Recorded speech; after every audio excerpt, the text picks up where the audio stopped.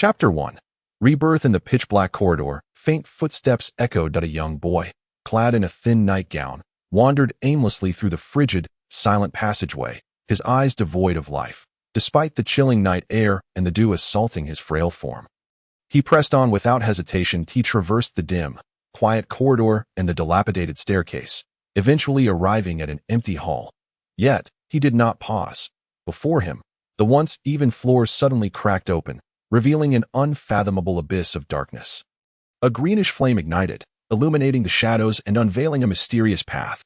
Were he an ordinary person, such a sight would surely elicit a reaction. However, in the face of this bizarre phenomenon, the boy remained as impassive as a marionette. Continuing onward into the depths below, behind him, the fissured ground reclosed, as if a demon were consuming its sacrificial offering, cloaking the boy's figure once more.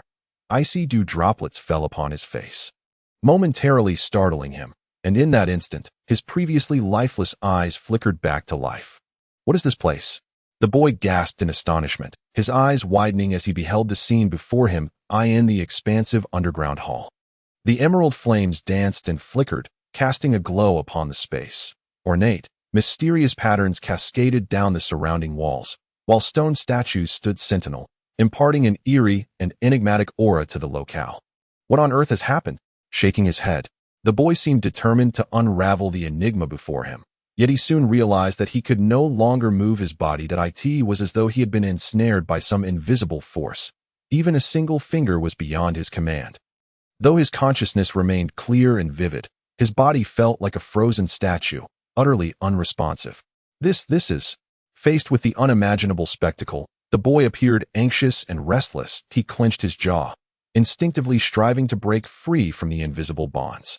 Yet his efforts proved fruitless. Nevertheless, he refused to surrender. He focused his mind, desperately attempting to reclaim control over his body. In his struggle, he remained oblivious to the shadow that writhed in the firelight. Gradually elongating, like a venomous serpent coalescing from the darkness, the shadow silently approached the boy, then coiled tightly around him. But a bone-chilling cold enveloped his frame, the intense pain overwhelming him until he could no longer suppress a scream. Yet, before his cry could escape, the constricting shadow erupted violently, engulfing him entirely, snuffing out his voice and presence within the depths of darkness. Then, the shadow dissipated. The boy stood still, tranquil in his stance, but the terror that had once graced his features had vanished, replaced by an unprecedented calmness and ease in his dark eyes. Upon closer inspection, one might discern further changes. Compared to the frail youth he once was, he now appeared notably more robust. His deep brown hair transformed into a lustrous shade of black. The gaunt visage that had once conveyed weakness now radiated confidence and pride. The new body felt promising. Ulian flexed his fingers, a triumphant glint in his gaze as he regarded the last remnants of the former owner's brilliant soul light, now reduced to a fragile flicker in his grasp, though it struggled and wailed in a futile attempt to reclaim its body. Ulian had no intention of allowing such a thing to occur. "That will be all. I appreciate your assistance." With a gentle smile, Ulian grasped his right hand, extinguishing the feeble soul's final resistance. Emerging from the concealed passage, he gazed upon the dilapidated castle before him, a hint of resignation flickering in his eyes. Upon acquiring this body, he had assimilated the boy's memories, thus comprehending the lineage of his new vessel. This lad was a scion of a fallen noble family. The last of his line. 3 months prior, the boy's parents had been deceived by a powerful noble, trading their sole asset, a fertile estate, for a fief. Upon discovering the ruse, they sought retribution, only to be imprisoned and subsequently succumb to illness. Their lives extinguished in a fit of despair. Faced with this grim reality, the boy could do little but harbor a sense of injustice, departing his home amidst the taunts of the aristocracy, embarking on a new life in this desolate, barren territory. Yet, to Ulian, such matters were inconsequential. Though he could empathize with the boy's resentment and fury through his memories, it held no relevance for him. It was evident that this lad was oblivious to the fact that the castle he inhabited had once belonged to Ulian himself, a critical tool for his resurrection. In turn, he had become the instrument through which Ulian would reclaim his place in this world. Through the boy's memories, Ulian gleaned a detailed understanding of the current circumstances. This castle had once been one of Ulian's holdings, and after his demise, it had passed through several hands. The first occupant was the commander of the border troops. who perished within 3 months due to sudden illness. Following that, the commander's family vacated the premises, selling it to a wealthy merchant, though it was technically forbidden for merchants to purchase military structures.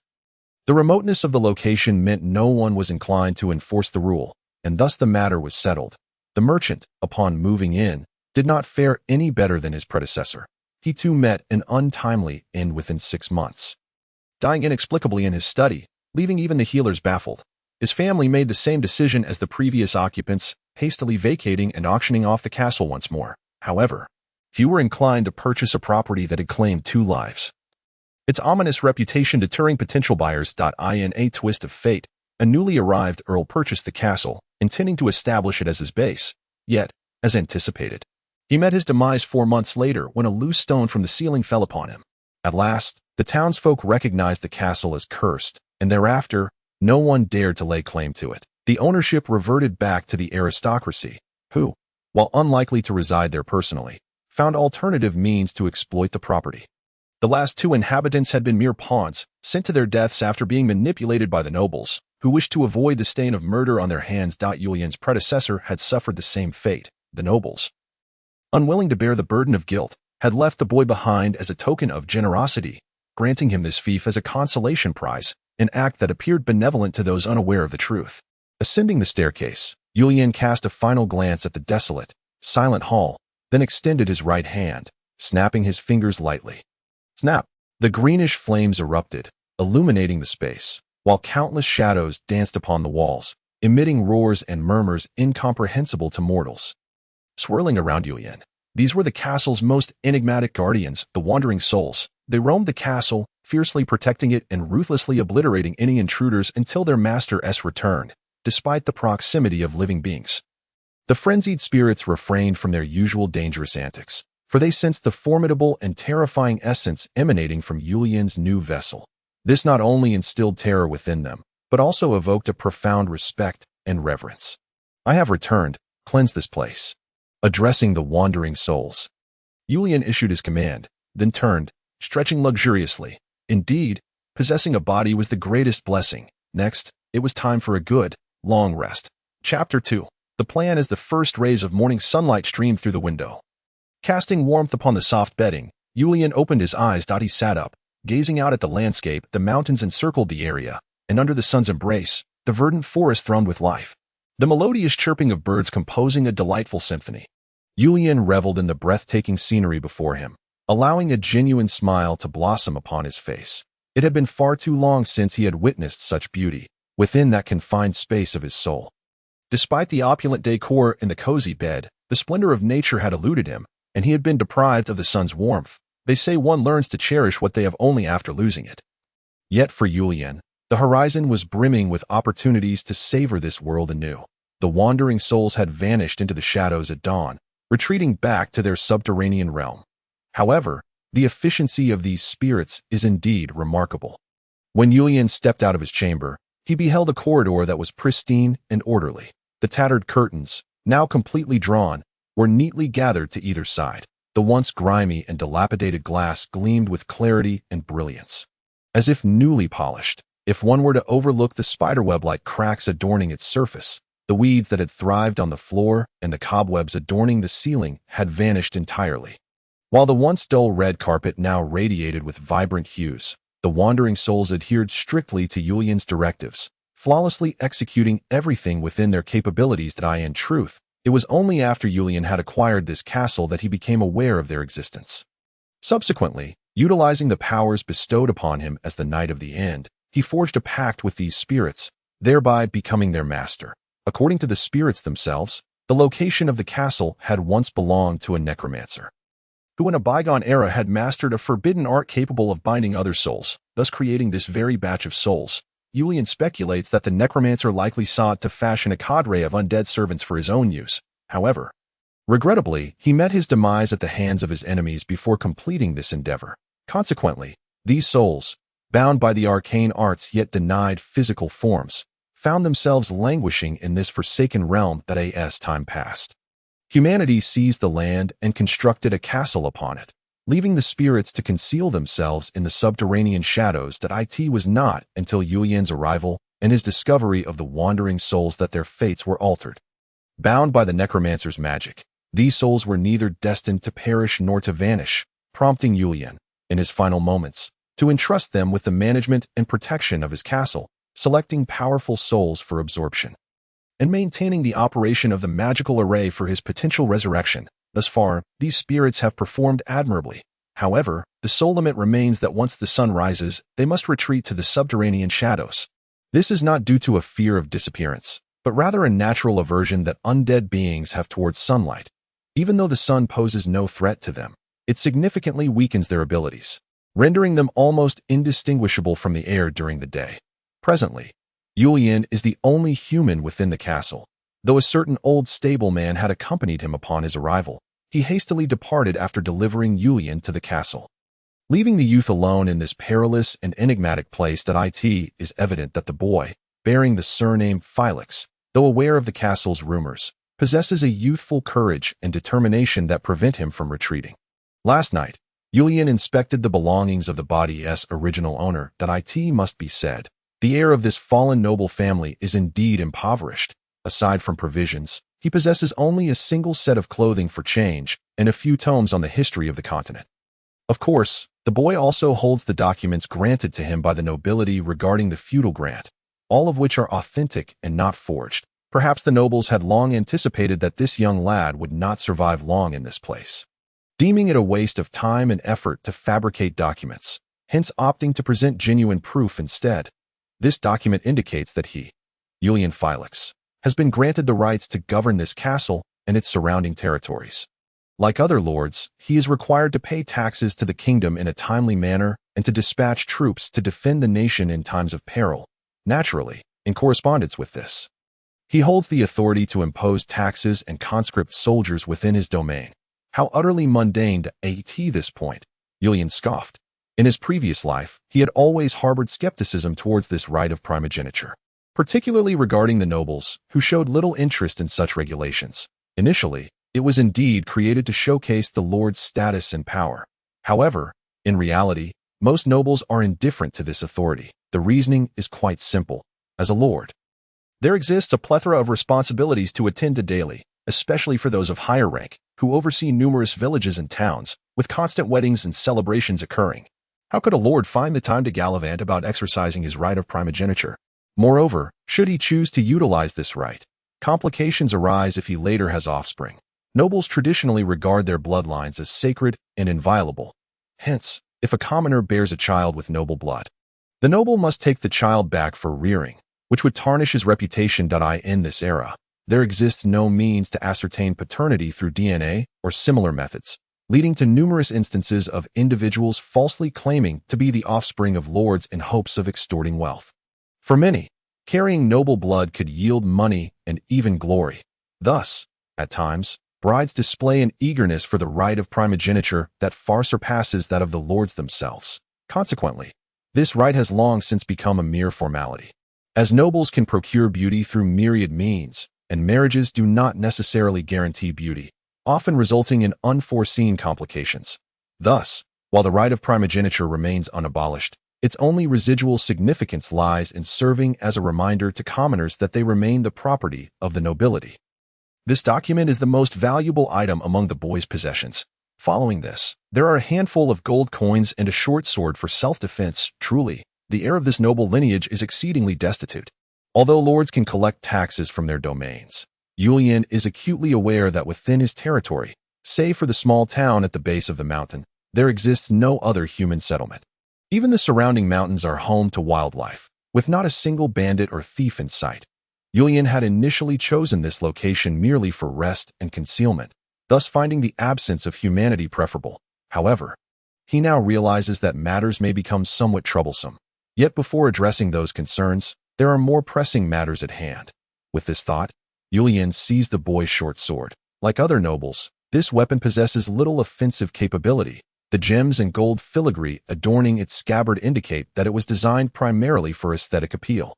Crafted to deceive the wealthy, a knight of the end, Julian's foremost need is for a proper weapon, and this short sword clearly cannot fulfill that role. Hence, he requires something of superior quality. At this juncture, Julian suddenly recalled that there was a blacksmith in the small town at the foot of the mountain that in his previous life, he had fashioned some intriguing items there.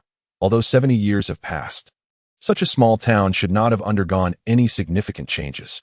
Even if the blacksmith has aged, his descendants ought to have inherited the shop.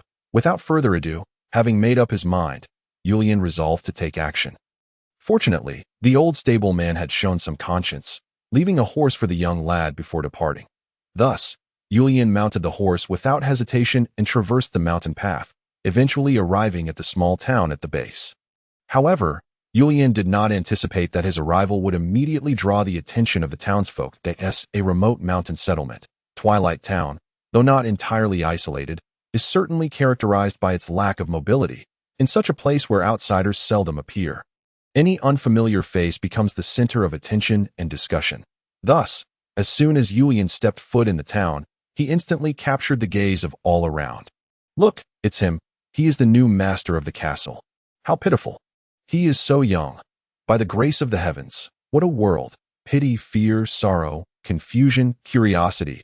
An array of gazes shot towards Julian, only to be hastily withdrawn. Julian, however, paid no heed to their stares, leisurely riding his horse towards the blacksmith shop from his memories. This closed-off town, while lacking in dynamism, boasts the singular advantage of remaining nearly unchanged. Even after 70 years, Julian can still recognize numerous familiar structures, with even the sign of the Rose Tavern still hanging askew. Untouched by the passage of time, it was as if time had come to a complete standstill in this town, with no alterations whatsoever. Consequently, Julian swiftly located the blacksmith's shop. Compared to 70 years ago, there were indeed some new changes. The once decrepit wooden door had been fitted with a layer of copper sheathing, and the wooden sign had been replaced with a brand new peachwood one, an evident transformation in a town that has seen little change. Standing at the entrance, Julian inhaled deeply, savoring the warmth emanating from within and the scent of metal being forged. A smile crept across his face as he pushed open the door and stepped inside. However, Julian soon found himself momentarily stunned. As the saying goes, one must not judge by appearances. It was only today that Julian truly comprehended the profundity of this adage. From the exterior, the blacksmith shop appeared unchanged, leading Julian to subconsciously assume that the interior would reflect a similar lack of change. Yet, he was unprepared for the realization that the operations within were akin to a duck paddling beneath the surface, actions occurring unseen. In Julian's memory, the once prominent weapons, shields, and armor that hung on the walls had vanished without a trace. In their place were pitchforks, hoes, and an array of gleaming kitchen knives that dazzled the eyes. This was hardly a blacksmith's forge. It resembled more of a farm tool shop. Julian stood in a daze, gazing at the figure behind the kitchen knives and pitchforks, vigorously wielding a hammer. The rhythmic clang of metal resounding in the air. At that moment, he was rendered speechless. Chapter 3. An unexpected discovery. Just then, the figure noticed Julian standing at the doorway and hurriedly turned, approaching him. "Hello, customer." The man was a robust, middle-aged fellow, bare-chested save for a leather apron tied around his waist. His powerful arms bore muscles comparable to those of a bodybuilder, and his bronzed skin and resolute visage added a touch of seriousness to his demeanor. However, the words that escaped his lips were somewhat absurd. "Welcome to Silver Plate Blacksmith Shop. Our craftsmanship is exceptional, and the quality is top-notch. What can I assist you with? A pitchfork, a hoe, or perhaps a kitchen knife?" Julian found the nonsensical greeting somewhat bewildering, but he quickly regained his composure and replied, "I would like a sword." "A sword?" The middle-aged man hesitated, scrutinizing Julian closely. After a moment, he composed himself, but what followed was utterly unexpected. "My dear customer, what do you need a sword for? In the Twilight Mountains, there are neither bandits nor thieves, and the wild beasts stay hidden deep in the woods. You wouldn't be thinking of embarking on an adventure like those reckless adventurers, would you? We don't sell swords here. What use is there for such weapons? Why not take a look at our kitchen knives instead? Behold, this knife features dual thin patterns, and the paring knife is perfect for peeling, easy as pie. Its length ensures no fingers will be harmed. As a gesture for your first visit to Twilight Town, I can offer you both for just 2 silver coins." Julian sighed deeply, resting his forehead against his hand. He then lifted his head, fixing a serious gaze upon the middle-aged man.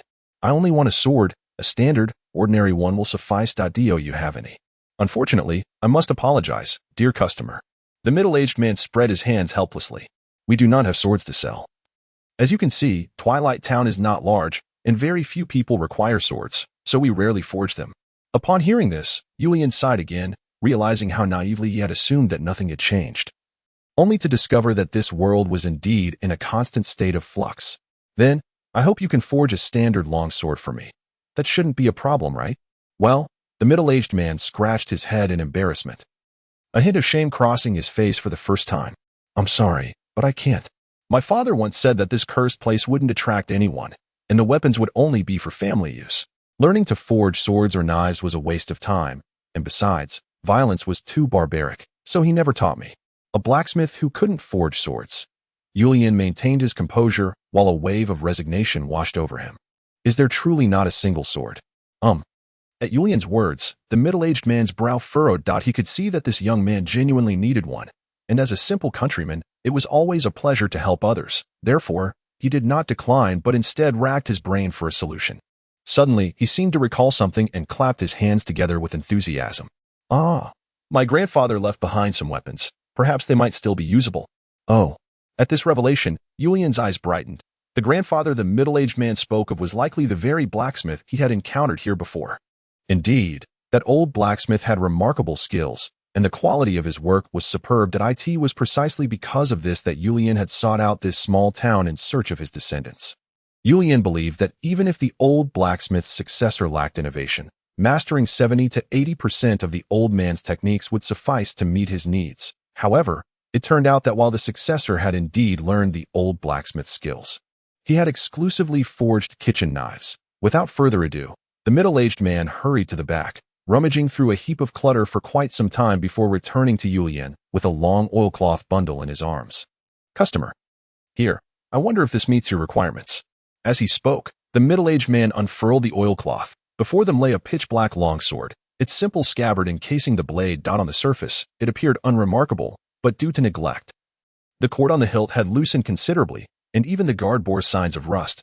Julian reached for the longsword, his brow furrowing slightly as he gripped the hilt and drew the blade with a swift motion.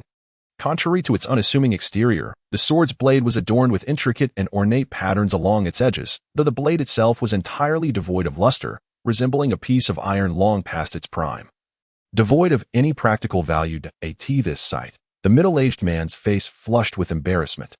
Although he had never regarded his grandfather's sword highly, as a blacksmith himself, selling such a disgraceful item was tantamount to tarnishing his reputation. He regretted not taking better care of it. Even a simple polishing would have been an improvement over its current state. Unbeknownst to the middle-aged man, a glimmer of excitement flickered in Julian's eyes upon witnessing the patterns on the blade. He had not expected it to still exist. The middle-aged man remained oblivious, but Julian recognized that this was no mere rust. From the moment he laid eyes on the blade, he was certain it was a weapon forged from night iron. Night iron, a magical metal found only in the night forest, was not merely prized for its excellent demon-repelling capabilities, but also for its origin. The night forest was the capital of the elves. To fervent nature protectors, the destruction of even a single blade of grass was intolerable, let alone mining. For elves, it was akin to carving into their own flesh. Consequently, many who ventured into the night forest in search of or never returned. And as a significant force on the continent, few dared to openly invade the night forest for mining. This scarcity was precisely why night iron commanded such a high price. Julian had stumbled upon a few pieces purely by chance while passing through the night forest. The rarity of night iron stemmed from its unique ability, known as soul conduction. When a wielder grasps a weapon forged from night iron, it channels the wielder's soul into the weapon like water flowing through a conduit, allowing for greater agility and enhancing the weapon's hardness and sharpness. In the presence of a weapon infused with soul power, ordinary iron posed no threat. It could be said that anyone donning armor made of night iron and wielding a night iron weapon on the battlefield would be invincible. However, night iron also had its limitations. Should its wielder lack sufficient soul power, it could become a fatal weakness. A fragile soul could not withstand fierce attacks, particularly on the battlefield, if the soul's fluctuations weakened. The night iron weapon would dull and might even become unusable. Thus, only the continent's most formidable warriors would wield weapons crafted from night iron in battle. Even so, such weapons remained exceedingly rare in the current continent. I'll take it. How much? Julian's gaze remained fixed on the long sword, which had been shattered in his previous life's war due to being unable to withstand the power it bore. seeing a similar weapon now. He was determined not to let this opportunity slip away. I never anticipated that this guest would truly value this piece of scrap metal. The middle-aged blacksmith was momentarily taken aback, pondering for a moment before finally speaking. Very well, I shall charge you 30 silver coins, and if you wish, I can offer to polish it for you free of charge. Acquiring a weapon forged from Dark Knight iron for merely 30 silver coins was undeniably a bargain. However, Julian chose not to exploit this minor opportunity. He instead spent 3 gold coins, additionally acquiring a short sword for self-defense, worth at least 50 gold coins at market value, alongside the longsword. Naturally, he graciously declined the well-meaning offer from the middle-aged man, as Dark Knight iron was no ordinary material. Such matters were best handled by Julian himself. The middle-aged man seemed unable to accept this price. Yet upon learning that the sword was crafted from precious metal, he ceased his objections and readily accepted Julian's payment. As for the nature of the precious metal, the middle-aged man did not inquire further. In his eyes, any metal that could not be fashioned into a kitchen knife was not worthy of consideration. After departing the blacksmith shop, Julian did not immediately return to the castle, for he had other matters to attend to. Indeed, this is an official document. Old Clark squinted, scrutinizing the seal upon the paper, his facial wrinkles tightening in concentration. So, you are the lord of that castle. With a gaze tinged with pity, Old Clark looked at the young man before him. Feeling a sense of sympathy, he appeared to be merely 17 or 18 years old. How unfortunate that he had been assigned to such a dismal place. It is not that I am being overly talkative, Mr. Julian, but that castle, that is merely a rumor, is it not? Julian interjected, leaning back in his chair, fingers interlaced, and with a gentle smile, he continued. I have also heard those dreadful tales. However, they are but coincidences. Regardless, this territory remains sacred and inviolable within the kingdom, and it naturally requires management. To retreat at the mere mention of such rumors would be an act of cowardice. The conviction behind the initiator's words was uncertain. Yet Old Clark had fallen into a contemplative silence, unwilling to speak further. Clearly, he had come to see Julian as a deceived, foolish nobleman. It was evident that the young man did not believe in such rumors and was ambitiously attempting to develop the area. But what did that matter? Since the end of the final war, that castle had seen several lords come and go, each harboring similar intentions, only to meet their demise. This young man would likely fare no differently. I did not come here to discuss these trivial rumors. Mr. Clark. Julian picked up his teacup, peering through the rising steam to gaze at the elderly man. I have reviewed the documents, and it appears that you have been submitting taxes directly to the city of Choka. Now that I have obtained this fiefdom, you must be aware of the implications regarding taxation. Of course, my lord. The old mayor maintained his composure, evidently accustomed to handling such matters. We will deliver this month's taxes to your residence the day after tomorrow. Regarding the financial situation of Twilight Town, I trust you have already seen it. Certainly. Julian nodded. However, I have other matters to request of you, Mr. Clark. As you can see, I have come here alone. Managing the castle is clearly not something I can accomplish by myself. Therefore, I hope you can assist me in posting a hiring notice to recruit the townsfolk to serve me. I trust this will not pose a problem for you. Rest assured, I will ensure their compensation is fair. Upon hearing this, a clear and distinct wry smile emerged on the old mayor's previously serious face. While I would like to assist you, my lord, I must speak candidly. Should I post a notice in town, I fear no one would respond. Oh. At this, Julian's eyes widened with curiosity as he set his teacup down. Is it because of that rumor? Indeed. The old mayor nodded in response to Julian's inquiry. To be frank, my lord, many families in our small town have previously worked in that castle. Take old Marfa, for instance. Her grandmother has served as a maid there since its inception, and old Benba has also toiled under 2 former lords. However, truthfully, whether you believe it or not, those who have held the castle have met inexplicable deaths. This eerie occurrence has significantly impacted us. The townsfolk now regard it as a curse from a demon, and they dare not approach it, not even to come near the castle. Perhaps you are unaware, but the old cart driver who brought you up the mountain fell gravely ill after returning and has yet to fully recover. That was likely due to his haste to flee, which exposed him to the chill of the night. I can certainly understand your perspective, Mr. Clark. Julian's voice was soft and gentle, imbued with an undeniable resolve. However, I have made my decision. Whether anyone is willing to come to my castle for work will only be revealed once the notice is posted. To abandon the endeavor before taking action is not my principle. We must do our utmost and leave the rest to fate.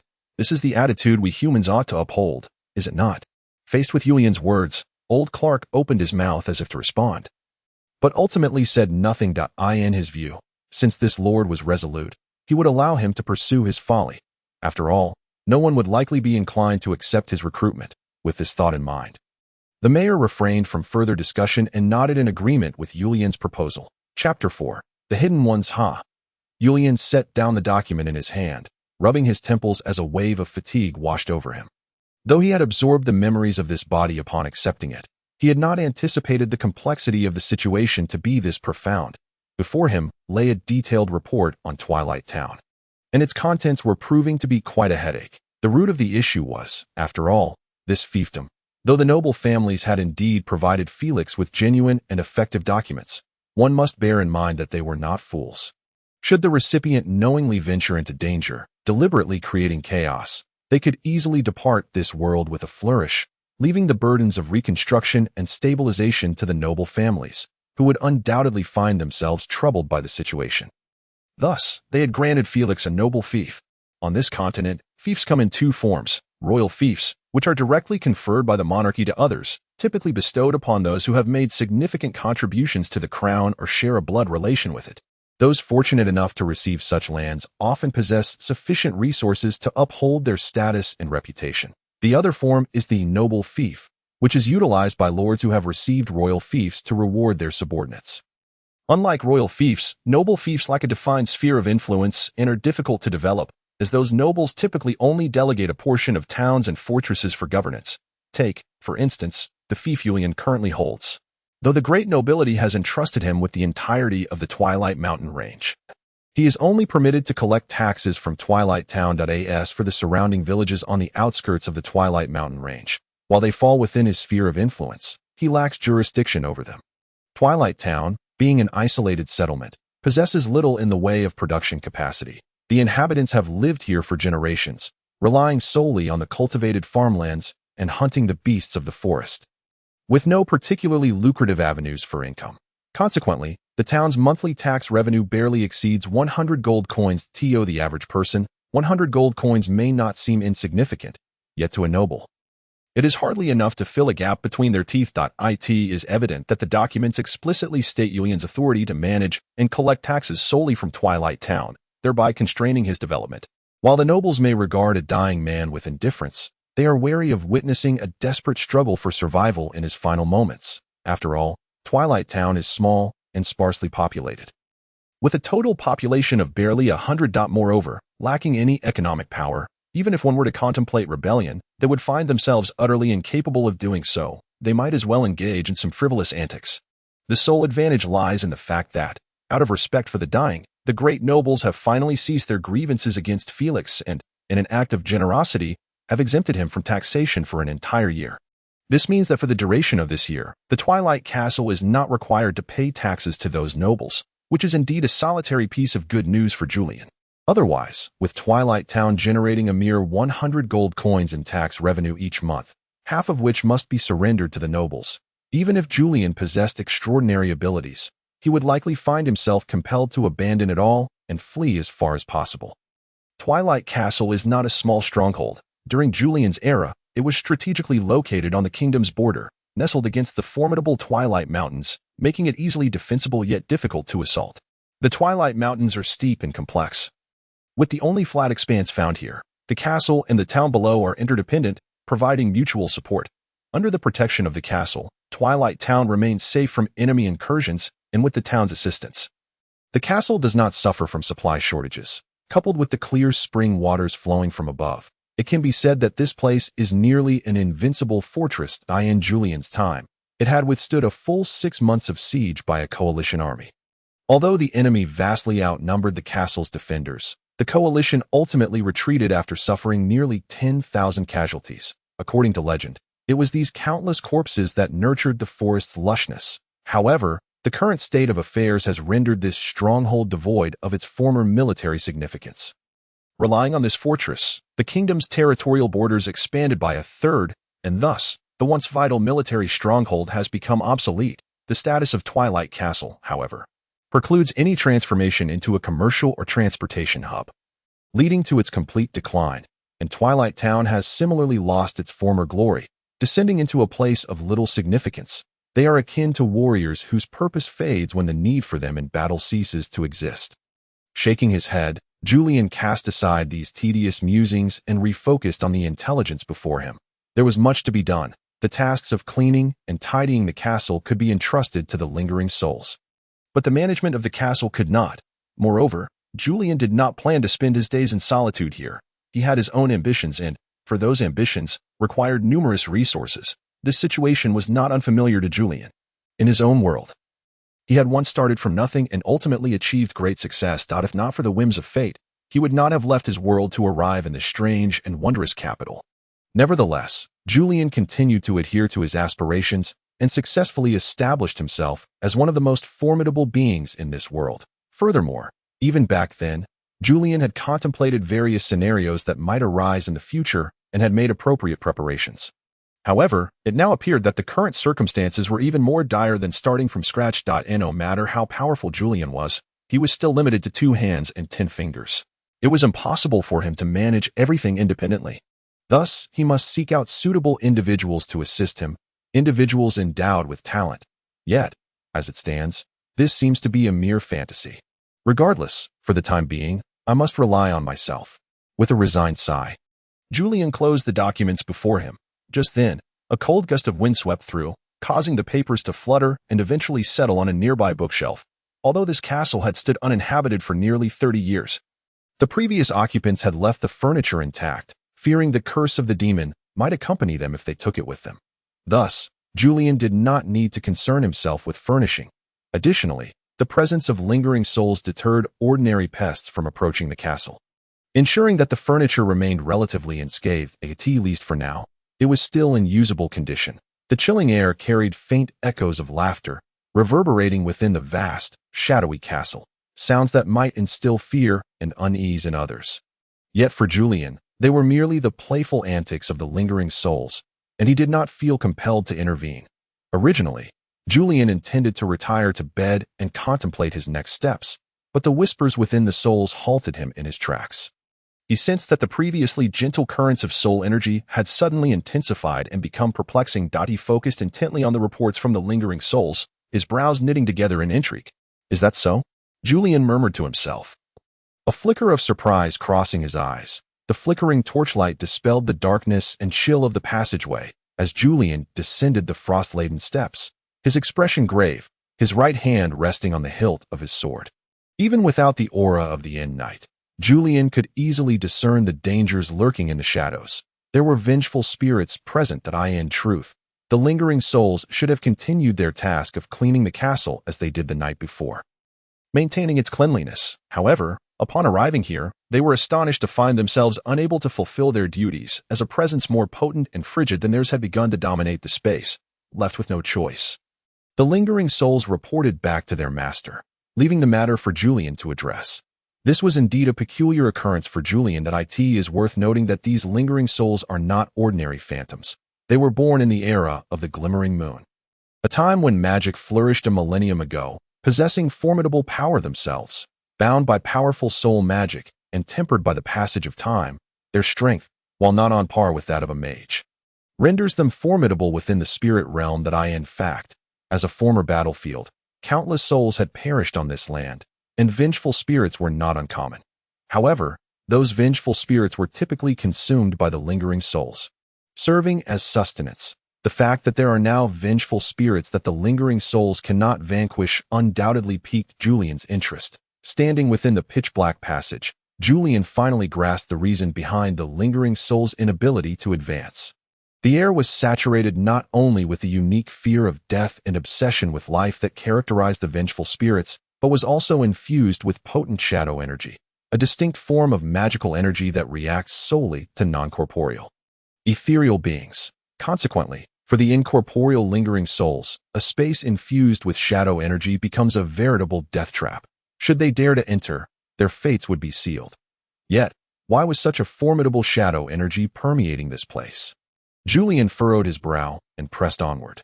Generally, it is only mages who emit magical auras upon death. Could it be that a mage has perished within his castle? But why had the lingering souls never seemed to detect such an occurrence? The narrow corridor was dark and foreboding.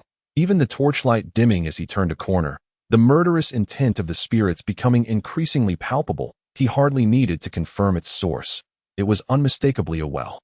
It must have originally been situated behind the walls of the dungeon, but due to the ravages of time, a collapse revealed the once sealed essence within. The well had long since run dry. Exposing its bare interior and bricks, Julian leapt down, turning his head to quickly locate his target. It was a corpse, or rather, what remained of a corpse. Time had ravaged the clothing, rendering it tattered, and much of the skeletal remains lay buried beneath the earth. Julian moved the torch closer to illuminate the remains, then lifted his gaze to survey the surroundings. The flickering light revealed a series of harrowing scratch marks etched into the walls. The stone used to construct the well was of the highest quality, selected for its ability to withstand pressure and resist seepage. Even a sword could hardly leave a mark upon it. Moreover, although the well had dried, the dampness that had nurtured moss would further slick the surface of the stones. Yet, at this moment, the stones bore distinct scratches, evidence of a desperate struggle for survival. However, fate did not relent, regardless of the efforts made. This was the nature of destiny. No matter how hard some strive, they cannot achieve their goals, even if it costs them their lives. Julian crouched down, attempting to clear away the remains, although the vengeful spirit had yet to appear. Nevertheless, in order to entice it, Julian had his own plans and schemes. Just as he bent down, a cold, violent energy suddenly erupted from behind him, extinguishing the already flickering torch. Chapter 5. The vengeful spirit approaches. Faced with this sudden attack, Julian remained unperturbed. He discarded the extinguished torch and swiftly drew his sword from its sheath, slicing through the air in a graceful arc toward the unseen assailant. The space where his blade met the void felt empty, but through the dark iron forged into the sword, Julian immediately sensed the presence of something corporeal lurking in the shadows. The surrounding darkness recoiled abruptly, as if struck, retreating and dissolving, intertwining and merging into a vague human form. Beneath the exquisite radiance of the moonlight, a faint glimmer illuminated the dark depths of the well, allowing Julian to discern the figure before him. Its form coalesced from swirling black mist. Two brilliant crimson orbs emerged from its head, infused with an unparalleled aura of menace. Aside from these glowing points, no trace of facial features was discernible. A cacophony of guttural roars emanated from its being, sending a shiver through Julian's body. This was a soul of the cursed. Upon recognizing the assailant before him, Julian raised an eyebrow in astonishment. The soul of the cursed was a specter transformed from a soul brimming with potent magic, and such entities were exceedingly rare. Most souls endowed with formidable magic belonged to mages, who possessed numerous methods to evade death. Even if they met an unfortunate end, they seldom lingered in this realm, instead returning to the mana and merging back into the world. Thus, even Julian had only encountered such beings thrice in his lifetime. While the soul of the cursed did not wield the diverse and intricate magical attacks typical of mages, it was suffused with terrifying magical power. This meant that ordinary weapons could not withstand its onslaught. Even those imbued with positive energy would be significantly dulled against the overwhelming magical force it bore. Moreover, the true horror of the soul of the curse lay in its almost complete lack of sentience. Any foe that crossed its path would be ruthlessly annihilated, by any means necessary, without regard for consequences. One could liken the dread of those battling a soul of the cursed to facing a madman wielding a nuclear bomb, indifferent to its potential detonation, should the soul unleash its reckless fury. Even this castle would be reduced to nothingness. Realizing the gravity of the situation, Julian's expression darkened. He flipped his longsword, and immediately, a blue luminescence emerged from the intricate designs etched upon the blade. However, its brilliance was dim, flickering intermittently. The unsharpened Dark Knight steel sword could only manage this much. Provoked by the sword's glow, the soul of the curse seemed to have locked onto its foe, letting out a furious roar before lunging forward with outstretched hands. Clang! In the face of the oncoming assault, Julian swung his sword, barely managing to deflect the robust and ethereal arms. Had it not been for the unique properties of the Dark Knight steel, a mere iron sword would have been incapable of countering a spectral attack. Yet, in that fleeting moment of parry, Julian was momentarily taken aback. The entity's strength was not as formidable as he had anticipated, despite being imbued with magical energy and malevolence. This soul of the cursed was comparatively weak. In previous encounters, he had found such beings to be evenly matched, but now, he sensed that this one was noticeably less powerful. perhaps even within his capacity to overpower. Could it be that this soul of the cursed had not yet fully developed? Pondering this, Yulian did not allow himself to grow complacent. While it was true that souls of the cursed fought instinctively and lacked thought, who could say what instincts they possessed? With that in mind, he swiftly retreated, but the shadow showed no signs of halting its assault. It charged forward once more, only to be kept at bay by Yulian's defenses. After several exchanges, the thwarted soul of the cursed grew increasingly agitated, its roars tinged with an unmistakable anxiety. Yulian soon felt the surrounding ethereal energies drawing closer, and with the gathering of power, the once thin shadow gradually filled with strength. So, this was the truth. Realizing the situation, Yulian took decisive action. Rather than waiting to be attacked as before, he advanced a couple of steps, launching an offensive against the soul of the cursed. Hiss. The well was small, and in just 2 strides, Yulian closed the distance to the shadow. In response to his aggression, the dark figure emitted an impatient shriek, its 2 black arms lunging towards him like piercing swords, aiming to impale him. However, the shadow's limbs failed to achieve their intended goal, as Yulian's sword carved a brilliant blue arc, forcefully redirecting the attack. He then executed a horizontal strike, effortlessly plunging his blade into the shadowy form. The clash of spiritual forces reached its zenith. Wounded by Yulian, the shadow erupted in rage, wildly flailing its arms in an attempt to repel its adversary. Anticipating this counterattack, Yulian nimbly leaped back, narrowly evading the retaliation. He then raised his sword to parry, once again repelling the shadow's assault. Yet, just as Yulian readied his blade to block, the peculiar shadow abruptly ceased its movements. It recoiled 2 steps, the crimson orbs in its eyes glowing intensely. As it raised its hands and clutched its head, Yulian, ever cautious, maintained his defensive stance while curiously observing the entity. Suddenly, the shadow lifted its head, a raspy and discordant voice emanating from within. You are, who? It could still speak. Yulian found himself increasingly perplexed by the unfolding situation. After a moment of contemplation, he resolved to respond. Hello, I am Yulian. Yulian Felix. With determination, Yulian sheathed his sword, a graceful and gentle smile gracing his features. If the entity could converse, perhaps dialogue was a viable option, while his previous encounters with souls of the cursed had been devoid of speech. Exceptions do exist, do they not? You. The shadow appeared to be affected by Yulian's gesture, murmuring softly as if lost in thought or recollection. You are human? Of course, I am human. Yulian shrugged, then gazed at the shadow. Who are you? I. Upon hearing Yulian's inquiry, the shadow grew animated once more, its elongated arms flailing up and down, intermittently clutching its head, then releasing it, as if the question posed by Yulian was one it itself could not resolve. My. The shadow's movements quickened, as though it were desperately searching for something, yet finding nothing. It strained to remember, attempting to answer Yulian's question, but success proved elusive. Yulian remained silent, quietly observing the shadow while cautiously resting his hand on the hilt of his sword. Although the currently disoriented soul of the cursed posed no threat to him, and he could easily dispatch it, he refrained from doing so. It was a rare opportunity to encounter a being capable of speech and possessing some semblance of reason. It was prudent to assess the situation before acting after all. Should the entity decide to attack once more, Yulian had ample strength and confidence to eliminate it. My name is... The shadow began to tremble, the surrounding ethereal energies contracting and coalescing. Then, as if a memory had sparked within, the shadow raised its head, its crimson eyes fixated intently on Yulian. My name is Ophalia West. A clear and melodious voice resonated as the words escaped its lips, and with that declaration, the pitch-black mist enveloping the shadow erupted violently. Subsequently, the figure of a young girl emerged from the depths.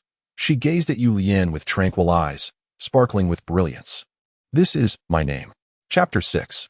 Ophalia seated upon a chair, Yulian scrutinized the girl before him, curiosity igniting within him at first glance. She appeared to be even younger than his current form. Her long, lavender hair flowed smoothly like silk, cascading down to her waist. The white hairband separated the soft strands of her bangs, revealing a face of exquisite beauty. Her azure eyes sparkled like precious gems, while her lightly pink lips parted slightly to reveal a sweet smile. Clad in a white off-shoulder dress that perfectly accentuated her slender figure, her arms were encased in long gloves that extended past her elbows, while white fabric boots lent her an air of vivacity. The black cloak adorned with golden edges that draped over her shoulders complemented her appearance, imparting an aura of scholarly grace. No matter how one looked at it, she was a beautiful young girl. Yet, for Yulian, she held a deeper significance. If his memory served him correctly, referring to this body rather than the memories of Yulian's soul. He had certainly heard this name before. After all, no citizen of a nation could be oblivious to the name of a member of their ruling royal family. If I am not mistaken, I have indeed heard that name before. Yulian nonchalantly lifted a teacup, directing his gaze toward the girl. Ophalia West. This appears to be the name of our nation's first princess, is it not? In response to Yulian's inquiry, the girl fell silent, though her countenance darkened significantly. Once was, now, it is no longer. Her voice carried a profound weight of regret, sorrow, and anguish regarding Her Royal Highness the Princess. Yulian possessed rather limited information. He gleaned from the memories of this body that the princess was born in the 15th month of the year of scattered blossoms, and she was one of the most popular members of the royal family in the Kingdom of West. This was not solely due to her unparalleled beauty and melodious voice. Rather, it was also attributed to her considerable political acumen, which earned her a commendable reputation among the nobility. However, as the saying goes, fate is often unkind to the talented. At the tender age of 16, this princess suddenly succumbed to a mysterious illness, an event that stirred a significant uproar throughout the Kingdom of West. This incident transpired 30 years ago. As for Felix's memories, they were acquired from his parents, who, in their own right, were members of the nobility. Regardless of necessity, they always felt it imperative to be informed about such matters. They often instructed Felix, hoping he would emulate the princess and become an astute and capable noble. Naturally, out of respect for the royal family, it seemed that no one dared to spread rumors. Yet now, it appeared evident that the demise of this princess was far from a mere tragic illness. Even without explicit confirmation from Ophalia, Yulian was convinced that she had been murdered, an assassination. The murder of a nation's first princess was undoubtedly a matter of grave significance that could not be brushed aside lightly. Who was the assassin? Yulian inquired directly, fully aware that the perpetrator could not have been one of the nobles who previously resided in this castle. Otherwise, their families would have faced annihilation, and the royal family would never have allowed them to escape unscathed. However, this raised perplexing questions. The sudden death of a royal family member from illness was a common ploy to deceive the masses. This tactic might fool ordinary citizens. But the nobility would surely not be so easily misled, particularly given the rumors of the princess's diplomatic finesse and her favorable reputation among both royals and nobles. Her death could not simply be glossed over without raising suspicions. One must consider that while the royal family held significant power, the nobility was not without its own influence. The death of the first princess was undeniably a major event that would not go unnoticed. Yet, in response to Yulian's question, Ophalia did not answer. She merely shook her head slowly, her expression tinged with sorrow. Then, allow me to pose another question. Noting her reluctance to respond, Yulian chose not to press further. After all, it was her personal matter. What do you intend to do next? Do what? At this, the young woman hesitated slightly, raising her gaze. Her eyes filled with confusion and uncertainty. It was understandable, considering she had been dead for over 30 years. Had it not been for Yulian's arrival, Ophalia would likely have continued to exist as a wraith for eternity. For a wraith devoid of reason and wisdom, time held no meaning. However, now that she had regained her senses, it was clear she could no longer live as she once did. Yet, Ophalia was acutely aware that she was merely a specter, not a human, and thus, what right did she have to yearn for the future? I do not know. After contemplating for a moment, Ophalia gently shook her head, her gaze falling to the ground once more. I do not know what I should do, nor can I think of what actions I ought to take. In that case, why not consider a bargain? Yulian set his teacup down on the table, directing his gaze at Ophalia, who remained silent, awaiting his next words. I can assist you in regaining your physical form. I can help you shape a tangible existence, allowing you to live akin to a human. Of course, this does not imply that you will become human, but I believe it will suffice. However, in exchange, I hope you will serve me. How does that sound? You are a mage. At this revelation, Ophalia displayed her first sign of surprise, gazing curiously at the young man before her, who was only slightly older than herself, yet she could not discern his identity as a mage. No. Yulian smiled, shaking his head to refute Ophalia's assumption. I am a knight, but that is of little consequence. What matters to me is your answer.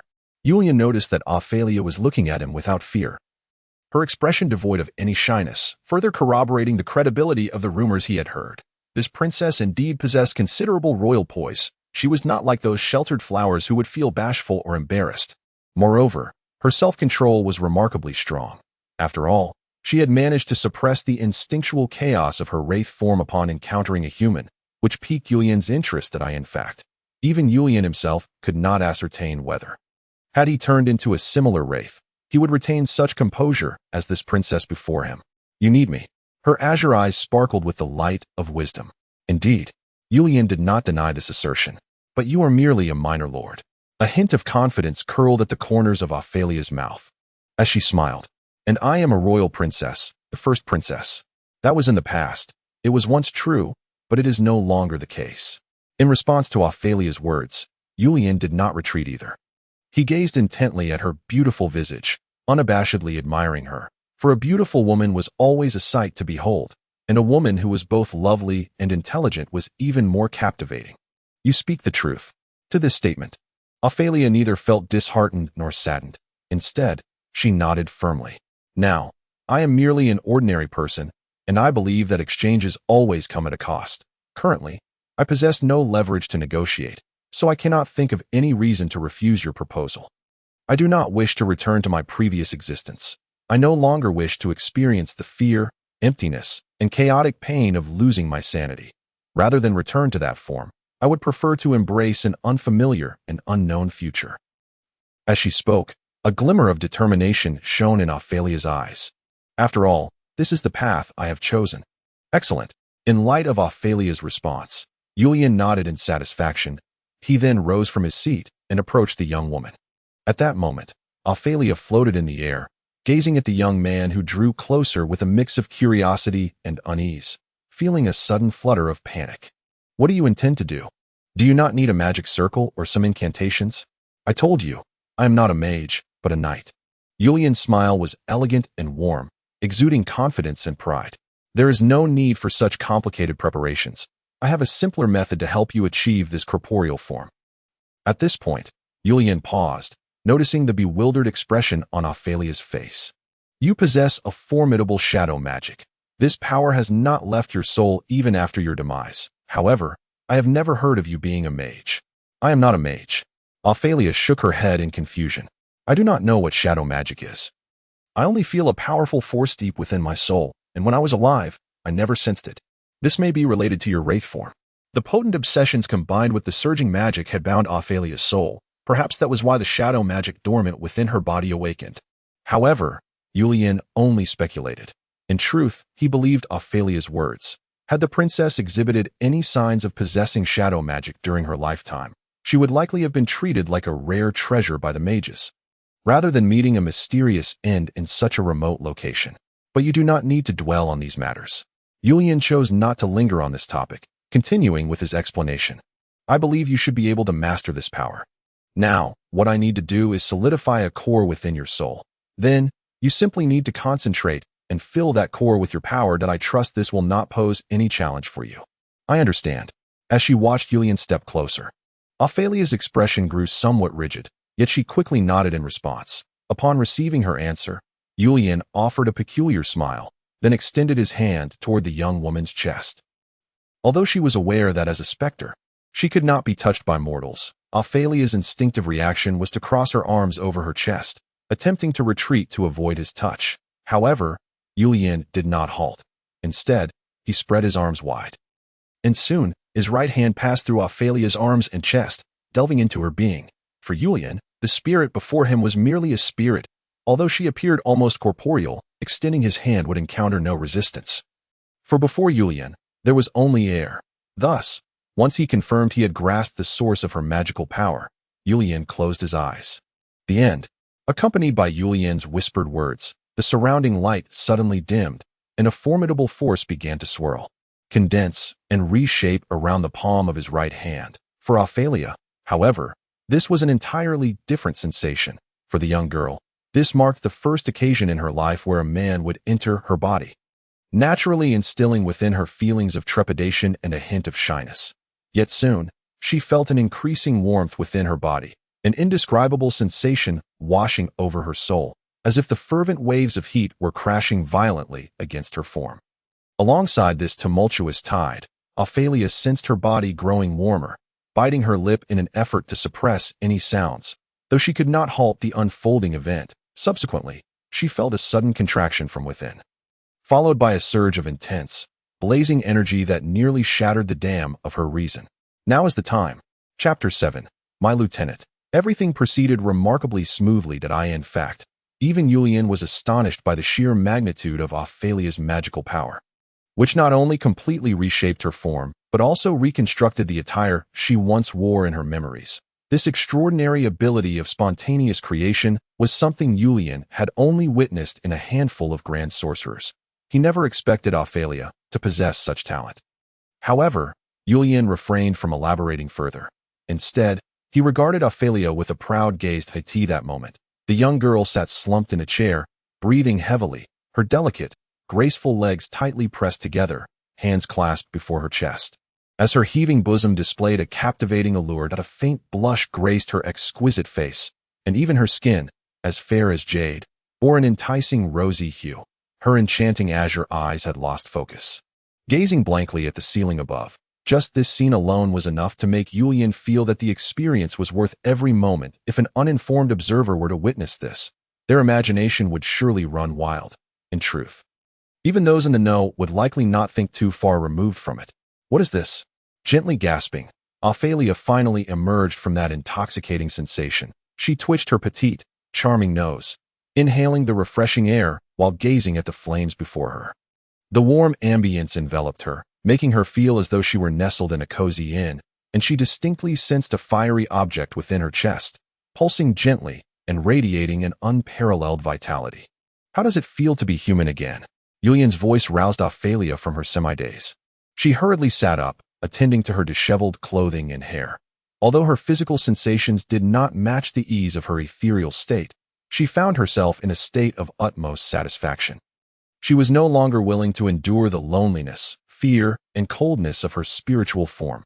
A tangible body was her deepest desire. Very well, Mr. Julian. Ophalia replied shyly that it was no surprise, for although she had instinctively followed Julian's orders, she was acutely aware of the expression she had displayed during that moment. While not intentional, Ophalia was still merely a girl, and despite her vast knowledge and strong will, she remained just that, a girl. You now possess a human form. But it is not a true human body, Julian explained as he placed a cup of red tea before her. The young girl reverently cradled the cup, treating it as a precious treasure, gently running her fingers along its edge to feel the heat within before taking a small sip of the hot tea, an exquisite taste for one who had not encountered anything in 30 years. Yet, she did not lose herself in enjoyment. Ophalia keenly sensed the implications of Julian's words and raised her gaze, awaiting further explanation. I believe you have realized that you are not a true human. At least not yet. As he spoke, Julian gestured toward her chest, prompting Ophalia to instinctively cross her arms protectively. Fortunately, Julian had no intention of delving deep this time. Ophalia understood that the warmth she felt within her chest was certainly not the sensation of a beating heart. I have crafted a condensed core for your soul, and from this core, I wove a body resembling that of a human using your immense magical power. To the observer, this body appears indistinguishable from that of a human, possessing warmth and a heartbeat. However, it will not grow in the same manner as an ordinary human. Instead, it will change in accordance with your will. As Julian explained, he kept his gaze fixed on Ophalia. Of course, this body can still digest food. But in truth, you have no need to do so. You merely need to learn to meditate, ensuring your magical energy remains intact. Thus, your body will face no issues. However, should your magical energy weaken, your body will collapse. Should it reach that point, you will revert to your spiritual form. But I am not a mage. Ophalia quickly grasped the crux of Julian's statement. I do not know how to meditate. I cannot teach you, Julian shrugged. As I mentioned, I am a knight, not a mage. I do not understand those peculiarities of sorcery. Hence, I cannot offer you any advice in that regard. Nevertheless, what I can say is that you lack the ability to cast spells, which limits your means of expending magical energy. Given your current extraordinary reserves of shadow magic, I believe as long as you refrain from casting spells, maintaining this state for a decade or so should not pose a problem. Upon hearing this, Ophalia chose not to respond further. However, from the way her eyes darted around, it was evident that this former princess was determined to seek out mages to explore and study this matter. Now, the next focus of our exchange, Miss Ophalia. Upon hearing this, Ophalia immediately straightened her posture, regarding Yulian with a quiet yet serious expression, setting aside her teacup, which she had been toying with. I comprehend your intent. Mr. Yulian, you have granted me a new body, allowing me to once again savor the joys of life in this world that in return, I pledge my service to you that I vow, by my name and honor, to follow you eternally until I utterly vanish. Originally, Ophalia intended to say until I die, but she hastily altered her words, for technically, she was already deceased. Excellent. Yulian beamed with pride, and this time, Ophalia finally discerned a glimmer of cunning satisfaction in his smile. Now, I shall elucidate the situation we currently face. Yulian's narration was both objective and thorough, beginning with the origins of his own existence, continuing through the challenges faced by their territory, and analyzing everything in detail. In truth, he had already organized this information in his mind long before discovering Ophalia. He merely awaited the means to resolve these issues. Upon concluding his account, Ophalia gazed at him, wide-eyed with astonishment. And it took her some time to regain her composure. Mr. Yulian, if I am not mistaken, you mean to say that all we possess is this castle and a small town with a monthly tax revenue of only 100 gold coins. Moreover, this territory is noble land, and you have no staff at your side. Now you are here, along with that group of wraiths that I hope to recruit some individuals from the town in a few days. But that is certainly insufficient. Ophalia evidently recognized the gravity of the situation. Mr. Yulian, I cannot fathom what you are thinking, but from my perspective, if you wish to build an enterprise centered around this castle, the challenge is immense. The greater the difficulty, the more gratifying the achievement of conquering it, Yulian replied, spreading his hands with a confident smile. I believe, Your Highness, that you have never dealt with such dilemmas before. You wouldn't be contemplating surrender, would you? Please do not jest, Mr. Yulian.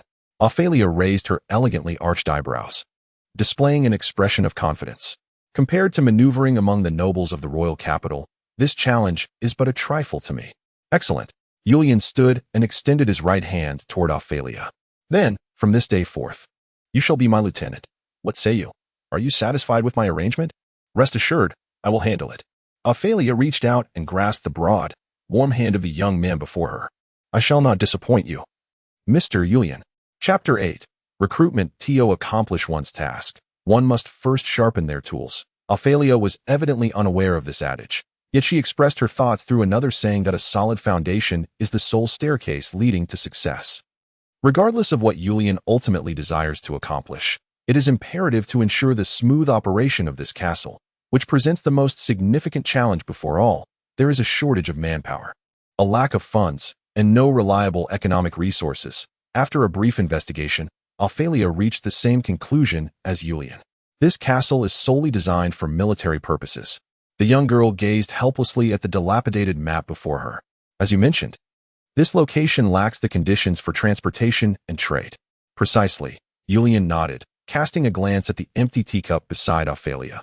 Upon her revival and the acquisition of a corporeal form, it seemed as though the former princess was indulging in food as a means to compensate for the lost years. She had already consumed 16 cups of black tea and showed no signs of satisfaction. However, one must consider that for nobility, tea drinking is typically a leisurely pursuit. Observing the princess's actions, it was evident that she had received a proper education. Her movements were graceful and unhurried, exuding a noble demeanor that suggested an unwavering composure, akin to one who remains unperturbed even in the face of calamity. If one disregards the fact that she had consumed an entire pot of tea in under half an hour. After all, Ophalia's body was woven from magical energy, thus lacking the digestive and excretory functions typical of human anatomy. There was no need to worry about the noble lady suffering adverse effects from excessive consumption. The food entering her body would dissolve and transform into a part of her magical essence. Nonetheless, everything must have its limits, mustn't it? We require manpower, and to secure that, we also need substantial financial assistance. Ophalia raised her head, gracefully pouring more black tea into her cup before speaking. This marked the 17th cup.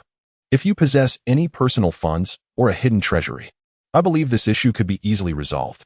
Julian reached for the teapot beside Ophalia. She blinked, choosing not to respond to what was clearly a jest. In truth, she knew very little about the young man before her. Although Julian introduced himself as a descendant of a fallen noble family, his circumstances indeed corroborated that claim. However, Ophalia sensed that he was not merely a fallen noble. Take the previous incident, for instance. In her recollection, even the palace mages had never wielded such formidable magic capable of manifesting a soul into corporeal form. Yet, Julian not only accomplished this feat, but did so with remarkable ease, while Ophalia was not a mage. Even an ordinary person could comprehend the enormity of bestowing a wandering soul with a body. Even the Sanctum of Grace had never witnessed such an event in their sacred texts. The resurrection of the deceased was regarded as the zenith of miracles, and what Julian achieved was undoubtedly of a higher caliber. However, as Julian stated, he was not a mage. Throughout the castle, Ophalia found no artifacts related to magic. No magical formations. No robes, nor spellbooks, and certainly no magical servants or any of the trappings she had observed among the royal mages. Yet, she instinctively harbored skepticism towards Julian's claim of being a knight. Knights were held in high esteem. If this young man were truly a knight, he should have long since gained entry into the royal inner circle rather than languishing in such a desolate place. Furthermore, based on Julian's description, it seemed that the highborn had regarded him as a worthless waste, which was hardly fitting for a knight's identity. However, Julian's demeanor bore no trace of pride or arrogance. His tone was soft, gentle, and unassuming, as though he were merely stating a fact rather than indulging in dreams or delusions. Was he? Ophalia shook her head, casting aside that peculiar and incredulous judgment, and proceeded to offer her suggestion. Sir, why not grant those wandering souls corporeal forms, since they are highly compliant with your commands? I believe that if you were to manifest these souls, it could alleviate some of our manpower issues. Though they possess considerable magical energy, it is insufficient to weave bodies. Julian shrugged, having already contemplated Ophalia's suggestion. I suspect you have yet to realize the extent of your own power. Miss Ophalia, with your current reserves of magical energy, you could rival those of mage caliber, which is far beyond what these souls can compare to. Even if I were to create a core for them, they would still be unable to form a complete body. Nevertheless, you are correct. I do not intend to abandon them. When I acquire sufficient materials, I will grant them a form. After all, as you pointed out, I am in dire need of their assistance, especially now. Materials? Ophalia gazed at Julian in confusion, unable to fathom why such a term had suddenly emerged from this young man's lips. Could he, akin to those alchemists, utilize peculiar materials to fabricate something? At this moment, the princess's curiosity about Julian's true identity deepened. He appeared neither as a mage, nor a knight, nor an alchemist. Yet his knowledge surpassed that which an ordinary noble scion would typically possess, after all. Even Ophalia herself found it challenging to keep pace with Julian's insights. Moreover, she had not overlooked the earlier comment where Julian compared his magical prowess to that of a mage. It was known that mages were the pinnacle of the magical hierarchy, often elusive and occupying high positions within the kingdom. Given Julian's status as a fallen noble, it was improbable he would encounter a mage, let alone possess the qualifications to evaluate one's power. Who on earth was this young man? Time is of the essence, Julian remarked, disregarding Ophalia's bewilderment as he retrieved a silver pocket watch from his pocket, scrutinizing the time before rising to his feet. Let us see how many individuals we can recruit in our first batch, perhaps in an attempt to leave a favorable impression on their new lord or due to other considerations. The town of Mukuo sent representatives on the morning of the third day to pay their taxes, bringing with them the first group of individuals seeking employment. That it must be said, the situation was somewhat better than Julian had anticipated. Aside from the team handling the transportation of grain, for individuals expressed their willingness to work for Julian at that moment. Julian stood at the entrance, assessing the 4 individuals before him. The first, a stout woman nearing 50, donned tattered yet clean attire, her hands calloused and her unruly gray hair wrapped in white cloth. Her skin bore none of the delicate softness characteristic of women, appearing rather coarse. She introduced herself as Marfa. Julian had heard this name from the former town mayor. It was said her family had been working in the castle for decades, and from the expression on this matron's face, it was evident she intended to continue this tradition. Beside her stood a robust, middle-aged man clad in garments fashioned from animal hides, wielding a hefty axe. He was there to apply for the position of carpenter. As a castle of such magnitude would undoubtedly require ample timber, a task beyond both Julian and Ophalia's capabilities. Next was a hunchbacked individual who sought the role of gardener. He appeared quite aged. Stooping as he walked, his face etched with tightly knit wrinkles that gave him an unsettling appearance. For Ophalia, this was her first encounter with such recruitment, although, as a princess renowned among commoners, she had occasionally ventured into their dwellings. It was an entirely different experience from leisurely spending her days in her estate. In Ophalia's memory, maids were expected to wear serious expressions, diligently and sincerely executing their duties while maintaining respect for the nobility. This was in stark contrast to the middle-aged woman, who looked at her lord with a cheerful smile that even the young girl found somewhat embarrassing. The carpenter also struck Ophalia as rather jarring for the princess. The man's attire was far too revealing, as he casually draped a few pieces of animal hide over himself, leaving his chest, arms, and legs exposed. Ophalia's gaze lingered on him for barely a fraction of a second before she swiftly turned away. Fortunate that the black cloak concealed much of her face, preventing anyone from noticing her flushed cheeks. As for that hunchback, heaven help us, Ophalia could affirm that even amidst the squalor of the imperial capital's slums, she had never encountered a visage so grotesque. His face resembled crumpled paper, twisted violently into a ball, with his features almost entirely displaced from their rightful places, marred by unsightly, filthy blemishes. The final applicant, however, was a mere child. She appeared to be no more than 12 or 13 years old, yet her frail, malnourished body made her seem as if she were only 10, or perhaps even younger. She possessed long, brown hair, and her cheeks were dusted with freckles, while her large, expressive eyes shimmered with curiosity, trepidation, and unease. Unlike the other three, the girl was evidently unaware of what she was supposed to do. She merely trembled as she expressed her hope of finding work within the castle. No matter the task, my lord, do you truly intend to employ these individuals? Upon confirming their relationships, Ophalia adjusted her address toward Julian accordingly. It must be said that this princess was quite adept at adapting herself. She swiftly set aside the pride of her royal status to wholeheartedly serve the young man before her. Although she was not fully acquainted with Julian's background, this very uncertainty led Ophalia to conclude that he was undoubtedly no ordinary noble scion. As a former royal princess, she prided herself on her ability to discern character. For survival within the royal court necessitated the skill to subtly ascertain the traits and personalities of others. Failing to possess such acumen would be akin to willingly offering oneself as prey. Yet even with her exceptional talent, Ophalia found herself unable to fully penetrate Julian's true nature, a fact that left her both intrigued and respectful. However, the presence of these individuals made her feel somewhat uneasy. Chapter 9, Communication. I may be speaking out of turn, my lord, she whispered, leaning closer to Julian, concealing her form. But I believe you must understand that servants are the visage of a noble, while it may seem trivial. This is an essential aspect of noble interactions. Imagine, if a noble were to visit your castle and be greeted by such servants, they would not only question your capabilities as a lord, but would also withhold their enthusiasm. Especially that gardener. Heaven help us, I can nearly guarantee that if I were to encounter his face while strolling through the garden, I would be so startled that I might faint. A faint smile crept upon Julian's lips at the thought of a fainted wraith. He understood Ophalia's point well. Interactions among the nobility were often steeped in vanity. Many relished in discussing how a certain noble lord had acquired yet another comely maid, or how they had squandered exorbitant sums on trivial trinkets. While such matters might seem frivolous to an outsider, they held significant weight for those involved. Human beings, despite their status as higher animals, remained fundamentally driven by primal instincts, just as lions determine their kings through combat. With the victors claiming the pride in lionesses, so too do birds adorn their nests with glittering adornments to attract mates. This is nature. The victors enjoy greater opportunities for mating and dominion, while the vanquished are left with nothing. In human society, this primitive competition persists. Those endowed with wealth, power, and strength effortlessly acquire what eludes others, utilizing their possessions to attract and secure their status and influence. Without sufficient territory, one cannot command respect. Without formidable strength, one cannot evoke fear. And lacking in both quantity and quality of desirable companions, one cannot inspire envy.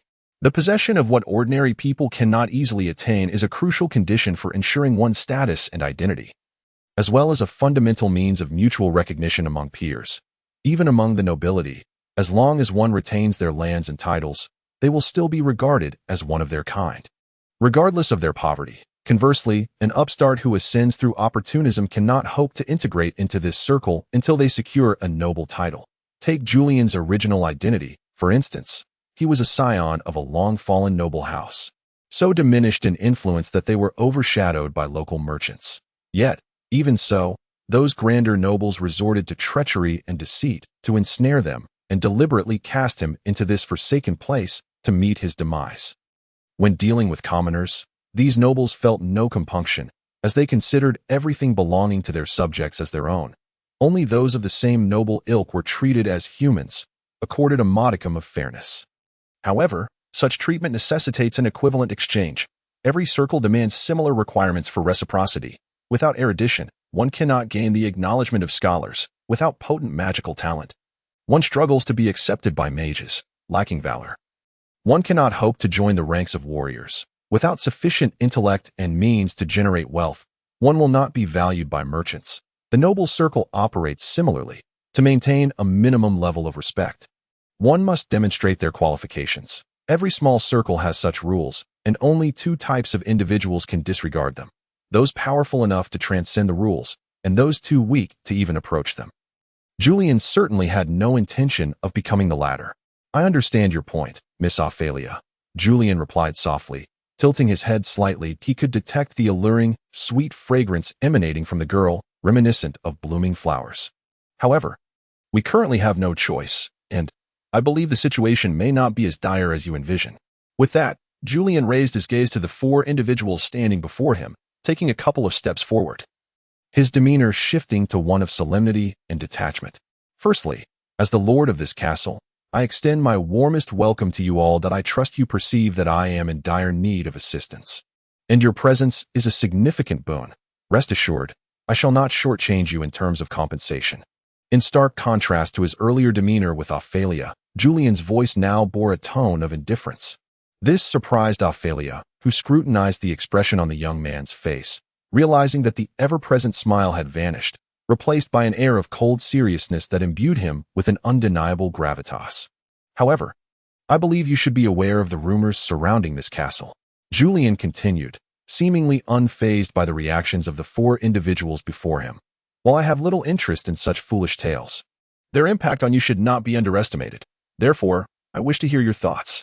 At this moment, Julian spoke with brevity and precision, falling silent as if uttering another word would be a waste. What could have prompted such a transformation? Ophalia gazed at the young man, as if discovering a different facet of him. Meanwhile, the four applicants exchanged apprehensive glances, uncertain of how to respond. It was then that a woman named Marfa stepped forward, bowing respectfully to Julian. "Esteemed lord, my family has served the masters of Twilight Castle for generations, and I see no reason to end this tradition in my time. Therefore, I hope to continue working here, just as my mother did." Although Julian said nothing in response, Ophalia's eyes widened in astonishment. She observed closely, noting that despite Marfa's sturdy physique and tattered clothing, her gesture of reverence was executed with remarkable precision and grace, surpassing even the courtesies of some grand noble household servants. In that instant, the image of the robust village woman dissipated, revealing a serious and earnest demeanor. Julian nodded silently, shifting his attention to the second individual. Noticing his gaze, the middle-aged man beamed with a broad smile, raising his hand. "I believe, my lord, you are aware that this castle is the only place in the vicinity where I can earn a living chopping wood. Moreover, I am quite familiar with the area, so I have no reason to be afraid." Though both individuals operated from the same set of information, their conclusions diverged entirely. Some would react to detailed intelligence by becoming wary and evasive, while others, having already become accustomed to the information, would dismiss the perceived dangers. This middle-aged man clearly belonged to the latter category. Julian pondered briefly before shifting his gaze to the third person. Unlike the others, this hunchbacked man remained silent, merely smiling at Julian and waving the large shears in his hand. "I beg your pardon, my lord." Once again, it was Marfa who took the lead in speaking. "Old Ben cannot articulate words, but I assure you that his gardening skills are beyond reproach." Upon hearing this, Julian fell silent, shifting his gaze to the final girl. Sensing the gravity and seriousness in Julian's eyes, the little girl instinctively shrank back, clutching the hem of her tattered long skirt. Her petite frame trembled slightly, and her delicate, rosy complexion appeared somewhat pallid, while her long, wavy hair swayed gently with her movements. My lord, I can brew tea. And I can also make some light snacks, and I can clean the rooms. The girl responded with a voice that was almost on the verge of tears. The fragility in her tone even softened the heart of Ophalia. Yet Yulian remained unyieldingly cold, continuing to gaze at her with an icy stare. Under his frigid scrutiny, her voice dwindled to a whisper, her head bowed to her chest, her eyes fixated on the ground, as if some invisible weight rendered her unable to lift her gaze. Very well. In that moment, the previously monotonous, chilling voice suddenly vanished, replaced by Yulian's usual gentle and diplomatic tone. I have understood your intentions that I believe you are capable of fulfilling this role, as for your remuneration. I shall provide you with 3 gold coins each month. Do you have any objections? At this, a flicker of surprise passed through the eyes of the crowd. 3 gold coins were but mere pocket change to the nobility, yet it was sufficient for these ordinary folk to live comfortably without worry. Although they had already inquired into the circumstances surrounding this lord and knew that, given the current shortage of manpower, they could expect a fairly generous compensation, they were still taken aback by the lord's unexpected generosity. Previous lords had only ever offered them a single gold coin per month at most. When Yulian posed his question, the crowd unanimously shook their heads in denial. Although they were not yet familiar with this lord, his magnanimous gesture had already won their trust. With the addition of these 4 individuals, the Twilight Castle began to slowly regain its momentum. Chapter 10. Reconstruction. Everything proceeded remarkably smoothly. Except for the little girl named Erin, the other 3 had previous experience working within the castle. They swiftly divided their tasks and accommodations. Marfa would take these servants to reside in the servant quarters beneath the castle, overseeing their meals and the organization of their belongings. Though this middle-aged woman appeared as a coarse and rude villager in her rough-spun garments, once she donned the old servant's attire, she exuded an inexplicable air of competence. Her rough, calloused hands not only washed away dirt with ease, but also prepared delicious meals, though the ingredients were simple. Under old Marfa's skilled hands, they became exceptionally delectable, earning even Ophalia's praise. The carpenter would venture out at dawn to gather firewood, returning by noon with a full load, subsequently sorting and categorizing it for use. The hunched gardener also exhibited a surprising talent. Although Ophalia held reservations regarding his appearance, upon witnessing him clear the overgrown weeds from the garden in just 2 days and sculpt the bushes into beautiful shapes, she reluctantly accepted his presence. As for Erin, the little girl, she had now become Yulian and Ophalia's attendant, responsible for cleaning their rooms and performing various tasks, despite her youth and lack of experience. Her desperate need for the job drove her diligence, somewhat compensating for her inexperience. Yulian was thoroughly satisfied with the 4 of them, and these servants were content with their current employment, although nearly all of them had experience working in this castle. The nobles, regardless of their status, always brought along a retinue of their own subordinates and servants, resulting in minimal compensation. However, Yulian's offer of 3 gold coins per month was considered a substantial sum. And despite the increased workload, these individuals clearly had no intention of forsaking this favorable opportunity. They viewed their lord as quite peculiar. This was the first time they had seen a noble arrive alone, without any attendants, and even those unfamiliar with the noble world understood that such behavior was unusual. Furthermore, even Marfa could not discern the identity of the girl who often accompanied the lord. Cloaked in black, if she were the lord's fiancée, their dynamic seemed rather dissimilar. Yulian's introduction of her as his deputy left the others baffled. While they were familiar with terms like steward or butler, deputy was uncharted territory. Although they were unaware of what this so-called deputy entailed, it was evident that Ophalia had a firm grasp of all the castle's operations. Every day, after rising, she would patrol the castle, have breakfast, and then seclude herself in the study to confer with Yulian the servants. This beautiful young lady appeared earnest and responsible. Though she generally presented a gentle demeanor, she was unflinching in her criticism when issues arose. In contrast, the lord seemed indifferent to the castle's affairs. In fact, the servants rarely caught sight of him, and no one knew what he occupied himself with each day. Yulian was busy. Are you suggesting we need to repair this road? Old Clark tapped the ash from his pipe, casting a puzzled look at Yulian, who sat before him. My lord, is it truly necessary? This road seems perfectly fine to me. Indeed, the road is still usable, Yulian replied, offering only a shrug. However, Its quality is severely lacking that I still vividly recall my first experience upon arrival. The state of this road, by the grace of the heavens. I nearly felt my stomach leap out of my body from the jolting. If I had a choice, I would never traverse this road again. As he spoke, Julian spread his hands wide. Tell me, how can such a road entice others to visit our little town? I suspect they would share my sentiments and would think twice before making the journey again. Hence, I intend to repair it. To create a smooth path. This is my command as Lord, and of course, I will provide the necessary funds. I hope you can completely refurbish this road within a month. That is certainly doable, since the Lord had issued his command. Old Clark refrained from further discussion. After all, he was merely the mayor of a small town, and to be frank, he was aware that the road's condition was far from ideal. However, due to his advanced age, he had not ventured far in years, and thus he was not fully cognizant of the road's true state. Now that repairs were to be undertaken and the Lord was willing to finance them, what was there to hesitate about? My lord, I find this difficult to comprehend. After leaving the mayor's residence, Ophalia followed closely behind Julian, voicing her confusion. This road is still functional. Why must we spend money to repair it? After all, this will cost us 15 gold coins, which is no small sum at present. There is a profound difference between a usable road and a well-traveled one. Miss Ophalia, in my former homeland. There is a saying. Julian, unperturbed, strolled through the town, admiring the scenery as he responded. To become prosperous, one must first construct roads. Without a good path, all efforts are in vain. People are inherently lazy and indulge in comfort. And it is precisely this that drives them to become industrious.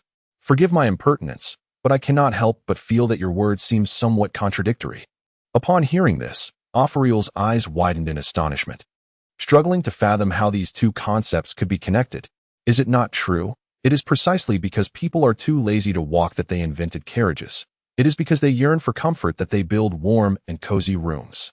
If everyone were content to toil and remain complacent, society would stagnate and fail to progress, much like here. With that, Julian gestured towards the small town before them. One must consider, even the tiniest mosquito is still flesh. If merchants could arrive here comfortably and effortlessly, why would they not set up their businesses? Although this place may not meet the criteria for a commercial hub or transportation center, how many cities on the continent truly fulfill those requirements? Are merchants not opening shops elsewhere? Imagine them bouncing along in their carriages, traversing this wretched road, only to receive less than a tenth of what they anticipated. Who would wish to invest? Julian continued, surveying the dilapidated buildings surrounding them. To expend so much effort and receive so little in return, Miss Ophalia, you need not be told. People always wish to earn money with ease, even if the process is arduous. A simple beginning can make all the difference. Convenience is paramount. Haste makes waste. One must eat a meal one bite at a time, first earning paper, then true currency. What you say indeed holds great merit. After a moment of careful contemplation, Ophalia suddenly realized that she had fallen into a misunderstanding. Indeed, they required a substantial amount of funds to bridge the current gap.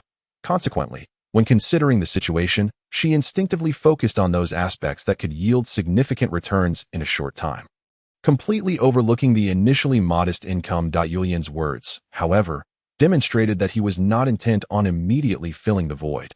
Rather, he was approaching his current predicament with a calm and detached demeanor. Frankly, it was difficult to fathom that such a young noble could entertain such thoughts. Ophalia gazed at the back of the young man before her, her confusion unabashedly evident. She believed herself to possess sufficient wisdom and knowledge to assist this young lord, yet now she began to reflect. Had her anxiety caused her to overlook the subtleties? If Julian had, in some manner, managed to persuade Ophalia regarding this matter, there was another issue that left her utterly perplexed. Chapter 11. The Subordinates' Clang. Ophalia furrowed her brow, waving away the dust that had floated before her. Taking a few steps back, "My lord, what on earth are you doing?" "Just some fine goods," Julian replied, turning with his usual gentle smile as he dragged out the rusted iron armor from the underground storage. However, given his current disheveled appearance, it looked somewhat absurd. One must admit, the notorious reputation of this so-called cursed castle of demons had indeed afforded Julian some convenience. After the flamboyant and bizarre demise of the previous master, his family members promptly vacated the castle to avoid bringing the strange curses upon themselves. They not only relinquished the exquisitely adorned furniture, but also left behind a considerable amount of armor, warriors were certainly unwilling to don cursed armor on the battlefield. Even spending a bit more money was preferable to dying inexplicably under a curse. Now, Yulian was busy dragging this armor from the storage, though its rustiness posed a question of purpose. Ophalia helplessly regarded the dull, filthy armor before casting an eye towards Yulian, rolling her eyes. She found herself increasingly bewildered by this lord's intentions. By the grace of the heavens, what was he thinking? Since her resurrection, Ophalia felt that everything this young lord did was contrary to her own thoughts. He had not concerned himself with acquiring wealth to address the present deficiency, nor had he focused on development. Well, at least his previous peculiar saying, to become wealthy, one must first pave the roads, held some merit. But now, why was this lord dragging out these filthy, nearly rusted suits of armor? Did he intend to use them himself? Considering his serious claims of being a knight, that did seem plausible. Yet even if he were to wear them, surely one suit would suffice. Yet here he was, pulling out 10 suits from the storeroom. What on earth was his plan? Did he intend to try on each like one might with clothing? Very well, Kyle, Yulian said, clapping his hands and directing his gaze toward the middle-aged carpenter who had followed him out of the storage. At present, the castle housed only him, Yulian, and the hunchbacked Binba, who, while adept at trimming the gardens, was ill-suited for heavy labor. Thus, Yulian had brought Kyle, the carpenter, to rummage through the storage for quite some time, ultimately gathering 13 suits of armor. Take these to the hall and arrange them properly. There are stands available, and I believe this should not be difficult. Understood, my lord, Kyle replied with a bright smile, giving a slight nod to Yulian before turning to carry the 10 suits of armor towards the hall. My lord, Ophalia's voice, tinged with dissatisfaction, called out from behind Yulian. I believe, given the current circumstances, we should be prioritizing more important matters. What do you intend to achieve by rummaging through these old armors? If it is merely to adorn the castle, that could be done at any time. Could it not? Although she knew Yulian was unlikely to be so trivial-minded, Ophalia's mood was still somewhat displeased. After all, she considered herself a royal princess, endowed with considerable talent, experience, and knowledge. During her lifetime, she had contributed significantly to the royal family and even made remarkable contributions to the kingdom's development. Ophalia was not an arrogant person, yet she took pride in her achievements in fact, after her resurrection, she felt confident in assisting this young lord in fulfilling his aspirations, even under the current circumstances. She believed that with her strength, she could overcome these challenges. However, the actions Yulian took were consistently beyond her expectations, and she could not grasp his intentions. Was he aspiring to seize power like the great nobles, to become a force in his own right? Or was he seeking to curry favor with the royal family, to integrate himself into the coarse circle of nobility, to entertain a rather audacious thought? Even if he intended to conspire with the enemy nation to destroy this kingdom, he would need to take some action, wouldn't he? Yet now, they had so many issues to address, and aside from acquiring for servants and ordering the repair of the roads connecting Twilight Town to the outside world, he seemed preoccupied with these old relics. Although Ophalia acknowledged Yulian's peculiar theory of haste makes waste, it was hardly acceptable to remain idly engaged in such meaningless pursuits. Moreover, the town mayor had mentioned that repairing the entire road would take a month. Did Yulian intend to do nothing but linger in the castle, fiddling with these old items for an entire month? Did he have any other plans? Why not share them? Thus, it was impossible for Ophalia not to feel a sense of discontent. After all, she genuinely intended to assist Yulian and serve him, yet this young lord divulged nothing to her, whether it was a matter of distrust in her abilities or deeming it unnecessary for her to know. Either possibility was difficult for the former princess to accept. Yulian blinked, casting a glance at Ophalia, who stood a short distance behind him. He was no fool and could certainly perceive her dissatisfaction. In truth, Yulian had not intended to keep her in the dark. However, he could not reveal his true identity to Ophalia. After all, in his previous life, Yulian had earned a rather notorious reputation. Although, given the circumstances at the time, there was little connection between him and the West Kingdom, he was still a rather famous figure on the continent. He had no desire to confess under such circumstances, fearing that Ophalia might misunderstand his intentions, which would be troublesome. After all, capable aides were hard to come by, and those who were both beautiful and competent were even rarer. I assure you, I am not engaging in feudal labor. Miss Ophalia, Yulian replied, shrugging and brushing off the dust from his clothes. In fact, I am implementing your suggestion. My suggestion? Ophalia exclaimed in surprise, her eyes widening as she struggled to recall when she had made a suggestion related to these old armors. Indeed, Julian nodded with a smile. Do you not remember? You once suggested that I materialize those wandering souls, turning them into my subordinates at the time. I mentioned that if I had sufficient materials, I would choose to do so.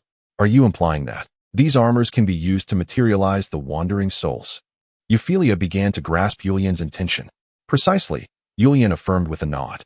Rest assured, Miss Ophalia, I do not intend to remain idle here.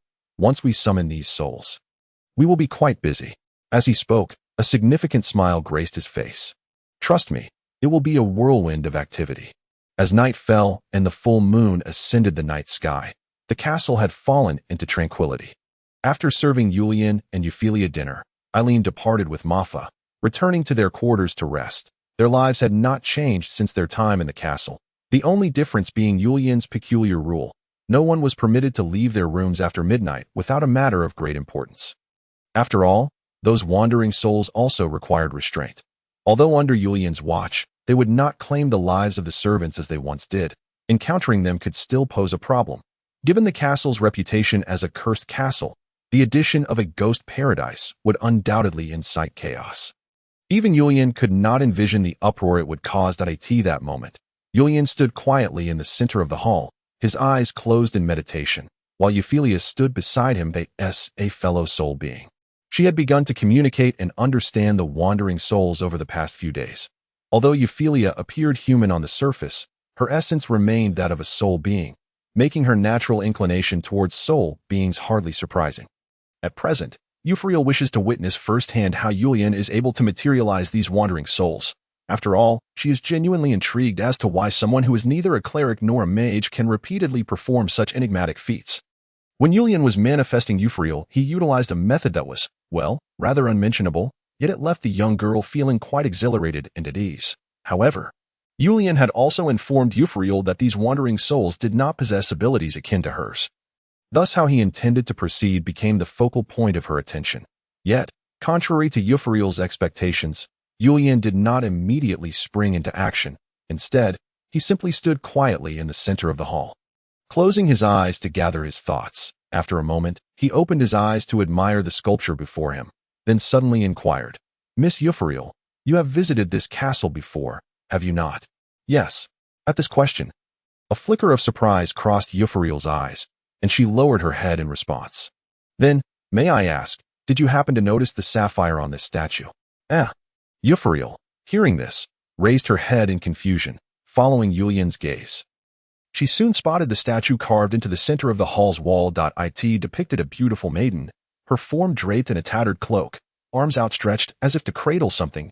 This was a profoundly renowned scene from the scriptures. A millennium ago, a princess made a prayer to protect her kingdom, sacrificing her life and soul in exchange for immense power. With this newfound strength, she quelled the tumultuous strife in her realm, transforming it once more into a haven of peace and warmth. The moment the conflict ceased, the soul of the fulfilled maiden departed from her corporeal form, journeying to that boundless convergence. The sculpture before them vividly illustrated the moment the princess acquired that magnificent manna. Strange, Ophalia murmured, comparing the statue before her with her memories, quickly discovering the discrepancy. Originally, the maiden's hands in the sculpture were supposed to cradle a blue gemstone. Yet now, that space was conspicuously empty, devoid of any gem. I distinctly recall that there should have been a sapphire between the maiden's hands. I understand now. Thank you. Upon hearing Ophalia's reply, Julian ceased to speak further, nodding gently before raising his right hand. Accompanied by this gesture, a chill breeze swept through the warm hall. The torches flickering against the wall danced in unison with the cold gust, causing Julian's shadow to sway as well.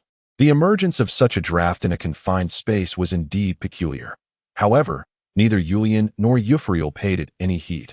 Faintly, whispers began to surface. Ethereal, translucent shadows gradually materialized above Julian's head, swirling and coalescing into a continuous circle. These wandering souls possessed their own means of communication. At this moment, they were heeding Julian's summons and responding accordingly. Ophalia stood beside, transfixed by this uncanny spectacle. Julian did nothing but raise his right hand and close his eyes, appearing as if he had fallen into slumber, while the souls continued to circle above him, their intentions unknown. Although Euphoriel herself was also a soul, her sound upbringing prevented her from indulging her curiosity in attempting to eavesdrop on their interaction. After a brief interval, the souls began to stir, their rotational speed accelerating, and then several white figures burst forth from the circle, transforming into beams of light that vanished among Julian's iron-armored figures. These armors were originally mere decorative constructs, resembling a marionette fashioned from an assemblage of armored as the souls slipped into them. These hollow suits of armor began to tremble ever so slightly. At that moment, Julian's expression grew increasingly serious. The power of the End Knight, the ability to manipulate souls, was Julian's most formidable weapon, yet it demanded considerable energy. The earlier task of shaping Euphoriel's body had not been taxing due to her exaggeratedly vast reservoir of magical essence. However, the situation was different with these wandering souls. Julian needed to channel his strength to fuse them into the armors, restraining their forms and bringing them into manifestation. He gently wiggled his fingers, proceeding with a deliberate grace akin to conducting music, while the souls began to depart one by one. That although their numbers were substantial, Julian required only 13, which incited a fierce competition among the souls for those coveted positions. After all, for these souls, once they obtained physical forms, they could escape this land and explore the world beyond. In their current spectral state, they were confined to traversing the grounds of the castle, unable to break free. Given the opportunity for liberation, the souls were certainly unwilling to forfeit it. Julian's task was to patiently await their decisions and then guide their spirits to merge with the armors.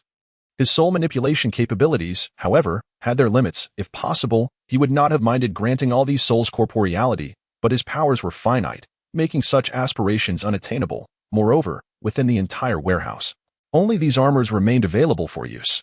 As the breeze of souls swept through, the lifeless armors began to tremble, and soon, they took their first steps.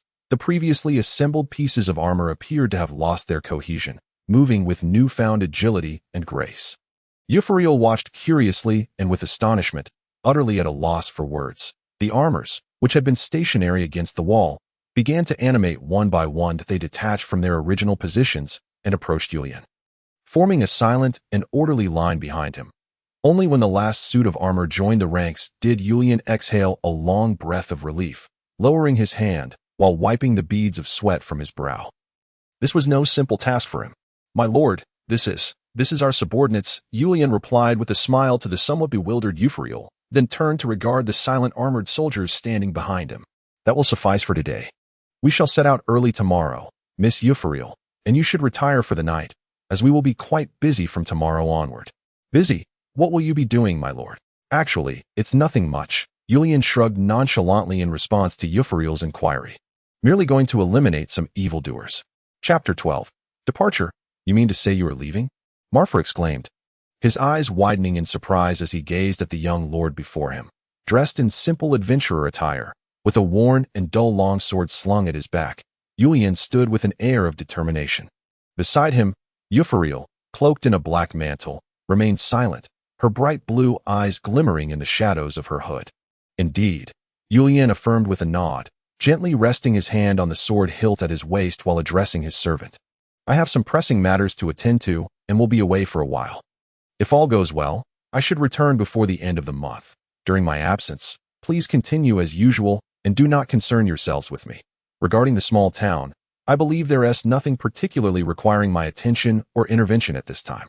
Under Julian's directive, the old town mayor had already commenced repairs on the road, resulting in a complete disruption of the town's external connections until the restoration was complete.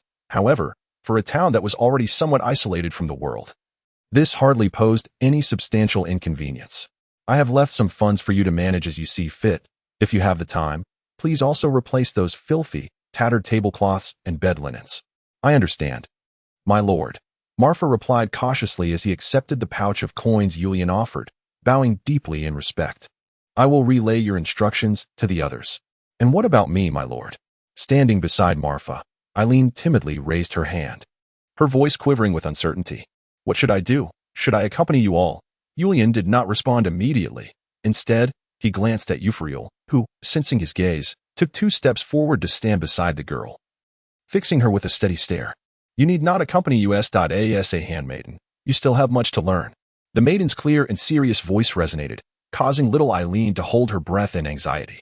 Your manners are not yet refined enough, and your tea brewing skills leave much to be desired. Asa maid, your posture does not meet the strict standards we require, and furthermore, we did not grant you permission to speak, yet you have taken the initiative to question your master. Frankly, Eileen, you are not a qualified maid. I will strive to improve, Miss Euphorial. Upon hearing this, the young girl's face paled, her grip tightening on her skirt as she looked up, her eyes filled with fear and unease as she gazed at Euphorial. I shall certainly strive to do my utmost. Should I err in any way, I will rectify my mistakes. I implore you, do not cast me aside, for I am in dire need of this employment. I shall exert every effort. Without proper guidance, however, no amount of diligence bears fruit. Upon hearing this remark from Ophalia, the girl's gaze dimmed suddenly, yet the subsequent words from Ophalia ignited a flicker of hope anew in her eyes. Thus, I believe that during our absence, you ought to have ample time to learn these tasks. Madam Maffa, would you kindly instruct her in the duties expected of a maid? Certainly, Miss Ophalia.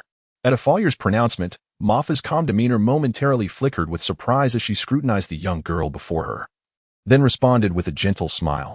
She reached out her hand, placing it softly upon Eileen's shoulder. I assure you, by the time the 2 adults return, she will undoubtedly become a competent maid. The heavy doors creaked shut, and Julian withdrew his gaze from the castle now obscured by the trees, turning towards the young girl beside him. I never would have guessed you could be so strict. I dare say that little one is on the verge of tears. The rigor of the present is to ensure comfort in the future. Mr. Julian. Having cast aside her black cloak, Ophalia gazed into the forest ahead, allowing the brilliant sunlight to bathe her, her eyes narrowing slightly. If we do not impose some strictness now, she shall undoubtedly face unimaginable reproaches later. Is that so? Julian inquired. Curiosity piqued. He had initially assumed Ophalia's stringent requirements concerning Eileen's etiquette stemmed merely from her royal status. Yet, from Ophalia's perspective, this seemed far from the truth. Nevertheless, Ophalia chose not to elaborate further on the matter, and thus Julian refrained from pressing. He had noticed that since their return to this world, she had been exceedingly reticent about past events, seldom initiating discussions about her previous life, considering her tragic fate. It was perhaps understandable that Ophalia subconsciously wished to avoid the painful memories of her past. Instead of descending the mountain, Julian led Ophalia into the forest behind it. There were no paths here, the dense underbrush, vines, and branches grew untamed, compounded by stones and trunks covered in moss that lay strewn about, rendering the terrain nearly impassable for an ordinary person. Especially in the current season, one had to be wary of the slippery ground, as well as the lethargic predators coiled within the grass, which posed an additional danger. Ophalia's movements were somewhat clumsy, an expected outcome for a young lady who had likely never traversed a forest in her life. It was hardly amusing to instinctively treat this wild terrain as if it were a country lane or a smooth thoroughfare of the royal city, perhaps in the minds of such ladies. Even a sloped path was merely a slightly steeper version of the flat roads they were accustomed to. Yet, when they found themselves treading upon the slick mud and crumbling stones, that Navi notion was swiftly and mercilessly extinguished. In contrast, Julian navigated the woods with the ease of a leisurely stroll. The intertwining branches posed no impediment to his passage. Ophalia. It seemed as though the flora instinctively parted to grant him passage, allowing him to advance effortlessly, though this was merely an illusion. In truth, apart from being slightly more agile in his movements, Julian exhibited no unusual behavior. Surely, he could not be of mixed elven heritage. As she struggled to disentangle her cloak from the branches, Ophalia sighed in exasperation. To be honest, when Julian first suggested this venture, she had subconsciously dismissed it as trivial. Thus, when Julian inquired with a smile whether she wished to prepare further, she had naturally declined his offer. Now, however, Ophalia realized that the mountain path was not nearly as easily traversable as she had envisioned. In a moment of distraction, Ophalia felt her foot land upon something soft, prompting her to scream instinctively and attempt to leap away, only to overlook the treacherously slick earth beneath her. As she stumbled, a hand reached out from her side, steadying her. Be cautious, Miss Ophalia. Julian pressed his hand against her back, helping her regain her balance. A glance at the ground revealed a long-dead rabbit, its decayed form now exposed by her misstep, lying grotesquely on its back with its entrails spilling forth, dark blood oozing slowly from the gaping wounds. He shifted slightly, positioning himself in front of Ophalia to shield her from this gruesome sight, for it was hardly appropriate for a young lady to witness such a scene. Indeed, should Ophalia faint from fright, it would be Julian who would bear the brunt of the misfortune that followed. By the heavens, what have I stepped upon? Ophalia's complexion paled as she frantically scanned her surroundings, quickly retracting her gaze. Clearly understanding that some truths were better left undiscovered, she resembled a startled squirrel. One might wonder, Lady Ophalia, have you forgotten that you are, after all, a specter, and a particularly perilous one at that? Observing her panicked expression, Julian smiled faintly and extended his right hand. Take my hand, Miss Ophalia. We are pressed for time, and do be careful, for the mountain path is fraught with danger. Taken aback by Julian's words, Ophalia paused, gazing at him in silence for a moment before lowering her head to grasp his broad palm. I am truly sorry for the trouble, my lord. As they continued along the path, their pace quickened considerably. Although Julian held Ophalia's hand, his speed appeared unchanged, for his natural gait was not particularly swift. Rather, it was the fluidity of his movements through the dense forest that created an illusion of swiftness. In an effort to regain her composure, Ophalia gritted her teeth and followed closely behind Julian, one hand clutching his while the other firmly grasped her cloak, navigating through the thick underbrush. Suddenly, the surroundings opened up before them. Towering cliffs loomed ahead, and beneath their shadows stood 10 fully armed warriors, who turned to face Julian and Ophalia as they approached, their dark helmets gleaming with a flash of crimson light. Chapter 13. Punishment for Evil. They were warriors clad in full armor, though this description was somewhat misleading. More accurately, they were 10 suits of armor animated by the souls of the restless. With Julian's assistance, these souls had bound their essences to the armor. They utilized their spiritual energy to animate these suits, rendering them undetectable as long as their helmets remained affixed, for within those armors lay nothing but emptiness. Yet this was merely a temporary measure. Ophalia possessed limited knowledge regarding souls, but Julian understood well that although these restless spirits could move, they lacked the formidable magical reserves characteristic of Ophalia. To illustrate, sustaining a restless spirit and anchoring it to a tangible object required the expenditure of 5 to 10 mana daily, and these souls, having originated in the era of the Radiant Moon, possessed a magical capacity of around 500 mana. In that age of flourishing magic, individuals with such reserves were commonplace, while in the present day, due to shifts in time and the decline of magic, those with comparable reserves, while not exceedingly rare, typically comprised mid-tier mages. Currently, as long as these spirits avoided intense combat, they could maintain their corporeal forms for at least a month, and even in battle, depending on the severity, they could last at least a fortnight. However, beyond that, they would lose the strength necessary for their physical movements.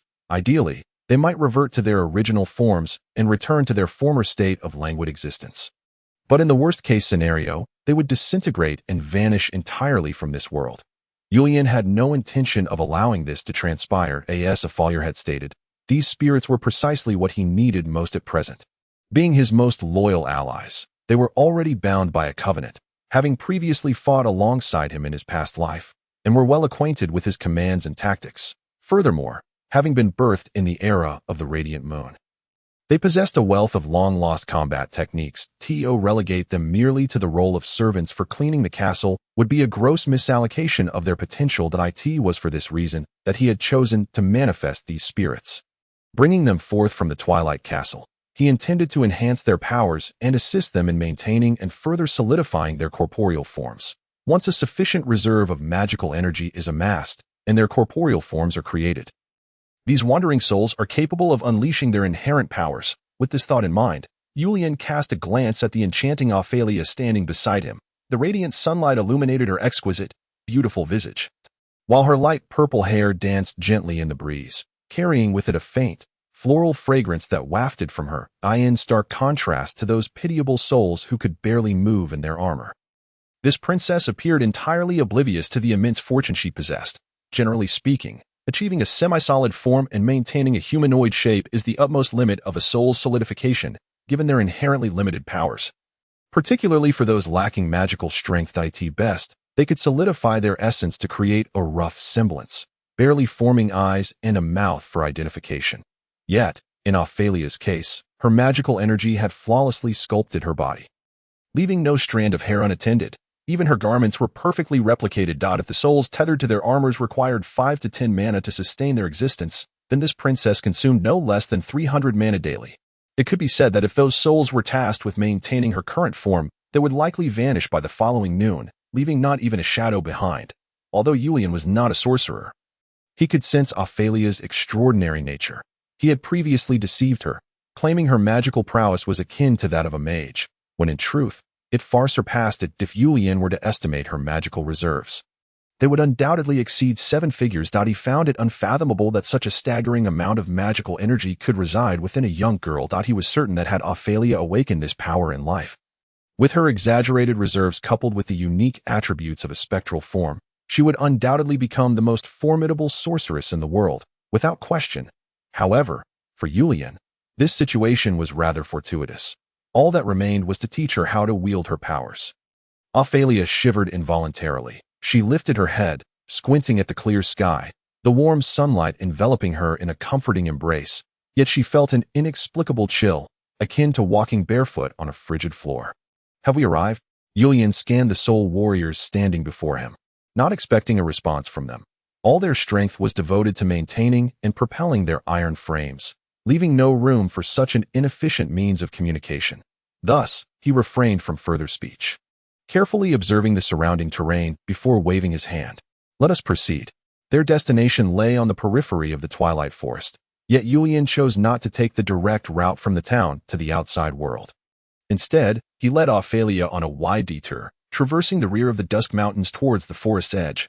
His intentions were simple, as he had previously explained to Ophalia, to eradicate evil and vanquish wrongdoers. This was a statement of pure truth, as the former lord of Twilight Castle. Julian was intimately familiar with the landscape. He knew well that while the Twilight Forest held little economic or transport value, within its nearly invincible barriers lay an exceptionally prosperous trade route, the Golden Trade Road. This vital artery stretched across the Kingdom of West, the Kingdom of Hero, and the Crescent Federation, serving as a crucial transportation hub.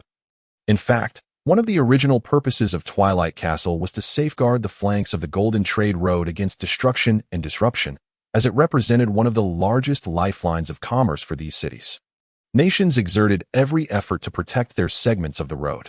Consequently, this area attracted the most ruthless bandit groups on the continent, comprising wandering soldiers, escaped criminals, disgraced mercenaries, and destitute farmers, who lurked within the forest's shadows. Despite various nations attempting to clamp down on these criminals, their efforts yielded little success. The Golden Trade Road was simply too lengthy, and with the limited manpower available, it was unfeasible to maintain constant vigilance. Thus, this road was rife with murder, robbery, and plunder.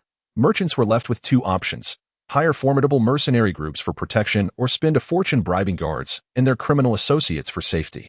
Those with meager means and no backing often banded together to mitigate risks. Long before Julian's time, he had been aware of the numerous bandits lurking on the outskirts of the Twilight Forest. Yet he held little interest in them.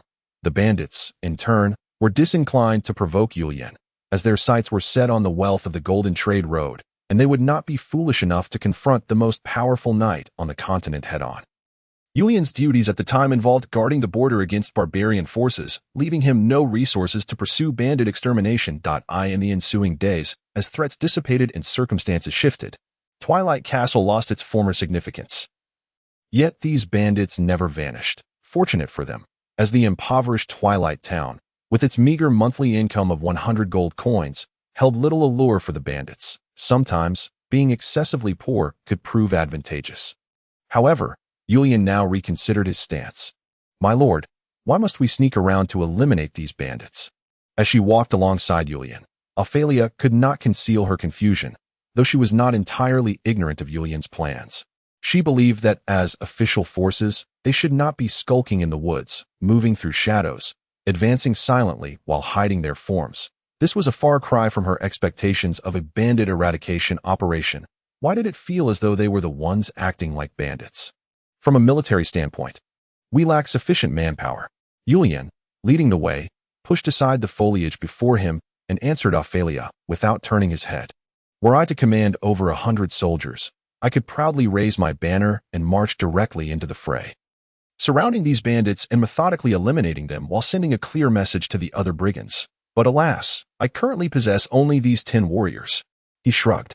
Thus, we must exercise caution to ensure we catch them all in one fell swoop. The best approach is to locate their hideout without attracting their attention and eliminate them entirely if they were to discover us. Even if we could vanquish most of them, we would risk alarming the rest, leading to a far greater loss. These bandits are intimately familiar with the forest, and should they escape, it would be impossible for my current forces to apprehend them. But Ophalia furrowed her brows, feeling a sense of confusion but uncertain of how to articulate it. After all, this princess had never encountered war or battle. In her mind, as long as a well-trained elite unit marched into the forest waving a flag, it would be sufficient to drive off the bandits. Like many noble ladies, Ophalia remained largely uninformed about the intricacies of combat. Observing this, Julian sighed and attempted a different explanation. Let us put it another way. The documents clearly state that my jurisdiction is limited to Twilight Town and Twilight Castle. While the bandits reside within the Twilight Forest, they lie beyond the scope of my authority to manage or deal with. Thus, if we are discovered, we risk being accused of overstepping our bounds. And at that point, my lord, you would find yourself in a great deal of trouble. Despite her lack of military knowledge, Ophalia remained acutely aware of political implications. However, my lord, the forest is vast, and we have no means of determining where these bandits are hiding. How do we go about searching? Excellent question. Upon hearing her inquiry, Julian halted, turned to face Ophalia, and placed a reassuring hand on her shoulder. This is precisely why I need your assistance, Miss Ophalia. Chapter 14. Ambush a woman. Gazed intently at the figure moving through the thicket, and Kelly's eyes sparkled with excitement.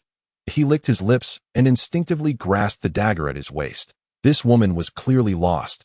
Her clumsy movements indicated that she had never navigated a forest before. But how had she ended up in this forsaken place? Was it the folly of some fool who had failed in a robbery? Disregarding it all, staring at the young girl's slender waist, her snow-white skin, and her delicate lavender hair, Kelly couldn't help but take a deep breath. He found himself lost in fantasies of capturing this woman and the scenes that would unfold as he ravished her. The thought of hearing her cries and pleas would surely be a fulfilling experience. How long had it been since he last touched a woman? Yes, nearly half a month, if not for that woman who could not withstand the game. But it mattered little. After all, women are like garments. If one desires, they can always be taken anew, can't they? Captain, go, encircle her. Remember, we want her alive, Kelly commanded. Upon hearing his orders, the other bandits immediately exchanged knowing smiles. Is the captain planning to take the lead? Can I take the second turn? Just don't ruin her. All right, the back door is mine. The bandits exchanged lewd glances, uttering coarse and vulgar words. Before gradually dispersing, they moved swiftly and nimbly, and soon the silhouettes of over a dozen bandits vanished into the underbrush. However, Kelly did not move immediately. He silently observed the figure in the distance, his demeanor shifting from frivolity to a serious intensity. Captain, could it be a trap? A young bandit, who was also Kelly's trusted lieutenant, remained still beside him. Doesn't he seem like it? Kelly shook his head. I can tell that woman is utterly inept. Did you see her? She has already made 3 circles here. Anyone with a modicum of adventure experience would know how to navigate the forest. But she clearly doesn't resemble an adventurer. Besides, have the brothers encountered any troublesome creatures around here? Certainly not. Excellent. Kelly nodded and stood tall. Inform the brothers to commence action when we return today. Let us all indulge ourselves. The young lieutenant said nothing, producing a blade of grass, rolling it up, and placing it to his lips that a melodious, clear birdsong filled the air. Ophalia frowned, her gaze fixed on the men who suddenly emerged from the bushes, revealing not a hint of her deep-seated disdain. In truth, Ophalia had long been aware of the bandits' presence. Had she been her former self from the human era, she might have been genuinely frightened by these ruffians. Yet now, as a spirit, she possessed innate abilities, one of which allowed her to perceive the existence and soul vibrations of other beings. Thus, she had seen through the bandits' disguises long ago. Nonetheless, upon seeing them in the flesh, Ophalia struggled to conceal her rising anger and revulsion. Who are you? What do you want? Ophalia stepped back a few paces, frowning as she confronted the bandits. Her words only elicited a chorus of mocking laughter from them. What do we want? Little miss, this is the deep wilderness. You are a woman, and we are men. What do you think we should do? One bandit sneered, brandishing his curved dagger as he approached Ophalia, his eyes wide as he appraised the girl before him. By the heavens, this woman is stunningly beautiful. He had encountered many women, yet none matched her allure. The bandit began to calculate in his mind whether he should act upon his desires immediately.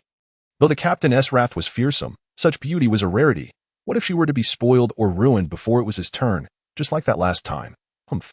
At this remark, Ophalia's expression darkened, yet she refrained from retorting. Unlike those sheltered noble women who had never seen the world, Ophalia often patrolled the lands, thus possessing a certain resilience against the vulgarities of the common folk. She understood that whether she rebutted or expressed anger, it would only serve to further excite them, so she chose silence. Moreover, deep within her, the dignity of royalty remained. In her eyes, these lowly criminals were unworthy of engaging with her. TCH. This little lady has some fire, the bandits thought, growing increasingly irate at Ophalia's indifferent demeanor. They had initially assumed she was merely a typical noblewoman, believing that a little fright would bring her to tears, providing them with immense satisfaction. After all, when had the nobles ever regarded them with any respect? Now that this woman was in their grasp, they believed they could do as they pleased, yet she dared to look down upon them. With this thought, the bandits became enraged, gritting their teeth as they slowly advanced toward Ophalia. If they had once desired to toy with her like a cat with a mouse, now they simply wished to capture her and ravage her to death, so that she might learn not to regard them with such disdain. At that moment, Kelly and his lieutenant approached the girl, and upon observing Ophalia and his subordinates, Kelly paused for a moment. A bandit leader who could thrive along the golden trade route was no fool. Rather, the foolish had long been eliminated. Seeing Ophalia remain so composed, Kelly's suspicions deepened. Unlike his ignorant subordinates, he had dealt with nobles on numerous occasions and was well aware of their mannerisms. Based on his understanding of nobility, in such a situation, especially with a solitary, strikingly beautiful girl, even if she wished to maintain her composure, her small gestures would surely betray her. Yet, this girl displayed no signs of panic. Instead, she appeared remarkably calm. Could it be? A rustle of the wind broke the silence. Drawing upon years of experience in life and death situations, Kelly barely evaded a nearly fatal attack, feeling the rush of air from the blade brush against his back before it crashed heavily to the ground. Boom, as if signaling an event. Several shadowy figures leaped down from the surrounding trees. The bandits barely had time to react or struggle before the icy blades pierced through their bodies, mercilessly snuffing out their lives. Even more astonishing was that, in the instant of their deaths, they emitted silent screams. Cold flames of their souls ignited, dancing upward before gradually vanishing. As the black-armored warriors drew their long swords, the bandits' corpses shriveled like twigs, as though the flesh and blood that once inhabited them had long since evaporated, leaving only skin and bone. What kind of monsters are these? Witnessing this scene, Kelly felt a chill creeping up his spine. But there was no time to ponder. He rolled to the side and leaped toward the girl standing not far away. That he was no fool. He had sensed the trap the moment the shadows descended. And now his only hope lay with that girl. Regardless of who she was, Kelly was certain she possessed no martial skills. In the current predicament, securing her was the only way to preserve his life. It must be said, Kelly's sequence of actions was indeed as swift as lightning. In fact, from the moment he rolled to avoid the overhead ambush and leapt towards the girl, it all transpired in the blink of an eye. Even Ophalia herself was taken aback, her eyes widening in disbelief at how fast the bandit could move. In a mere breath, he was nearly upon her. Kelly's reactions were indeed quick, fierce, and precise, but that was all. Just as he extended his right hand to grasp the girl, a figure suddenly appeared before Ophalia, blocking the bandit leader's path. Kelly then felt two icy presences press against his neck. Realizing this, he had no choice but to halt abruptly, reluctantly relinquishing the victory that had been within his grasp. One must be gentle, attentive, and considerate towards ladies. I wager you've never contemplated this, Julian stated, standing elegantly before Ophalia with a warm, gentle smile. Flanking him were two spectral warriors, swords drawn, effectively sealing off Kelly's movements. Caught in the trap, at this moment, Kelly could only helplessly cease his advance, discarding his dagger and raising both hands. He understood all too well the peril he faced, yet he was also puzzled as to how his band of ruffians, not lacking in wit, had failed to detect these peculiar foes. But who exactly were they? As he pondered this, Kelly quickly scanned the young man before him. He appeared to be no older than his late teens or early 20s, dressed not in the common leather armor of adventurers, but rather in noble attire. This left Kelly uncertain of his origins. A noble? No, those arrogant nobles often donned adventurer garb when they ventured forth, yet this one did not resemble a bandit, as for ordinary adventurers or mercenaries. They too seemed unlikely. He subtly shifted his eyes, surveying the black-armored warriors around him. Though they initially appeared unremarkable, when Kelly caught sight of the glimmering ethereal light on their armor, he felt a wave of icy dread wash over him. Intermediate swordsman, by the grace of the divine, I have unexpectedly encountered an intermediate swordsman. The intermediate swordsman stands as a paragon among the warriors of the entire continent, their emblematic symbol being the ethereal glow reflected from their armor. A hallmark of their prowess. Upon entering the realm of the intermediate, these swordsmen acquire a protective aura that not only amplifies their strength, but also safeguards their bodies from harm. It is common knowledge that the combat capabilities of an intermediate swordsman are formidable, rendering their presence among mountain bandits exceedingly rare. In fact, it is precisely because the leader of the bandit group to which Kelly belongs is an intermediate swordsman that he immediately discerned the identities of the black-armored warriors before him. Kelly felt as though his heart might cease to beat, his complexion pale as snow. Despite being mentally prepared for the dangers of banditry, he thought, by the grace of the divine, could we not encounter ordinary soldiers or adventurers instead? We are merely robbing merchant caravans and have not engaged in any grand enterprises recently. Was it truly necessary for intermediate swordsmen to attend to us? Even 15 years ago, when foreign rebels roamed the land, they did not receive such lavish treatment. Though Kelly's mind was awash with doubt, he forced himself to maintain composure at this moment. His subordinates had dwindled to mere remnants. Aside from Kelly, almost no one had survived this ambush. The weapons of the Wraith warriors, though not particularly sharp, possessed sufficient force to penetrate the bandits' meager defenses. What do you want? The fact that his life had been spared thus far indicated his utility. And faced with blades drawn, Kelly had little choice but to inquire without further hesitation. Although he could not ascertain the origins of his captors, perhaps uncovering their intentions could grant him a reprieve. Bandits are not known for their sense of honor. They resort to this life merely to survive, and anything detrimental to their existence is typically avoided. Do not be so tense. I have no intention of taking your life, at least. Not at this moment. Julian gently caressed the hilt of his sword, his smile disarmingly warm, so much so that it sent a chill down one's spine. I merely hope you can assist me with a small favor. Chapter 15. Dinner time. Julian came to a halt, raising his right hand. Accompanying this gesture, one of the Wraith warriors stepped forward, drawing the massive sword from its back and hurling it with great force. Thud! Before Ophalia could comprehend the unfolding events, a shadow suddenly plummeted from a nearby tree, revealing a bandit clad in leather armor, bow in hand. His eyes widened in shock, staring vacantly at the sky, as the gigantic sword had thoroughly pierced his chest, extinguishing his life. Who on earth are these people? Witnessing this scene, Kelly felt a prickling sensation at the back of his neck. He recognized the fallen bandit as one of their leader's most valued subordinates, once a ranger, expelled for transgressions, who had subsequently taken refuge in the Twilight forest to become a bandit. Though this ranger lacked high levels of skill, his stealth and evasion capabilities were unmatched. It was precisely for this reason that their leader regarded him as an indispensable ally, assigning him the task of perimeter reconnaissance, ensuring swift reports of any disturbances. Yet, here he was, so easily discovered and dispatched. Kelly doubted he possessed the ability to achieve such a feat, and he even questioned whether their leader could manage it. Of course, given their leader's prowess as an intermediate swordsman, a one-on-one confrontation would pose no challenge. However, in the confines of the forest, one could not be certain of the odds. After all, stealth and concealment were the ranger's specialties, even for one who had fallen from grace. Yet, what had transpired before them? The ranger's prideful stealth techniques proved entirely ineffective.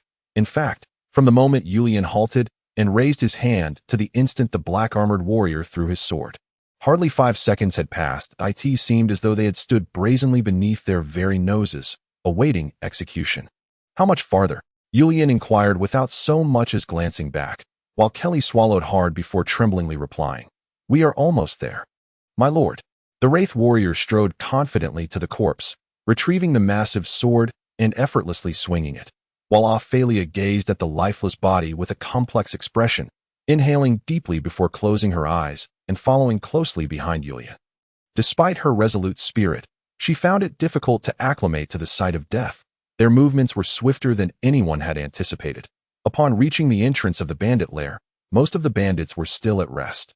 Due to the nature of their profession, these bandits were predominantly night owls, resting during the day and venturing out at night to harass merchants traveling the golden trade route. Those larger, more powerful bandit groups, capable of colluding with guards, would choose to operate in daylight, engaging their targets in direct confrontation. Conversely, the smaller factions could only lie in wait within the Twilight forest, striking under the cover of night. Thus, when Julian and his company infiltrated the lair, many bandits were caught off guard, groggily blinking as they assumed it was merely a returning patrol, until the cold glint of steel and the cries of anguish shattered their drowsiness. We are under attack. Years of living on the edge had honed these bandits' reflexes, and they sprang into action, seizing their weapons and gathering together, all while cursing the foolish and inept guards who had failed to sound the alarm. How could they be so negligent? Alas, the two unfortunate souls stationed atop the tower, now pierced by the giant's sword and lying lifeless on the ground, could not relay their fate to their comrades. Though the bandits moved with commendable speed, they were merely a meager challenge for the Wraith warriors. After all, these Wraiths were undead, their armor serving merely as a means to maintain form. Even if their limbs were severed, they would not feel pain nor lose their combat effectiveness. Moreover, given the bandits' strength, it was an impossible task to sever the Wraith's limbs as Julian issued commands. 10 Wraith warriors spread out in a fan formation, swinging their massive swords and advancing with relentless force, akin to an unstoppable iron meat grinder. Most bandits found their weapons cleaved in two at the moment of contact, swiftly followed by strikes that easily severed their bodies. These Wraiths did not even need to retract their swords from the corpses. They simply swung anew, charging towards their next target, manifesting that the strength of a spirit lies not in physical might, but in the abundance of magical energy. Of course, there exist exceptions, those with excessive magical power, yet alarmingly feeble strength. Julian refrained from engaging. He merely stood quietly, observing the Wraiths in battle. As the chaos unfolded before him, the bandits had no opportunity to notice the young man standing beside them, while Ophalia clenched her fists, her complexion pale. Time and again, she fought the urge to turn away from the brutal scene and the pitiful wails that echoed with despair and sorrow, though she recognized that these bandits were ruthless fugitives, stained with the blood of many. Their demise warranted no sympathy. Yet, the horrific tableau and the desperate cries of the dying compelled her innate sense of compassion. Nevertheless, she remained steadfast, forcing herself to witness the battlefield before her. Ophalia understood Julian's intentions in bringing her along. She was not merely a bait for a trap. Through his actions, Julian communicated to Ophalia that if she wished to remain by his side, she must acclimate to such scenes. Moreover, she was acutely aware of her shortcomings in this regard if she intended to aid the boy who had granted her a second chance at life and corporeal existence. She must confront her deficiencies and strive to support the Lord before her. Born a princess, Ophalia understood that many matters could not be dictated by personal preference. She had no choice in the matter. The bandits were few in number, comprising merely over 30 individuals, and in their encounter with the Wraith warriors, they had already suffered losses of 15 or 16. The remaining bandits had entirely lost their will to fight. When faced with armored warriors wielding massive swords, each stained with the remnants of fallen comrades, how many would choose to advance rather than flee? At that moment, a roar erupted. A robust middle-aged man suddenly surged forth from the throng, one hand wielding a knife and the other brandishing a shield, charging like a tempest towards the spectral warrior before him. Faced with the towering sword raised high, this man did not exhibit the trepidation characteristic of other mountain bandits. Rather, he lifted his shield to withstand what would have been a devastating blow capable of cleaving stone. Thud! The clash of shield and sword caused both combatants to stagger. Observing this scene, Julian narrowed his eyes slightly. Upon ascending to the rank of intermediate swordsman, one acquires a protective aura, a luminescence generated by drawing upon soul energy. The spectral warriors, being ethereal entities, naturally possessed this protective light upon donning their armor. In contrast, humans could only attain it through rigorous training. It was evident that this middle-aged man, by managing to withstand the attack of the spectral warrior, had achieved the strength of an intermediate warrior. "Who are you to trespass in my domain?" The man gritted his teeth. Straining to fend off the spectral warrior's onslaught while bellowing defiantly, he was the leader of this band of brigands and its most formidable member. With his furious shout, he thrust forward, and for a moment, the spectral warrior faltered against his sheer force, retreating 2 steps before regaining composure. Seeing their leader appear, the bandits erupted in cheers, swiftly redirecting their focus away from the fearsome spectral warriors towards their chief. Unfortunately, it was too late. Contemplating this, Julian hesitated no longer. He placed his fingers in his mouth and let out a melodious whistle. Subsequently, he raised his right index finger, pointing at the middle-aged man. As the whistle echoed, all the spectral warriors ceased their actions, swiftly turning to face the direction indicated by Julian. Brandishing their long swords high, in a breathtaking display, they transformed into a dazzling swarm of black light. Charging towards the middle-aged man, the man could not hold out for long. As he attempted to deflect the incoming strikes with his shield and counterattack with his knife, he was suddenly overwhelmed by a blinding flash, followed by an immense force crashing into him. Despite having braced himself for impact, the ferocity of the collision forced him to stagger back a step. Yet, another wave of force followed, and this time he could not withstand it. His body was propelled skyward by the tremendous impact. Then a third shadowy figure barreled forth. Boom! The human body possesses inherent limits to resistance. Even the most robust physique cannot remain unscathed after enduring multiple collisions. The deep sound reverberated, causing those bandits who had contemplated fleeing to halt in their tracks. Instinctively gazing upward, what they had once perceived as an invincible leader now lay shattered in the sky, akin to a tattered rag, exploding into a rain of flesh and blood upon the ground. Was this truly the end? Almost all the bandits were rendered speechless, staring blankly at the dismembered remains plummeting from above, unable to fathom what to say.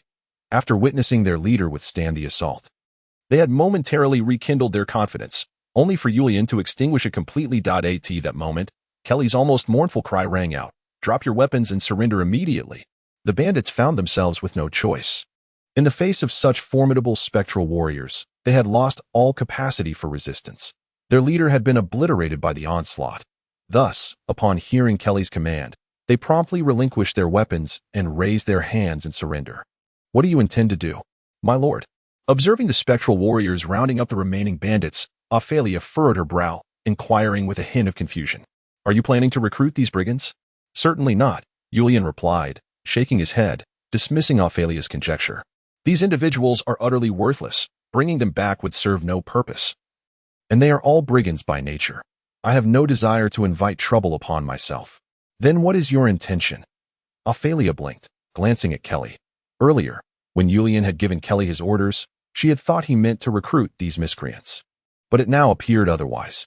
"It's merely for convenience," Julian stated, clapping his hands before turning to the spectral warriors, presenting them with a graceful smile, as if a host welcoming esteemed guests. "Gentlemen, dinner is served." Chapter 16. Devour, help me. Save me. A bandit lay on the ground, his legs severed, struggling to crawl forward. Shadows enveloped him, but to this bandit, only the man before him represented hope.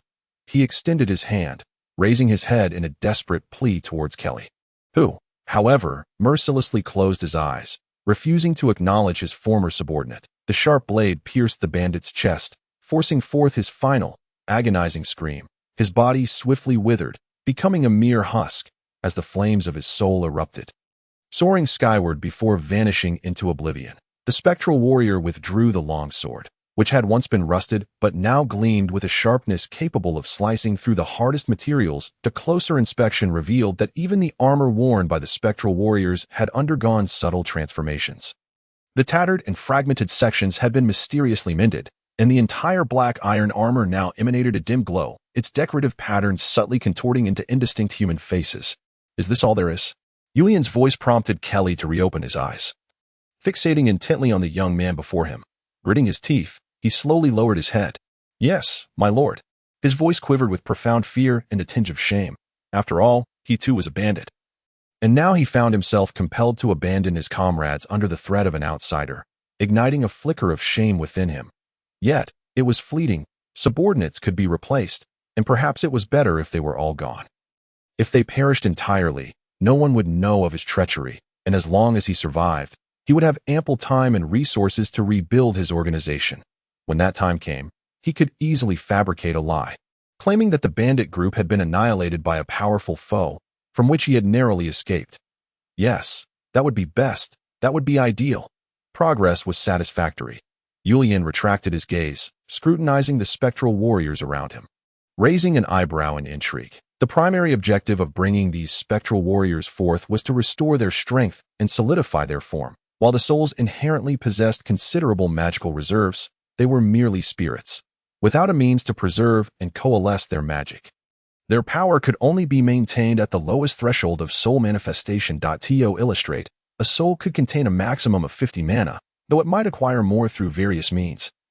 The absence of condensing conditions would cause that excess mana to dissipate, ultimately leaving only the maximum limit it could endure. This process was irreversible and unavoidable.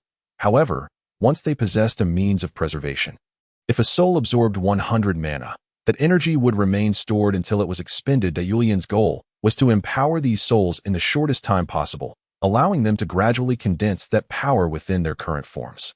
With sufficient magical support, these souls could rely on their armored embodiment to accumulate and eventually evolve into new forms. Consequently, their existence would be prolonged, and their abilities would grow stronger. There were various methods to enhance the power of souls.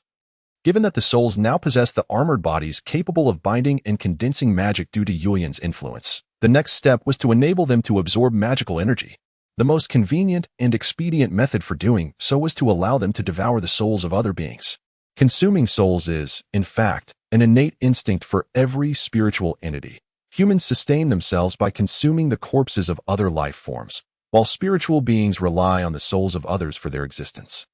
Naturally, these souls vary in strength, which is why Julian had led the spectral warriors through the Twilight Mountains to the Golden Trade Road, seeking this vast abundance of soul sustenance. His choice of the bandits along the Golden Trade Road as prey was not born of altruism or a sense of justice. Rather, it is because the weaker souls predominantly occupy the ranks of the benevolent, and the strength of one's spirit is inextricably linked to their inherent power. Engaging in virtuous deeds does not necessitate possessing formidable strength or prowess. A kind heart suffices. However, the same cannot be said for malevolence. If one seeks to perpetrate evil, they must wield power that surpasses that of others. Consequently, the souls of the wicked are generally imbued with formidable strength. The scene before us corroborates Julian's conjecture. With Kelly's assistance, over 30 bandits have already perished at the hands of these wraith warriors, and having absorbed the souls of these nefarious individuals, the wraiths have evolved to the pinnacle of mid-tier warriors. Had this transpired in Twilight Town, it is likely that he would have annihilated everyone within, yet these wraiths would not have undergone such rapid evolution. Nonetheless, Ophalia evidently harbored a differing perspective. My lord, do you not think this course of action is rather inappropriate? Upon hearing this, Julian turned, gazing at Ophalia with mild surprise. Is there an issue? Did you not just suggest that they lay down their arms and surrender? But now, so swiftly to execute them, does this not seem somewhat? Ophalia's expression reflected her confusion, which was understandable. After all, the young lady had never engaged in combat and had little experience with death. The resentful and deceived gazes of the bandits as they were slain stirred a sense of unease within her. She seemed to comprehend their thoughts. If you intend to eradicate us, why deceive us? I did indeed suggest they lay down their weapons and surrender, Julian replied, his expression one of innocence. However, I never stated that their surrender would guarantee their survival. You heard me correctly. I merely instructed Kelly to call for them to surrender immediately. Did I say surrender meant survival? Yet, considering common sense, that is merely a consideration of general common sense, a subjective judgment, Julian interjected with a smile, interrupting Ophalia's argument. Until something is explicitly stated, no conclusion can be drawn. And on the battlefield, misjudgment only leads to death. Their miscalculation is simply that. Then what is your purpose in this? Is it not more expedient and time-efficient to eliminate unarmed surrenderers than to combat resistors? Ah. At this, Ophalia pressed her hand against her forehead, exhaling deeply. I think I finally understand your way of thinking, my lord. Understanding is all that matters. Noticing the resigned expression on Ophalia's face, Julian chose to say nothing further. Instead, he turned and beckoned to Kelly, who stood nearby. Come here. I am here, my lord. Observing Julian's summons, Kelly hurried to his side, a smile adorning his face. Along the way, He had been assessing the two individuals. The young lady and the judgment Kelly formed of her were indeed consistent.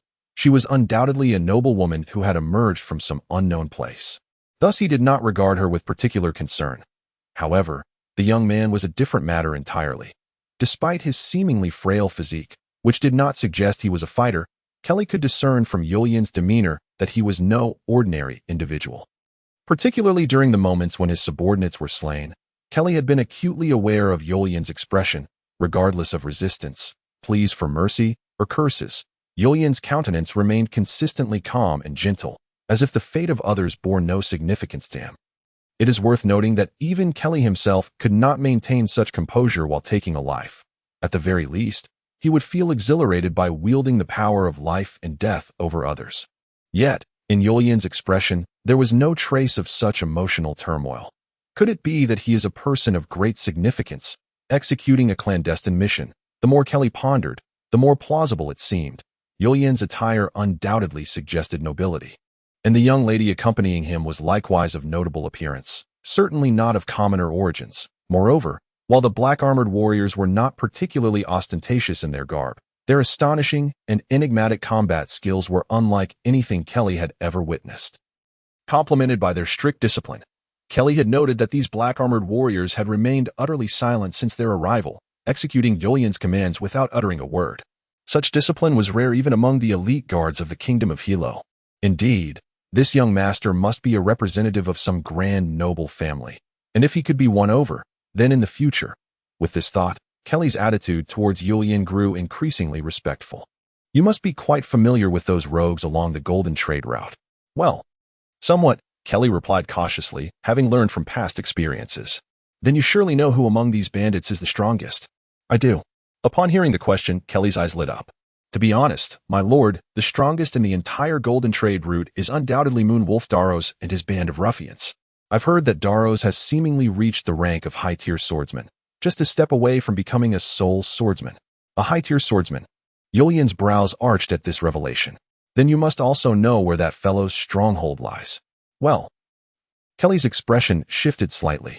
To be frank, Daros's base is located to the west of the golden trade route. They occupy a prime piece of territory. My lord T.O. reach Moon Wolf's domain from here. We would need to traverse several other territories, and those fellows are not easily dealt with. You need not concern yourself with that. Your sole responsibility is to guide us. Yulian shrugged, then reached for the hilt of his sword at his waist. By the way, before we encounter that fellow, we will likely encounter many bandits, correct? That is indeed the case, my lord. Excellent. It seems the wraith's sustenance is assured. Chapter 17. Outsiders, we have arrived too late once again. Gazing upon the disarray of the bandit's lair, the elderly man clad in silver armor sighed, turning to the young noble beside him with a resigned smile. Though the elder appeared exceedingly kind and gentle at first glance, the eagle engraved upon his armor left little doubt regarding his identity. He was the commander of the Pale Eagle Knights, one of the three great knight orders of the Kingdom of Wester. The elder before them was none other than Duke Baron, the leader of the Pale Eagle Knights. The young noble did not respond to Duke Baron's words. Instead, he furrowed his brow, his expression dark and furious. It was no wonder he appeared so enraged. As the master of the golden trade route, Pelzen had long dedicated himself to maintaining the safety and prosperity of the route. And as one of the most powerful nobles in the Kingdom of Wester, he aspired to achieve remarkable feats that would elevate his family's name. Thus, he had set his sights on eliminating the bandits hidden along the fringes of the golden trade route. Pelzen understood all too well that these bandits had long been a persistent blight upon the golden trade route. Despite the efforts of various families throughout the ages, they had never achieved significant success in eradicating this scourge. It was for this reason that Pelzen resolved to target the extermination of these bandits. In his view, if he could eliminate all the bandits within the golden trade route, he would bolster his standing within the family and among other great nobles. Even if he could not entirely eradicate the bandits, any punitive measures would restore some semblance of order to the golden trade route, thereby prompting the merchant alliances to become increasingly reliant upon him. To ensure the success of his endeavor, Pelzen had even traveled to the royal capital, expending considerable wealth and leveraging his connections to enlist the aid of the Pale Eagle Knights. In Pelzen's estimation, the reason previous family members had failed to suppress the bandits' arrogance was due to insufficient force. Though his family was indeed a great noble house, they had limited military resources as nobles. Consequently, efforts to encircle the bandits had consistently faltered. However, with the support of the Pale Eagle Knights and the intelligence he had painstakingly gathered, Pelzen believed he could achieve a flawless outcome. Regrettably, reality seldom aligns with one's expectations. Since entering the Twilight Forest, Pelzen had discovered that circumstances had deviated considerably from his predictions. Based on Pelzen's intelligence, the Pale Eagle Knights swiftly located the concealed bandit lair deep within the Twilight Forest. However, just as they were poised to launch their assault, they were astonished to find that someone had already beaten them to it. What remained were only corpses and an empty lair. If one were to suggest that such occurrences happen only sporadically, it might be somewhat comprehensible, especially considering the occasional presence of mercenaries in the vicinity, engaged in the eradication of bandit activity. However, as Pelzen and his companions have traversed several bandit strongholds along their journey, encountering the same situation repeatedly raises questions that are difficult to comprehend. It is well known that engaging in combat with bandits within the Twilight Forest is an exceptionally perilous and arduous task. Consequently, even with the substantial influence of the noble Pelzen, the complete annihilation of these brigands remains unattainable. Yet, it appears that someone has achieved precisely that. They not only eradicated these bandits entirely, but also stripped their lair bare, leaving nothing behind. Who on earth could be responsible for this? A mixture of astonishment and indignation compelled the young noble to exclaim, "I cannot fathom." As he spoke, Duke Baron stroked his beard thoughtfully, directing his gaze towards the chaotic remnants of the hideout. "However, I can assert with certainty that their numbers are few, yet their prowess is formidable." With that, Duke Baron raised his knight's lance, gesturing towards the corpses before them. From the wounds on these individuals, it is evident that they were dispatched with a single blow. Few could withstand their assault. To be candid, this is rather unusual. I have dealt with the bandits along the Golden Trade route. While they may not be particularly strong, they certainly possess the skill level of low-tier swordsmen. Those capable of eliminating these bandits without sustaining any injuries must, in my estimation, be of mid-tier rank. Mid-tier. Upon hearing this, Pelzen's eyes widened in disbelief. Struggling to accept Duke Baron's assessment as a swordsman himself, he was acutely aware of the challenges involved on the continent. Swordsmen are categorized into several tiers, beginning with low-tier swordsmen, merely individuals who wield swords. Upon breaking through their limitations, they attain the status of mid-tier swordsmen, endowed with a protective spiritual aura known as the Guardian Light. This aura not only shields them from ordinary attacks, but can also be infused into weapons and shields, enhancing their sharpness and resilience. It is evident that a low-tier swordsman stands little chance against a mid-tier swordsman, whose attacks are bolstered by the Guardian Light, unless the opponent is also a mid-tier swordsman who has mastered the Guardian Light or wields a magical weapon. In such cases, the outcome of the confrontation is all but predetermined. Across the continent, the majority of soldiers in any nation are merely low-tier swordsmen. Only the elite forces comprise mid-tier swordsmen.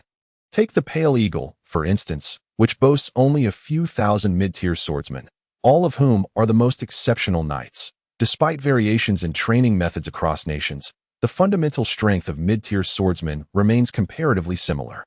Above this tier lie the high-tier swordsmen, who have transcended the mere utilization of the Guardian Light, capable of unleashing their spiritual energy in devastating area of effect attacks. Furthermore, upon attaining high-tier status, they are no longer limited to basic spiritual power. This is precisely why Duke Baron's words astonished Pelzen. Mid-tier swordsmen are notoriously difficult to recruit. Even with the backing of a national military, it is challenging to gather more than a handful of mid-tier swordsmen. And those would likely be of lower mid-tier or average mid-tier caliber. As for mid-tier upper echelon swordsmen, they are not easily persuaded. Reaching this level signifies they are merely a step away from becoming high-tier swordsmen. Typically, individuals at this stage choose to focus on their training, rather than engage in the eradication of bandits. Although Duke Baron estimated that there were only a dozen or so individuals, it was precisely this that heightened Pelzen's anxiety. The presence of several mid-tier upper echelon swordsmen who are on the brink of high-tier mastery within his territory, all while his intelligence network remained oblivious to their existence, was indeed unsettling. Nonetheless, amidst his unease, Pelzen was preoccupied with another matter. It was common knowledge that he had enlisted the aid of the Pale Eagle in his campaign against the bandits, and word had spread throughout his territory and the royal city Everyone was eagerly awaiting the outcome. According to plan, should he successfully eliminate the bandits, he would return in glory, basking in accolades and rewards. Yet now, from the moment of departure until now, all he had encountered were the bandits' lairs and their corpses, not a single living soul in sight. If he were to return empty-handed, how would the other nobles perceive him? What would the royal family think? If it were merely his private soldiers, he could perhaps silence them, but the Pale Eagle was the royal knightly order, and their soldiers would not heed his commands. Should he return to the capital, it would take but a day for whispers to circulate among the soldiers during their revelries. That fool of a noble didn't he even realize that the bandits in his territory had been wiped out. Yet he brought us here. In no time, he would become the laughingstock of the entire noble circle. Observing the expression of the young noble, Duke Barin merely smiled and refrained from elaborating further.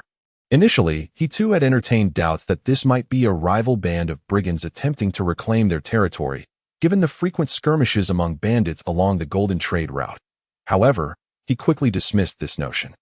Unlike Persian, Duke Barin had meticulously examined the corpses. Aside from those who perished in the initial skirmish, the majority were unarmed, indicating that their assailants had disarmed them before executing them. Such circumstances would not arise from a mere bandit clash. After all, bandits do not possess the organizational structure of armies or mercenary groups, making it impossible to recruit others at will. Consequently, captives from bandit skirmishes typically join the opposing faction, with only a few stubborn individuals refusing to yield. What perplexed Duke Barin further were the unusual conditions of these corpses. Their desiccated state was exceedingly rare. As the leader of the Pale Eagle, Duke Barin was well acquainted with such matters and could ascertain that this was beyond the capabilities of mid-tier swordsmen.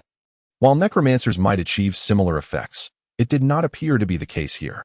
Who could be responsible for such actions, and to what end? Duke Barin narrowed his eyes, lost in contemplation.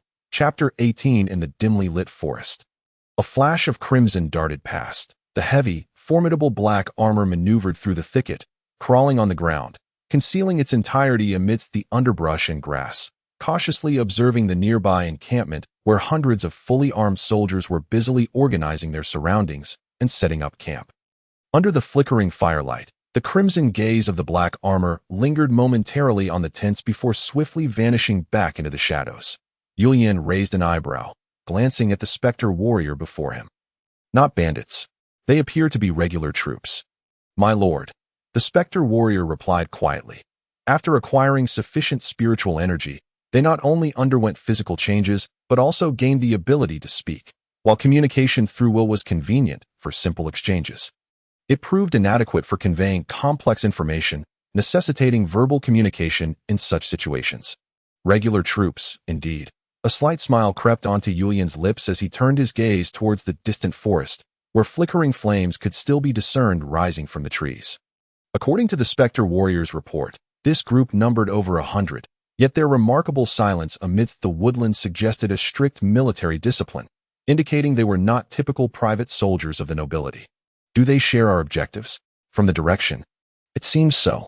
Contrary to their intimidating appearance, the voice emanating from the Spectre Warrior's dark helmet was unexpectedly melodious and clear, reminiscent of a lark's song. What about their banner? No banner in sight. The Spectre Warrior shook its head. The only identifiable markers are the silver armor worn by the soldiers and the eagle insignia engraved upon it. The Pale Eagle? At this revelation, Ophalia's eyes widened in astonishment, struggling to accept the information. Are you familiar with them? Of course, my lady. In response to Yulian's inquiry, Ophalia, visibly tense yet earnest, began to explain. The Pale Eagle is one of the 3 major knightly orders of the West Kingdom. Directly answering to the royal family, they are formidable, entrusted with the defense of the royal city. Every soldier among them is an exceptional warrior, particularly Duke Barin, the commander of the Pale Eagle, if memory serves. Before my demise, he had already attained high-tier swordsman status, and it was rumored that he was likely to receive the title of knight, although Yulian found many aspects of the princess's remarks worthy of critique. He chose to focus on addressing the core of the matter at hand. Ophalia possesses a limited understanding of combat, making it difficult for her to discern the true prowess of the knight commander from her words. However, given that this individual has attained the rank of a high-tier swordsman by the age of 30, it seems that becoming a knight should not pose much of a challenge. Shall we simply take him down? Yulian muttered to himself, causing Ophalia's expression to change dramatically. My lord, you wouldn't mean to. It was merely a jest. I have no intention of staging a rebellion at this moment. Engaging the royal army in battle would equate to declaring insurrection. Even if one harbored thoughts of silencing the opposition, the annihilation of the royal forces would immediately draw attention from above. For Julian, who preferred to remain inconspicuous, the last thing he desired was to have a multitude of various individuals loitering outside his territory. Although it was unlikely anyone would suspect Julian, with only a handful of warriors of such intentions, he was not one to welcome unnecessary troubles. Does this imply a future confrontation? Faced with Julian's seemingly innocuous smile, Ophalia felt a wave of fatigue wash over her. She opened her mouth to speak, but quickly abandoned the thought. After all, it would be futile. Let us retreat. Our objective is the mountain bandits. And we have no time to entertain these children. After playfully jesting with Ophalia, Julian showed no further inclination to linger. In truth, this was merely an unforeseen circumstance, to ensure no tales followed him. Julian had deliberately left 2 Wraith warriors to scout the rear for any clues. Yet, he had not anticipated that the Kingdom of West would display such audacity by dispatching a night order to eradicate the bandits. In a sense, it was quite a compliment to these ruffians.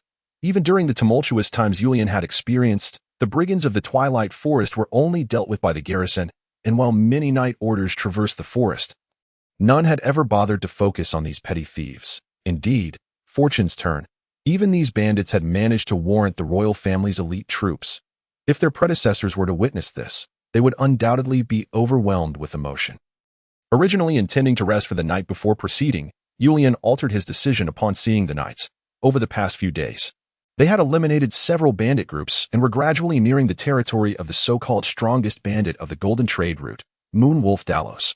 If Kelly was not lying, they should reach the bandit's lair by tomorrow evening.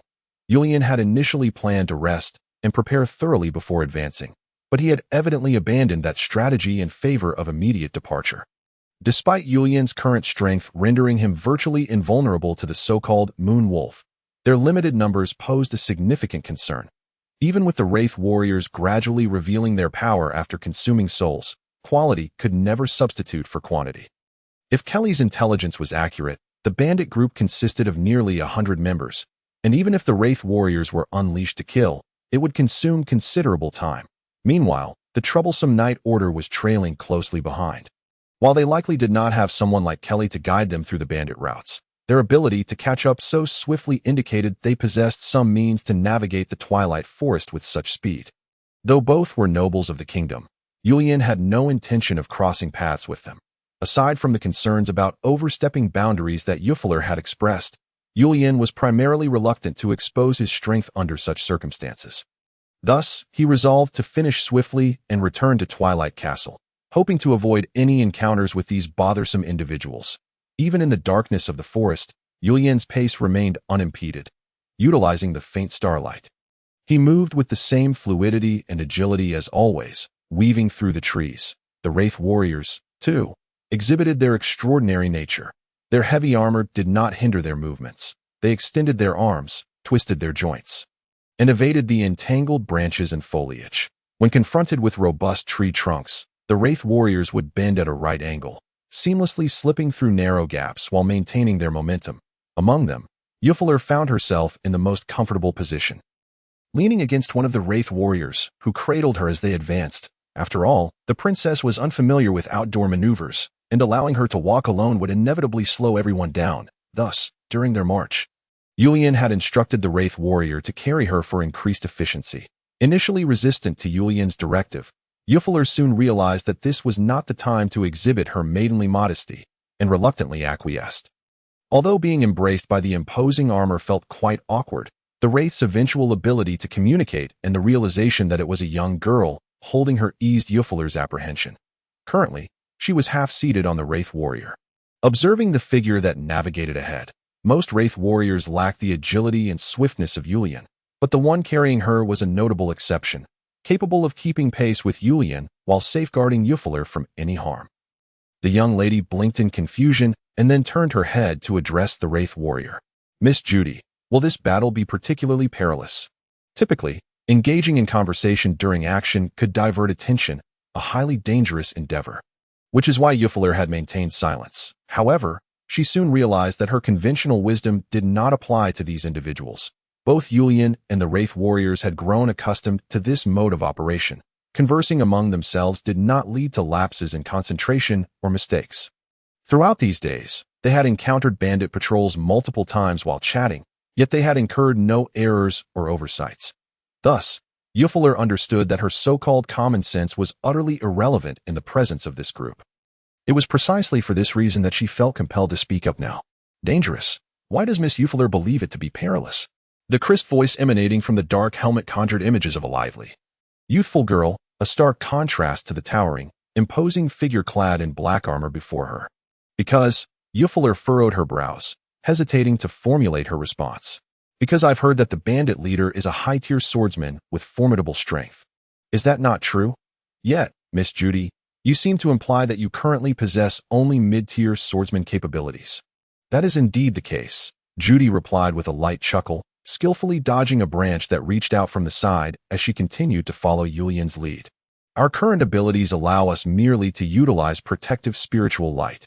Upon reaching the level of high-tier swordsman, one can freely entwine their soul energy with their weapon, unleashing far more powerful and expansive attacks. Moreover, high-tier swordsmen do not solely rely on ordinary soul energy. Some exceptionally gifted swordsmen can even activate the attributes within their soul energy, making them all the more formidable foes.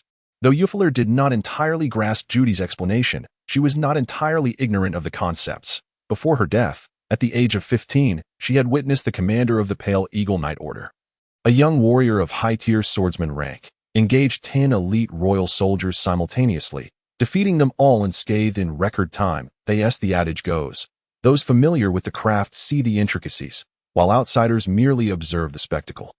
Though these Wraith warriors were undeniably powerful, they still paled in comparison to the scene etched in Ophalia's memory.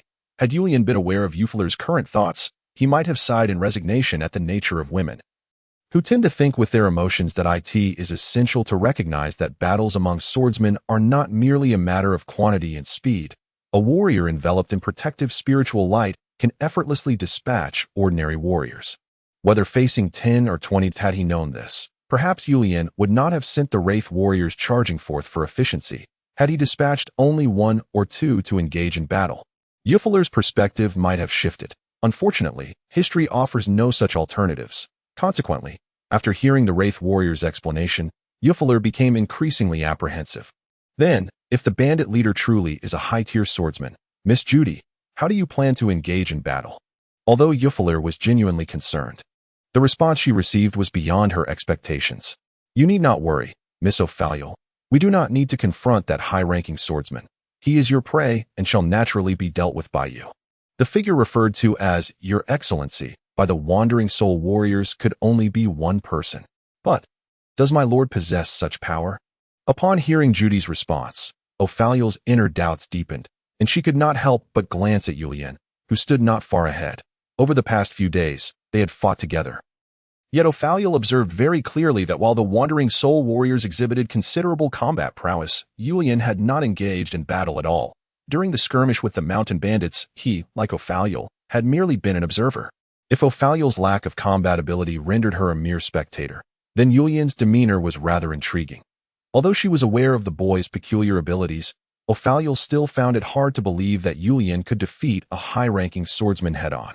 It seems you do not understand, Your Excellency, Judy replied calmly, not angered by Ophalia's retort. While a high-ranking swordsman is indeed a formidable presence to the average person, to Your Excellency, he is merely that. In truth, the reason Your Excellency must personally intervene is not solely due to our inability to confront him, but rather because Your Excellency requires the sole power of that high-ranking swordsman to awaken his sword. A sword? Ophalia was taken aback. Indeed, Julian had a sword hanging at his waist, but how did that relate to battling a high-ranking swordsman? His sword is perfectly fine hanging at his waist. You will understand in due time. In response to Ophalia's inquiry, Judy merely provided this cryptic answer. Rather than me telling you, it would be better for you to observe with your own eyes. I believe this is also the reason Your Excellency brought you along. Chapter 19. Daros, is this the place? Julian inquired, placing his hand on the hilt of his sword as he surveyed the valley before him. Turning to Kelly beside him. Indeed, this is the location, my lord. Kelly's face was pale, his body trembling. He did not enjoy the same privileges as Ophalia. Throughout their journey, This unfortunate mountain bandit had been dragged along by the wandering soul warriors. A ragged cloth stuffed in his mouth to stifle his cries. Poor Kelly, a mountain bandit, stumbled through the forest, his body battered and scratched, deprived even of the right to scream that he lamented his fate. Considering that even being captured by regular troops and imprisoned in a dark cell would not be this tragic. At that moment, regret filled Kelly's mind, but sadly, there was no turning back for him. Very well. With a gentle smile, Julian patted Kelly's shoulder, having noticed the mountain bandit hideout not far away. Compared to the previous ramshackle encampments, the Moon Wolf bandit's lair was quite impressive, featuring walls and watchtowers, and the internal structures appeared orderly. This indicated that Daros was not a simple character. He was distinctly different from those bandits who only sought to satisfy their basic needs. I have a letter for you to deliver to that Moon Wolf gentleman. Afterward, you shall be free. A letter. Kelly raised his head, bewildered and uneasy, unsure of what this young nobleman was truly after. Was he attempting to recruit the bandit leader? But would it be that simple? In truth, Kelly had some understanding of the Moon Wolf. He knew well that Daros had secured a significant position along the golden trade route not merely due to his strength as a high-ranking swordsman. After all, no matter how powerful he was still just one man. That if the bandits banded together and eliminated all of his subordinates, then even a high-ranking swordsman would be rendered inconsequential. However, Daros was not that simple. Behind him loomed a powerful force. Those bandit groups opposing Daros either met their demise or became targets of the garrison. Moreover, rumors circulated among bandits that Daros served a certain nobleman, following orders to direct his bandits to plunder caravans along the golden trade route. Of course, these were merely rumors, but to the bandits, they held a degree of credibility, as not just anyone could procure high-quality weapons and armor. Julian's appearance seemed to confirm Kelly's suspicions. This young nobleman might indeed know Daros's true identity and was possibly attempting to win him over. Furthermore, the previous actions against the bandits appeared more like a signal directed at Daros. Indeed, it had to be so. Though Kelly was reluctant to accept Julian's command, he found himself out of options, although he knew that whether he advanced or retreated, the outcome would be the same. As he approached the Moon Wolf bandit stronghold, he felt as if his legs could scarcely carry him further. The only stroke of luck was that Julian had allowed him to wash up in a nearby river and even provided him with a clean set of clothes. Now, Kelly bore a somewhat noble appearance, which eased his anxiety that it seemed this nobleman truly intended to make him his subordinate, prompting him to be more diligent in his tasks. Who goes there? Just then, the mountain bandits on guard noticed the disheveled man, and fortunate for Kelly, he appeared harmless at first glance. Thus, the bandits chose not to resort to violence immediately, granting Kelly a brief respite. I seek an audience with your leader.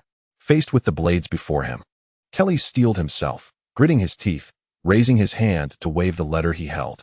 I represent my master and have matters to discuss with him. Matters? The bandits exchanged surprised glances, though they were skeptical of Kelly's claims. Nevertheless, he did possess a hint of the demeanor typical of a noble servant. While they might not grasp the intricacies of the relationship between their leader and the nobility, many among them had been condemned criminals who had been quietly released and sent here. Although they were unaware of who orchestrated their release, they clearly did not care, as survival was their only concern. Consequently, they quickly dispatched a few to report this unusual occurrence to Daros. Someone wishes to see me. Daros furrowed his brow upon hearing his subordinate's words. The scarred face of the leader of the Moon Wolf bandits twisted in a fearsome manner as he reacted. The leader, Daros, was tall and robust, clad in leather armor, seated comfortably on a soft couch, while toying with a woman in his lap. Despite the voluptuousness of her form brushing against him, the attention of this slave woman was of little use to Daros. Could it be someone from that side?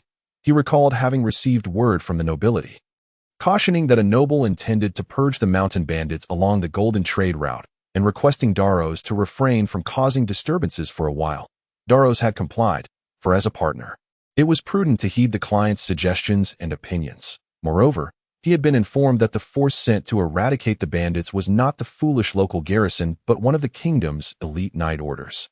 The Pale Eagled a high-ranking swordsman. Daros understood the prowess of the Pale Eagle and would not want to provoke them foolishly like those imbecile bandits. However, remaining cooped up was equally stifling. Why did the nobility have news again? Had something transpired? At Daros's signal, Kelly was swiftly brought before him. In response to Daros's inquiry, Kelly could only shake his head in ignorance, stating that he was merely sent to deliver a message, and the contents of the letter would reveal everything. Although puzzled, Darrows accepted the letter from Kelly, recognizing it as a common noble's correspondence. Upon inspecting the wax seal, he found no issues, furrowing his brow. He turned the letter over, revealing a beautiful, elegant script that immediately caught his eye. To Mr. Darrows, observing this, Darrows could not help but curl his lip in disdain. Now that sounded like proper speech, addressing him as Mr. and to whom it may concern. Indeed, it was evident that this was penned by someone of refinement. Reflecting on this, Darrows glanced at the mountain bandits surrounding him. When would these fools learn to adopt such etiquette, addressing one another with titles like Sir or Lord? Instead, they incessantly referred to each other as boss, leader, or master, lacking any sense of decorum. A group of fools. My dear uncle, I am a cultured and civilized individual. Cannot you learn to conduct yourselves with a modicum of decorum? Just look at this pitiful display of masquerading as something they are not. Alas, when I grow old, I shall surely seek a splendid estate to enjoy the leisurely and comfortable life of the nobility, accompanied by a few articulate servants to attend to me, and I shall no longer associate with these ruffians. With this thought, Darrows nodded in satisfaction, then proceeded to open the envelope and scrutinize its contents. However, his expression soon darkened, his jaw clenched tightly, producing a grinding sound. Although the letter was indeed eloquently phrased and maintained an air of sophistication, the underlying message cloaked in ornate language was starkly unambiguous. Summarizing to a single sentence, Dear Mr. Darrows, I would like to borrow your life. Kindly come forth to meet your demise. Should you refuse, we shall regrettably come to collect it ourselves. Bastard. Upon reading the final line, Darrows sprang to his feet, a brilliant radiance erupting from him, followed by a chilling flash as Kelly had yet to grasp what had transpired when his head was severed from his body, becoming a casualty of Darrows's blade. You little brat, though I know not from whence this scoundrel comes, how dare he provoke me? Gripping a massive frost-forged longsword, Darrows's countenance darkened like stormy waters as he tore the letter to shreds and, through gritted teeth, issued his command. Spread the word. All hands assemble. Prepare for battle. Chapter 20. The fray. When Darrows led the bandits to the entrance of their stronghold, chaos had already ensued. The once sturdy wooden doors had been breached. And what met Darrows's gaze was a scene of carnage, with over a dozen towering, fully armored black-clad warriors wielding colossal longswords, carving a path through the crowd with ruthless efficiency, though the bandits scrambled to retaliate with their blades, bows, and even stones. Their efforts were in vain. Each strike merely bounced harmlessly off the black-clad warriors, while with every swing of their swords, the nearby bandits would howl in terror and retreat, only to be cleaved in twain or worse. There was no need to count which side was left or right. Mid-tier swordsman. Upon witnessing the ethereal glow emanating from the black-clad warrior's armor, Darrows's first thought was that the Pale Eagle had arrived. For while mid-tier warriors were not scarce, their organized presence was a feat beyond mere mercenary bands or local militia. In the vicinity of the Golden Trade Route, the local militia primarily employed mid-tier swordsmen for command duties. Outside the central regions, no power could sustain an army composed mainly of mid-tier warriors. However, Darrows soon realized he had misjudged the situation. These warriors did not don the signature silver armor of the Pale Eagle, nor wield weapons of the West Kingdom's military design. Instead, they bore unfamiliar styles, each sword exhibiting subtle variations in size, design, and shape. Get back here. Darrows immediately ordered those foolish enough to continue pressing forward to retreat, while strategically allowing them to advance to exhaust the enemy's strength might have been sound. Darrows's current position was not merely that of a warrior. He was the leader of the bandits, and he was unwilling to squander his men needlessly. This was not an army. One could not simply recruit soldiers at will. Hearing Darrows's command, the bandits promptly withdrew, for they were not so foolish as to disregard their own lives. However, upon Darrows's arrival, should they be seen fleeing, the consequences would be equally dire. After much deliberation, they concluded that death was inevitable, so one might as well charge forth and meet it with some dignity, or so they thought. At that moment, following Darrows's order, the bandits gathered around him, still clutching their bows and swords, vigilantly watching the enemy before them. Almost simultaneously, as the bandits retreated, the black-clad warriors also halted, instinctively raising their massive swords in defense while retreating, forming a semicircular defensive formation. Who are these individuals? Darrows furrowed his brow, sensing the predicament growing more complicated. Mere mid-tier swordsmen were hardly a concern for him. Yet this peculiar group of black-clad warriors was evidently well-trained and had clearly mastered collective combat techniques. Were they truly not members of the Pale Eagle? Nevertheless, Darrows did not lower his guard. He sensed that this battle would not unfold as he had anticipated. After a moment's contemplation, the bandit leader suddenly gestured with his hand. From the throng emerged 5 armored bandits wielding longswords. At first glance, they appeared no different from the others, yet the shimmering light dancing upon their blades revealed their true identities: mid-tier swordsmen. Darrows was no fool. He understood that as a high-tier swordsman, despite his formidable strength, serving the nobility had also entangled him in their intrigues to prevent these individuals from silencing him in the future. Cultivating his own power was imperative. Thus, he had selected promising individuals from among the bandit ranks to train, and these 5 were his prized pupils and trusted confidants. The enemy boasted 10 mid-tier swordsmen. Although their exact ranks remained unclear from the recent skirmish, he believed that with his own skill and the support of his 5 subordinates, they would be sufficient to vanquish them, if only he knew whether these foes had any hidden tricks up their sleeves. Just then, the Wraith warriors stirred, yet their movements were not as Darrows had anticipated. A towering black-clad warrior stepped forward, while the remaining 9 retreated to block the stronghold's exits, seemingly unwilling to engage in combat. What is this about? Darrows gazed quizzically at the lone warrior advancing toward him, unable to fathom how a mid-tier swordsman could possess the audacity to stand before him alone. Did he truly believe he could withstand the assault of a high-tier swordsman and 5 mid-tier swordsmen? Darrows blinked, suspecting this might be a ploy to buy time, yet his keen instincts as a high-tier swordsman told him there were no hidden ambushes nearby, nor any reinforcements approaching. In other words, the challenge before him was but a solitary band of a dozen. However, this rendered their actions even more perplexing. If they were indeed a desperate lone force, they ought to charge forth and fight with all their might. Yet their demeanor was anything but aggressive. Did they believe they were here merely to spar and enjoy afternoon tea? Not only Darrows was puzzled. My lord, why are we not continuing the attack?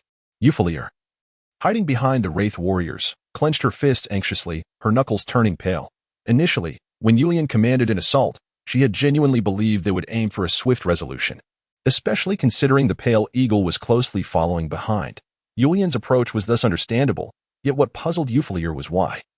At such a critical juncture, Ulian had suddenly ordered the Wraith warriors to halt and sent Judy forward alone. What exactly was he planning? Even in the direst of circumstances, one must maintain composure. Miss Ophalia, Ulian replied with a smile, his demeanor relaxed as if on a leisurely outing. Indeed, time is of the essence, but if we act impulsively in our haste, we shall only reap failure. Be patient. We shall achieve victory according to plan. Ophalia blinked, holding her breath. In truth, her greatest concern was not the issue of time or the burden of failure, but the lone Wraith warrior standing before her. That was Judy, who had accompanied Ophalia for the past few days. And now, upon receiving Ulian's command, she had stepped forward without hesitation, standing resolutely before the bandits. Are you truly going to let Miss Judy face so many enemies alone, my lord? Fear not.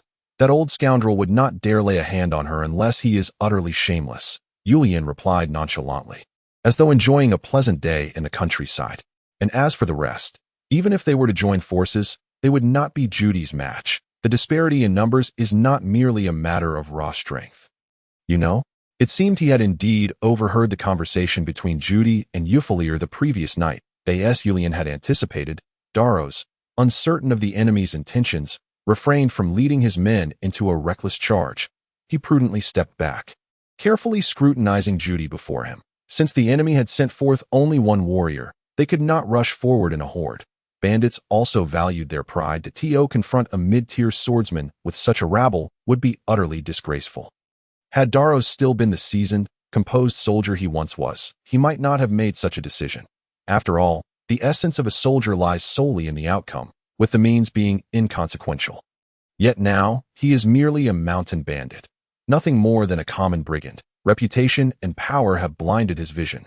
Darrows relinquished his grip on the sword's hilt and swiftly gestured, prompting the other 5 bandits, who had been poised for action, to erupt forth, charging at the solitary Judy. Awaiting them was the icy gleam of pristine, radiant steel. The massive sword in Judy's hands had long shed its initial rusted appearance. Compared to the standard weapon of before, The greatsword she now wielded was not only sharper, but also considerably larger, its width nearly a third greater than the original, while its thickness had diminished, rendering it decidedly more slender. Once crude handguards now blossomed like petals, layered metallic plates safeguarding the warrior's hands, and along the broad, slender blade, several hidden, peculiar grooves shimmered with a dark crimson hue under the sun, indiscernible unless scrutinized closely. However, this transformation was not merely superficial. Though the greatsword possessed formidable lethality and an expansive attack range, its drawbacks lay in a lack of agility and considerable gaps in defense. Yet, in Judy's hands, no such shortcomings were perceptible. Confronted with the simultaneous assault of 5 bandits, Judy advanced rather than retreated. As they breached her attack range, she suddenly altered her trajectory, swinging her greatsword toward the swordsman furthest to the right. Thus commenced the battle. Chapter 21. The lost sword technique. Faced with the onslaught of the soul-hunting warrior, the 5 bandits were momentarily taken aback, unable to discern the opponent's intentions, despite possessing the strength of mid-tier swordsmen. They had never learned the art of coordinated strikes. They had anticipated the armored warrior would charge directly into combat, but to their astonishment, the opponent chose a serpentine path of attack, targeting their flanks. Yet, these bandits were not disconcerted. Ignorance breeds courage. Having only received brief guidance from Daros, and lacking substantial experience in group combat, they failed to grasp Judy's true intent. Even the swordsman on the far right merely prepared a defensive stance. Believing the distance between them was not yet conducive to engagement at that moment, the bandits witnessed the armored swordsman raise his long sword, adopting a downward striking posture. This stance appeared peculiar to the bandits, as they had yet to enter the greatsword's range of attack. Any downward swing would merely cleave the air. Unbeknownst to them, the black-armored warrior had devised a plan, just as Judy's greatsword descended halfway.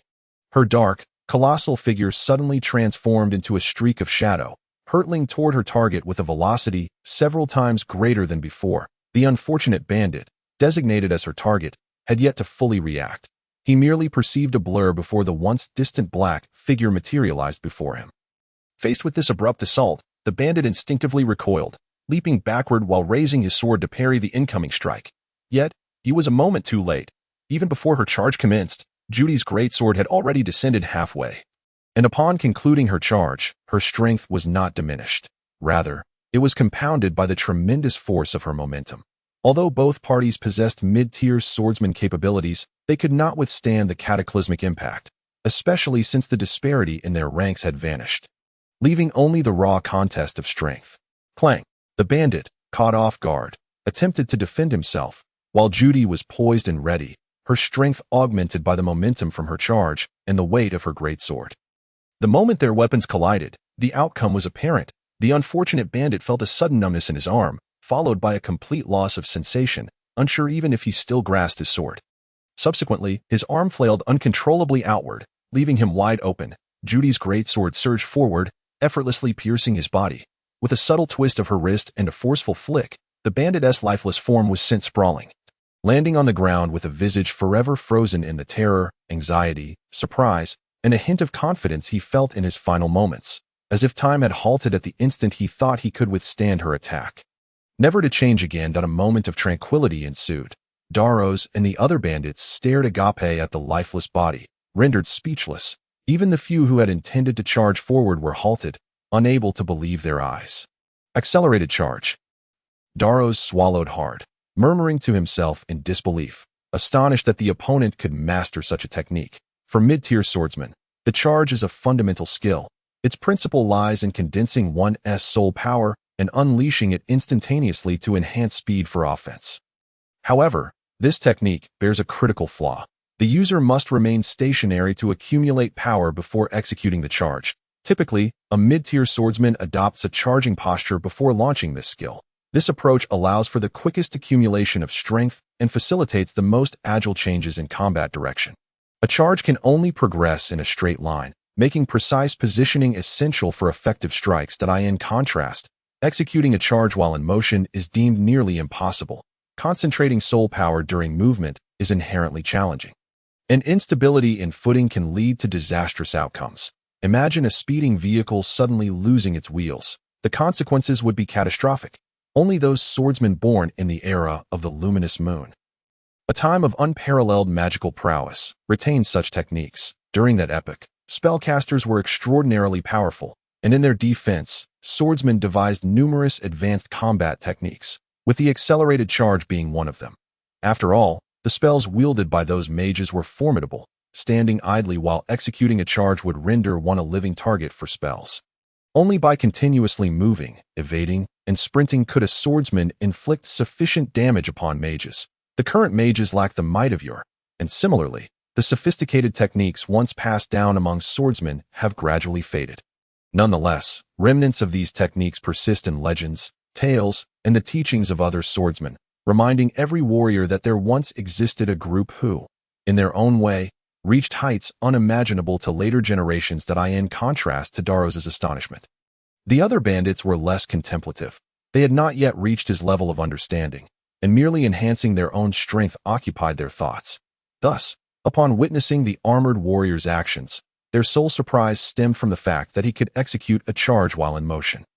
However, this revelation posed little challenge for the other bandits. Thanks to Judy's recent charge, the distance between her and her adversaries had diminished significantly, rendering further charges impossible. The silence was but a fleeting moment. Soon, both sides re-engaged in fierce combat. Generally, greatswords are suited for sweeping, powerful swordplay due to their immense size, which inherently limits their functionality as weapons. Yet now, faced with these bandits, Judy exhibited a sword technique that no one could have anticipated. Her strikes were not only formidable and robust, but also exquisitely precise. The bandits, clearly lacking experience against such a great sword, appeared hesitant in their responses to Judy's onslaught. The only genuine threat came from their determination to remain close, wary of the soul-hunting warrior, lest she unleash another accelerated charge. Clang! The swords clashed. A bandit clad in black recoiled with a shriek, swinging his sword horizontally to dissipate Judy's force while attempting to close in for an attack. Yet, before he could capitalize on Judy's weakened strike, she swiftly retreated, her greatsword maintaining its momentum as it swung sideways, compelling another bandit, who intended to seize the opportunity for a counterattack, to hastily withdraw. His frantic actions triggered a chain reaction, witnessing their comrade retreat. The remaining 3 bandits faltered, exchanging bewildered glances, uncertain why none dared to advance in this moment of opportunity. Their formation was thrown into disarray. Judy had already perceived the situation. Although she was confident in her ability to annihilate the 4 foes before her utilizing her combat experience and skills, it would nonetheless consume time. Just moments ago, Julian had conveyed through their soul link, "Finish swiftly, expedite the conclusion." The moment had arrived. With a single strike, she disrupted the encirclement formed by the 4 mountain bandits, then grasped her colossal sword with a reverse grip. Instantly, brilliant flames erupted from the crimson patterns adorning the sword. The searing heat radiated outward, enveloping the surroundings, and causing even the bandits caught within to feel a sense of discomfort. However, at that moment, Judy had already initiated her assault. The gigantic sword, entwined with soul fire, cleaved downward once more. This time, the unfortunate bandit was utterly unprepared to defend himself. He merely felt his long sword grow scorching hot as if engulfed in flames. Yet, before he could relinquish his weapon, the fiery blade swept over his body, leaving behind naught but a charred, blackened husk. Another bandit, standing nearby, panically attempted to resist, but as Judy swung her sword, his fate had already been sealed. Soon, another blazing corpse soared skyward before crashing heavily to the ground. Judy's colossal sword paused momentarily, but this did not signify a cessation of her onslaught. In the eyes of the onlookers, her flame-enshrouded figure surged forth like a venomous serpent.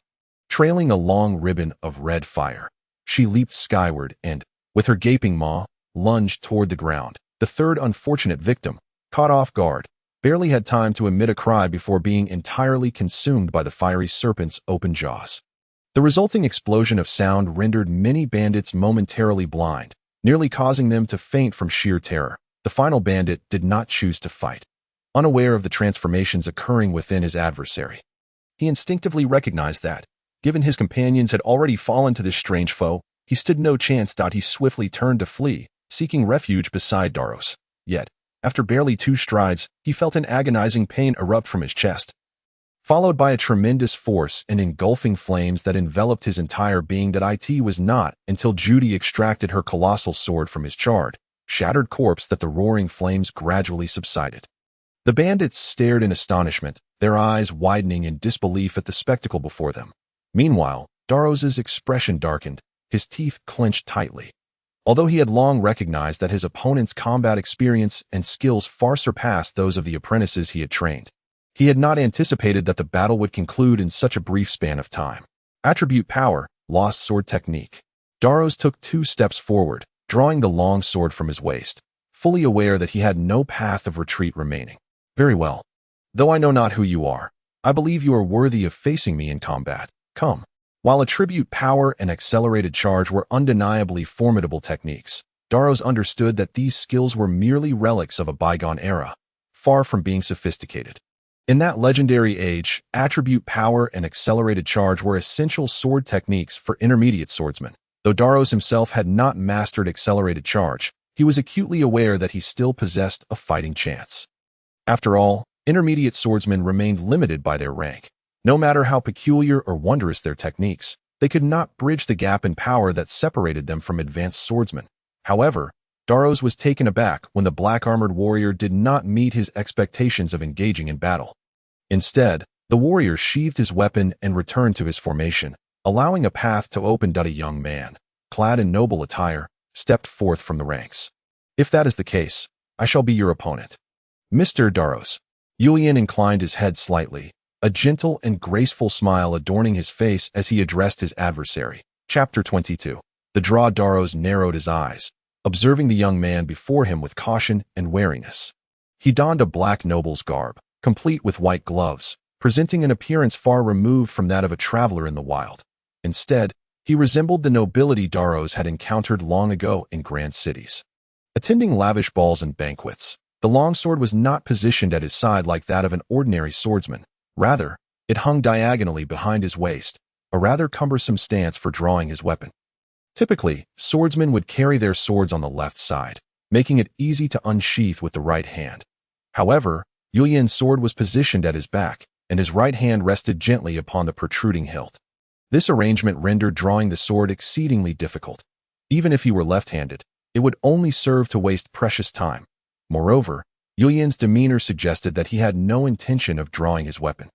Had this been prior to the battle, Darrow's would not have given the young man a second thought. His experience as an advanced swordsman allowed him to discern that this youth possessed little strength. His pale skin and slender build indicated a lack of physical training and combat experience. Yet now, Darrow's confidence in his assessment faltered. He had just witnessed an intermediate swordsman wielding attribute power and lost sword techniques. Undoubtedly a formidable adversary. Now, the opponent had voluntarily withdrawn, relinquishing the right to engage in battle to this seemingly frail, powerless young man. There had to be a trick at play. Nevertheless, combat was unavoidable. Darrow's raised his longsword. Leveling it forward with a grave expression. A radiant light enveloped the blade, and with a swift motion, Darrow's advanced. This was not the long-lost accelerated charge that Judy had mastered. Rather, it was the orthodox charging technique employed by all swordsmen of intermediate rank and above in this era. Yet, in the hands of an advanced swordsman, it exuded a particularly formidable aura. To the onlookers, a brilliant white light erupted, transforming into a silver line that thundered toward Julian as it surged forth. The ground cracked under the invisible pressure, and dust swirled chaotically in the wake of the force. None could stand in its path. A terrified Ophalia, positioned behind the wraith warriors, covered her mouth tightly with her hands, although she was some distance from the battlefield. The sight of the meteor-like silver light racing toward her instilled a profound sense of dread, as if she were confronting a cataclysmic flood or a tidal wave, an unstoppable force beyond human resistance. Yet, Julian had yet to draw his sword. This was it. Though Darrow's remained uncertain of the opponent's lack of response, he was keenly aware of the opportunity before him as he saw his sword tip nearing Julian's chest. Just a few more inches would pierce flesh and put an end to the young man's life. Suddenly, a crisp sound rang out. Clang. There was no great force, nor did the direction of the thrust change. Yet Darrow's abruptly realized that the momentum propelling him forward had vanished entirely. The rapid speed and the burst of soul power that had fueled his attack seemed to have been frozen, rendering him unable to advance in that instant. A flicker of black light caught the corner of Darrow's eye. Swiftly approaching him, the battle-hardened instincts of an advanced swordsman came into play, without pondering the cause of his failed assault. Darrows immediately retracted his sword to guard his chest and rolled backward, narrowly evading the shadow's strike. However, the missed attack did not cease. Instead, it merely paused momentarily in the air before veering into a Z-shaped trajectory. Advancing with the ferocity of a venomous snake, offering no respite, as Darrows rolled away and lifted his head, the shadow was nearly upon him. How could it be this fast? Darrows was taken aback. Up until this point, he had failed to decipher the nature of his opponent's attack. Although it felt lengthy, it had only transpired in the blink of an eye. The span from Darrow's withdrawal to his evasive roll was barely 2 seconds. Yet, his adversary seemed to have anticipated his every move, launching a chain reaction of follow-up attacks without hesitation. Realizing the gravity of the situation, Darrows let out a fierce shout, then leaped into the air. The long sword in his grasp transformed into a radiant barrier, enveloping his body in a protective cocoon. The prowess of an advanced swordsman was laid bare at that moment, as torrents of air and soul energy swirled and coiled, ultimately engulfing the ominous shadow. With that strike, Darrows narrowly escaped the ghostly assault. Panting, he raised his head, only to find his expression shifting with alarm. He saw that Julian remained in place, the only difference being that half of his longsword had now emerged from its sheath. No, it was more accurate to say he had returned it to its sheath. For as Darrows looked up, Julian had already sheathed his long sword completely. Had he drawn the sword? Had he? Ophalier's eyes widened in astonishment, while the mountain bandits exchanged bewildered glances that in stark contrast to Darrow's fierce combat. What they witnessed was far more straightforward and vivid. Everyone saw Darrows charge towards Julian like a bolt of lightning, only to suddenly halt, inexplicably roll back, and then leap up to unleash a sword barrier. The skirmish unfolded in mere seconds, and as the onlookers shifted their gaze from the fallen Darrows to Julian, they were taken aback to discover that, at some point, Julian's longsword was drawn halfway from its sheath. Yet, just as they presumed Julian intended to draw it fully for battle, he unexpectedly sheathed it once more. What could this mean? The crowd blinked in confusion, while Darrows, pale-faced, fixated on Julian's right hand, gritting his teeth. Sheath flash. Darrows was undoubtedly familiar with this technique. Unlike the long-forgotten sword skill employed by the Wraith warrior, the sheath flash was still well known across the continent. This technique emerged from a warrior's instinctive grasp of crisis and defensive skills. As a swordsman, one is perpetually at risk, yet due to certain limitations, a warrior cannot always have their weapon at the ready. In this respect, mages are far more adept, as numerous protective spells automatically activate upon sensing an attack, granting the caster ample time to react. In contrast, swordsmen lack such advantages, thus they must rely solely on their own reflexes when faced with sudden assaults. The sheath flash epitomizes this skill to its utmost, aiming to minimize the time between detecting an enemy and retaliating to almost nothing. Regardless of the environment or circumstances, it guarantees an instantaneous transition into a combat stance while countering with a draw. A fleeting motion, the sword slips from the sheath, hence the name sheath flash. Mastering this skill requires not only considerable strength but also an intimate familiarity with one's weapon, akin to an extension of oneself. In truth, the sheath flash is regarded as one of the pinnacle techniques among advanced warriors that virtually disregards spatial constraints, irrespective of the surroundings or their suitability for drawing a sword. Once the sheath flash is executed, the outcome of drawing the sword becomes inevitable and unalterable. Consequently, it is a coveted skill aspired to by many high-level swordsmen, yet its difficulty is immense, demanding not only strength but also talent, intuition, and even innate ability. Numerous high-ranking swordsmen spend their lives unable to master this technique. Darrows himself had once endeavored to grasp it, but ultimately returned empty-handed. Thus, the recent skirmish became crystal clear when Darrows charged at Julian to launch a thrust. Julian utilized the sheath flash to block the attack. Though the specifics of how he managed to do so remained a mystery, he indeed succeeded. Following that, Julian unleashed 2 successive counterattacks using the residual momentum of the sheath flash before sheathing his sword once more, an act Darrows recognized as the hallmark of a counterattack from the sheath flash technique. What was happening? Instinctively, Darrows raised his gaze to the sky, scrutinizing whether it was blue or red. A mid-tier swordsman wielding lost sword techniques and a young noble with advanced sword skills. For a fleeting moment, Daros questioned whether he had awoken from slumber, accompanied by his subordinates, back to the era of the radiant moon, where the crimson sky was saturated with blood and death, teeming with mancers and holy knights, offering such a formidable army and warriors. But now, from whence did this group emerge? The sky remained blue. Perhaps if it were red, it might have been more fitting. Young man, who are you? Daros swallowed hard. Although no formal confrontation had yet taken place, Yulian's earlier strike indicated that he possessed at least the capabilities of a high-ranking swordsman, implying that their strengths were on par, or so Daros hoped. He was acutely aware that while the sheath flash is indeed a high-level technique, it does not possess the capacity to obstruct a thrusting charge, signifying that this young man harbored many concealed abilities yet to be revealed. While Daros himself also had much yet to unleash, his age rendered him cautious. In contrast, the young man before him was still in his prime, a fundamental reason for his reluctance to act impulsively. A high-ranking swordsman capable of executing the sheath flash at such a young age was undoubtedly a figure to be wary of. Moreover, Daros even harbored suspicions that this individual could very well be. Yet he shook his head, dismissing this absurd notion from his mind. However, in response to Daros's inquiry, Yulian merely extended his left index finger and gently shook it. You need not concern yourself with such matters. Daros asked for my intentions. I believe I have articulated them clearly in my previous letter, have I not? Therefore, I surmise there is nothing further for us to discuss. Yulian's voice was soft and serene as he spoke. He reached into his breast pocket and retrieved a silver pocket watch, lifting his gaze to the sun to adjust the time, then squinting before returning the watch to its resting place. Time is of the essence. I must allocate extra for contingencies. Thus, let our idle chatter come to an end. With that, Yulian's right hand gently caressed the sword hilt, as if caressing the body of a beloved, before the onlookers beheld a blur in the enigmatic dark longsword, adorned with mysterious patterns, inexplicably appeared in Yulian's grasp. A power-oriented high-ranking swordsman is precisely the type I require. By the grace of the holy, it seems I am quite fortunate.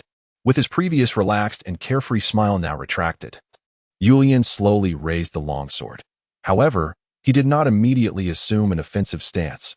Instead, he held the sword upright before his chest with both hands, then opened his eyes and pointed the blade forward. This was a declaration, a commencement. Observing this seemingly futile gesture, Daros's complexion turned ashen. Although it was merely a commonplace posture, when combined with Yulian's prior display of prowess, it took on a new significance. Knightly swordsmanship. Daros felt an unprecedented wave of despair wash over him, akin to a lament or a cry of fear. Chapter 23. Desperate resistance for the others. Yulian's actions were perplexing. It did not appear to be a conventional battle stance. Yet only Daros, ensnared in the moment, comprehended its meaning. This was the battle declaration of a knight. When such a declaration is made, it signifies that their adversaries are doomed, regardless of the manner, the cost, or the effort expended. This truth cannot be averted. In his youth, Daros had either the fortune or misfortune to witness a knight deliver such a declaration against his foe, who held the knight's 5-year-old son hostage. With the cold edge of his sword poised against the child's throat, a mere fraction of a millimeter from inflicting harm, upon seeing the knight make such a move, the once cocky opponent, who had believed victory was assured, instantly transformed into a visage of despair, as if the tide had turned solely because of that action. He desperately retreated, pleading, threatening, and praying for mercy, yet all of these were meaningless to the knight, who strode forward without hesitation, his sword cleaving through his son's body before striking down the unfortunate wretch, severing them in two. From that moment on, Daros harbored a profound impression of knights, their unwavering momentum and terrifying resolve. Whether right or wrong, was sufficient to instill absolute fear in their adversaries. Thus, when Yulian performed such an act before him, Daros understood he was doomed. There were but two paths ahead. Either he would slay the opponent, or he would be slain himself. Any pleading, bargaining, or negotiation had become utterly futile. Daros did not believe he possessed the strength to vanquish Yulian. In fact, from the moment he witnessed the sheath flash during their brief engagement, he recognized that his defeat was inevitable. This was a high-level sword technique he had been unable to master, yet it was wielded effortlessly by the young man before him. This alone made the disparity in their strengths painfully clear. Upon witnessing Yulian's battle declaration, Daros found his previously tumultuous heart settling into a profound calm. Indeed, he should have foreseen this. If Yulian could master the sheath flash, one of the most challenging techniques among high-level sword skills, he must have also studied knightly swordsmanship. which is reserved for those of high-ranking swordsman caliber. Only those who become knights can acquire the most formidable sword techniques, in the era of the Radiant Moon. Countless high-ranking swordsmen had studied knightly swordsmanship, ultimately transforming into formidable knights, and now, before him stood a living embodiment of such a knight. Yet, would he resign himself to failure, to confront death? No, absolutely not. Kill. This was a desperate roar. A final struggle, the last resistance of all life before the specter of death. Daros raised the long sword in his hand. Its blade, radiant with soul light, had reached its zenith, dazzling to the point of being almost unbearable to behold. He concentrated all his life force into it, and then swung down with great force that a crescent wave of light erupted from the sword, hurtling towards the young Julian before him. Daros, undeterred by the release of this luminous blade, charged forward, roaring as he brandished his sword, and no matter how slim his chances, he would not relent. Although this young man might very well wield knightly swordsmanship, perhaps even be a knight himself, what of it? He bore no protective leather armor. That flimsy garment, even suffused with soul energy, offered little in the way of defense. Moreover, he was far too young. Despite possibly mastering knightly techniques, he lacked the time to hone his skills. Coupled with that peculiar pitch-black sword, the flickering soul light emanating from it suggested an imbalance of its soul power at that moment. Daros resembled a gambler, desperately seeking to exploit the opponent's flaws and weaknesses before facing inevitable failure. He observed closely while continuously bolstering his own resolve to conquer the fear of impending death. Steady yourself. Daros, do not be cowed by the specter of death. If you slay him, you shall be the sole individual on the continent to have vanquished a knight as a high-level swordsman. In the face of the imposing soul sword light, Julian did not flinch. Instead, he merely raised an eyebrow, and then, a dark aura silently emanated from the obsidian sword, merging with it, obscuring the faint blue patterns etched upon its surface. Compared to Daros's fierce aura, Julian's demeanor was decidedly unremarkable. In fact, most onlookers were captivated by the dazzling, formidable soul sword light, save for Ophalia, who stood beside the wandering soul knight, fixated on the slender, seemingly frail figure before her, awaiting her master's moment of triumph that instant. However, Julian gripped his sword with one hand, angling it defensively beside him, and raised his free left hand. Was then that the previously poised wandering warriors suddenly sprang into action. Swiftly dispersing to form a vast encirclement, the bandits held their breath, anticipating the outcome of the battle, almost oblivious to the wandering warriors' maneuvers. What puzzled them most was why this young man wielded his sword with one hand. Did he truly believe he could block Daros's soul sword light in such a manner? That was a fearsome force capable of shattering boulders in an instant. Then, the bandits widened their eyes in astonishment, unable to comprehend the scene unfolding before them. The immense soul sword light momentarily halted upon striking the young man's pitch-black sword, a pause that, by all accounts, should have been trivial. Even a torrential wave must take a fraction of a second to navigate an obstacle daring to stand in its path.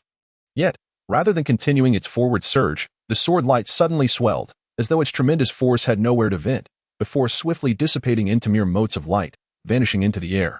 Simultaneously, the radiant longsword had traversed the scattered stardust, piercing towards Julian. Daros did not halt his advance. He had long since embraced a sense of resignation, in the eyes of the bandit leader. If the opponent was a knight, then any extraordinary strength was to be expected.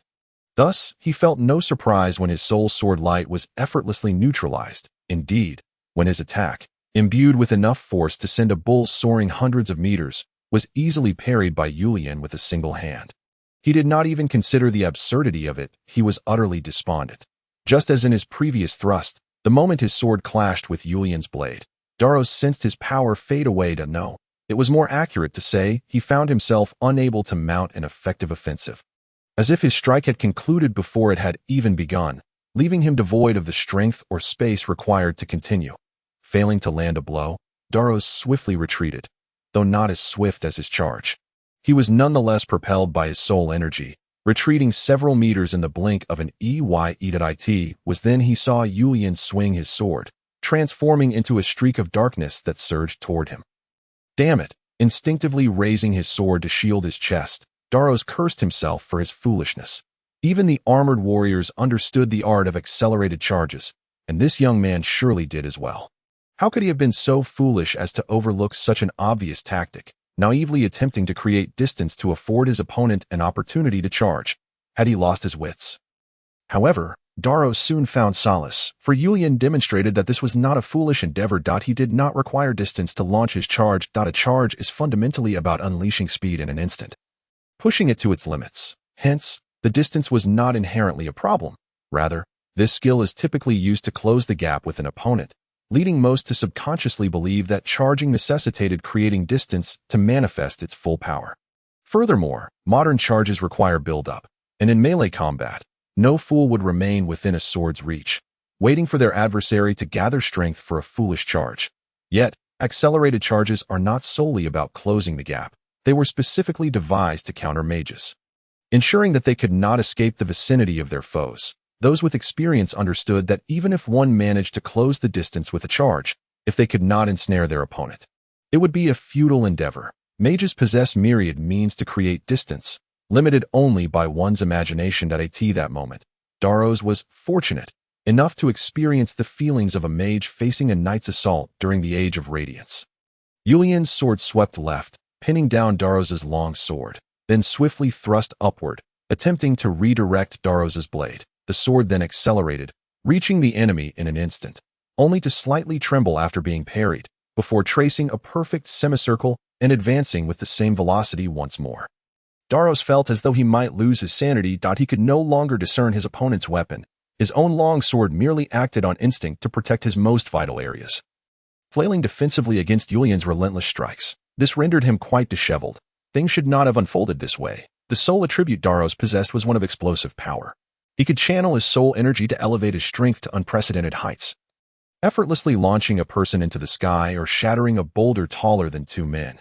Yet, at this moment, each of his defenses utilized this very power, and in his mind, Yulian should have been sent flying by the force of his own unleashed strength.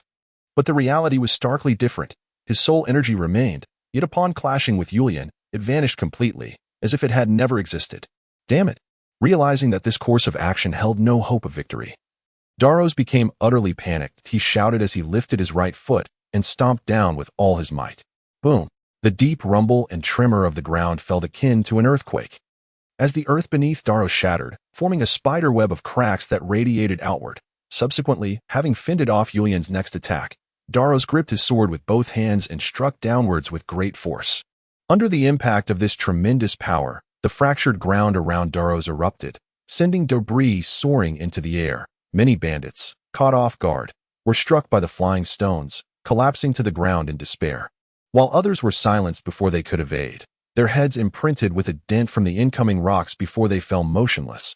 The stones launched by a high-level swordsman possessed considerable force. Should one be struck, they would either face death or severe injury.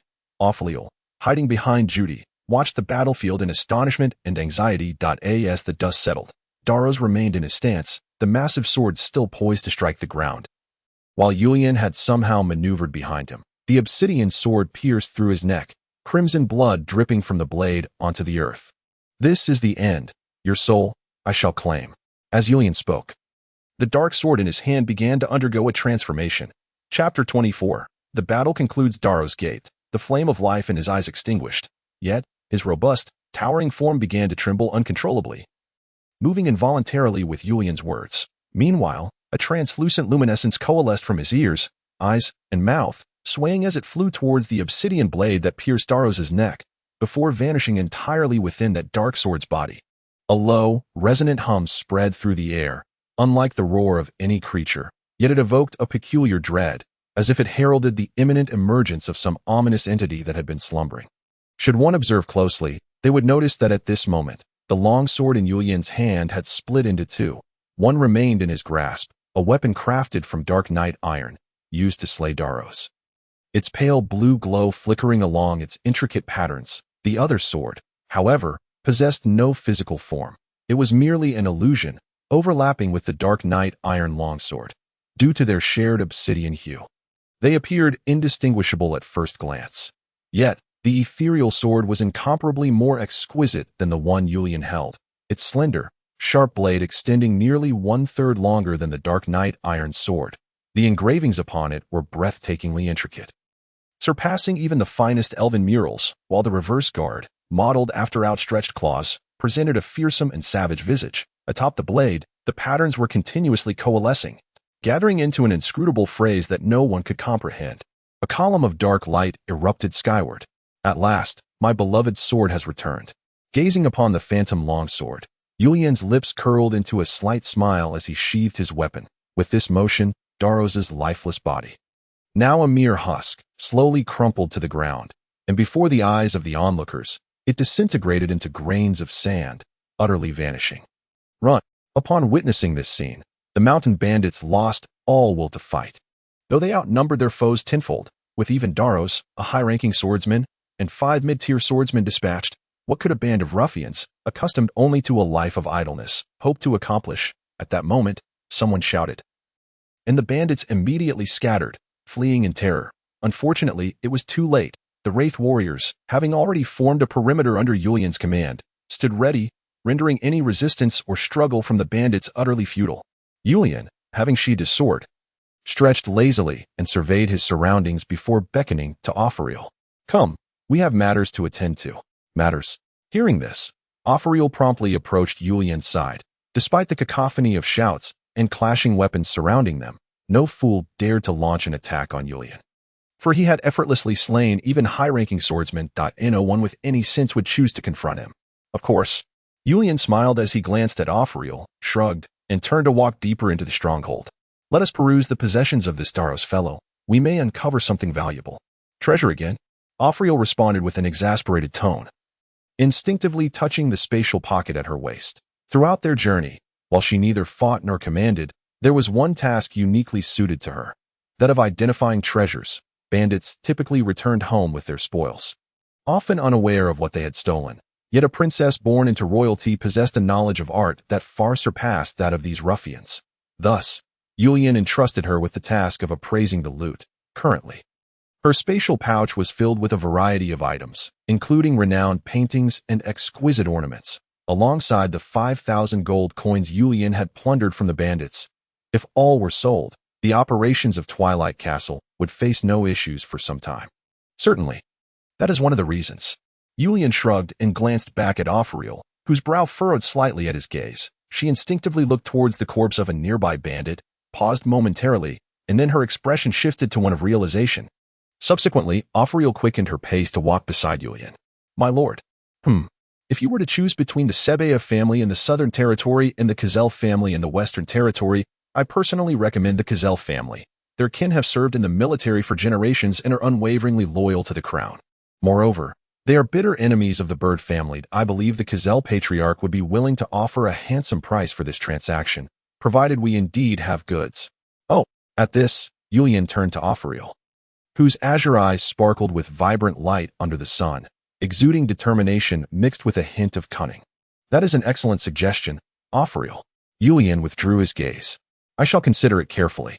Although the stronghold was a chaotic mess, locating Darrow's residence was not difficult. Throughout history, whether among bandits, pirates, armies, fortresses, or cities, finding the abode of a central figure has always been straightforward. One need only seek the most imposing, luxurious, and tallest structure. Darrow's was no exception. When the two arrived at the entrance of the largest house, situated at the top of the stronghold, the surrounding clamor had begun to fade. Julian turned to glance at the nearby forest, reached into his pocket, and checked his pocket watch. As planned, he had intended to conclude the battle within 15 minutes. The situation was even better than anticipated. The skirmish had ended in 10 minutes, and it seemed the bandits would not last much longer.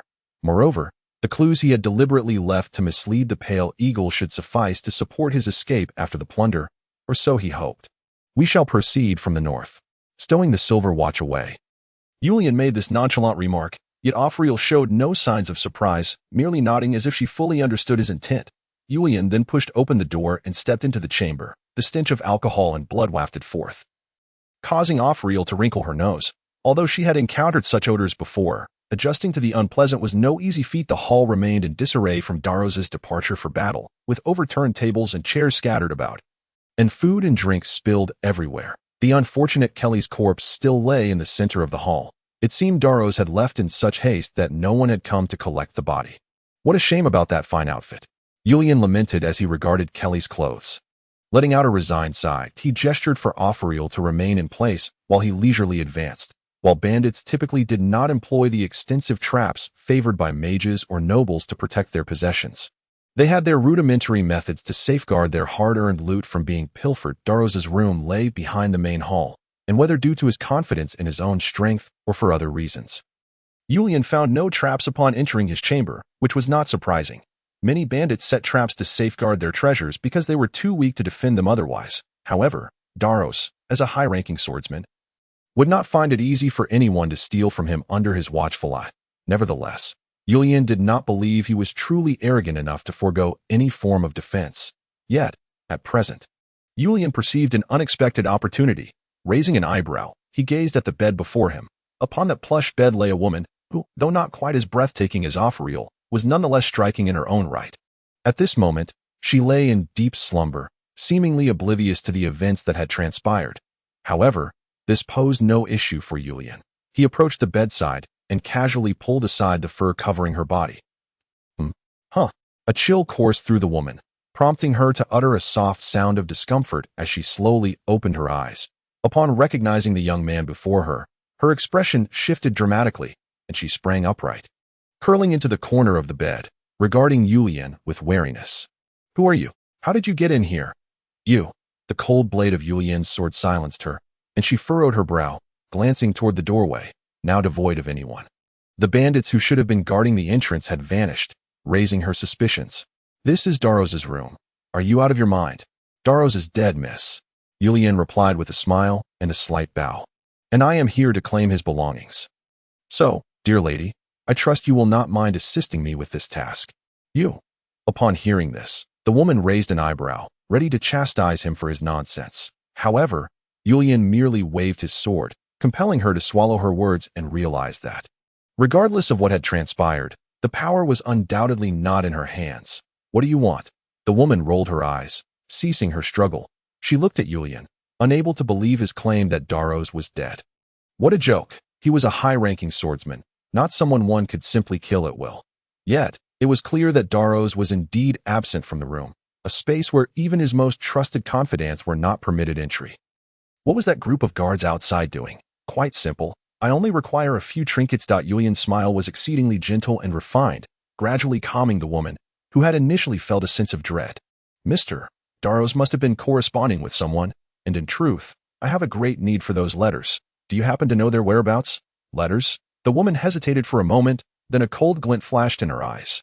She glanced at Julian and then pointed toward a painting on the opposite wall. "That I recall that Darrows always kept his most valuable possessions in the hidden compartment behind that painting. Would you be so kind as to assist me?" Julian's phrasing was courteous and tactful, yet the sword in his hand conveyed no semblance of politeness. After all, this is Mr. Darrow's room. As an outsider, it would be inappropriate for me to act without your assistance, wouldn't it? The woman was momentarily taken aback, clearly aware that he had seen through her intentions that in fact, there was indeed a hidden compartment behind that painting. But it merely served as a cover for a trap. If Julian were to approach carelessly, the poison darts springing from the compartment would be more than sufficient to claim his life. However, it seemed that this ploy had utterly failed. What exactly had transpired? With a puzzled expression, the woman listened intently to the surrounding sounds, yet she heard nothing but silence, devoid of any signs of struggle. Nevertheless, she evidently had no choice at that moment. Realizing this, the woman reluctantly rose from the bed, clad only in a sheer, translucent nightgown. Under the delicate fabric, her snow-white form was tantalizingly visible, exuding an alluring charm. It was apparent that this woman was quite adept at showcasing her assets to secure her desired benefits.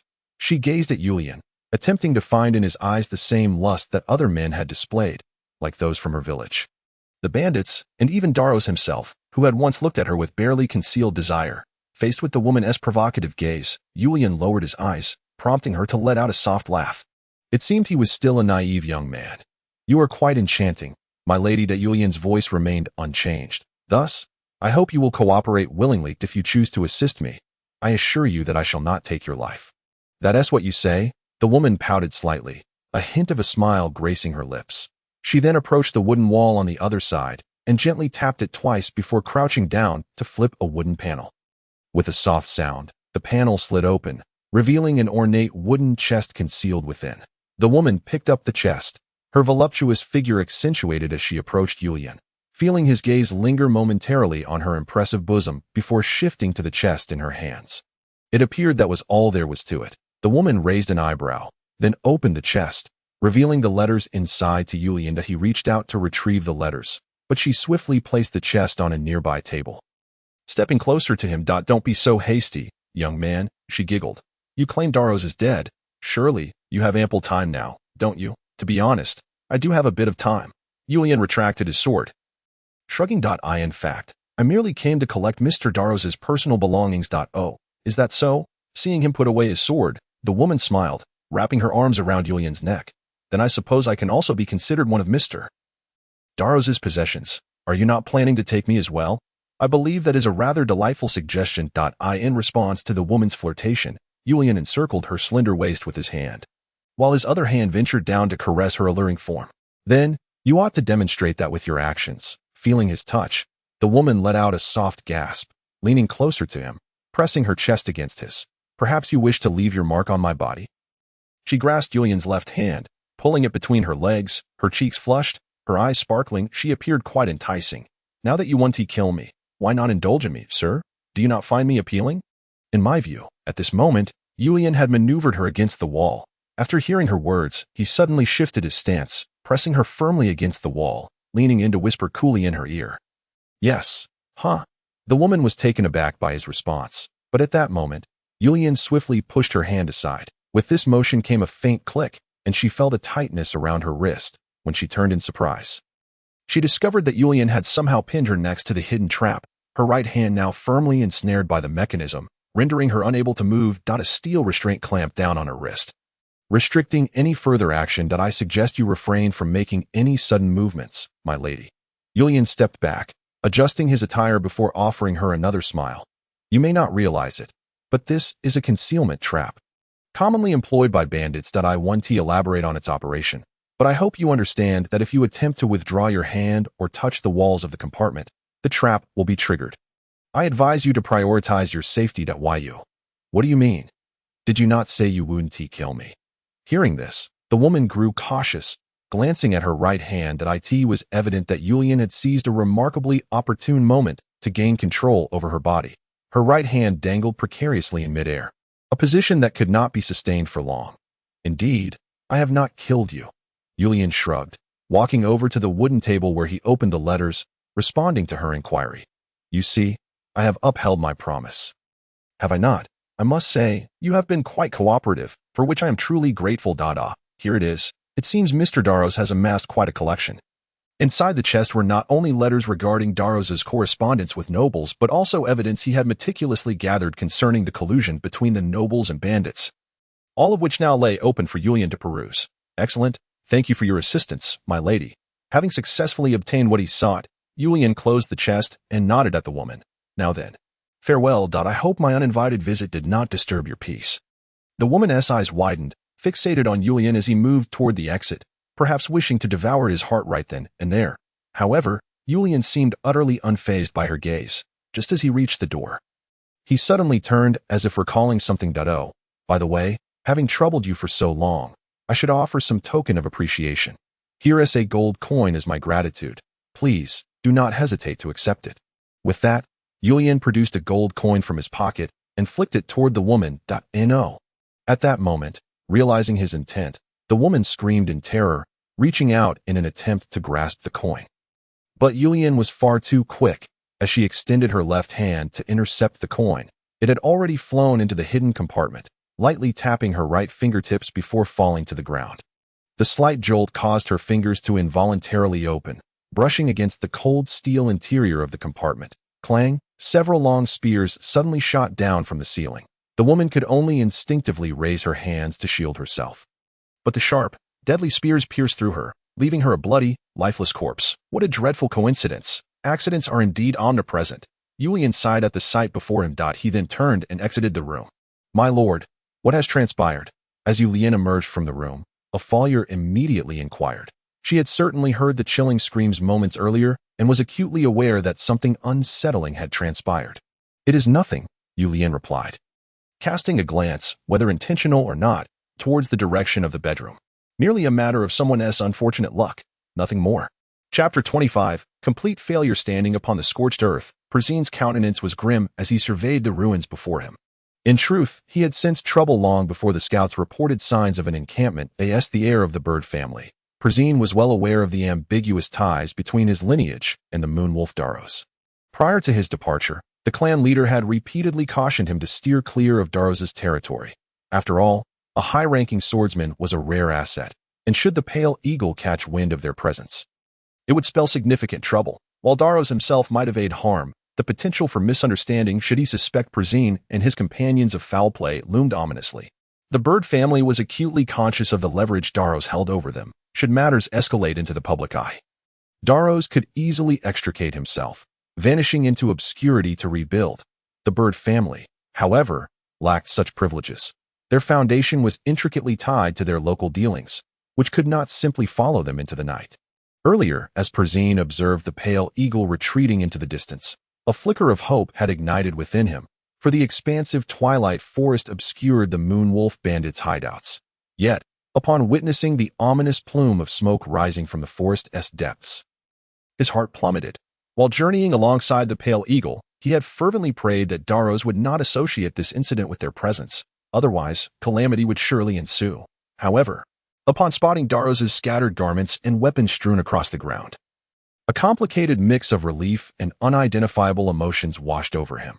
Although the absence of Daros's body suggested he had likely perished, Persine could not help but feel the weight of loss. A formidable ally lost was a significant blow to the bird family, especially considering the rarity of high-ranking swordsmen. For a considerable time, it appeared that the bird family would be unable to augment their additional income through this trade route. That a curious expression crossed Duke Baroness' face as he glanced at Persine, whose pallid visage betrayed his turmoil. The Duke then turned his attention to the blazing stronghold before them, narrowing his eyes to scrutinize the corpses littering the ground. A glint of understanding flickered in his gaze as he noted a sword embedded upright, clearly positioned to convey a message. Military weaponry. Duke Baron cast another glance at Persine, who remained fixated on the ground as if it held hidden treasures. Yet, the Duke did not pursue the matter further.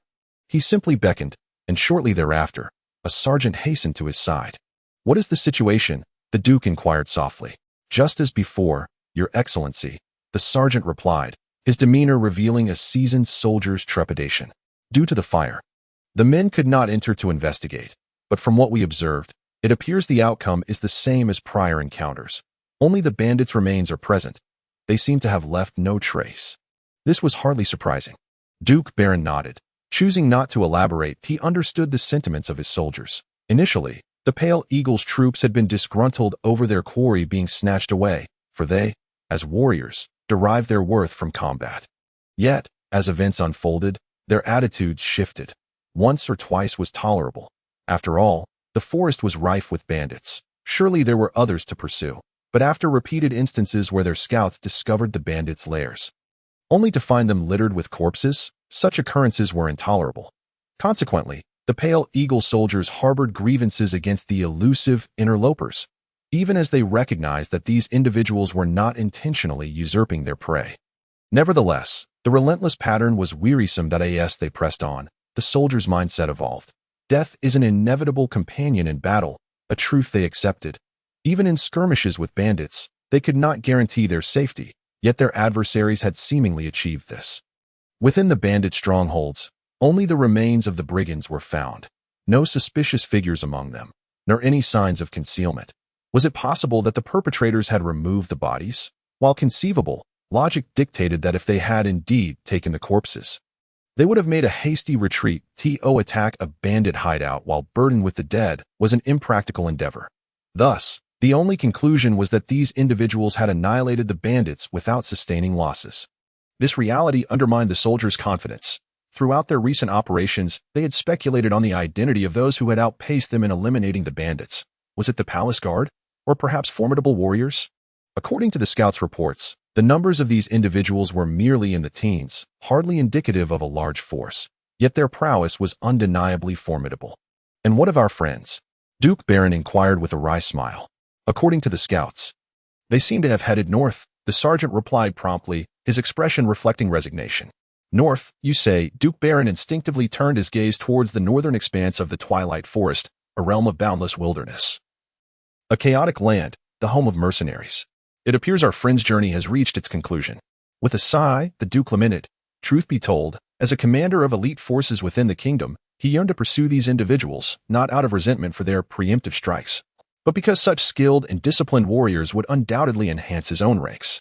If possible, he would even wish to recruit them into the Pale Eagle Legion. From their swift and decisive eradication of bandit nests, it was evident that their capabilities far surpassed those of the kingdom's other elite unit. The Black Tooth, who specialized in such raids but could scarcely match the efficiency displayed by these newcomers. Yet, Duke Baron maintained his composure. As a commander and leader of the Pale Eagle Knights, he recognized that upon discovering the bandit stronghold ablaze, he had been outmaneuvered.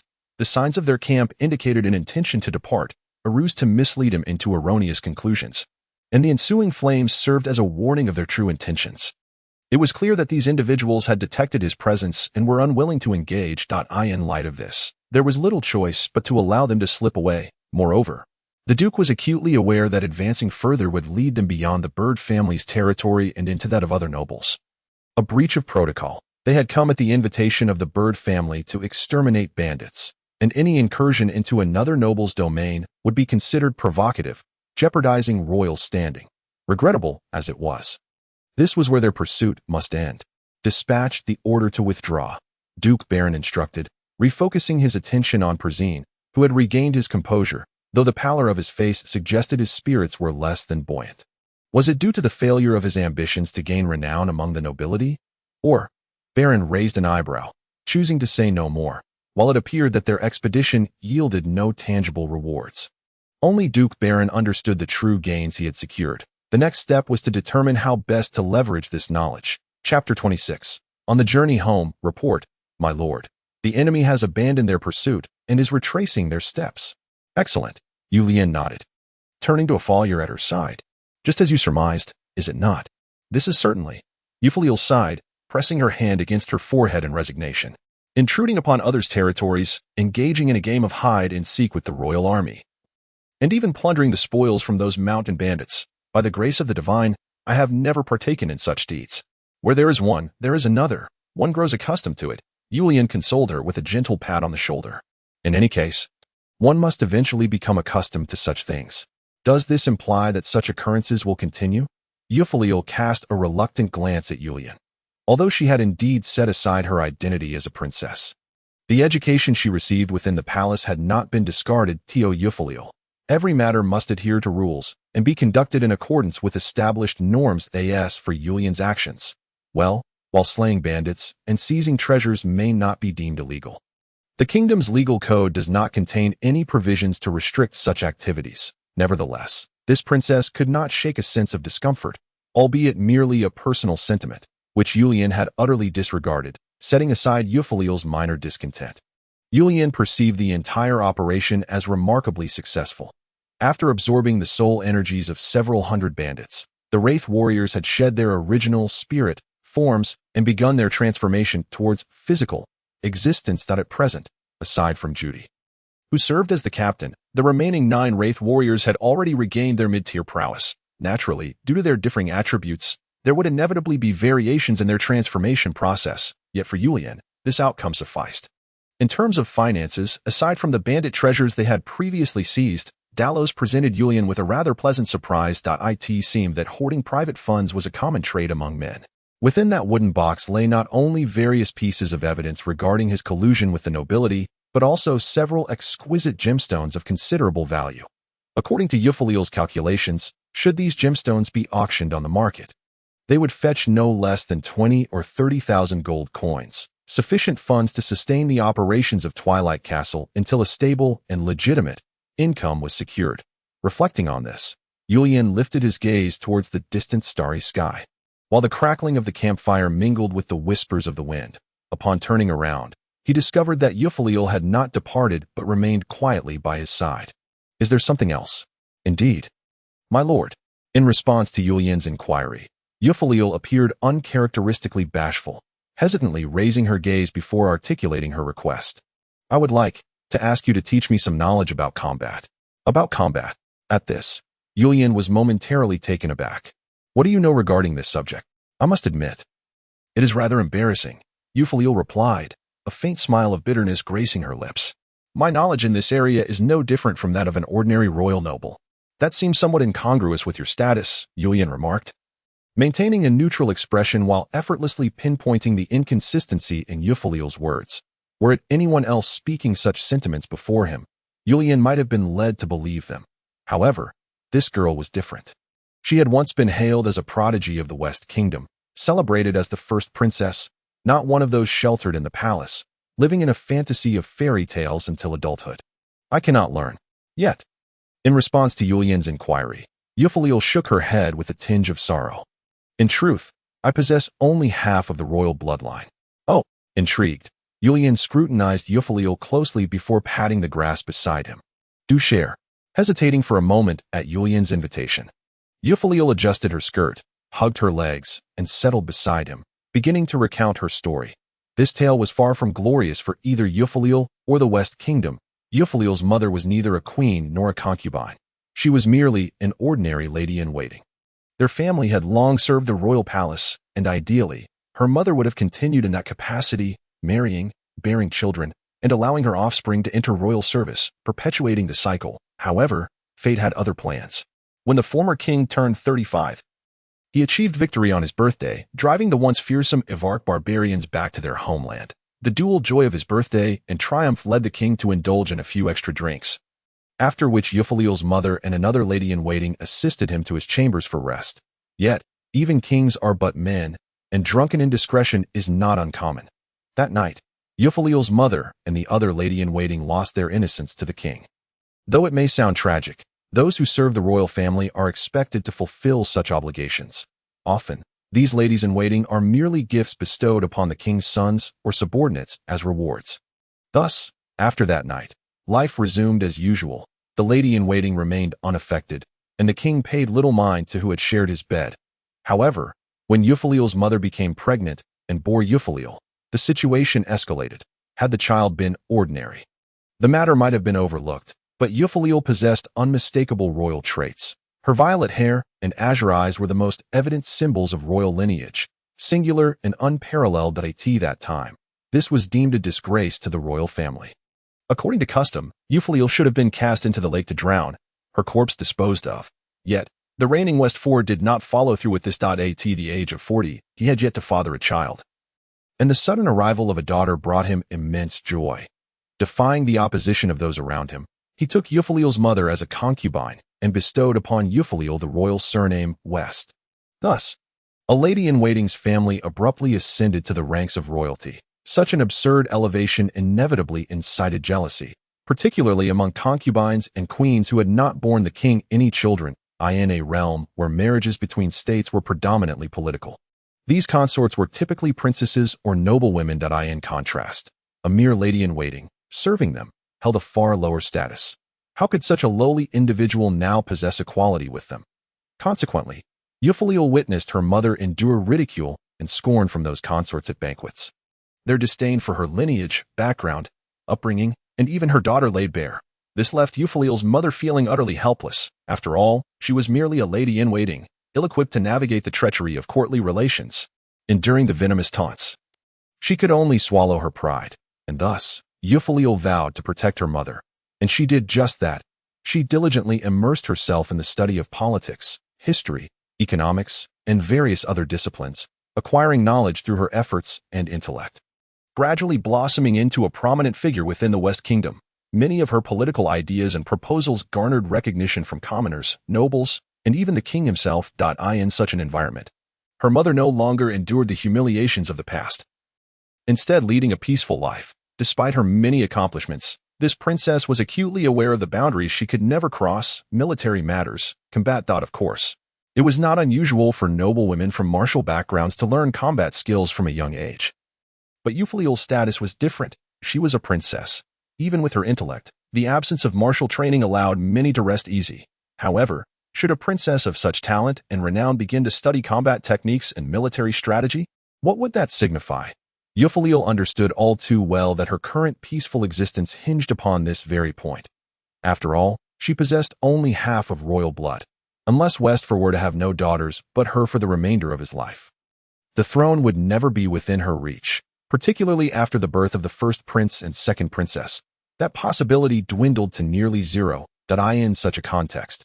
If she were to pursue knowledge of combat and military command, others would perceive her as more than merely a princess with exceptional political talents. Thus, it is not that I do not wish to, but rather that I cannot. Finally, Euphaliel embraced her legs, concluding her narrative with those words. Her gaze fell to the ground, seemingly lost in the recollection of bygone days. As for this tale, Julian displayed no extraordinary reaction. He gazed at Ophalia for a moment before inquiring, "Why reveal this to me now?" "Because I sense, esteemed sir, that you have been testing me throughout our journey." In response to Julian's question, Ophalia's lips curled slightly as she arranged her long hair. "Since I have no intention of concealing anything, I might as well be forthright with you, rather than remain in a state of anxious anticipation." Upon hearing Ophalia's almost plaintive remark, Julian did not exhibit any signs of embarrassment. He merely shrugged. In truth, Ophalia was correct. From the very beginning, when he struck a bargain with this princess, Julian harbored suspicions regarding the circumstances of her demise to a princess endowed with exceptional talents, who met her end through foul play. Naturally raised the possibility of being a victim of excessive ambition. Particularly in his recollections, this princess enjoyed the support of both the populace and the nobility, had she exerted herself a little more to gain military power. Her ascension to the throne would have been a foregone conclusion. Thus, to observe this princess more closely and to gain a deeper understanding of her, Julian had brought her along on this venture, hoping to uncover some clues. However, he soon discovered that while she was astute in her everyday affairs, she became as ordinary as anyone else when confronted with matters of combat and military strategy. For instance, her discussions with Judy regarding the comparative strengths of advanced swordsmen bore no distinction from those of common folk. This was evidently abnormal. Now, however, Ophalia's narrative dispelled many of Julian's internal doubts. If her account was indeed accurate, it was clear that this princess harbored no intentions of usurping power. After all, to garner military support, one must possess a certain level of martial knowledge, based on the nearly non-existent knowledge capacity of the princess before him. It was evident that she had deliberately chosen to remain uninformed in this regard. Yet, why now did she wish to learn? "Because I am your aide, esteemed sir." Ophalia lifted her head, her azure eyes unwavering. "The reason you brought me along this time, aside from testing me, is to indicate that I must often live in this manner in the future. Given the current circumstances, my existing knowledge is evidently insufficient to assist you, hence I hope to learn from you. Is there any issue?" "Well answered. I shall award you an additional 10 points. Julian nodded in satisfaction at Ophalia's response, rising to regard the young lady before him. However, he then spread his hands. "Regrettably, I am unable to teach you combat techniques." His answer conveyed sincerity as well. Chapter 27. The so-called knight. "Why?" Ophalia inquired, perplexed by Julian's response. Yet, he offered no direct reply. Instead, he regarded her with an amused glint in his eyes before asking, "To what extent have you mastered the manipulation of magical power?" "Approximately 80%. Although unsure of Julian's sudden inquiry, Ophalia responded promptly, unaware that upon hearing her answer, Julian's eyelid twitched slightly. To grasp 80% of magical manipulation without any guidance. This transcended mere genius. Although he had long recognized that this princess possessed formidable self-control, able to maintain her composure even in a state of magical corruption, and to swiftly manage her emotions while witnessing the carnage on the battlefield, mastering the flow of magical energy was an entirely different matter. While Julian himself could neither learn spells nor wield them, he had fought alongside mages, and thus understood how challenging it was to manipulate the source of magical power. "Now, try gathering magical energy in your right hand." At Julian's command, Ophalia nodded slightly, then extended her right hand. Closing her eyes, soon, a phantom, shadowy aura emerged from her fair palm, enveloping her hand. "Excellent. Now attempt to strike this stone with force, concentrating the magical energy into a single point." Julian gestured towards a boulder beside him. But Ophalia exhibited a hint of confusion. "Should I strike with force?" "Precisely. I understand," Ophalia affirmed, approaching the boulder, taking a deep breath, and then gazing at the stone. Clenching her right fist, she swung it forward with all her might. Hey. The mountain remained unchanged, the clouds persisted, and the stones stood firm. Ugh. Ophalia cradled her right hand, biting her lip, her petite form trembling uncontrollably as she closed her eyes, desperately attempting to swallow back her cry of anguish. It was no surprise. To strike a stone with one's bare hands was a consequence all but predetermined. Do you comprehend? Julian observed the shivering Ophalia, resembling a frightened creature, with a sly smile. The young lady took several deep breaths of fresh air, forcefully blinking to wipe away the tears threatening to spill from her eyes. I do not understand, esteemed sir, while massaging her right hand. Ophalia replied softly, genuinely perplexed by Julian's intentions. Judy. Julian beckoned to the wandering warriors in the distance, and soon Judy approached the two. You shall demonstrate. Yes, my lord. Judy's voice brimmed with excitement as she glanced at Ophalia before making her way to the boulder. Raising her right hand, a brilliant, blazing flame erupted from the center of her palm, instantly enveloping her armored right hand, and then she faced the boulder, striking down with force. Boom! Accompanied by a thunderous roar. The boulder, once half a person high, shattered into several fragments under Judy's blow. Ophalia's eyes widened in astonishment as she beheld the pulverized boulder, then glanced at the flame on Judy's hand, which was gradually extinguishing. This is the crux of the matter. Julian shrugged, explaining to Ophalia. Your attributes are ill-suited for combat, or rather, they provide little assistance to your combat prowess. But I simply lack experience. Ophalia clearly disagreed with Julian's assertion. If I were to train, that would be futile. Julian waved his hand, interrupting Ophalia's defense. If you possessed a corporeal body, then indeed, training could enhance your physique, improve your reflexes, and increase your strength. However, do not forget that you currently exist merely as a soul manifestation. Physical training would yield no results for you. What you must do is condense magical power into force for your attacks. But, here, Julian paused before continuing, the attribute of shadow is particularly unique. It does not confer additional power upon its bearer, as other magical attributes do. Therefore, you cannot derive external strength from this magical attribute. In other words, I must seek out my own combat style. Ophalia quickly grasped the implication of Julian's words. Precisely. Julian nodded, then inquired further, what is your understanding of the classification of warrior strength? I only know that they are divided into low-tier swordsmen, mid-tier swordsmen, high-tier swordsmen, and knights. I believe that is the extent of my knowledge, esteemed sir. Indeed, she was no different from a commoner, upon hearing Ophalia's unreserved response. Julian shrugged. It appeared he had much to teach this princess. This was also the primary reason Ophalia had sought his guidance. As his aide, she would inevitably accompany him to the battlefield. And at that time, accurately assessing the enemy's combat capabilities would be an essential skill that if she continued to maintain a simplistic view of a high-tier swordsman can take on 10, it would lead to significant trouble. As for low-tier swordsmen, I believe I need not elaborate. You have seen for yourself these days that the mountain bandits essentially fall within the realm of low-tier swordsmen. Even within the military, most soldiers are of this caliber. Perhaps the frontline troops may be somewhat better. Particularly in the garrison, where there might be several low-tier elite swordsmen. They represent the most basic combat power, fighting with no distinction from ordinary individuals, save for slightly greater strength, speed, and resilience. Beyond that, there is nothing particularly remarkable about them. In fact, anyone with determination can reach this level through training. While listening to Julian's explanation, Ophalia nodded, absorbing this information. Indeed, this knowledge was what she urgently required. Mid-tier swordsmen, however, differ slightly, and the means of distinguishing them is rather simple. Any mid-tier swordsman will inevitably exhibit a protective glow during combat. You, existing as a sole entity, should find it easy to perceive this ethereal radiance. The intermediate swordsman surpasses the low-level swordsman by several magnitudes in every aspect.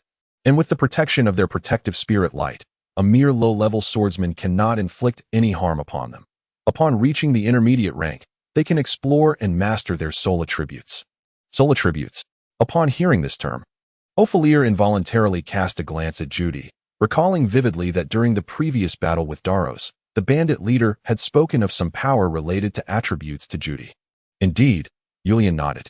Each person's soul is composed of the elements of mana, and as a result, their soul attributes differ from one another. Some individuals are born with the ability to sense their soul attributes, while most can only discern them through combat, thus enabling their utilization, just like Judy's fire attribute. In truth, Only those who can sense their soul attributes and master their powers can ascend to become intermediate swordsmen. Ophalia furrowed her brow slightly, seemingly pondering something. Moreover, aside from the basic differences in strength and speed, the most apparent distinction between high-level and intermediate swordsmen is the ability to unleash soul power. As she spoke, Yulian gently drew his longsword, and soon, a brilliant radiance shimmered upon it. An intermediate swordsman can only imbue their soul power onto their weapon for attacks, much like how Judy's flames can cling to the blade but cannot be released. Conversely, a high-level swordsman, even a novice who has just stepped into the high-level realm, can project their soul power outward, creating area of effect strikes that could fell multiple foes simultaneously. That if the opponents are merely low-level swordsmen, even more could be annihilated. Ophalia did not respond this time. She recalled how Daros had unleashed a soul blade against Yulian. If that strike had been aimed at those bandits, it was likely that at least a dozen would have fallen dead in an instant. What about knights? Knights. In response to Ophalia's inquiry, Yulian smiled. Becoming a knight is no simple matter. One must either learn a set of knightly sword techniques or create their own. Otherwise, one will forever remain a high-level swordsman, nothing more. Knightly sword techniques? Upon hearing this, Ophalia became even more perplexed. Isn't swordsmanship something anyone can learn? Can't those swordsmen directly learn knightly sword techniques and become knights? Ordinary sword styles can indeed be learned by anyone, Yulian shrugged. However, knightly sword techniques are not so easily acquired. They represent far more than mere swordsmanship. In fact, a knightly sword technique embodies the beliefs of its wielder. Beliefs. Ophalia murmured the word, seemingly struggling to grasp its meaning. Yet, noticing her bewildered expression, Yulian smiled and patted her shoulder. Precisely, beliefs. What does one pursue in life? What do we desire? Wealth? Power? Status? Fighting for women? For justice? Or merely for destruction and death? Or do we seek conquest? To protect someone? Beliefs form the foundation of knightly sword techniques, and only those who have mastered the power of high-level swordsmen and can adeptly wield their soul attribute powers may hope to comprehend these techniques. Should an ordinary person foolishly attempt to learn them, their fate will be but a dead end. However, Ophalia remarked, from what you've said, I still do not fully understand the true strength of knights. My lord, it is no wonder Ophalia harbored such doubts.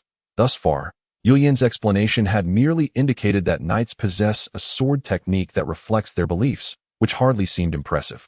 You need not know, Yulian replied, shaking his head at Ophalia's inquiry. Knights exist beyond your capacity to confront. Remember, if you see a knight's banner on the battlefield and I am not by your side, your only choice is to retreat. No fighting. No probing, just leave that I in truth. The power of knights is unique, and their beliefs manifest in ways that do not distinctly represent them like swordsmen. That I can only tell you this. Every knight of any rank can single-handedly contend with a dozen intermediate swordsmen like Judy. And even a high-level swordsman like Daros would find himself outmatched by 10 knights. Upon hearing this, Ophalia chose not to argue further. Though a part of her remained skeptical, she refrained from voicing it. At this moment, she had but one final question. Then, my lord, as your aide, I believe I should have some grasp of your strength, since you were able to slay the high-level swordsman named Daros. You must surely be a knight yourself. After a brief silence, Yulian turned his gaze toward the dark knight iron longsword at his side, now elongated, smoother, and sharper. I am not the type of knight you envision, Yulian replied. Chuckling lightly in his usual manner, Chapter 28. Return to the castle. The Lord has returned. This news came as quite a surprise to those working within the castle. Deep down, some harbored thoughts that perhaps their lord had fled, driven away by the castle's curse. However, regardless of such musings, they were diligent in their duties, for they were paid to serve. After all, Yulian had informed them he would return within a month. If he did not, they would figure something out then. Indeed, the Lord returned within the stipulated time, and not only that, he brought back 10 robust warriors, at least to the eyes of the servants. This naturally became a topic of conversation among the castle's inhabitants. Yet as lower servants, they could not speak too freely. After all, nobles often engaged in mysterious and peculiar matters that were beyond their concern. Among them, perhaps only little Erin remained untouched by such complex thoughts, for she had more pressing matters to attend to. Here is your tea, miss. Dressed in a slightly oversized maid's outfit, Erin approached Ophalia with steady steps, slightly bending at the waist to place the teacup from her tray on the table beside Ophalia. Ophalia, maintaining her composure, picked up the teacup, took a delicate sip, and then closed her eyes. The girl, nervously clutching the tray, gazed at the young lady before her, while Julian, wearing a hint of amusement, sat nearby, waiting for Ophalia's judgment.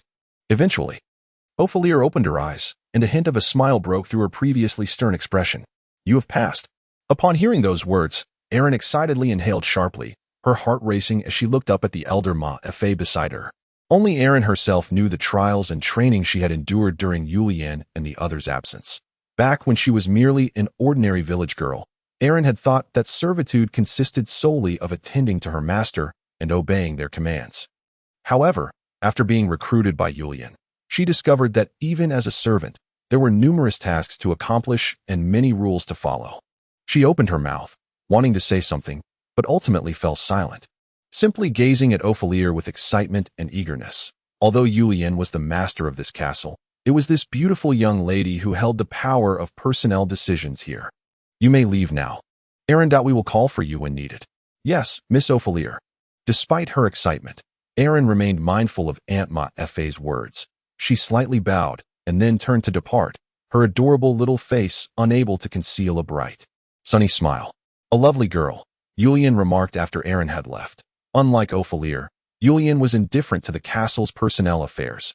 Even in his past life, his focus was on engaging in various intriguing games with friends or foes, leaving such matters to others to handle. Julian, this darkness beneath the lamp, was not within his realm of concern. Not particularly beautiful, but quite charming. Indeed, Ophalia nodded, then cast a wistful glance toward the door. Many nobles prefer this sort of charm. They grow tired of beautiful women. "Is that your concern?" Upon hearing this, Julian raised an eyebrow, surprised that this princess was a feminist at heart. "No." However, Ophalia shook her head. She then lowered her gaze, as if reminiscing or contemplating something. "This is merely an opportunity one am granting myself." Upon reaching this point, Ophalia clearly had no intention of continuing the topic. She lifted her head, her bright, clear eyes fixed intently on Julian. "Well then, Lord Julian, I believe it is time for us to commence today's tasks." "Of course." Faced with those crystalline eyes, Julian inexplicably paused. In truth, after returning to the castle, Ophalia seemed to have taken it upon herself to retaliate against Julian's earlier tests, insisting on consulting with him on matters of the castle's operation. "Is there anything else amiss?" "We are short-staffed." Ophalia bit her lip lightly, casting a triumphant glance at Julian. She had previously lectured herself on the various aspects of the warrior profession. Although she learned much from it, she did not forget Julian's earlier teasing. Her right hand still throbbed at the memory. Thus, she was unperturbed about causing this lord a minor inconvenience in her area of expertise. However, up until now, Julian had handled the challenges presented by Ophalia with remarkable ease, which left the former princess somewhat dissatisfied. Short-staffed, Julian interlocked his fingers and leaned back in his chair, regarding the young lady before him with curiosity. "But I believe we have sufficient personnel. Although for may seem few at the moment, is it not enough to attend to just you and me? If it were only the two of us, that would certainly suffice, my lord." Ophalia arched an eyebrow. "However, interactions among the nobility are essential. Socializing, mingling, and gatherings are necessary. If, one day, a noble wishes to visit your castle, what will they see? A castle managed by just 4 people. Oh, and with only Erin as the sole maid. How shall we explain that?" "Apologies, esteemed sir. We are currently understaffed. Please wait while we hire some help." "My lord, I trust you do not wish to provide such an opportunity for other nobles to use against us. Then how many do you believe we need? At the very least." Ophalia contemplated for a moment before arriving at her conclusion. "We require 30 individuals." 30. Upon hearing this, Julian could no longer remain indifferent. "Isn't that a bit excessive?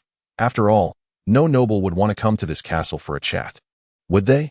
Let us not forget that this place is cursed. The previous owners met tragic ends, and perhaps in the eyes of those nobles, I am merely a pitiful soul destined to awaken one morning as a corpse.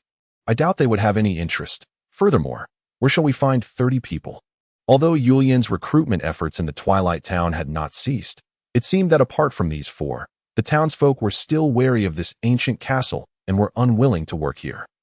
The only ones willing to come were those like Mafon, who took pride in their family history, or individuals like old Bamba, who had no kin. Even Erin, if not for the early demise of her parents, would find it challenging to secure work as a 10-year-old girl in the town. The old mayor was quite helpless in this regard, but Julian remained remarkably nonchalant, since no one wished to come. So be it. After all, he still had some personnel at his side, did he not? The only regret was that the wandering spirit warriors had yet to absorb sufficient soul energy. Otherwise, if they could fully materialize, they could don maid uniforms to handle these trivial tasks. After all, one of the reasons for their presence was to serve someone who no longer existed. Thus, such duties would not be too difficult for them. Unfortunately, up until now, even the most exceptional among them, Judy, had not absorbed enough soul energy to take on human form, leaving Julian with no choice but to concede. Then we could purchase slaves.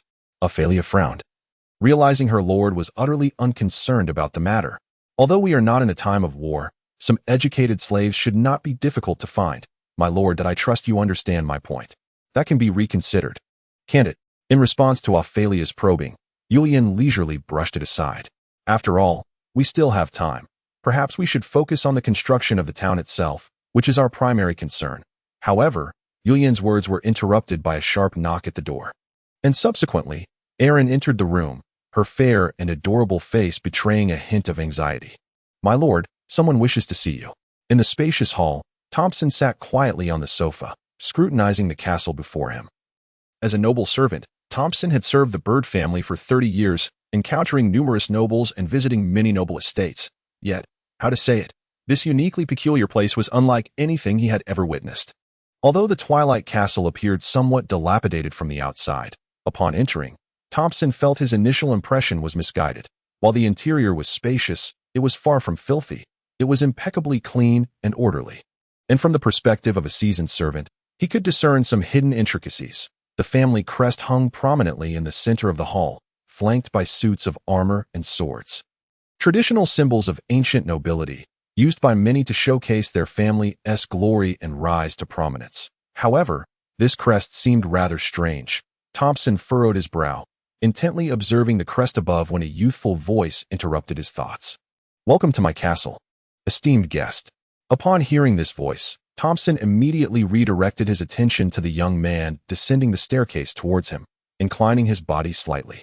Greetings, esteemed lord. He removed his hat and placed it over his chest.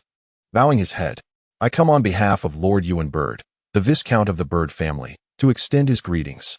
Please convey my gratitude to Lord Viscount. Julian responded flawlessly. May I inquire why you have come today? Ah, indeed. Thompson straightened his posture and produced a gilded letter from within his coat. In fact, I believe you are aware that this Twilight Forest has been without a lord for quite some time. Previously, it was under the management of our Bird family, and due to this, Viscount Ewan wishes to visit you to hand over some documents pertaining to your territory. I see. Julian displayed a look of sudden understanding before reverting to his usual elegant and charming smile. I would certainly welcome his arrival. May I ask when Lord Ewan plans to set out? If you agree, my master will depart in 10 days. Thompson quickly responded. Then I shall eagerly anticipate his arrival. Thank you for delivering this wonderful news, Julian said, gesturing with his hand. Well, no need for that, my lord, that I must return swiftly to report this good news to my master. I am certain he will be moved by your hospitality. With that, Thompson took his leave, and after seeing him off, Julian turned back to Ophalia, who stood silently on the staircase, watching him with an unspoken expression. 10 days. At the very least, we require 10 individuals, my lord. This was Ophalia's final answer. Chapter 29. Corresponding measures that attain wealth. One must first build roads.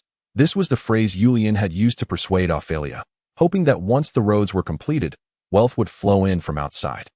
Yet, based on the current circumstances, the wealth had yet to materialize, while troubles arrived swiftly. Both Julian and Ophalia were acutely aware of each other's excuses. After all, the Bird family was the very one that had schemed to deceive and usurp the lands of the Felix family, exiling him to this wretched place. From a positional standpoint, it was perfectly reasonable for them to send someone to ascertain whether this unfortunate soul was still alive. However, a personal visit was far from ordinary. And even if there were documents to transfer, any representative could handle it. There was no need to trouble a viscount to do so.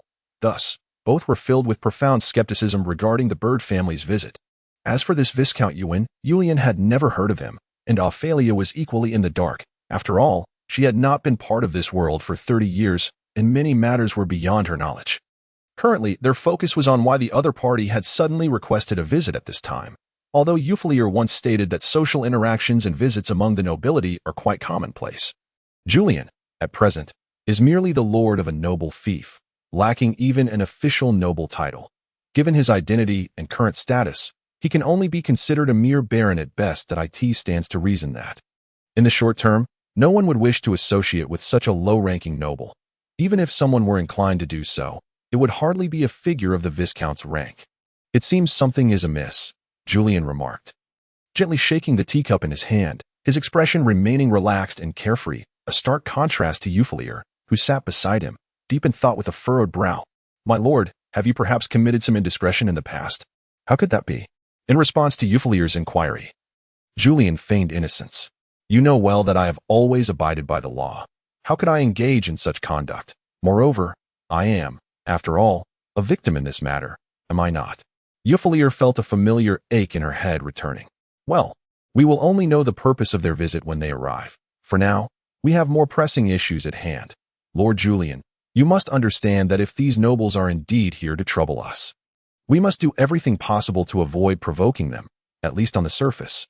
Ultimately, this meant increasing the number of servants. Julian shrugged. In this continent, the trade of slaves is not considered illegal. Some sell themselves into servitude due to poverty, while others fall into slavery through conflicts and wars among nobles or nations. Of course, such slaves are not available for purchase at any time or place. In fact, they are regarded as luxury items, not something just anyone can afford. I understand. I will take care of this matter. Oh, despite her premonitions, Ophalia was still somewhat astonished by Julian's response. You will go, my lord? Are you certain you wish to handle this personally? Is there a problem with that?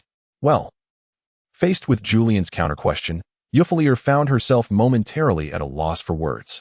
There is no issue per se, but for something as trivial as purchasing slaves, it hardly requires your direct involvement as the lord. I could simply take a few servants to handle it. Yes, lord. You should remain in the castle to oversee the broader situation. No, Miss Ophalia, I do not share that sentiment. Julian shook his head and extended a finger. I assure you, if I were to undertake this task, the results would be far superior.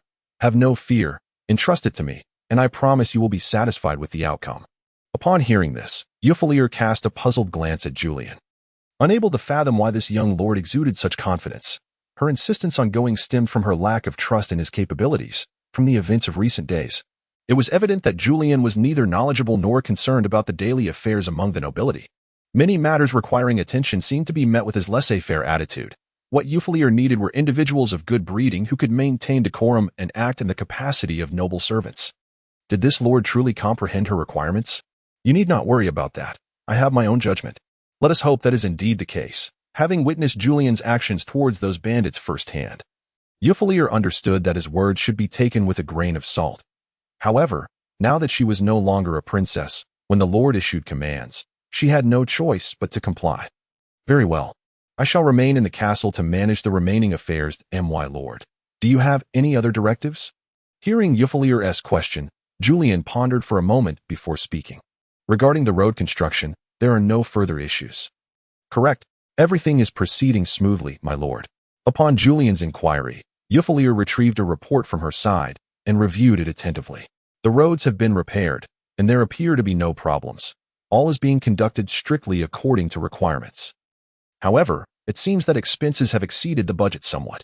We are not lacking in funds at present. We can simply cover the difference. Indeed, robbery proved to be a lucrative enterprise. As night deepened, the heavy, slow, and rhythmic chimes of the clock in the hall resonated, reverberating through the quiet castle as the three hands aligned once more, pointing upwards. The light dimmed abruptly. A supernatural wind swept through the hall, swirling and gathering at the lofty ceiling. That moment, the suits of armor that had adorned the hall, serving merely as decoration, lifted their heads, their helmets flickering with a brilliant red glow as they gazed upon the figure descending the staircase. After Julian had brought them back to the castle, these spectral warriors reverted to their original decorative forms. This was unavoidable, as manifesting required energy, thus, to conserve their strength until they absorbed enough soul energy for physical form. They continued to maintain their guise as mere ornaments, quietly resting upon their pedestals. For Julian, this arrangement bore advantages. Not only did they serve as decorations, but they could also discreetly monitor the entire castle, going unnoticed by anyone, even as living beings disguised as mere objects. Good evening, everyone. Julian descended the staircase, gazing at the floating, swirling souls before him, listening to their chilling whispers that penetrated the heart, mingled with the cold wind. I believe you have all heard our esteemed lady's words, Julian stated, adjusting his attire. Thus, I now require your assistance. However, you must understand, this is not as simple as before, and it will demand considerable sacrifice on your part. I hope you will deliberate carefully, and of course, take care not to let our esteemed and beautiful princess discover this. The soul storm suddenly erupted, and the unique telepathic communication among the souls commenced. Even those disguised as armored specters exhibited flickering red lights in their eyes, fluctuating in accordance with the depth of their communication. Julian smiled as he surveyed the empty hall. In truth, these souls were his greatest allies. Although Ophalia was indeed remarkable, human nature is difficult to gauge, and Julian found it challenging to ascertain whether the princess would still accept him upon learning of his true identity. Nonetheless, this was not a significant concern for Julian, as long as he could win her over. All would be well yet. This would also require time. While the action itself could be accomplished swiftly, ensuring her obedience in both body and spirit would be a lengthy endeavor. But that was acceptable. It was all part of the game. The soul storm began to wane. The once intangible, frigid wind subsided, and the flickering red points of light among the spectral warriors trembled for a moment before stabilizing once more, then disappearing into the abyss of darkness. It seemed a conclusion had been reached. Chapter 30. The voice of the family Persian stood in the center of the hall, his expression dark and brooding as he gazed down at the crimson carpet beneath his feet. Persian, I think we should truly thank you for everything you have done for the bird family. A chilling voice emerged, laced with palpable derision. Thank you for transforming our bird family into a laughingstock. I believe you should venture outside and listen to what the other nobles are saying. Oh, perhaps you need not even listen. You only need to know that you have completely tarnished the reputation of the bird family. Crash. A golden goblet was violently hurled to the ground, its crimson contents splattering across the floor, merging seamlessly with the scarlet carpet, leaving a shallow dent on the exquisite and elegant vessel. That a precious artifact was thus rendered useless. But for the nobles, this was clearly of little consequence. It was a trifling matter compared to their pride. What more do you have to say? The voice suddenly shifted to a furious tone. Do you remember what you said to me before you left? Indeed, you claimed you would eradicate the bandits to enhance our family's reputation within the United Chamber of Commerce, while simultaneously demonstrating our connection to the kingdom's elite forces, the Pale Eagles, to those who covet us. You also assured me that after eliminating those petty bandits, our ally, Daros, would grow even more powerful.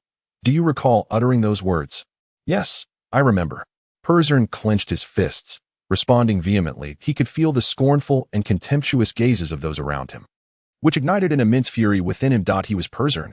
He was the pride of the bird family, destined to bask in applause and admiration, not to be judged like a wretched prisoner in this cursed hall. By the grace of the heavens, why must it be him? Why must he be the one to face such a damnable situation? And now, the voice paused momentarily, then softened slightly. Now, we have failed in our attempt to eradicate the bandits. Listen to what those nobles are saying. The illustrious and grandiose bird family has expended a fortune to enlist one of the kingdom's mightiest legions to assist them in hunting down non-existent mountain robbers. And they dare to picnic with those soldiers in the forest, for heaven's sake, if they wish to win over the Pale Eagle. Even inviting them to a banquet and offering a few maidens would be far superior to this foolish notion.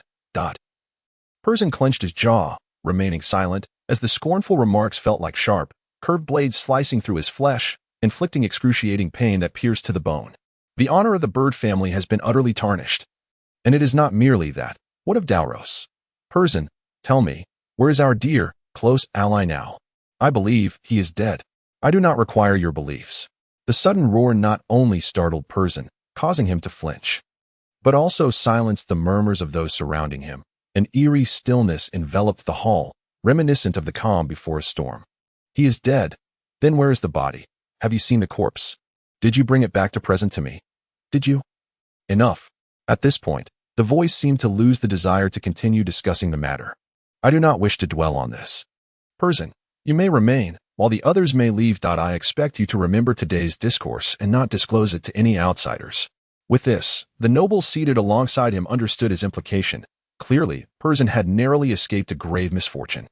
They comprehended that the reason for his retention was to announce his punishment, yet since this was not decided in front of the assembly, it indicated that the severity of the punishment would likely not be too harsh.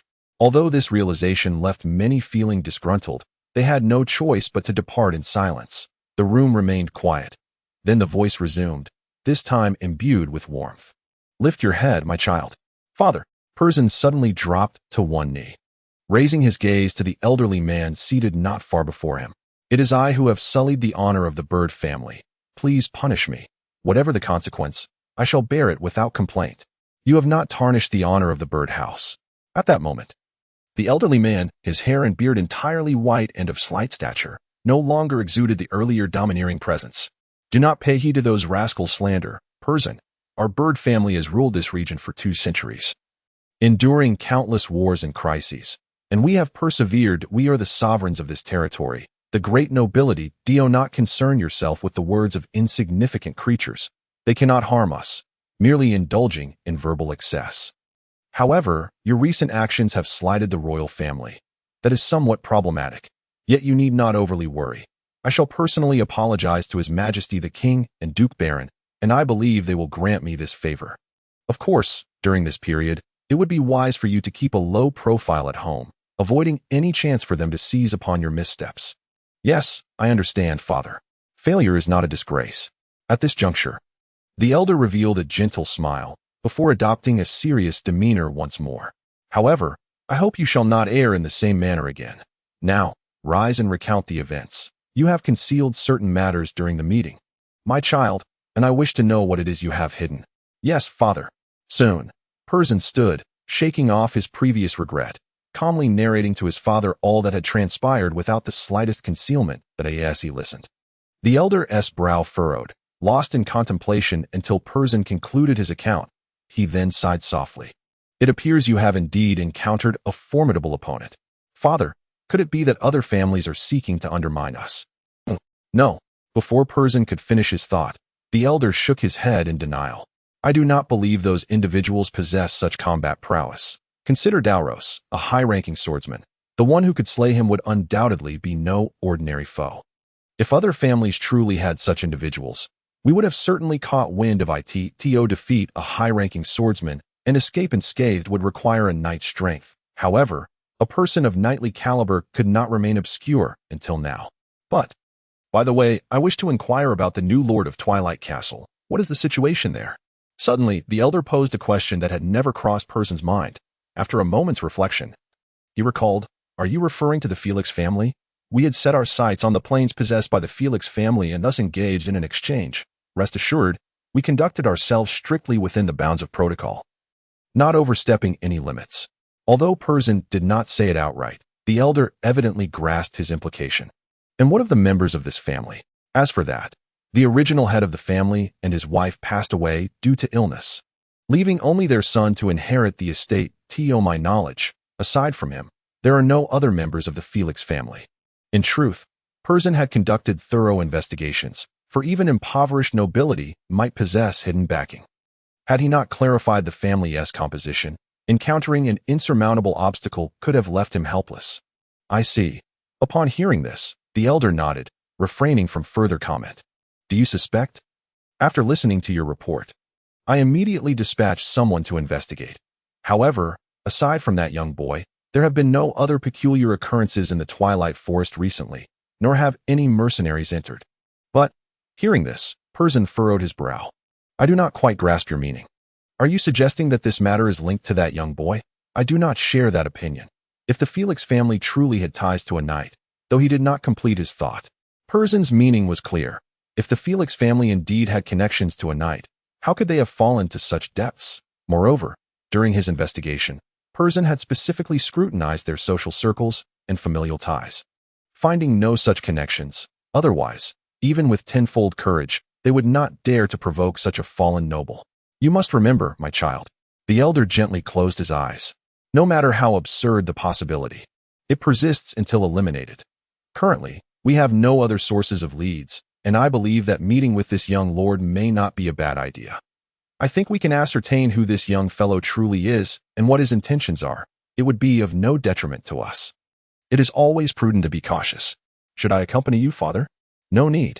In response to Persian's inquiry, the elder shook his head, slightly opening his eyes to reveal a glimmer of sharpness. I have already sent you in to handle this matter. Should anything unusual arise with that young lad, he will report back to me immediately. Chapter 31. Special Channels. Once upon a time, Twilight Castle was an impregnable bastion, repelling the assaults of outsiders while safeguarding the golden trade routes within. Now, the enemy has vanished, and the lands once associated with it have become part of the territory of the West Kingdom, belonging to another great noble within the realm. At this moment, Julian strolled through this land, gazing upon the structures before him with a mix of nostalgia and admiration. Even after all these years, it seems little has changed. Observing the national flag fluttering atop the city gate, Julian shrugged. He had visited here on several occasions, and at that time, the city displayed a similar demeanor. However, if one were to note any significant changes, it would only be the flag. The banner now adorning the city gate represented the West Kingdom, not the flag of Ulania.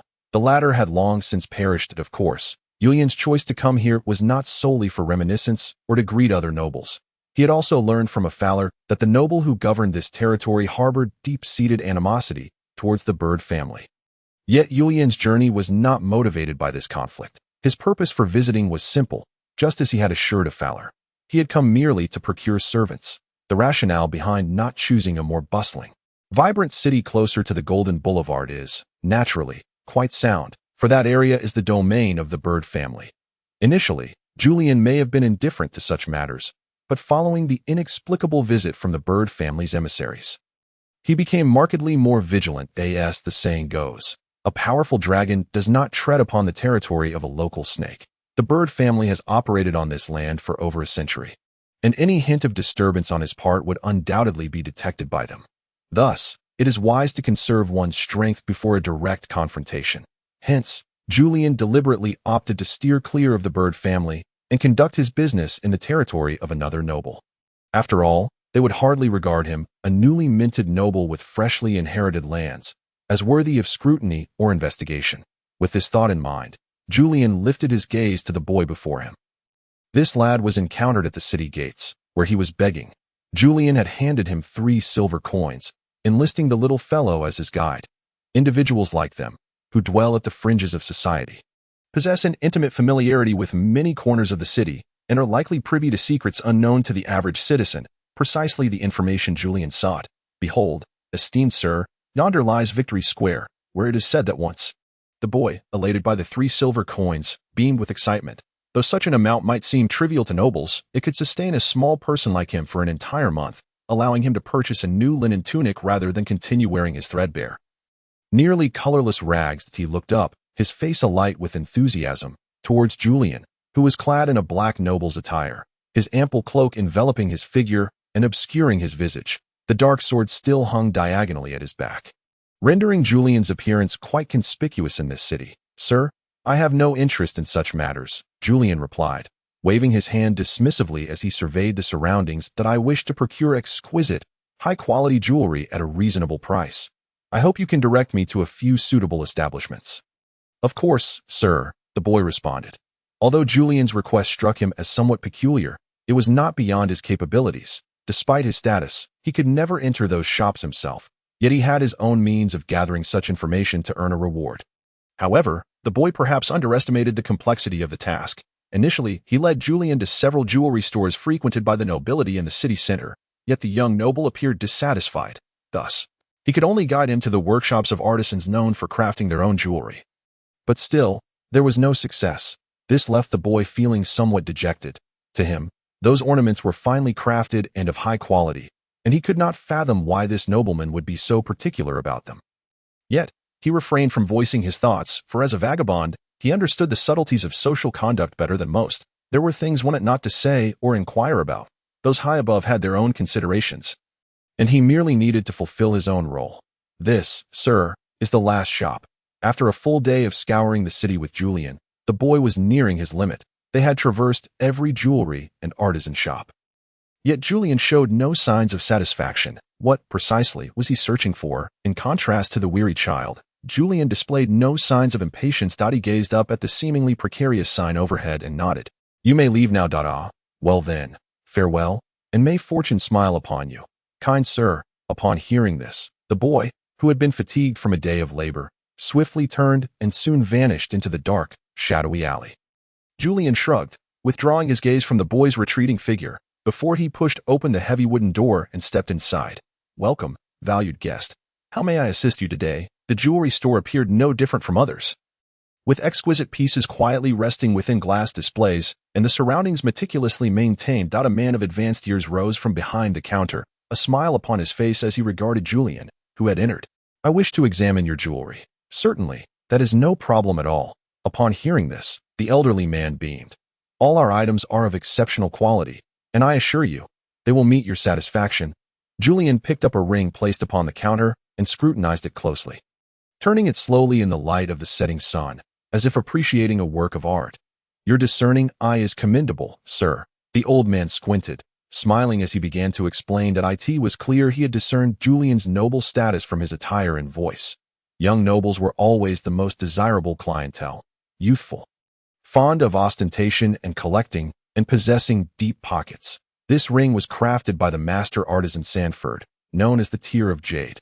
Observe its elegant craftsmanship and the exquisite gemstones set within. I can stake the reputation of this establishment that it is indeed genuine juniper green jade. Look at its patterns, so beautiful, so enchanting, so complex. Julian interjected, examining the ring. He raised it, a cold smile playing upon his lips, then slightly rotated it to expose its inner surface to the sunlight. The craftsmanship is indeed meticulous, and the curvature appears flawless. Utilizing the very gaps in the design to set the gemstone is quite an uncommon technique. Clearly, you are well versed in such matters, esteemed guest, the old man replied, his expression momentarily faltering before quickly regaining composure. I trust you are aware that such a ring would not be priced low indeed. Julian nodded, turning to face the old man. Had it not been for these coarse scratches, its value would surely be higher. Would it not? Well, what do you mean? At this, the old man's countenance shifted, instinctively taking a step back. That I do not comprehend your implication. These are... How much? Julian appeared disinterested in the old man's protestations, simply placing the ring down and inquiring. 300 gold coins. This response, Julian inwardly scoffed. He was no fool. Based solely on the materials used to craft the ring, it was worth at least 500 gold coins. The fact that the old man was offering it for 300 coins was clearly not due to ignorance. 300 gold coins. Indeed, 300 gold coins, the old man repeated, visibly anxious. He sensed Julian's gaze scrutinizing him intently. What could this young noble want? 300 gold coins, Julian echoed, then smiled. When you purchased it, did you not spend 30 gold coins? I do not understand your meaning. The old man's smile evaporated in an instant, his face paling as he attempted to retreat. But then he felt a flash before his eyes, followed by the cold, dark blade pressed against his throat. That constitutes a capital offense, old man, Julian remarked, glancing towards the shop entrance. Fortunately, there appeared to be no one nearby, and the surroundings were eerily quiet. You ought to comprehend this. Shall I inform the watch? I believe they would be quite eager to reap the rewards. Who are you exactly? Do not be so anxious, Julian replied, the tip of the blade now resting against the old man's face. Tell me, from whom did you acquire this item? Where can I find them? I will treat this matter as if it never occurred, allowing you to continue your business, while I pursue my own affairs. Understood? Yes, it was from the Gree brothers, under the duress of Julian's intimidation. The old man could no longer maintain his composure. The fear of the sword's edge was not the only factor. It was also the implications of Julian's words. Although he seemed to say little, the underlying threat had sent chills through the old man's very core. It was evident that if this young noble were to approach the watch, they would assuredly not believe him. They lacked the audacity to convict a noble of slander. Moreover, the old man understood full well that this was no mere accusation. A cursory search by the watch within his shop would yield devastating results. By the grace of the heavens, he could scarcely bear to contemplate the consequences. Would he be hanged? Most certainly. At that point, the old man dared not think further, hastily uttering the name. He and they reside at number 25, Blackwater Street. Easily recognizable brothers. The elder bears a scar upon his visage. They are the Sidletons. Very well, thank you for your intelligence. A flash of darkness passed, When the old man regained his senses, he discovered that the ominous black longsword, which had been pressed against his face, had vanished, while the terrifying young noble remained leisurely standing at the same spot. Then, I shall take my leave. Unless there is anything else, I believe this will be our final encounter. By the way, at this juncture, Yulian tossed the ring into the air, only to catch it again in his hand. This ring, I presume you have no further need for it, so I shall take it. Farewell. Staring vacantly at the shadowy figure as he exited, the crisp chime of a bell echoed, and the old man slumped to the ground, trembling as though he had just been pulled from the depths of a watery abyss. He could ascertain that, based solely on the preceding scene, he would lose 5 years of his life. By divine grace, he wished never to encounter such customers and transactions again. Chapter 32. A transaction. Blackwater Street lay in the shadowy outskirts of the city, teeming with the myriad dark aspects common to all slums, particularly when nightfall descended. The muddy pathways and the stench of putrid sewage constituted the essence of this place. Yulian walked cautiously, striving to avoid the rotting, sunken earth and the murky green puddles. He could sense the hostile gazes surrounding him. Indeed, this was not a realm he ought to inhabit. Here dwelt only vagrants, criminals, and those dangerous individuals who could not afford to bask in the sun. A nobleman such as he, clad in meticulous attire, ought to stroll along the well-paved avenues, arm in arm with youthful, radiant ladies, relishing the delights of high society, rather than finding himself in this dark and malevolent world. This place does not welcome you. The meaning behind the gazes was unmistakable. Hey, young master. A half-clad brute stumbled toward Yulian, reeking of a nauseating stench of alcohol. What brings you here at such a late hour? Care to share? Huh. I could be of assistance, you know. Young master. The man wore a grotesque, twisted smile as he reached out his hand, intending to clap Yulian on the shoulder. Simultaneously, figures lurking in the shadows raised daggers and ropes, awaiting the moment to ensnare their prey. In an instant, Yulian sidestepped, seamlessly passing through the brute's form, as if the man had simply miscalculated his stride. The brute did not immediately turn to rectify his mistake. Rather, he maintained his stance and lost his balance, crashing forward with a soft thud into the fetid mire, never to rise again. The lurking shadows halted their movements, clearly recognizing that this was not a target they could contend with.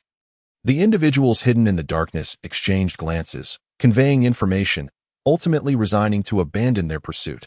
Wealth is undoubtedly significant, but one must possess life to spend it. Number 25. That Yulian paused. Before him stood a pitch-black, leaning structure, nearly on the verge of collapse, silent within, devoid of any sound. The windows, tightly boarded, revealed not a glimmer of light. Upon a cursory glance, it appeared as though no one resided there, merely a dilapidated ruin. Yet this did not deter Yulian's steps. He raised an eyebrow, ascended the steps, and gently rapped upon the heavy, filthy door.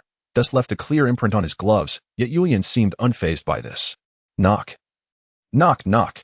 No response came, which was to be expected. However, as a swordsman, Yulian could distinctly sense a shift in the atmosphere within, as someone stealthily approached the door, peering at him from some hidden vantage.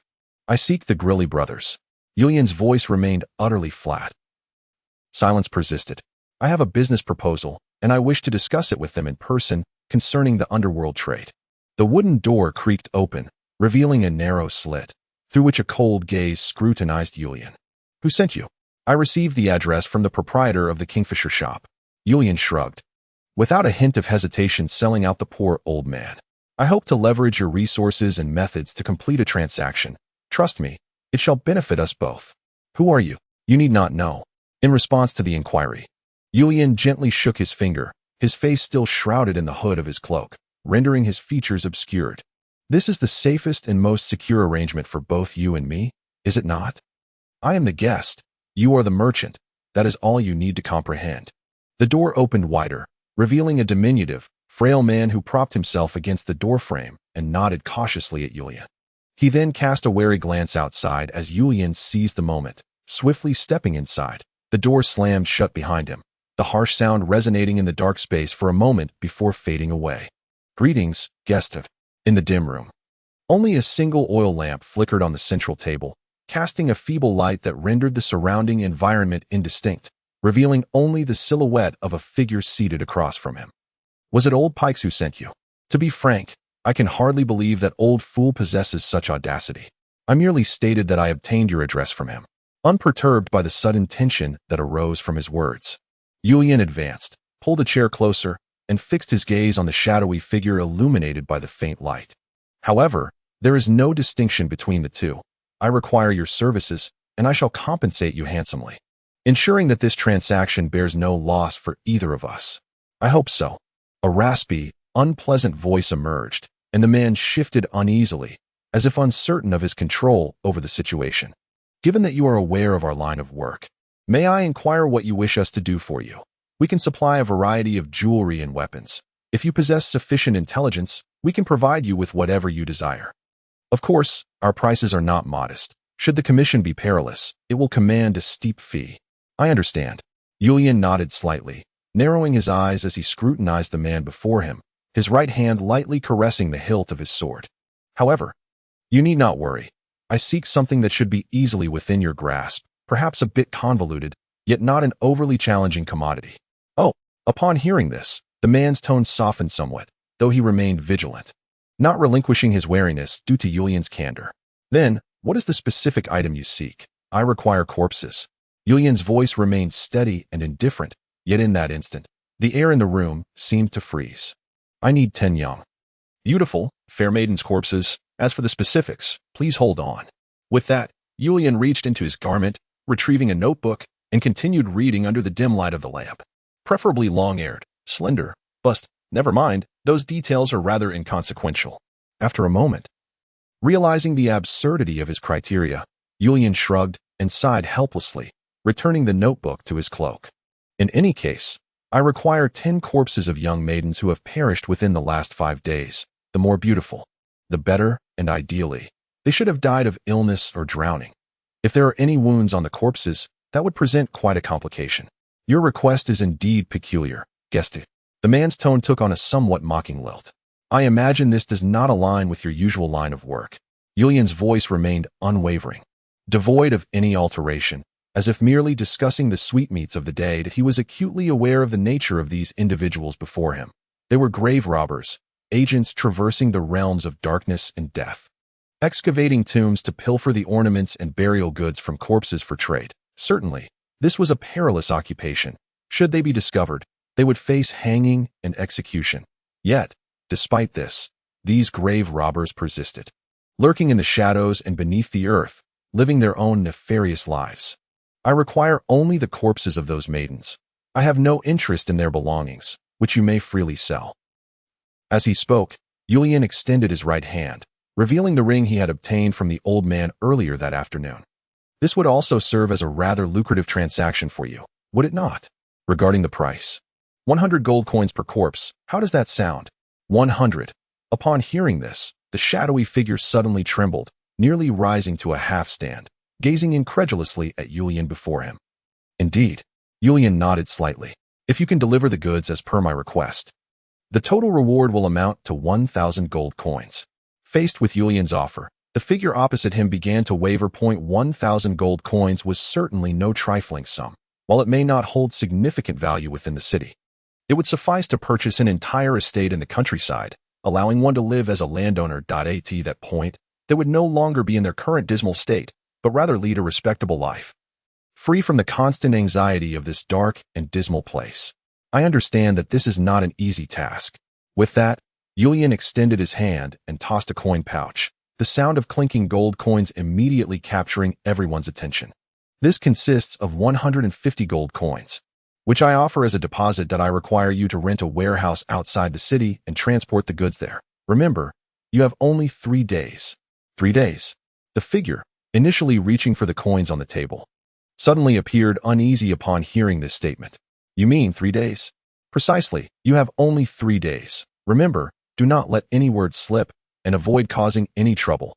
I will come to collect my goods at this time in 3 days. But, 3 days? You have only 3 days. With that, Yulian rose to his feet. I hope we can collaborate pleasantly. Finally, he remarked with a graceful smile. Chapter 33. Passing time. Yulian was not concerned that the other party would abscond with the money, although these tomb raiders were notoriously untrustworthy. The allure of profit was too great for them to ignore, and Yulian had already prepared contingency measures. It was precisely for this reason that he could leisurely stroll through the streets, admiring the pastoral beauty of the countryside. After negotiating the deal with the Gree brothers, Julien did not linger in the city.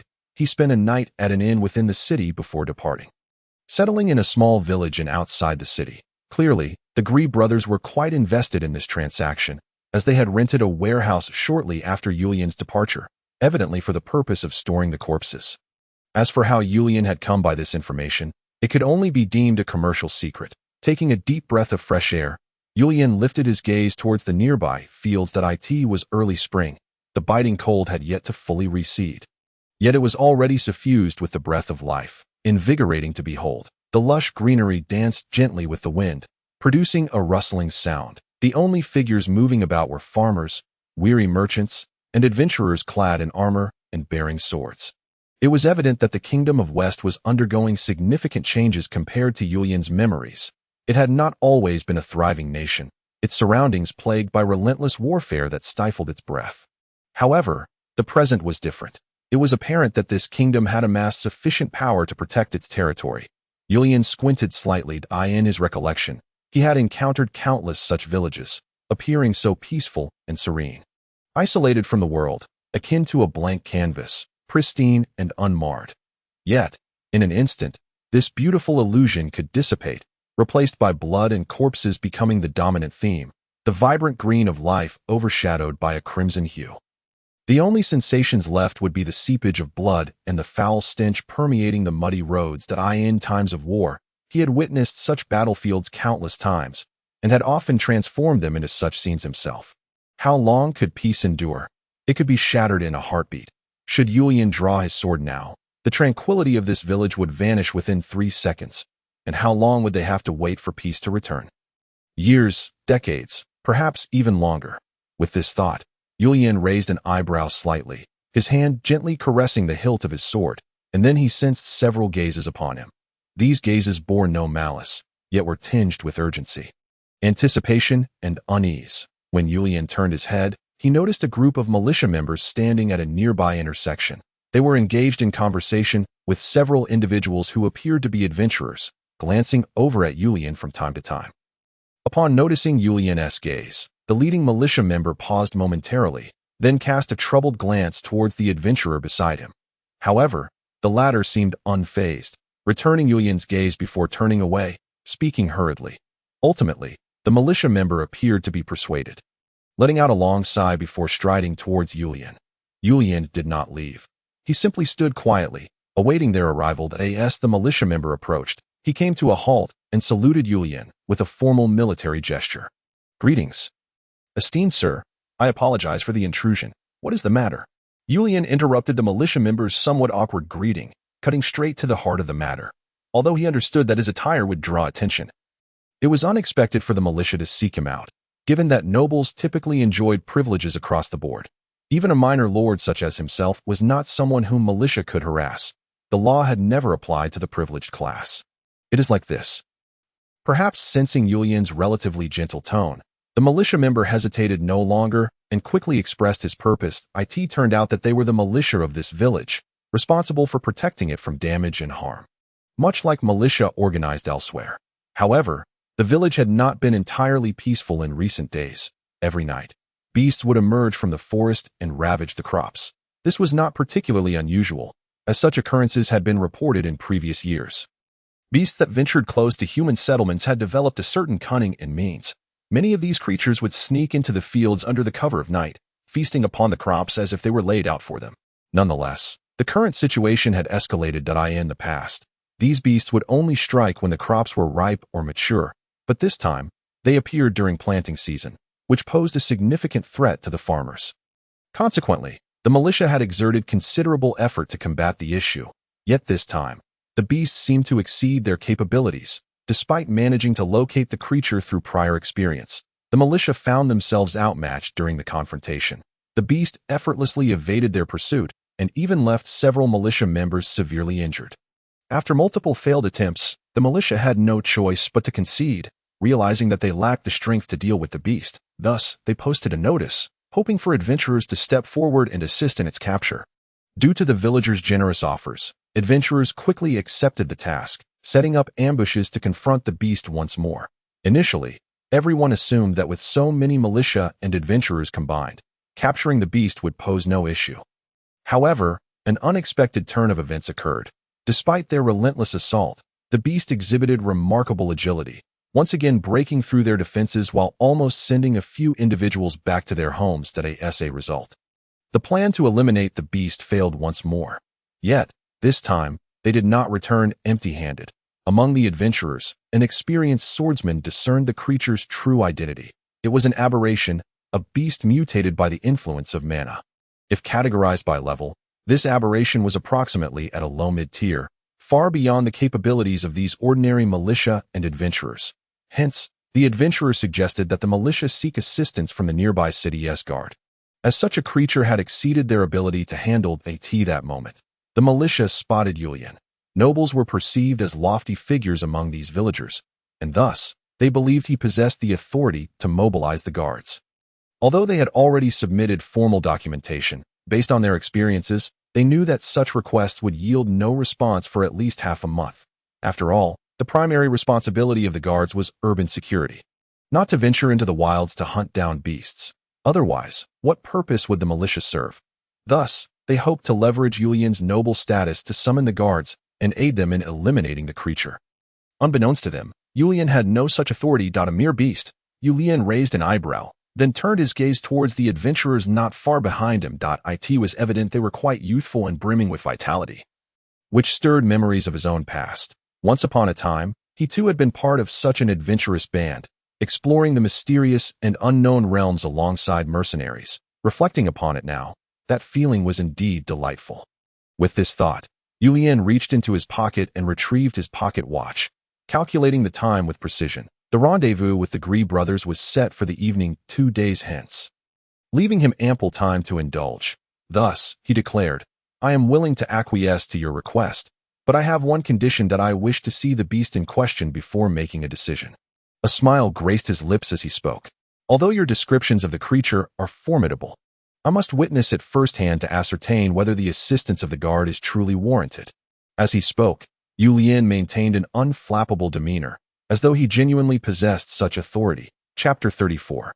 In search of traces despite their reluctance. The others had no choice but to accept Julian's terms, for they were devoid of alternatives. The adventurers, in particular, understood the nature of the beasts all too well, although several had been injured in the previous hunt. They had also managed to wound the aberrant creature. Based on their experience, if they did not eliminate the beast swiftly, it would only become more cunning, and should it retreat deep into the forest, it would be too late. Thus, they sought assistance through Julian, and that was precisely why they acquiesced to his request. Under normal circumstances, these adventurers would never consider collaborating with nobility, not only due to their haughty disposition but also because should misfortune befall these nobles, those accompanying them would inevitably share in the consequences. In this era, the notion of personal responsibility was non-existent. Even if a noble foolishly courted danger, the nearby adventurers would not escape punishment, as they were mere mercenaries and peasants, lacking the status to defend themselves. In other words, even if they attempted to plead their case, no one would heed their words. Consequently, the adventurers were not particularly inclined to accept Julian's proposition. However, given his relatively reasonable demeanor, they ultimately nodded in agreement. It is worth noting that, had they been dealing with those arrogant nobles, their pleas would have fallen on deaf ears, often met with disdain.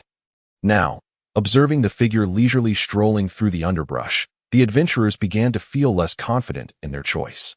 "What do you think?" A young swordsman walking behind gently prodded his companion, directing his gaze towards Julian, who was not far ahead. In their view, this nobleman was quite foolish. Despite venturing into the depths of the mountains, he remained clad in his aristocratic attire, running about aimlessly.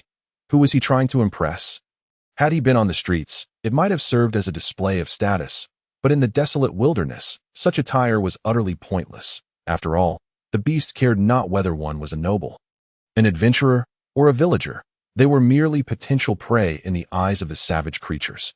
Moreover, the adventurers noted that Julian's sword was awkwardly positioned, sheathed at an angle that could easily hinder his movements. Viewed from this angle, the young man appeared more like a dilettante nobleman seeking thrills than a competent hunter. The adventurers had already concluded that his desire to venture into the wilderness stemmed from a pursuit of adventure and excitement. "It is right around here, esteemed sir," As he listened to the militia captain's explanation, Yulian lifted his gaze towards the surrounding thicket. This was still the periphery of the Twilight Forest, yet no one traversed this area due to the ominous reputation of the Twilight Castle, which cast a shadow over the woods. Legends spoke of ghosts, malevolent monsters, and curses of death. Even the bandits who made the Twilight Forest their stronghold were reluctant to delve too deeply into its depths. However, they occasionally exploited these tales to intimidate and ambush unsuspecting travelers. Yet now, under the radiant sunlight, the forest revealed itself to be remarkably beautiful and enchanting, devoid of the darkness and eeriness foretold in the rumors. Nonetheless, at this moment, Yulian perceived an entirely different scene. Branches lay strewn across the ground, once thick underbrush trampled flat, and slender tree trunks snapped as if a powerful and tempestuous whirlwind had swept through the forest, leaving behind a harrowing testament to its passage. Last night, we encountered the creature right here, sir. The militia captain, a man in his 30s, spoke with a steadiness that faltered slightly as he recounted the encounter, revealing a hint of fear on his otherwise composed face. Clearly, the skirmish from the previous night had not gone well for them. Though we had prepared traps and weapons, we grossly underestimated the ferocity of our foe. The captain sighed softly, shaking his head. Despite our utmost efforts, we were unable to subdue the savage beast, allowing it to escape. You see, it was right here. With that, the captain gestured towards a path forcibly carved through the undergrowth, unmistakably left by the beast's frenzied flight in a desperate bid for escape. I see. Yulian nodded, then took a step further into the forest. At that moment, the adventurers who had followed him exchanged glances, then quickly caught up to block his path. Sir, now that you have witnessed the ferocity of this beast, can we not summon the guard to handle the matter? Frankly, we are no match for such a creature, spoke the younger swordsman. While another elder companion, though silent, clearly concurred with his sentiment.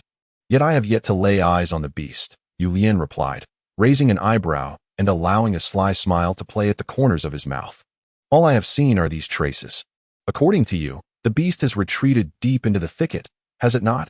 If we cannot locate its lair, what purpose does this all serve? Perhaps you do not grasp the true peril of these creatures. The young swordsman had evidently come to regard Yulian as an inexperienced dilettante, drawn to excitement. Observing his nonchalant demeanor, it was clear he was not preparing for a hunting expedition. While they were all on edge, fearing the injured creature might emerge, this young man seemed oblivious to the danger. As if he believed he were embarking on a mere excursion, little did the young swordsman realize that Yulian indeed viewed this as an adventure in the wild. I can assure you, that beast has sustained injuries and is easily startled. Even if we were to pursue and find it, we would stand no chance against it. Sir, I suggest we make haste back to the village. Continuing this pursuit is futile, the swordsman insisted, his tone bordering on rudeness. However, Yulian remained unfazed, contemplating for a moment before shrugging. Thank you for your advice, but I believe it would do no harm to venture in and take a look. Based on your account, there is but one beast, is there not? I trust that if it were to discover us, we would find a way to manage. At this, the young swordsman's expression shifted, and he felt an overwhelming urge to punch the young nobleman in the face, knocking him unconscious and tossing him aside. Indeed, this was typical of nobility. Despite all the warnings given, the young man remained obstinate, clearly disregarding the concerns of those around him. The adventurers began to regret accompanying him, although this young noble appeared somewhat more polite and accommodating than others. His fundamental nature had not changed. He was stubborn, self-centered, and dismissive of others' counsel. Perhaps it would be best to let him be devoured by the beast. With that thought, the young swordsman ceased his attempts to dissuade Yulian, shooting him a cold glare before stepping aside. Yulian, seemingly oblivious to the gesture, smiled and nodded at him, then proceeded down the narrow path into the depths of the forest. The militia members exchanged uncertain glances, clearly hesitant. After all, they were well aware of the beast's formidable nature. Like the adventurers, they did not believe that this finely dressed young nobleman possessed the capacity to vanquish the creature. However, unlike the adventurers, they could not simply walk away. Mercenaries roamed far and wide. Finding them again would be nearly impossible. The militia, on the other hand, had been seen escorting this nobleman into the mountains, should calamity befall him.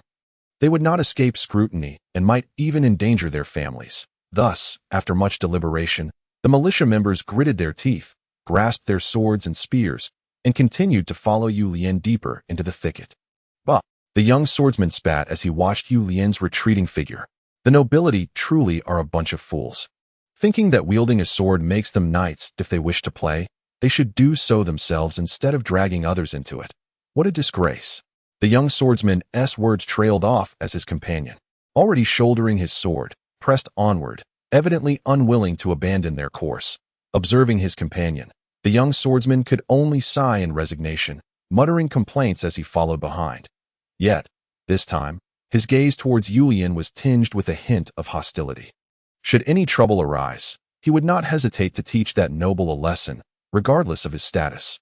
Although anger simmered within him, the young adventurer silently prayed that the beast had fled far enough, so that the noble would find no trace of it, and, disheartened, would abandon his fanciful notions and return to the village. Alas, fortune was not on his side. After nearly 2 hours of traversing the path carved by brute force, they stumbled upon the terrifying silhouette of the creature by a small stream. "My lord, you must not proceed any further," urged the militia captain, grasping Yu Lian's garment, resolutely preventing him from advancing. His eyes widened in fear and vigilance as he fixed his gaze on the enormous, motionless figure by the stream, his voice barely above a whisper. "That beast is incredibly swift. We were too close before, and it detected us. It was a wild boar, Yu Lian. This boar appeared no different from any other. Yet, upon closer inspection, it was evident that this creature was of a different caliber altogether. Even from a distance, its size was astonishing, towering above its kin, standing nearly half a man tall. Its tusks gleamed white and sharp, resembling 2 curved blades protruding menacingly from its jaw. Just a glance at those glimmering, pointed protrusions suggested that even armor forged from fine steel would struggle to withstand its assault. Most striking, however, was the creature's hide, dark brown and resembling iron armor. It shimmered with an enchanting hue under the sunlight. Yu Lian furrowed his brow. This was indeed an aberration. Ordinary beasts could not possibly possess such formidable attributes. Otherwise, humanity would not reign supreme on this continent. Aberrations are creatures that have undergone mutations, not merely the product of genetic anomalies, but rather beings altered by intense external magical influences or by consuming something imbued with potent magic. They wield immense strength, some even comparable to high-ranking swordsmen or knights, posing a significant threat to mere mortals. That it was no wonder the militia, upon recognizing the creature's nature, sought aid from the guard. A wild boar possessing protective spiritual light could obliterate a village without the intervention of mid-tier swordsmen. At present, the half-man-high boar lay quietly by the stream, evidently having expended considerable energy in prior skirmishes. "Well then, sir, I believe you can see for yourself. We should retreat now," the young swordsman said tersely, his anxiety mounting, fully aware that they were at the edge of the creature's awareness. If they ventured any closer, they risked detection. Yu Lian, however, remained silent, his focus unwavering on the wild boar as he pondered a crucial question. Aberrations are not commonplace. Only 2 factors can induce such transformations in ordinary beasts. If it were the latter, it would be manageable, but if the former, the thought made Yu Lian lick his lips, initially intending to take a leisurely stroll down memory lane of his mercenary days. Could this also lead to an unexpected treasure? Hey, perhaps annoyed by Yu Lian's silence, the young swordsman huffed again, stepping closer to shake the noble out of his reverie. Just then, a sharp crack echoed underfoot. Crack. The sound, though not loud, resonated clearly in the stillness of the forest, causing the once resting boar to spring to its feet. Alert and watching the intruders, the young swordsman turned pale, glancing down at the broken branch beneath him, likely cursing his own folly. How foolish he had been, presuming that the noble was an imbecile, only to make an even more idiotic blunder himself. The path was littered with the remnants of the creature's earlier rampage, and yet he had forgotten to tread carefully. Now, all he could do was pray that the beast had not sensed their presence. Unfortunately, it appeared luck was not on his side. The boar twitched its nose, then unleashed a deep, resonating roar, charging towards them with alarming speed. "What are you waiting for?" At that moment, the young swordsman's companion, a tall, silent man, sprang into action, pulling the young swordsman aside and bellowing, "Stay calm. Scatter immediately. Prepare for battle." With that, he drew his longsword, taking a deep breath as a shimmering aura flickered around the massive blade. The sight startled everyone. A mid-tier swordsman? The militia stood dumbfounded. They had fought alongside these adventurers and knew their abilities. This man was among the strongest, his prowess roughly that of a low-tier elite. Yet, after just one night, how had he broken through to become a mid-tier swordsman? No, Brother Scar. While the militia were lost in their thoughts, the young swordsman was quick to react. He understood that, although their captain had fortuitously broken through the barrier in the previous battle, his newfound strength was far from stable. The flickering aura of his sword revealed that this middle-aged swordsman had yet to master the protective spiritual light.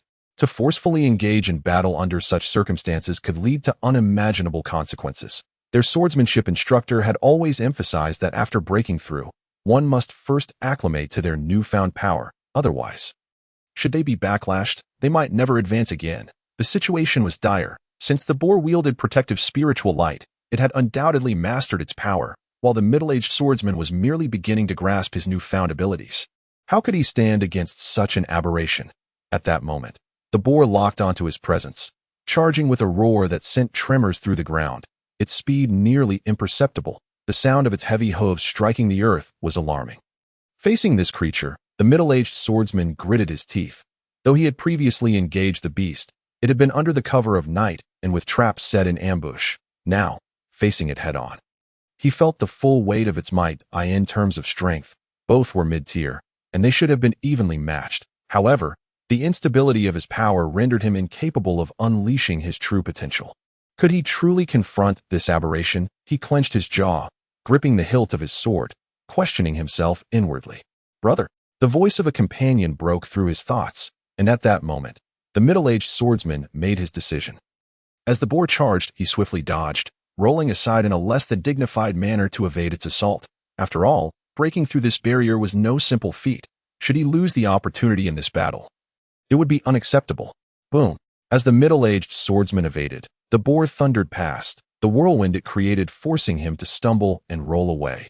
The beast barreled into the forest, leaving a trail of destruction as trees crumbled under its might. Those fragile trunks stood no chance against an aberration endowed with protective spiritual light. Everyone stared in shock, eyes wide as they beheld the terrifying scene before them.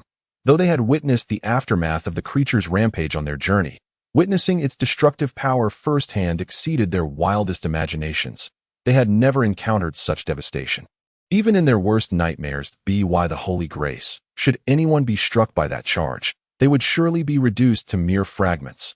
The adventurers gasped, while the militia turned pale, trembling uncontrollably, barely able to grip their weapons. They actually fought that monstrous creature last night, and yet, no one perished? Reflecting on it now feels surreal, as if it were merely a dream. A deep, resounding roar echoed once more, compelling the crowd, who had intended to flee, to halt in their tracks. After all, they were merely a band of militia. Facing bandits or brigands might not have instilled such fear. Those were still human, but the entity before them, both in appearance and strength, far surpassed humanity. In the presence of such a terrifying being, their instincts completely overrode their rationality, seizing control of their bodies. No one could muster the will to move. They could only stand rooted in place, gazing in dread as the colossal figure emerged again. At that moment, the wild boar seemed to regain its composure, its crimson eyes scanning the targets before it, eventually locking onto Julian. Although Julian displayed no more agitation than the others, merely standing there as if to watch a spectacle unfold, the wild boar instinctively sensed that this human was its most formidable foe. Without hesitation, it let out another low growl and lunged forward, its target being none other than Julian. "What are you doing? Run!" Witnessing this scene, not only did the militia members' expressions shift dramatically, but even the adventurers were taken aback. They had initially believed that the militia members nearest to the wild boar were its intended victims, only to discover that the creature had chosen to pursue Julian, who was still a distance away. Did the wild boar harbor a grudge against the affluent? Despite their confusion, the young swordsman shouted, gripping his longsword tightly as he dashed towards Julian. In their minds, this inept noble was undoubtedly paralyzed with fear. Such reactions were not uncommon among nobles. They had encountered many who, when faced with danger, revealed their true colors. This young noble must have been similarly stunned upon seeing the wild boar. It would be remarkable if he hadn't fainted. Meanwhile, the middle-aged swordsman gritted his teeth and charged towards the wild boar. Though they were reluctant to confront danger directly, the boar was now heading towards the very person they could not afford to lose. By divine providence, they could scarcely bear to imagine what would happen if this noble perished. even if they managed to flee. They would surely face execution. Faster, faster. Unfortunately, despite everyone's desperate efforts, they remained too far from Yulian, and the wild boar's speed was astounding. Had the middle-aged swordsman mastered a charging technique, he might have had a fighting chance.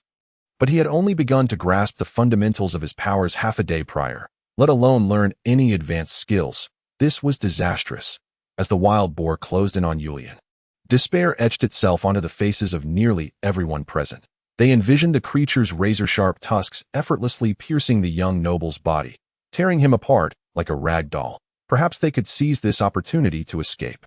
But what would be the point? No, if it truly came to that. Suddenly, a miracle transpired. At the very moment the wild boar lunged at Yulian, it abruptly veered to the side, emitting a wail unlike any they had ever heard.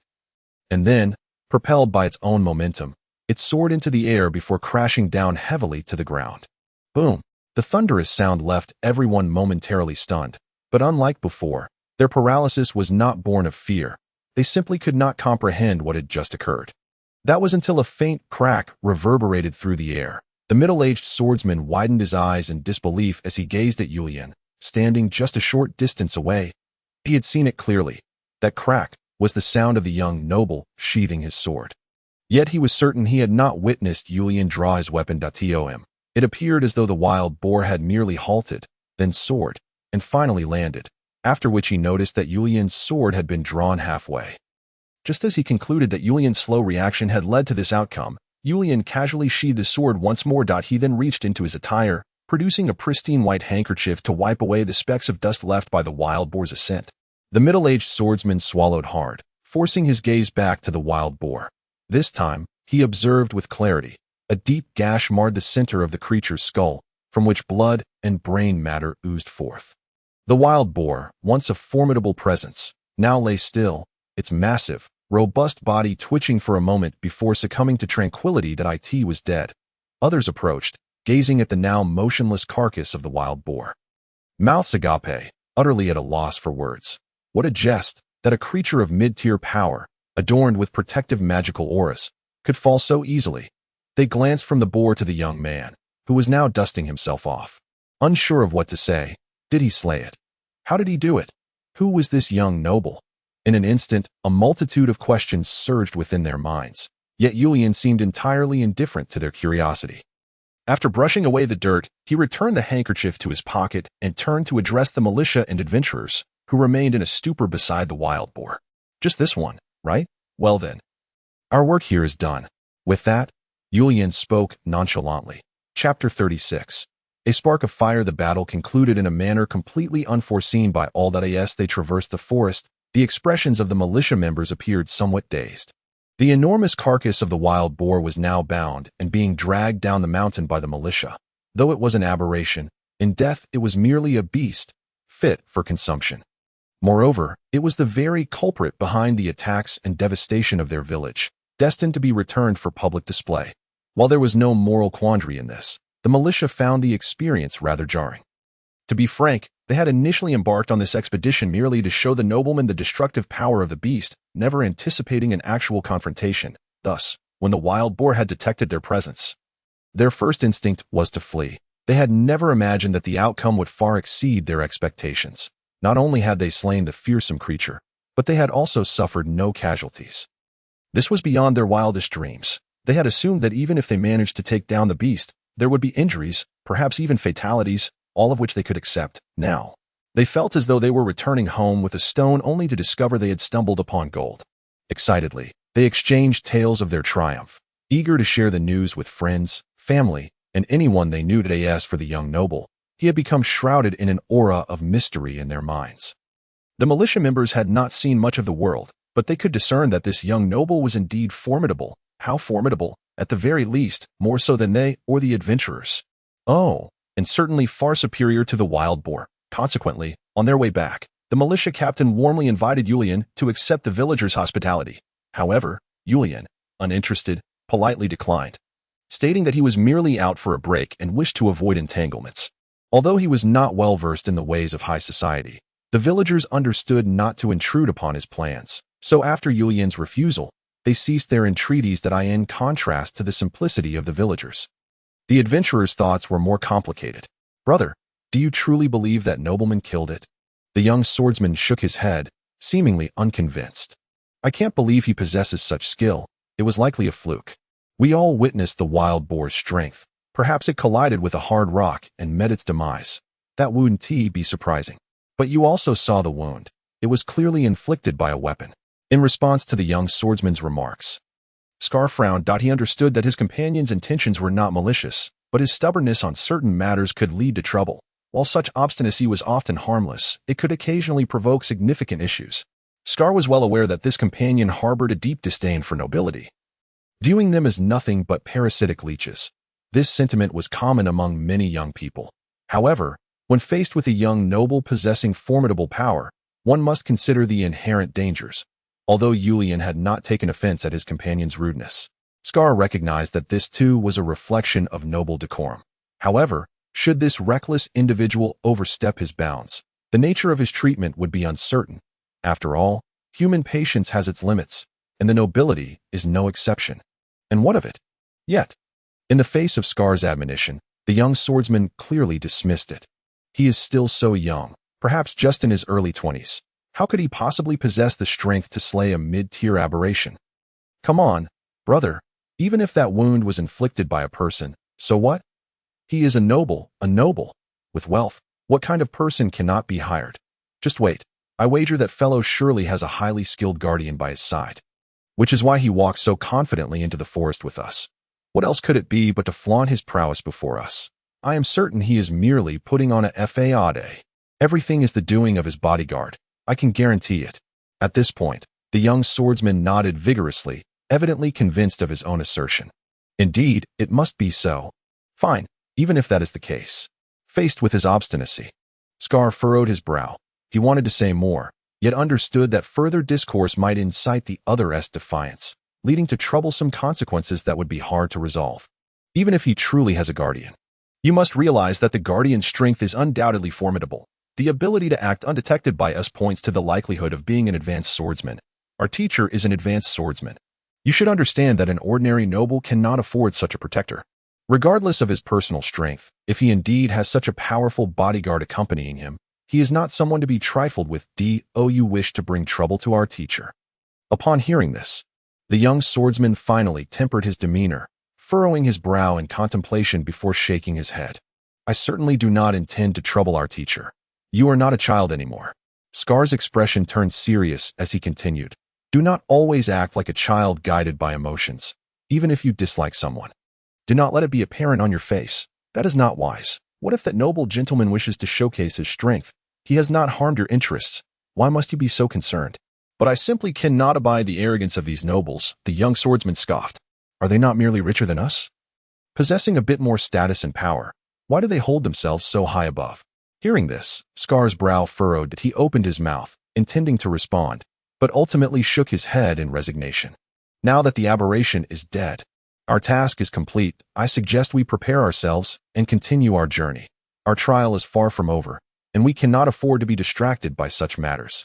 As anticipated by the group, when the militia returned to the village bearing the corpse of the wild boar, they were met with a warm welcome from the villagers. Meanwhile, Julian discreetly excused himself, leaving the troublesome socializing to the militia. As he sought a moment of respite at the inn, however, Julian was unprepared for the sight that awaited him at the inn's entrance. Two familiar figures. Greetings, esteemed sir. Upon seeing Julian's arrival, the leading middle-aged swordsman rose and performed a swordsman's salute, to which Julian nodded in acknowledgement. Frankly speaking, Julian had garnered significant gains from this outing. Initially, he had no desire to mingle with the villagers, not out of noble arrogance, but due to his semi-secretive status. While the villagers might not pay it much heed, it was wise to exercise caution. However, upon hearing the militia captain mention that the beast was an aberration, Julian changed his mind. After all, few knew the origins of aberrations, and even fewer sought to understand these perilous creatures. Yet, Julian was quite familiar with them. There are only two influences that produce aberrations: external magical influences or internal magical influences. Now, having slain the aberration, Julian felt no magical fluctuations emanating from the wild boar's body. This indicated that the wild boar did not mutate from consuming magical substances, but rather due to external magical influences. This revelation was a significant boon for Yulian. Danger often accompanies opportunity. The greater the peril, the greater the chance that he had not anticipated such valuable insights hidden within the Twilight Forest. For the first time in his life, Yulian felt that he knew too little about his own territory. He could only wonder what expression would grace the face of the princess upon discovering this information. Merely pondering it filled Yulian with eager anticipation. Are you departing? As he imagined the potential reactions of Ophalia, Yulian offered an elegant smile, directing his gaze to the middle-aged swordsman's waist. Yes, esteemed sir, Scar nodded. You have liberated the villagers from that loathsome threat, so as mercenaries, we have no further reason to linger. I believe my companions and I shall travel westward. It will serve as a fine trial for us. Then, I wish you safe travels. Thank you for your kind wishes, esteemed sir. With that, Scar nodded to Yulian and prepared to leave. Only for Yulian to suddenly inquire, pardon my rudeness, but will your journey westward take you through the gloomy gorge? To be honest, that is indeed one of our intended destinations, esteemed sir, Scar replied, momentarily taken aback by Yulian's question. It is said to be home to many ferocious beasts, making it an excellent place for adventurers to test their mettle, and we certainly do not wish to miss it. In that case, could I trouble you for a favor? This, please, speak freely. After a moment of contemplation regarding the request of this young noble, Scar remained silent. While it was not unusual for mercenaries to be compensated for their services, he wondered what this young noble desired of them. My request is quite simple. Yulian's smile was radiant. To the east of the gloomy gorge lies a small town. It is quite unique, and I believe you will recognize it upon arrival that I merely wish for you to convey a message when you reach the gloomy gorge. The white rose has bloomed anew. That would suffice. The white rose has bloomed anew. I understand, esteemed sir, Scar murmured, repeating the phrase softly before nodding. Yulian then produced 5 gold coins, placing them in the middle-aged swordsman's hand. Then, this shall be your reward. May you successfully complete the task. Chapter 37. Cash on delivery. It was already late at night. The inky darkness enveloped the tranquil village, and all had long since succumbed to deep slumber. A cart rolled slowly along the muddy country road, making not a sound. The man at the reins sneezed. Tightening his cloak around himself, that he exhaled, retrieving a flask from his waist and taking a small sip. Soon, the warmth of the strong liquor dispelled the chill, prompting a comfortable shiver. How refreshing! Gree swung the whip, urging the 2 old horses onward, glancing back at the cargo behind the cart, thick blankets concealing to the untrained eye. It appeared no different from ordinary goods. In truth, the guards did not scrutinize these items labeled as large timber, as long as sufficient gold coins exchanged hands. They would care little for what was being transported beneath their noses. However, as Gree turned back to the gradually revealing village, he couldn't help but sigh. After accepting this lucrative commission, he had already envisioned his future, returning home, purchasing a farm, and contentedly living as a wealthy landowner. By that time, he would finally attain the life he had always yearned for, free from the need to hide in the dark, sunless confines of a house. Living in constant fear and danger, he had grown weary of rummaging through graves and corpses, scavenging valuables from their decaying bodies and brittle skeletons. Yet, compared to previous commissions, this one seemed both peculiar and effortless. After all, not everyone possessed the wealth to afford burial items for the deceased. Impoverished families often merely wrapped the body and discarded it into a grave, placing a simple headstone to complete the burial task. However, corpses were different. Even if the demands were stringent, they remained corpses. If one sought, they could always be found. A flicker of firelight appeared at the village entrance. Gree slowed his pace, eyes fixed warily on the glow. In their line of work, caution was paramount. They were not traffickers, lacking extensive connections, nor did they possess the strength of robbers, nor the influence of smugglers who could secure protection from local garrison forces for their dubious wares. Those little grave robbers, if they lacked means to protect themselves, would have been devoured long ago. Gree inhaled sharply, allowing the chill of the night to sharpen his mind, and he shook his head before continuing onward. The carriage halted beside a warehouse at the edge of the village, and Gree cautiously descended. Warily approaching the structure, he rapped rhythmically on the door, and after a brief moment, another diminutive shadow silently opened the large door of the warehouse. How did it go? It's all taken care of. As Gree maneuvered the carriage into the warehouse, he finally exhaled a long sigh of relief. He leaped from the carriage and swiftly pulled back the covering felt, revealing 5 stark, rudimentary coffins lying quietly within, devoid of any abnormalities. Let us finish this quickly. Compared to Gree, The other shadow appeared noticeably anxious, grumbling as he instinctively glanced back at the 5 coffins placed on the opposite side. Though they had labored throughout most of the previous night to procure these goods, it was by no means an effortless task for the brothers. Despite their frequent dealings with corpses and tombs, trading them as commodities was a novel and somewhat nerve-wracking experience for them. 10 in total, finally sorted. What's next? How would I know? Didn't the client say he would come himself? Did you inform him of the location? I haven't seen him since that day he left. Where am I supposed to find him? I've arrived. A leisurely, relaxed voice suddenly resonated from behind the brothers, causing the already tense duo to nearly leap out of their skins. They widened their eyes, staring at the shadowy figure who appeared at the entrance, stepping forth under the dim firelight. Had it not been for their years of profession, which accustomed them to sudden developments, they might have screamed, alarming the entire village. How did he get in? Gree glanced back at the warehouse door, which showed no signs of being ajar, remaining firmly shut, and there were no windows in the warehouse. How had this ghostly figure materialized here? Greetings, esteemed client. Yet, despite his curiosity, business must be conducted.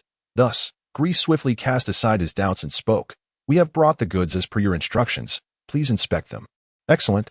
Julian nodded, then leisurely approached the carriage. At that moment, the Gree brothers stepped forward to unveil the coffins, allowing Julian to visually assess the contents within.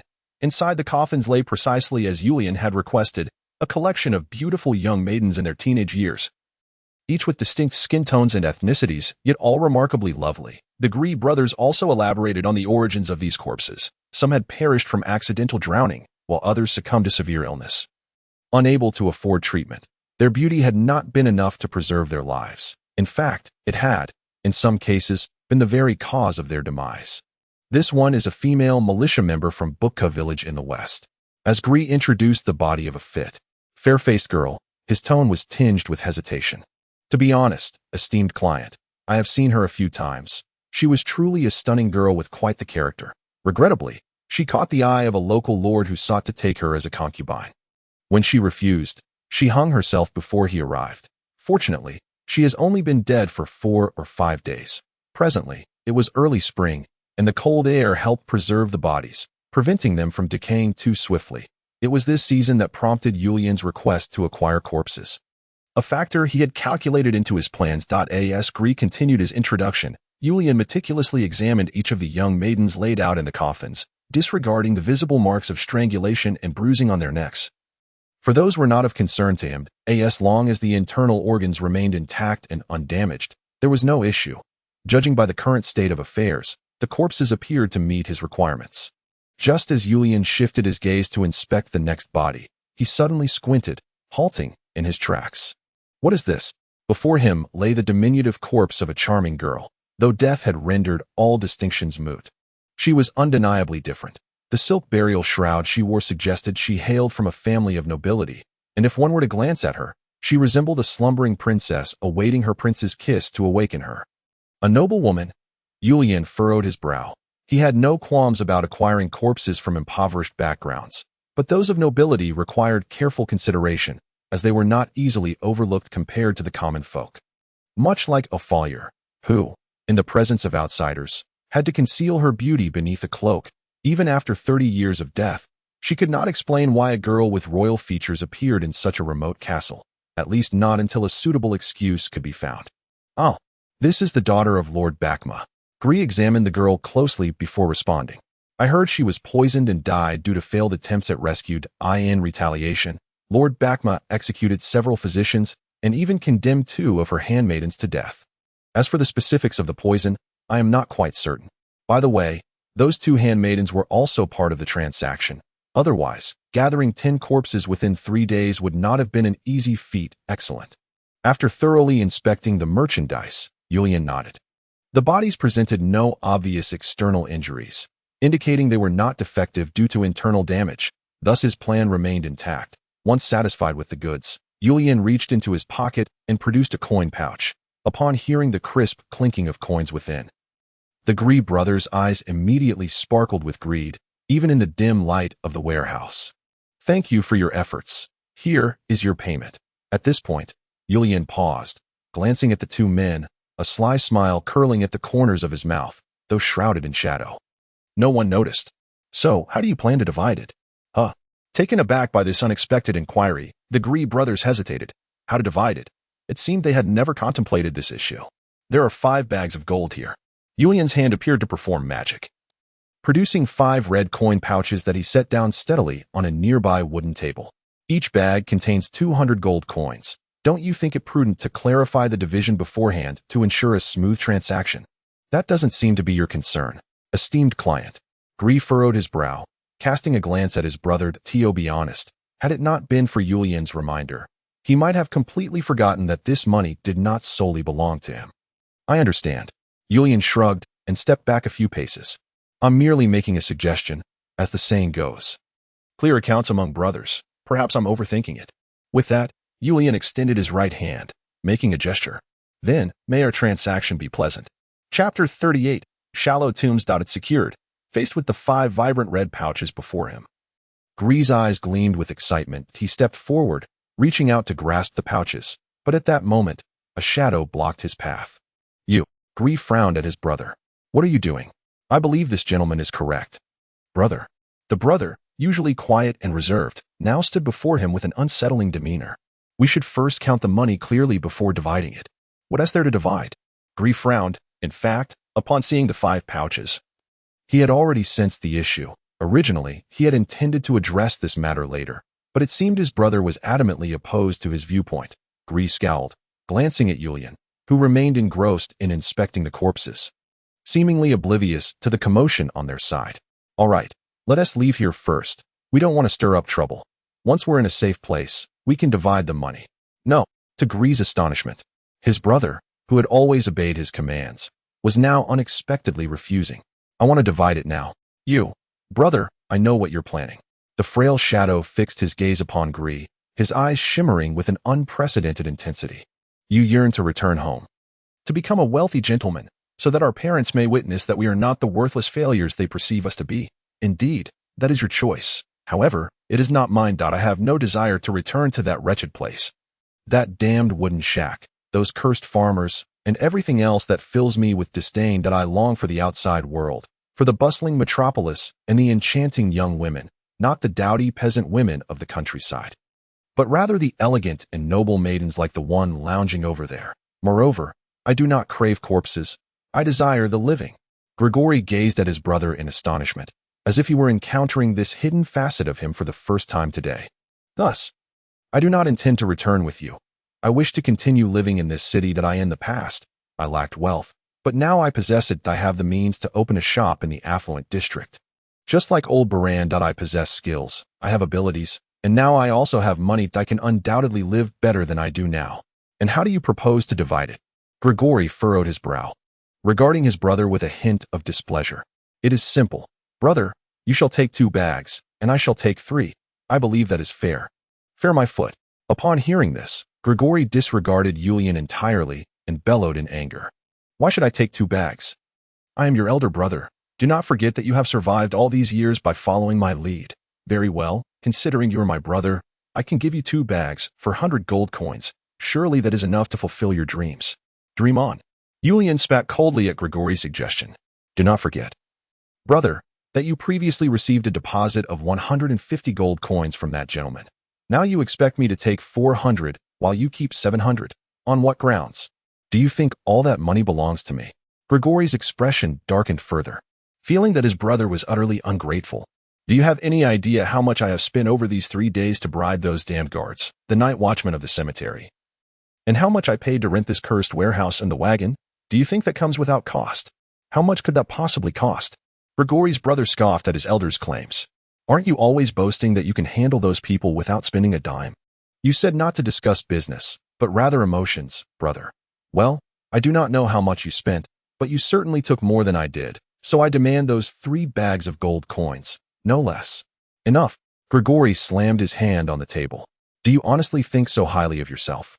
Let me tell you, if it weren't for my presence, you would have long since become a corpse in a stinking swamp. I have had enough of your foolishness and ignorance. Look at your pitiful self.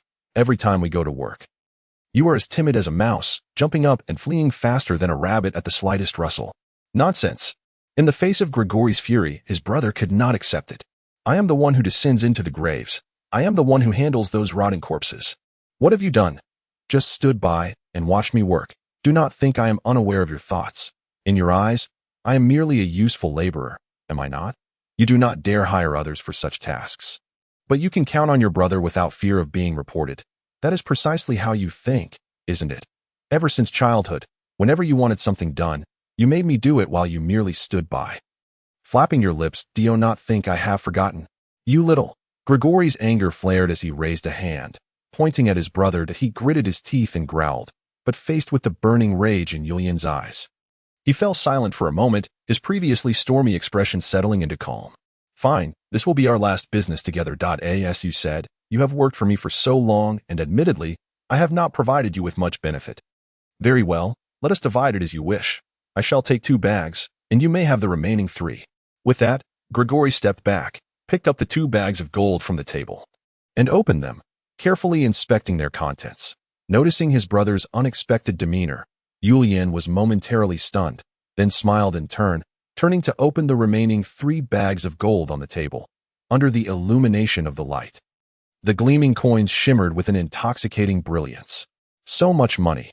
This is the first time I have ever seen such an amount. The man reached out, trembling with excitement, attempting to caress the coins. But then his movements halted. A sharp, cruel dagger pierced his body, ruthlessly seizing his life. The man widened his eyes in shock, laboriously turning his head back, only to see his brother standing behind him, having approached unnoticed. While I would have loved to finish you off in one swift motion, there is something I must first convey to you. Grigori leaned close to his brother's ear, gritting his teeth as he whispered, You are worthless, without me. You will never accomplish anything. You are nothing but a failed wretch. Upon hearing those words, the man's eyes widened in disbelief. He turned to gaze at his brother's face, then revealed a chilling smile. A cold wind swept through the air. Grigori was taken aback, attempting to withdraw the dagger embedded in his brother's back to deliver a final, fatal blow to this loathsome creature. But at that moment, Yulian had already turned around, his short blade flashing through the darkness, accurately piercing Grigori's neck. Blood sprayed forth. Grigori had no time to react before the dagger struck, his eyes glazing over as he swayed and collapsed to the ground with a heavy thud. Yulian also buckled at the knees. Falling to the floor, he strained to lift his head, gazing at the lifeless Grigori, revealing a sinister smile. Without you, I can still manage one thing well, brother, Yulian whispered softly, then turned to grasp the coins resting on the wooden table nearby. All of this is mine. It is all mine. Yulian felt no pain from the wound on his back. Rather, a lightness and ethereal sensation filled his body, an unusual comfort that seemed to lift him towards the heavens. With this money, I shall be a wealthy man. His outstretched hand fell limply to the ground like a marionette with severed strings. Yet his face remained adorned with a blissful, hopeful smile. However, his vacant eyes revealed all. Is it over? Yulian strolled to the bodies of the 2 brothers, gazing at them with a hint of regret. What a pity. I had clearly warned you both. With a sigh of lament, Yulian shrugged, then retrieved the coin pouch. Now, it is time to attend to business. After securing the final pouch, Yulian murmured to himself, then reached for the hilt of his sword, drawing forth the blade. The dark blade shimmered with an eerie glow under the light. And as Yulian moved, crimson radiance emanated from the sword's body. Time is up. It is time to awaken, princesses. As Yulian spoke, the red light that had been swirling around the dark blade erupted forth. Chapter 39. The Resurrection of the Dead. Vivid red, dazzling orbs floated within the warehouse, the crimson beams from Yulian's sword dispersing as he spoke, transforming into 10 brilliant points of light that circled above the warehouse. The temperature plummeted instantaneously. The warmth that once characterized the warehouse vanished, replaced by a cold and dampness akin to that of a grave. The items you sought have arrived. Yulian sheathed his sword, gazing at the swirling red orbs above him. Now it is up to you. Upon hearing Yulian's words, the floating red points immediately scattered, whirling about the warehouse before coalescing once more, as if engaged in a discussion. Pausing momentarily, then 10 crimson orbs transformed into 10 beams of light, flying towards the scattered corpses of the young women in the warehouse, disappearing into their bodies. Yulian shrugged, then pulled a chair from the wooden table and sat down. How I wish I had a cup of tea. This was Yulian's only complaint. After which he closed his eyes. Time passed, When the first rays of morning sunlight filtered through the gaps in the wooden boards of the warehouse, the young women opened their eyes. Their once pallid skin now radiated with the vitality of life, and their formerly dull, lifeless eyes sparkled with brilliance. The young women swayed as they slowly stood, akin to newborns, exchanging glances that reflected a playful excitement. "Wow, Ludi, your bosom is so small. It is nothing like you described. Charlotte, did you not say you wanted to choose a little girl? Why did you select such a mature body? Arya is truly remarkable. Her skin as smooth and supple as that of a newborn, which is indeed enviable." The young girls, originally from disparate social strata and having never crossed paths before, now engaged in light-hearted banter as if they were long-lost friends.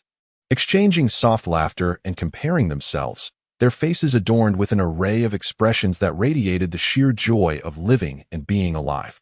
Leaning back in his chair, Julian observed the playful antics of the girls before him. A faint smile gracing his lips. In truth, while their outward appearances remained unchanged, their inner selves had transformed entirely. At this moment, the vibrant souls residing within these girls were the very spirits Julian had brought forth from his castle. Though bound by magic and unable to leave that realm at will, Julian, who had forged a master-servant contract and possessed the ability to manipulate souls, could effortlessly transport these spirits. His motive for bringing them forth was straightforward. He needed to fulfill Ophalia's request, which required him to find 10 well-trained and well-mannered servants. While this condition appeared daunting, it was worth noting that although one could purchase slaves at the market, doing so would not only require a considerable amount of gold, but could also lead to a myriad of troubles. It is essential to understand that, apart from the impoverished or those reduced to slavery by war, the remaining individuals in the slave market were often the pitiful souls who had failed in the noble struggles. Many among them would not willingly accept such a fate, and even if they did, which noble would desire to see their adversaries become assets to another family? Furthermore, Julian had little faith in their loyalty. Cultivating trust was a formidable task, and he did not wish to squander time on it. Thus, employing his own subordinates was the safest choice. Moreover, these girls had been chosen by a necromancer to become his servants, so they had received ample training in etiquette and decorum, ensuring they would not bring disgrace to Julian. However, this did not imply that these souls would not make sacrifices. Unlike Judy and her ilk, who solidified and empowered their existence by absorbing spiritual energy, the souls residing in the bodies of these girls could not acquire such strength.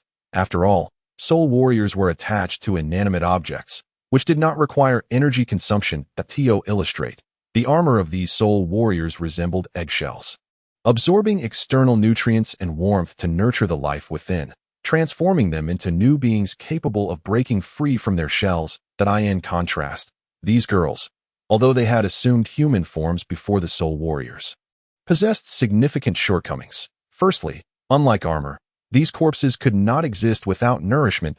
As living entities, they needed to sustain the normal functioning of their blood vessels, hearts, brains, and other organs, all of which required energy and nutrients. While it was true that the souls themselves possessed extraordinary vitality, allowing them to heal wounds if the organs remained intact even after death from poison or illness, they still relied on sustenance. Consequently, the souls inhabiting these corpses had lost much of their original power as souls. They were no longer merely souls but had become humans. They could no longer absorb souls for energy but instead had to rely on food to maintain their lives. Moreover, they no longer possessed their inherent abilities. Although these girls had been formidable warriors in life, their current frail human forms constrained their powers. They could strengthen their bodies through training, yet they could not recover their strength as swiftly as soul warriors like Judy. For this reason, Julian had deliberately selected souls with outstanding skills but lacking raw strength. This way, even in human forms, skilled souls could still leverage their advantages, and it served as a compromise, considering the numerous souls yearning for corporeal existence. If Julian could not persuade them, it would pose a problem that if one were to discern the difference between these souls inhabiting human bodies and ordinary people, it would be that they retained the abilities of spiritual entities. They could perceive the soul attributes and powers of others and continue to communicate through spiritual means.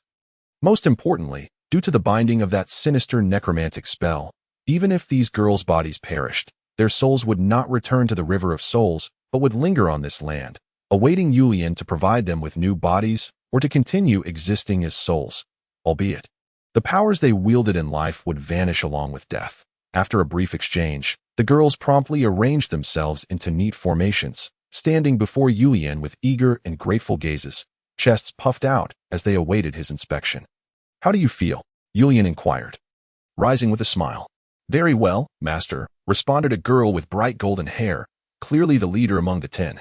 "I can hardly recall the last time I breathed such fresh air. All my sisters feel splendid. Without any abnormalities." "Excellent," Yulian nodded, contemplating for a moment before a smile graced his face. "Now, prepare to change into your garments, and we shall be on our way. I eagerly anticipate the expression on Ophalia's face when she sees you. And I hope you do not disappoint me." With that, Yulian gestured towards the packages behind the carriage, having previously instructed the Gree brothers to prepare clothing for these corpses. It seemed they had fulfilled their task admirably, as not only dresses, but even shoes were ready. Though resurrected, the girls could not roam the streets clad in burial shrouds, and Yulian had naturally foreseen this. "Make yourselves presentable. Do not bring me shame." "Of course, master," the girls responded with laughter, proudly straightening their chests as if to boast or declare, "We shall undoubtedly not let you down." Chapter 40. "This is my servant." Ophalia furrowed her brow, retracting her gaze from the girls to focus on Yulian standing before her. "Is this what you refer to as your servants?" "My lord, what do you think?" In response to Ophalia's inquiry, Yulian shrugged, snapping his fingers as a sly smile appeared on his face. "I believe they will meet your expectations." Ophalia found it difficult to criticize Yulian's words. Although she had anticipated that he might bring her an unprecedented surprise, seeing the girls with her own eyes still left her astonished and perplexed. This moment, behind Yulian stood 10 girls of varying heights, all exuding youthful vitality. They appeared exceptionally beautiful and charming, though their rustic garments somewhat diminished their allure. Nonetheless, Ophalia was certain that a proper grooming would transform them into stunning and captivating figures. Had it been merely this, she would not have been overly surprised.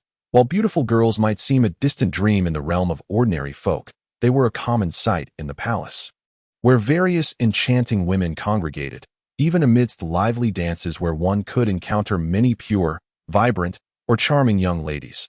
Thus, for Ophalia, Yulian's acquisition of these lovely women was not particularly astonishing. Perhaps the lord had connections to a slave trader.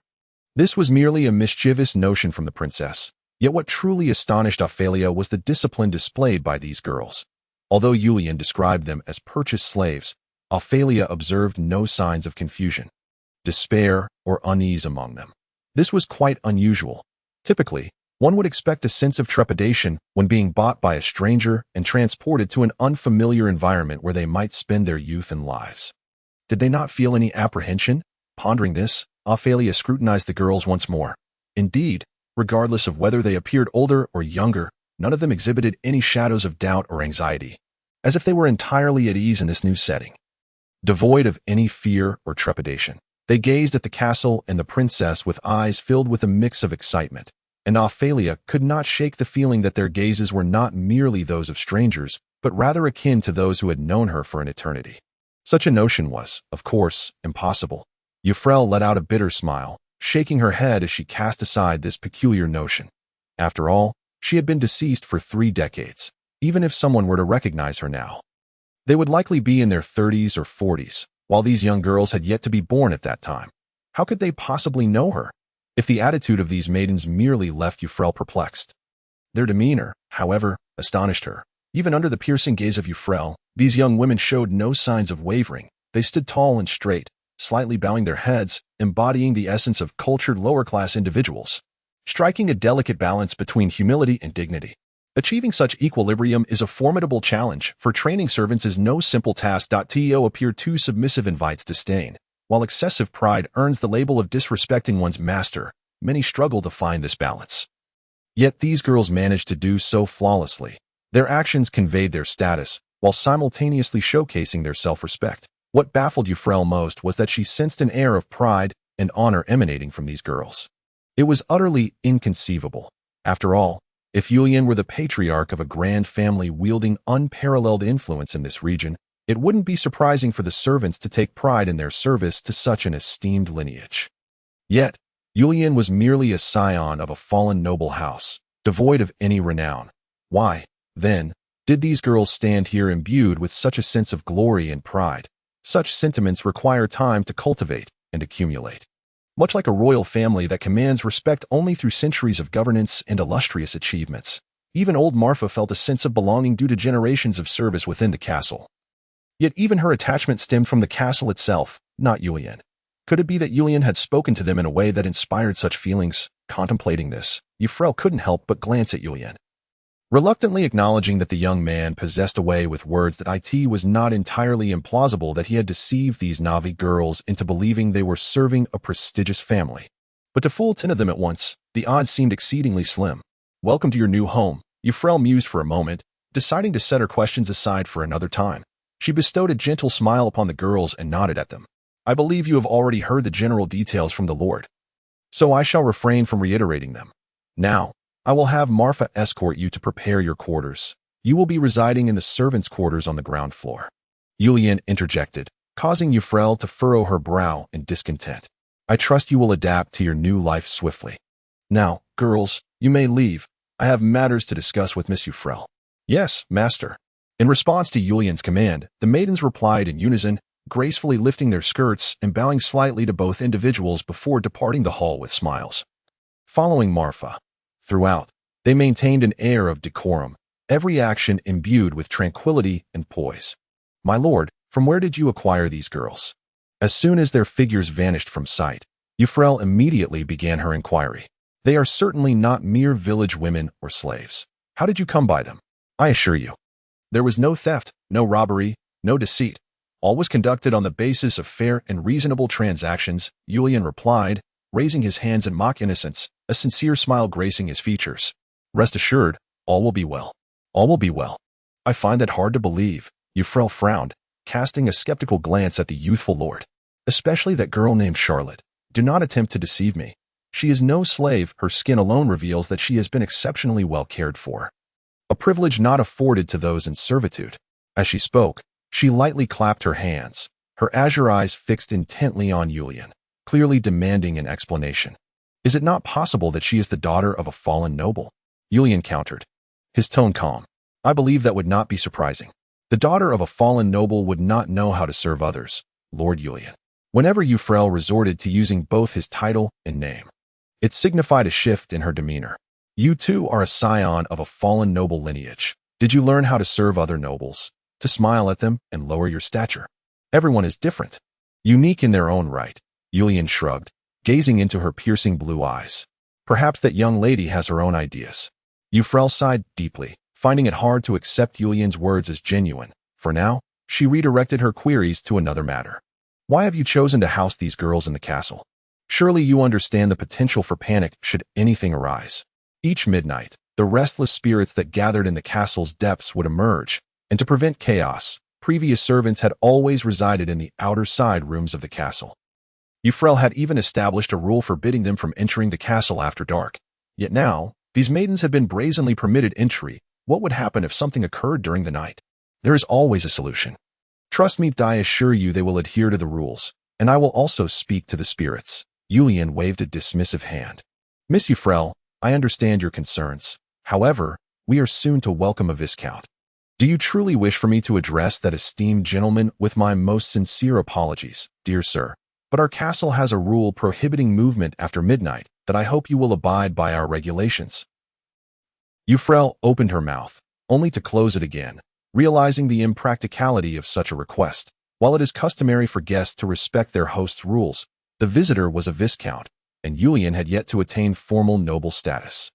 Although it was unlikely any guests would wander the castle at midnight, stating it outright would indeed offend the viscount. After all, even the most hypocritical of noble interactions are built on a foundation of mutual respect. And Yulian's current standing certainly did not lend itself to instructing others on proper behavior. How to phrase it then? Oh, I'm terribly sorry, but we have ghosts roaming about after midnight. I believe I grasp your implication. My lord, Euphrael conceded, pressing her forehead in resignation.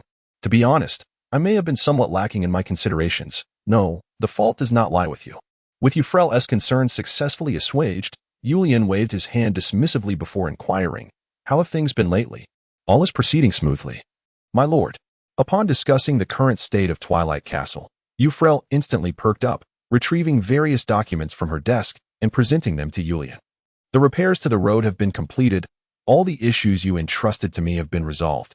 And one could not overlook the lingering uncertainties within Euphrael, as she reported to Julian. Before his departure from the castle, he had entrusted her with all matters and made several unexpected requests. Julian not only demanded repairs to the road leading from Twilight Town to the outside world, but upon securing sufficient backup funds, he proposed even bolder plans, instructing Euphrael to thoroughly renovate the internal roads of the town. This left Euphrael bewildered. She and the Old Town mayor even speculated whether the young lord harbored a compulsive obsession with road construction. But of course, Julian's ambitions extended beyond mere road repairs. He also instructed Euphrael to demolish the dilapidated, uninhabited houses in the town, expand the water channels, and even replan portions of the town's public areas. To Euphrael, such actions seemed incomprehensible, while they could indeed enhance the quality of life for the residents. They offered no immediate benefit to them. Moreover, to be frank, although Julian had some spare funds, spending on such matters did not seem prudent until the town's finances were balanced. At the outset, Ophalia had initially believed that Julian intended to leverage this situation to impose higher taxes on the residents. However, to her astonishment, Julian not only refrained from increasing their taxes, but even issued a decree that reduced the tax revenue of Twilight Town by a significant 30%. This was quite a predicament. What was once a monthly income of 100 gold coins had dwindled to a mere 70. Did this lord truly grasp that 70 gold coins could scarcely purchase a decent teapot in the bustling metropolis? Despite her grievances, Ophalia did not reject Julian's orders. In truth, although this princess exhibited considerable ignorance in matters of warfare and combat, she proved to be an exceptional talent in domestic affairs. Not only did she successfully pacify the restless populace, but she also managed the so-called infrastructure matters with remarkable efficiency, although 5 days had yet to yield conspicuous results. Every matter, big or small, had been meticulously organized by the princess, leaving no room for error or concern. Naturally, her efforts were not without reward. At least 2 days prior, a merchant approached with the intention of establishing a lumberyard, and Ophalia had already negotiated the preliminary terms and requirements, awaiting Julian's return for final approval. Once this transaction was secured, Julian's territory would enjoy a substantial increase in revenue. Well done, Julian remarked, nodding in satisfaction as he meticulously reviewed the report submitted by Ophalia. He had long harbored doubts about whether his recollections of the so-called genius princess were embellished, but at present, it appeared that this princess possessed both capability and her own distinct ideas. Since merchants are eager to come, we must not slacken our efforts. Let us also stimulate the commercial development of the town. Commercial development. Ophalia raised an eyebrow at this. My lord, are you planning to spend money again? Rest assured, this time it will not be in vain. Was it to imply that previous expenditures had been squandered? Ophalia opened her mouth, barely managing to swallow that statement back down, gazing at Julian with exasperation as she awaited his command, utterly uncertain of what he might conceive next. I recall there is a tailor shop in the town, renowned for its excellent craftsmanship. Our maids cannot possibly serve guests dressed in tattered, filthy rags. At this, a smirk crept onto Julian's lips, revealing a blend of pride and amusement. I have already designed the styles. Since this castle is undergoing renovation, it is only fitting that the maid's attire be updated as well. Updated? Changed? Ophalia echoed in confusion, stepping closer to receive the sketch Julian proffered. After inspecting it thoroughly, she widened her eyes in astonishment, staring at her lord. My lord, is this truly a maid's outfit? Indeed it is, Julian replied, displaying an expression of utmost certainty. Could anything else possibly resemble a maid's attire apart from this? Chapter 41. An unexpected aspect. With the addition of 10 maids, Twilight Castle immediately transformed into a hub of activity. And the most delighted among them was none other than little Eileen. Initially, Eileen felt somewhat anxious. While she was not a professional maid, it was evident that these young women were far more adept at their duties than she. The silver utensils, which would take her a considerable time to polish to a shine, were restored to their pristine condition in no time under the skilled hands of these sisters. Their performance in cleaning, cooking, and brewing tea was nothing short of outstanding. Consequently, Eileen worried at first whether she would be dismissed, as the castle had previously been adequately managed by just 4 individuals tending to Julian and Ophalia's needs. Now, with the sudden influx of 10 more, she found herself at a loss as to what her role should be. Fortunately, Ophalia discerned the young girl's trepidation and reassigned her to become her personal maid. Aileen's responsibilities were not overly complicated. She merely needed to awaken Ophalia each morning, prepare her breakfast and tea, and organize various documents. While this was not entirely effortless, it was certainly manageable for the young girl. After bringing back the 10 well-trained maids, Julian ceased to concern himself with other matters, adopting the role of a hands-off lord.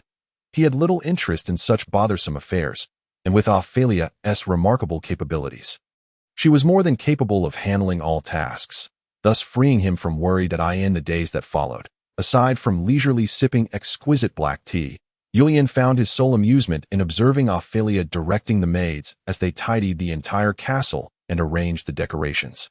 Watching her dusty and disheveled appearance was a stark contrast to the lofty image one would expect of a princess. "Yes, right there," Ophalia exclaimed, pointing to 2 maids as they positioned decorations on a table. After scrutinizing their work for a moment, she let out a sigh of relief, then turned her gaze to the 2 maids, who had completed their task and were now departing down the corridor. However, Ophalia's eyes lingered on their retreating figures for quite some time before she finally looked away at tea. That moment, a voice she least wished to hear at that juncture chimed in. "Are you envious?" "Not at all, my lord," Ophalia quickly retorted, turning to fix her gaze on Julian, who had appeared behind her without her notice, speaking with unwavering resolve. "I merely find it peculiar, that kind of, her cheeks flushed slightly, particularly under the gaze of Julian's smug smile, rendering her somewhat at a loss for words. "That kind of, rather unique attire. I have simply never seen anything like it before, which is why I am curious. Is it truly so strange?" "Quite strange indeed." Perhaps sensing that she could finally extricate herself from this topic, Ophalia's voice grew noticeably louder. Just then, another maid happened to pass by, glancing curiously at Julian and Ophalia, standing in the corridor. This caused Ophalia's voice to diminish once more. "Such clothing is indeed rather? No, I mean, a tad bit." As she spoke, Ophalia's gaze began to drift involuntarily towards the maid's figure, while Julian, standing before her, wore a relaxed smile, reveling in the princess's embarrassment. He fully understood what Ophalia was contemplating. The maid uniforms designed by Julian were soon crafted, given that Twilight Town was quite small and rarely saw anyone interested in tailoring garments. Moreover, in this relatively secluded locale, nearly every household possessed some sewing skills. Consequently, the establishment of a clothing shop was not particularly welcomed, and Julian's order provided a lucrative opportunity for those who otherwise had little business. They executed this order with fervor and efficiency, even acquiring expensive fabrics at the earliest convenience. After all, problems that can be resolved with money are never truly problems. Since Julian did not haggle over prices like other fastidious customers, the townsfolk worked diligently on his behalf. However, upon witnessing the transformation of Julian's sketches into tangible garments, Ophalia appeared less than composed. In her recollection, maids typically donned sky-blue dresses adorned with a pristine white apron and a voluminous maid cap. This had been the standard attire, with only minor variations among noble households, yet fundamentally unchanged. Yet the uniforms Julian had designed completely upended Ophalia's understanding of maid attire. These uniforms were not the voluminous garb of typical maids. Rather, they were quite form-fitting, accentuating the youthful figures of the young women and showcasing their vibrant allure. It must be said that this was a refreshing departure in Ophalia's eyes. However, one particular aspect proved utterly unacceptable to her. All of these maid outfits featured exceedingly short skirts. Although aptly designed to avoid any unfortunate exposure, the white hems provided a shield against any unwanted gazes, paired with knee-high black stockings and sleek black boots. These maids appeared not only spirited, but also exuded an unmistakable charm and grace unique to women. Yet it was precisely this detail that left Ophalia deeply dissatisfied. According to the education she had received, women were not to expose their thighs in public. Such behavior was deemed exceedingly shameless. As a result, daughters of nobility typically wore long gowns, and even at home, they never donned garments that revealed their thighs. For delicate blossoms nurtured in a sheltered environment, merely exposing their calves was considered a significant breach of modesty, although it could be said that Ophalia's own attire is not particularly formal. She nonetheless retains the characteristic elegance of nobility. The white long boots and the one-piece dress effectively conceal her legs, leaving them not exposed to view. However, the maids present differ significantly. After all, There is a distinct difference in length between a mini-skirt and an ordinary dress. Thus, witnessing these young girls boldly parading in such scandalous uniforms before her eyes, it is hardly surprising that Ophalia feels a sense of discomfort. "How utterly shameless," she exclaimed, her face nearly crimson. "My lord, how could you devise such maid uniforms? I find them simply indecent." For a princess born into royalty and well-educated, it is likely she has had little exposure to such vulgar terminology. Indecent, you say? What incensed Ophalia further was that Julian, upon hearing her words, displayed no sign of remorse. Instead, he appeared utterly astonished, as if he had never considered her perspective. "Do you not find these uniforms beautiful? I only think these outfits are far too indecent." Ophalia clenched her fists, her speech flowing more smoothly this time. "How can you allow these girls to expose their thighs so blatantly? It is exceedingly disrespectful to them. Furthermore, should others catch sight of them, they would undoubtedly question your taste as a noble. Those who question my taste are unworthy of nobility. Yet I am indeed questioning your taste as a lord." Ophalia rolled her eyes in exasperation. Even within the royal palace, such audacious attire would not be permitted. Moreover, what you are doing could subject these girls to harassment from unsavory individuals. Ophalia's concerns were not without merit. After all, in this era, maids possessed little in the way of rights. Much like her mother, who, despite being a lady-in-waiting, could not refuse her master's advances in private, many nobles exchanged maids among themselves, taking those they fancied to bed, with the maids having no right to decline. Even those belonging to other households faced the same fate. After all, maids were often treated as mere adornments, who would become furious if a guest touched their decorative items. From this perspective, the modest maid uniforms served to protect these servants. If they were not eye-catching, it would be less likely to arouse interest, thus reducing the chances of being singled out. However, Julian's contrary approach fully displayed the youthful radiance of these girls to the world, which could hardly be deemed a prudent decision. If these girls were the daughters of some noble, it might not pose a problem, but for now, they were merely maids. "I see." Upon hearing Ophalia's complaints, Julian nodded. Although he had already contemplated this, he remained unconcerned. These maids were not to be trifled with. Despite their current lack of restored powers, as skill-based soul warriors, they were not primarily fighters reliant on strength. Therefore, it was unlikely that any man attempting to take advantage of them would succeed easily. But of course, Ophalia was unaware of this. To her, these girls, despite their peculiarities and mysteries, were simply delightful individuals. She certainly did not wish for them to suffer due to the unseemly preferences of a callous lord. However, the main issue was, so you are worried about them. Isn't that only natural? Ophalia furrowed her brow, gazing at Julian's unchanging smile, instinctively sensing that something was amiss. "Do you think I have ulterior motives? How could that be? I observed how captivated you are by them.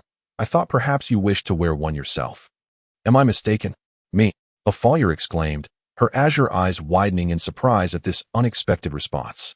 "How could I possibly? If these uniforms are truly as indecent as you claim, then as a princess of noble upbringing, you ought to simply ignore them, should you not?"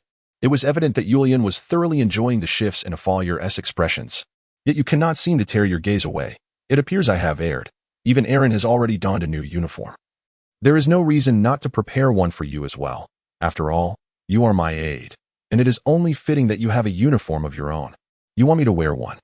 At this, Ophalia trembled slightly, her eyes widening in shock, uncertain of how to respond. "But this kind of, rest assured, as my aide, you will naturally receive special treatment." With an elegant smile, Julian placed a hand on Ophalia's shoulder.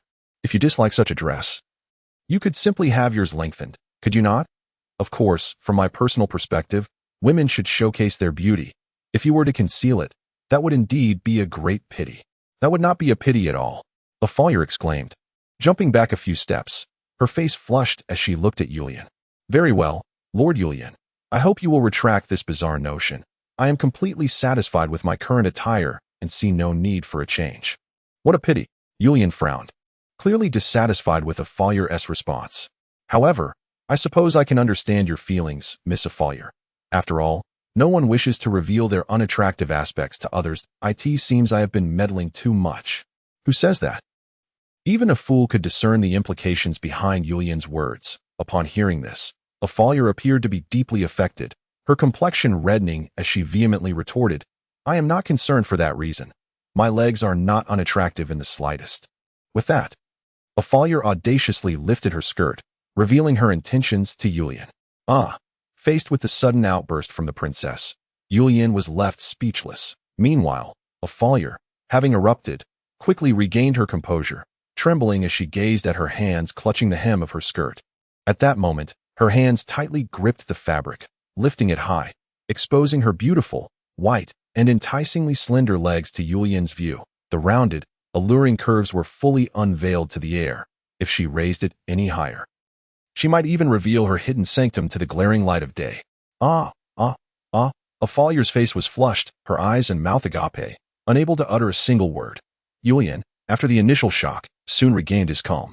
He carefully admired the maiden's form, nodding slightly.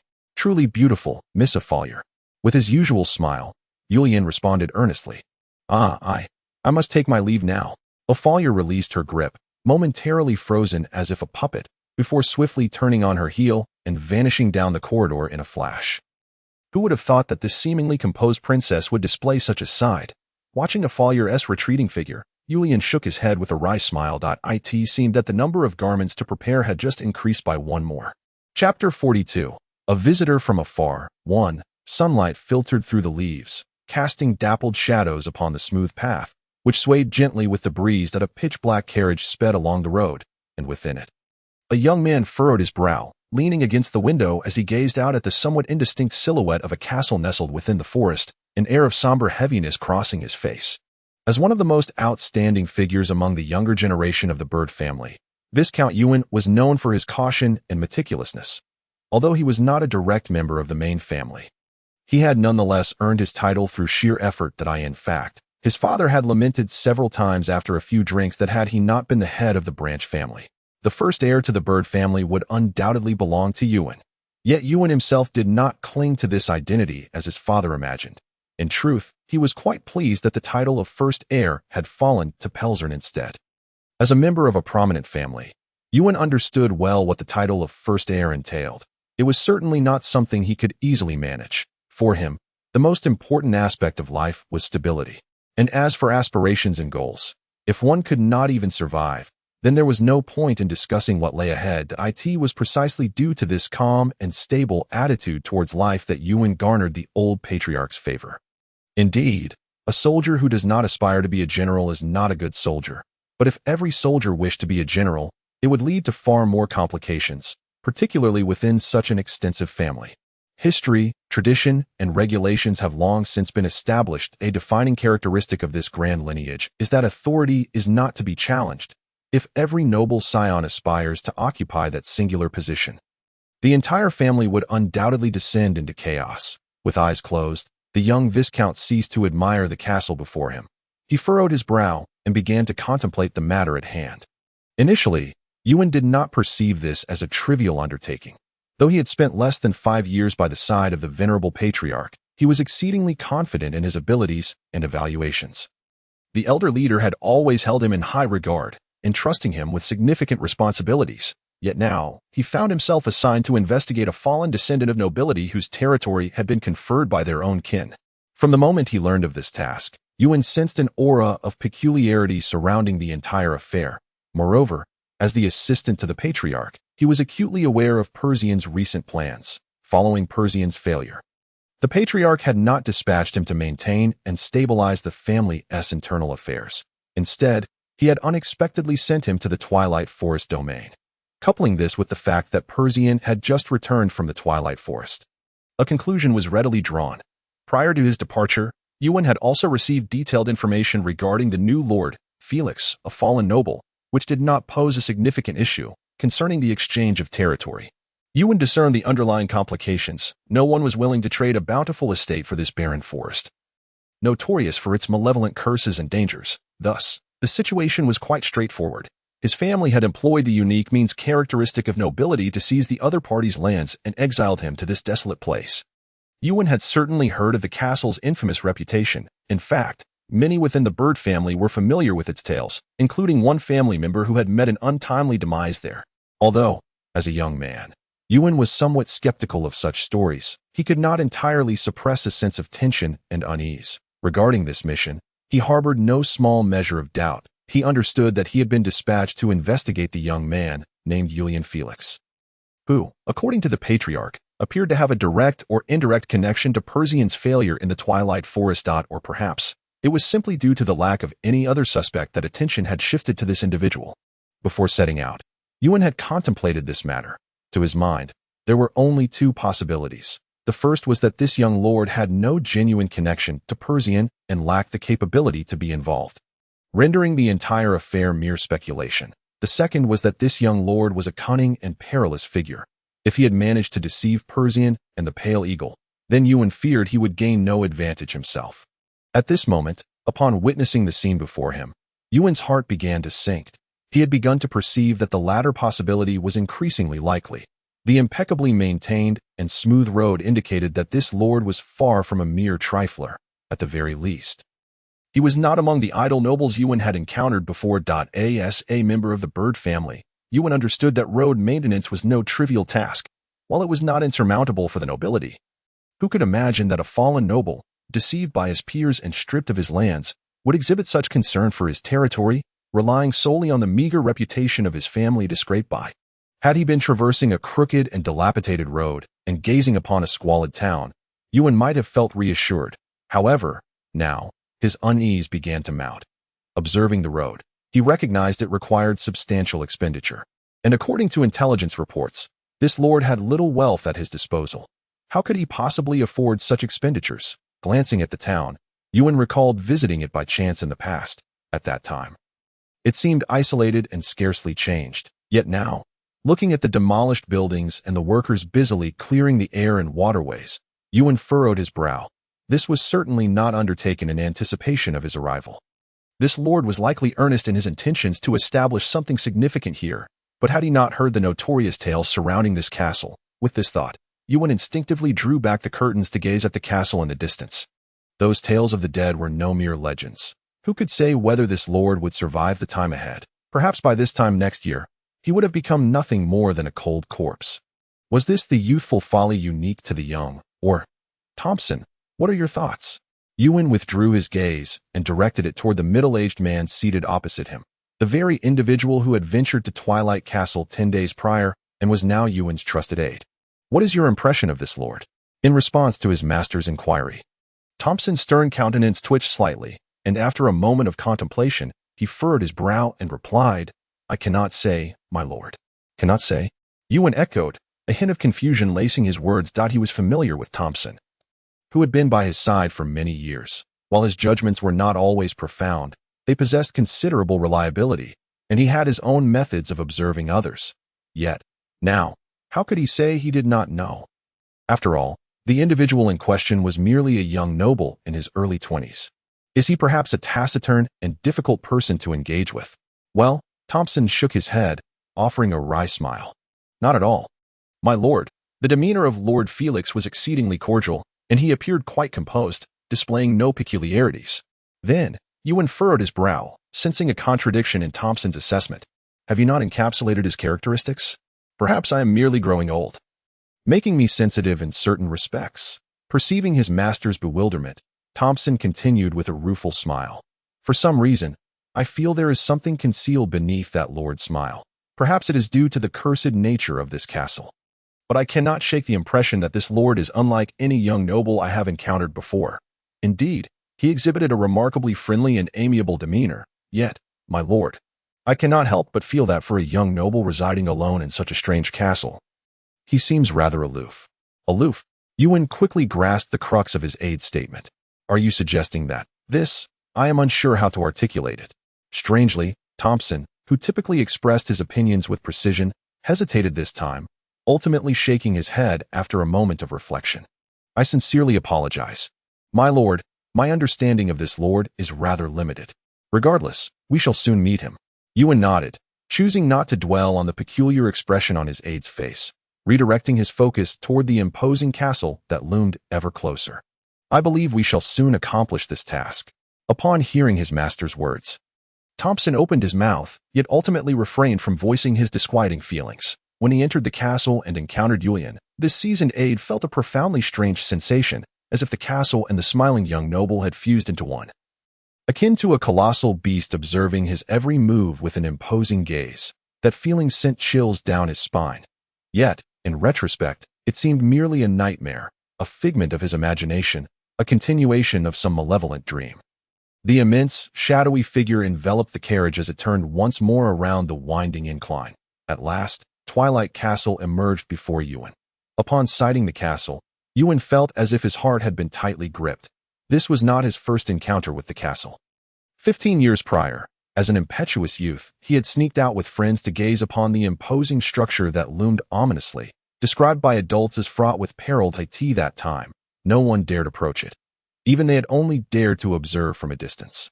The shadow that loomed atop the hillside had left an indelible impression on Ewan, akin to a beast poised to devour. Now, upon encountering the castle at close range, Ewan felt as though he had been transported back 15 years. He no longer felt like the composed, steady Viscount, but rather a frightened child, his gaze filled with trepidation, apprehension, and confusion as he beheld this formidable edifice. It had endured countless years and storms, yet still stood resolute. Merely contemplating this reality stirred discomfort within Ewan. If he had once dismissed the castle's curse as mere coincidence, he now found himself increasingly inclined to believe the dreadful rumors. "My lord, we have arrived." As Thompson's voice resonated in his ears, Juven finally regained his composure. He lifted his gaze to the window, where a young noble stood at the entrance, awaiting his arrival with a warm, elegant smile. For reasons unbeknownst to him, in that fleeting moment, Juven felt as though the castle had come alive, transforming from mere architecture into a fearsome beast. Scrutinizing its guest, or perhaps its prey, under the guidance of its master, absurdity washed over him. Juven vigorously shook his head, dispelling the unsettling sensation, before opening the door and stepping down from the carriage. Chapter 42. The distant guest, too. Prior to his arrival, Viscount Juvenbird had convinced himself he was mentally prepared for the encounter. He anticipated meeting a disheveled noble from a family that had barely inherited its land, and a castle infamous for its curses. He could almost envision the dilapidated structure, the filthy and chaotic hall, and he would have considered himself fortunate if they could offer him a cup of palatable milk tea. Yet, now seated upon a soft, comfortable sofa, surveying his surroundings, the Viscount was compelled to acknowledge that he had entirely misjudged the situation. In stark contrast to the castle's weathered facade, its interior did not exude an air of decay or disorder. In fact, as Viscount Bird entered the hall with Julian, he instinctively inhaled deeply, suppressing the peculiar emotions that surged within him. Contrary to his expectations, the furnishings within the castle imparted a sense of grandeur, history, and antiquity rather than the expected squalor and vulgarity. Although the furniture appeared somewhat aged, it was neither dirty nor haphazardly arranged. Instead, it was meticulously placed in its rightful place, prompting the Viscount to nod approvingly within. After all, nobles differ from parvenus. They have long since moved past the phase of being enamored with ostentatious displays to owe them. Only the newly affluent and lesser nobles would resort to such measures to demonstrate their worth. Akin to children seeking the attention of adults through novelty, the ancient families, however, no longer felt the need to prove themselves in such a manner. They valued honor, family legacy, and history far more. Naturally, these qualities could not be expressed casually. After all, such families would never erect a sign in their grand halls detailing their ancestors' histories. Thus, considerable thought must be devoted to the arrangement and display of their furnishings. In the eyes of Viscount Bird, the decor of Twilight Castle epitomized elegance and composure, devoid of the frivolous ostentation typical of lesser nobles and merchants. This revelation took him by surprise. After all, he had reviewed the family's background prior to his visit, and he had merely regarded them as descendants of a fallen lineage. Furthermore, he had never heard of the Felix family. History is replete with tales of nobles who, for various reasons, fell from grace. Though they may have once flourished, they ultimately faded into obscurity. Now, it appeared that the Felix family was not as simple as he had presumed. That, of course, had the Viscount known that the entire castle's decor was the handiwork of a princess, he might not have felt so perplexed. If the interior design of Twilight Castle merely left Viscount Bird feeling somewhat confounded, then his bewilderment escalated upon encountering the maids clad in garments personally designed by Julian. The usually composed Viscount nearly sputtered his tea upon witnessing the peculiar attire. By the saints, what an odd ensemble! Why would maids dress in such a manner? His eyes widened as he scrutinized the charming and lovely maidens before him. While their beauty was unremarkable for a member of a noble family, Having seen many beautiful women in his life, he had never before encountered anyone dressed in such a way. Who were they? Viscount Bird furrowed his brow, his gaze drifting to the outer side of the maid's left arms, where a pure white rose entwined around a long sword, complemented by a deep purple background and trim, creating a most peculiar sight. What perplexed him further was the sensation that he had seen this emblem somewhere before.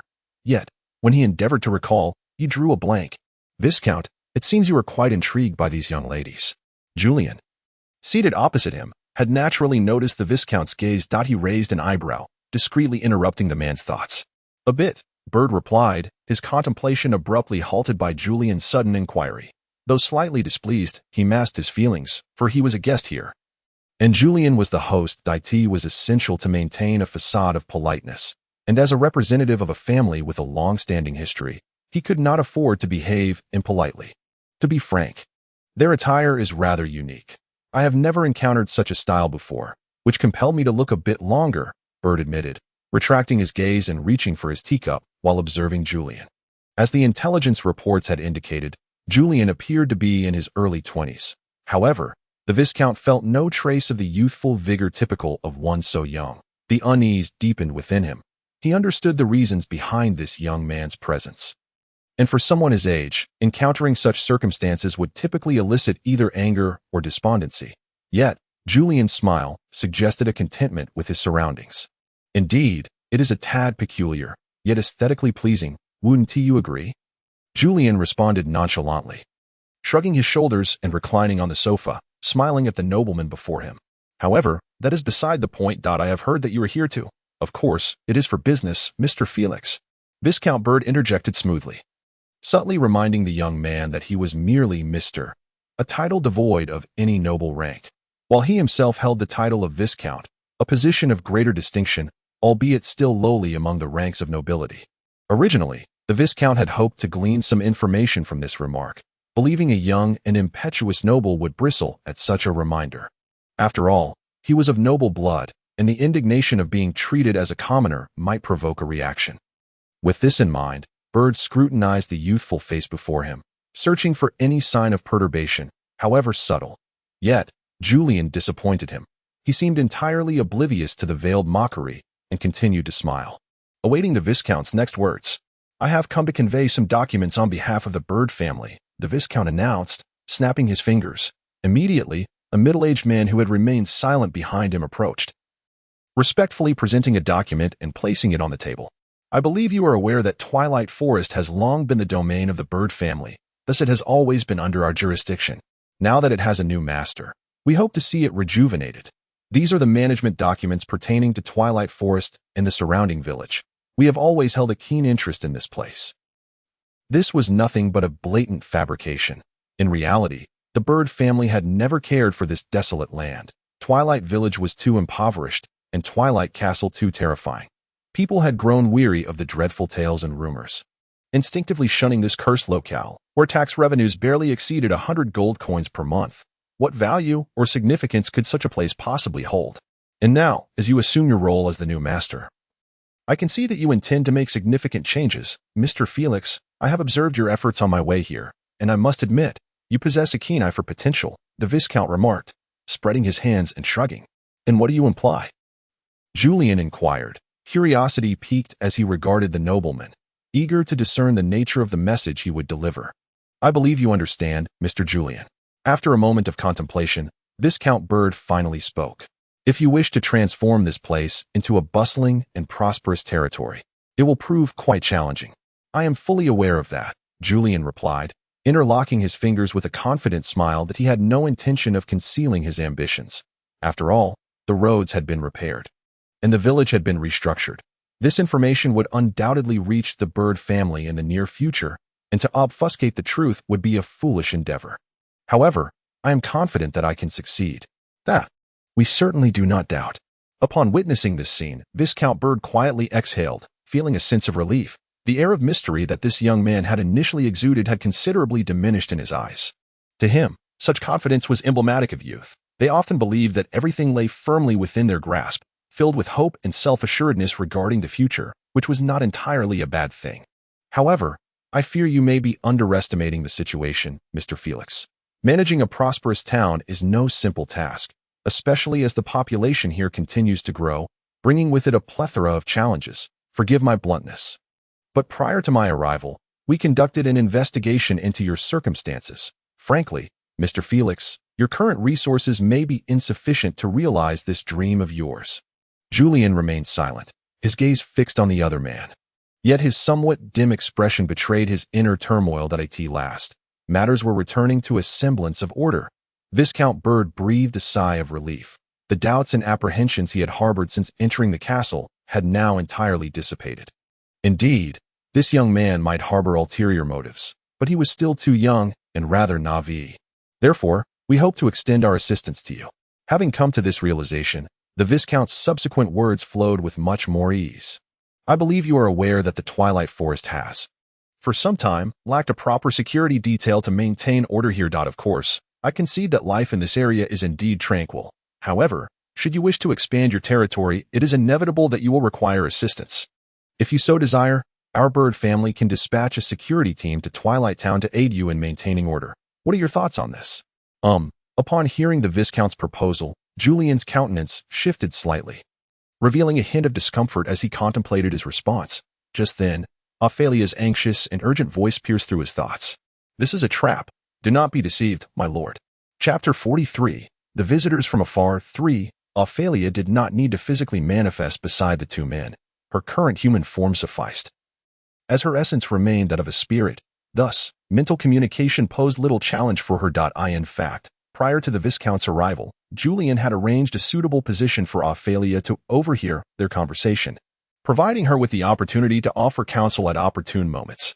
Although this form of communication had its limitations due to distance, it excelled in its discreetness, eluding detection by most. For Ophalia, who preferred to avoid the scrutiny of other nobles, this was a relatively acceptable method. Although both Julian and Ophalia understood that the bird family's intentions were far from benign, Ophalia was still taken aback by the audacity of the Viscount's demands, despite the Viscount's courteous demeanor and composed bearing, which exuded an air of nobility. It was clear to Ophalia that his demands were nothing short of barbaric. Indeed, the Twilight Forest was a desolate expanse, a fiefdom owned by nobility, and Julian possessed no formal title. Nevertheless, he was still a lord, governing a piece of land, no matter how desolate or inconspicuous, which placed him above those empty-named nobles without any territory.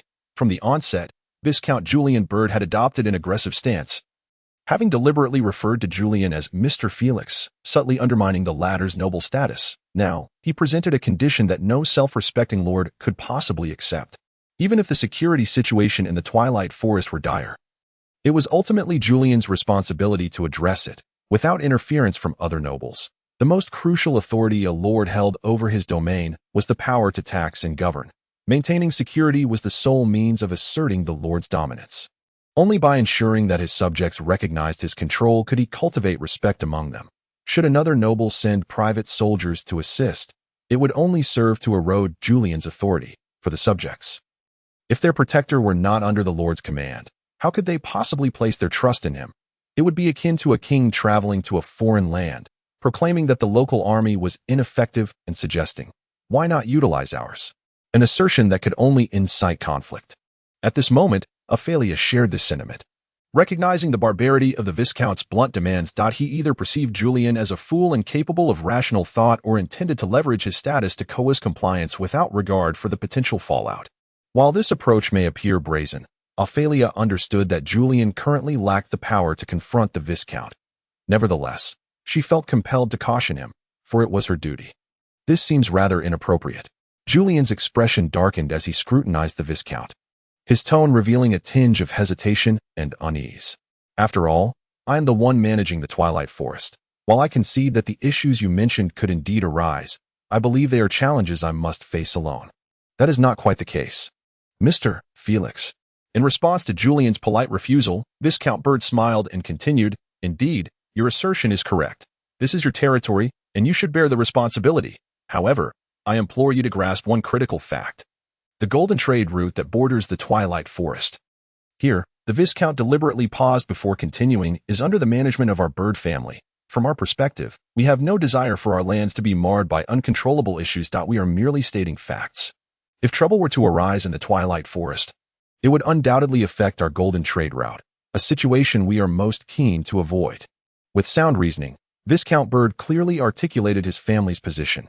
Indeed, if Julian could maintain order in the Twilight Forest, all would be well, but what if he could not? Previously, the area was scarcely populated, and its environment was so poor that it hardly mattered.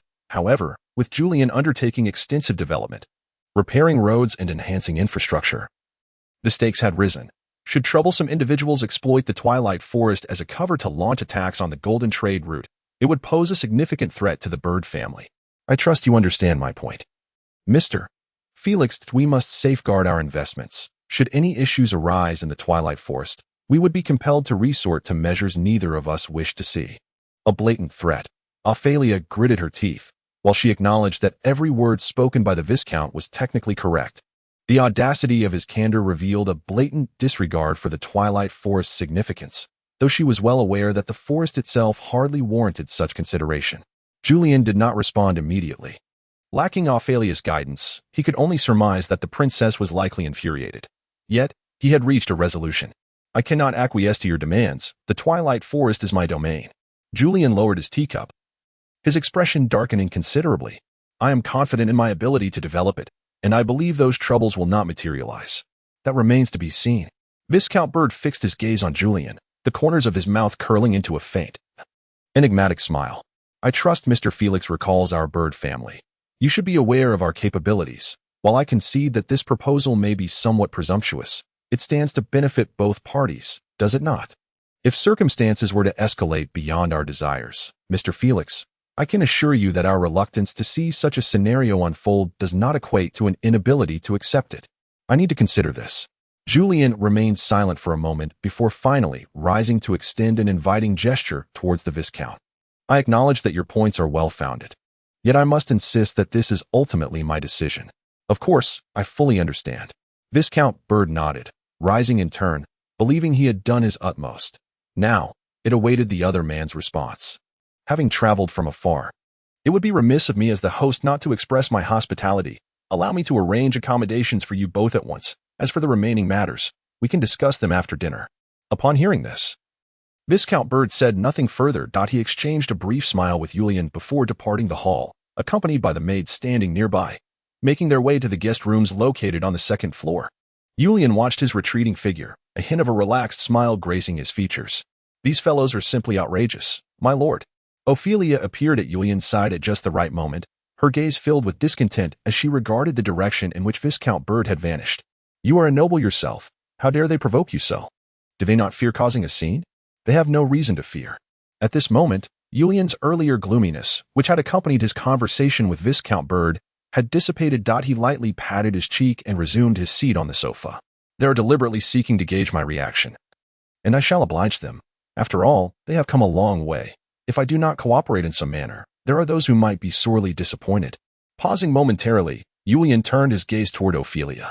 So, Miss Ophalia, how are the preparations coming along? Everything is proceeding smoothly, my lord. Ophalia took a deep breath, regaining her composure. She recognized that Julian was not particularly concerned about the situation, clearly harboring his own thoughts.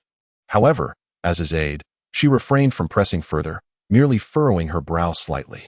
In truth, if their terms are reasonable, I might consider them. Noticing Ophalia's puzzled expression, Julian remained entirely unperturbed, responding with a relaxed smile. Reasonable terms. Indeed. You must admit, I lack sufficient personnel to maintain order in the town. While Judy and her companions are a commendable choice, do you think the farmers would react positively to a cadre of imposing, dark-armored figures parading before them? If the Bird family truly possesses the goodwill to assist me in preserving order, then perhaps I should accept their offer. After all, as the saying goes, a distant relative is not as good as a close neighbor. When the moment of crisis arrives, we must rely on the aid of our neighbors, do we not? Is this truly your sentiment, my lord? At the very least, it is not insincere. In response to Ophalia's sarcastic retort, Julian shrugged and narrowed his eyes slightly. Do you not think it is time for Judy and the others to change their palate and indulge in some home-cooked meals? Julian then gazed earnestly at Ophalia, inquiring in his customary sincere and gentle manner. Chapter 44. Guest from afar. 4. As dinner time arrived, the guest refrained from broaching the disheartening topics any further. Ophalia, as was her custom, did not attend. leaving Julian, as the host, to engage with his guests at the banquet. His expression, however, was less than favorable. In the eyes of Viscount Bird, this young lord, despite his efforts to present a demeanor of tranquility, inadvertently revealed his emotions through the shadows that flitted across his features. It was evident that the proposal he had put forth was difficult for Julian to accept, and Viscount Bird was well aware of this. Which is precisely why he had made such a suggestion. The dinner was not extravagant, yet the fresh, succulent steaks and soft, delightful bread showcased the unique flavors of the countryside, coupled with a bottle of fine wine. It was a fitting affair for a noble's banquet. However, that was not the crux of the matter. Ophalia let out a quiet sigh, withdrawing her gaze from the dark forest outside the window and placing her teacup down. Observing her action, a girl standing nearby hastily approached, expertly refilling her teacup, and with sparkling eyes, curiously inquired, "Miss Ophalia, do you truly not wish to join the lord for dinner? Now is not the time." Eileen. Ophalia shook her head, understanding the girl's sentiments. Since she had become Julian's aide, they had shared meals daily, engaging in discussions and debates. Ophalia consistently endeavored to present her opinions and viewpoints to Julian, who in turn would regale her with stories and wisdom she had never before encountered. It must be said that these days were remarkably peaceful and comforting for Ophalia within the palace. She could not afford such liberties, and in the outside world, she had to tread carefully. The very notion of conversing casually with a young man, as she was now, had never crossed her mind. Moreover, Julian's wit and charm made their conversations all the more enjoyable. Yet today, she found herself confined to the study, facing her dinner alone, though this evening's meal was considerably more sumptuous than usual. Without the right mood for dining, even the most delectable fare would hold no appeal. What troubled Ophalia, however, was not merely the solitary meal. She was still surreptitiously eavesdropping on the conversation taking place within the dining hall. Clearly, Julian had no intention of revisiting that vexatious subject, while Viscount Bird occasionally shared anecdotes from the territory, indicating that there was no apparent conflict between them. Yet Ophalia was acutely aware that the situation was far from simple. Especially after Julian had uncovered evidence of the Bird family's collusion with the mountain bandits, Ophalia understood precisely why such a prominent family had suddenly taken such an interest in a minor lord like Julian. It was evident that they were aware of the events that had transpired previously, and for reasons unknown, they had begun to suspect Julian, prompting them to send a viscount to test him. The issue did not lie here. Ophalia was not inexperienced in handling such matters. She had encountered crises far more dangerous and urgent than this. However, never before had she felt such disquiet. And the sole reason for her unease was that she had no understanding of Julian's thoughts. Every preparation and solution Ophalia devised was grounded in what she deemed reasonable. Yet this lord's thought process often strayed from convention, embarking on paths that were unimaginable and perplexing. Did he truly intend to invite the wolf into the fold? Ophalia sighed in resignation. It was evident from his words that Julian understood the Bird family's intentions in sending those individuals were not merely to maintain order. Viscount Bird's assertion was not unfounded. Should troubles arise in the Twilight Forest, the repercussions would ultimately affect their golden trade route. Conversely, should the Twilight Forest flourish, it would similarly impact the profits from the trade route. Perhaps Julian intended to attract merchants by reducing taxes and lowering costs, a move that the Bird family, reliant on the trade route for their income, could hardly tolerate if in the past they could conspire with bandits to obstruct progress. Now, having lost their greatest ally in Daros, they would need to devise new strategies. Could it be that the Lord intended to eliminate them, treating them as he had the mountain bandits? Ophalia shook her head vigorously, casting aside the unpleasant imagery and taking a deep breath. Upon reopening her eyes, she heard the heavy tolling of a bell from outside, indicating that she had spent too long in contemplation. With this thought, Ophalia glanced at the still-standing Eileen, who appeared somewhat concerned by her prolonged silence. Their eyes met. Eileen was taken aback, quickly straightening her posture. However, at that moment, her stomach let out a loud grumble. "Oh, I apologize, Miss Ophalia. It is nothing." Ophalia chuckled softly at the girl's flushed face, contemplating for a moment before speaking. "Since you are hungry as well, why not join me for a meal? I imagine the Lord is quite occupied at present. He likely will not seek us out." Julian was indeed very busy. "To be frank, I cannot accept the goodwill of your family." Seated in the study, Julian's brow was furrowed, his expression dark. "While I acknowledge that this may lead to numerous complications, I trust your family understands that I am the rightful lord of this territory." "Noble territories, Mr. Felix." Viscount Bird seized the opportunity to interject. Please do not forget that just as nobles are obliged to serve the royal family, so too must you serve us. Though you now possess your own domain, it is a noble territory, not a royal one, that I hope you will remember this. This land has been entrusted to you for management, and thus, I expect you to respect our opinions and suggestions. At this point, Viscount Bird paused for a moment, savoring the expression on Julian's face before continuing. I believe you are aware that noble territories are not hereditary unless significant contributions have been made to our family. You are evidently not among those individuals, which means your descendants will not be able to continue residing on this land. Mr. Felix, I know you are an idealistic young man, but I also hope you understand that sometimes yielding to reality is of utmost importance. Such blatant threats abound. Julian sighed internally, realizing that the Bird family truly intended to provoke him. Ever since entering the study for negotiations after dinner, the Viscount Bird had employed various methods to taunt him, challenging him in terms of status, standing, and now even age. The moment was ripe. Gazing at the Viscount's smiling countenance, Julian felt it was time to act.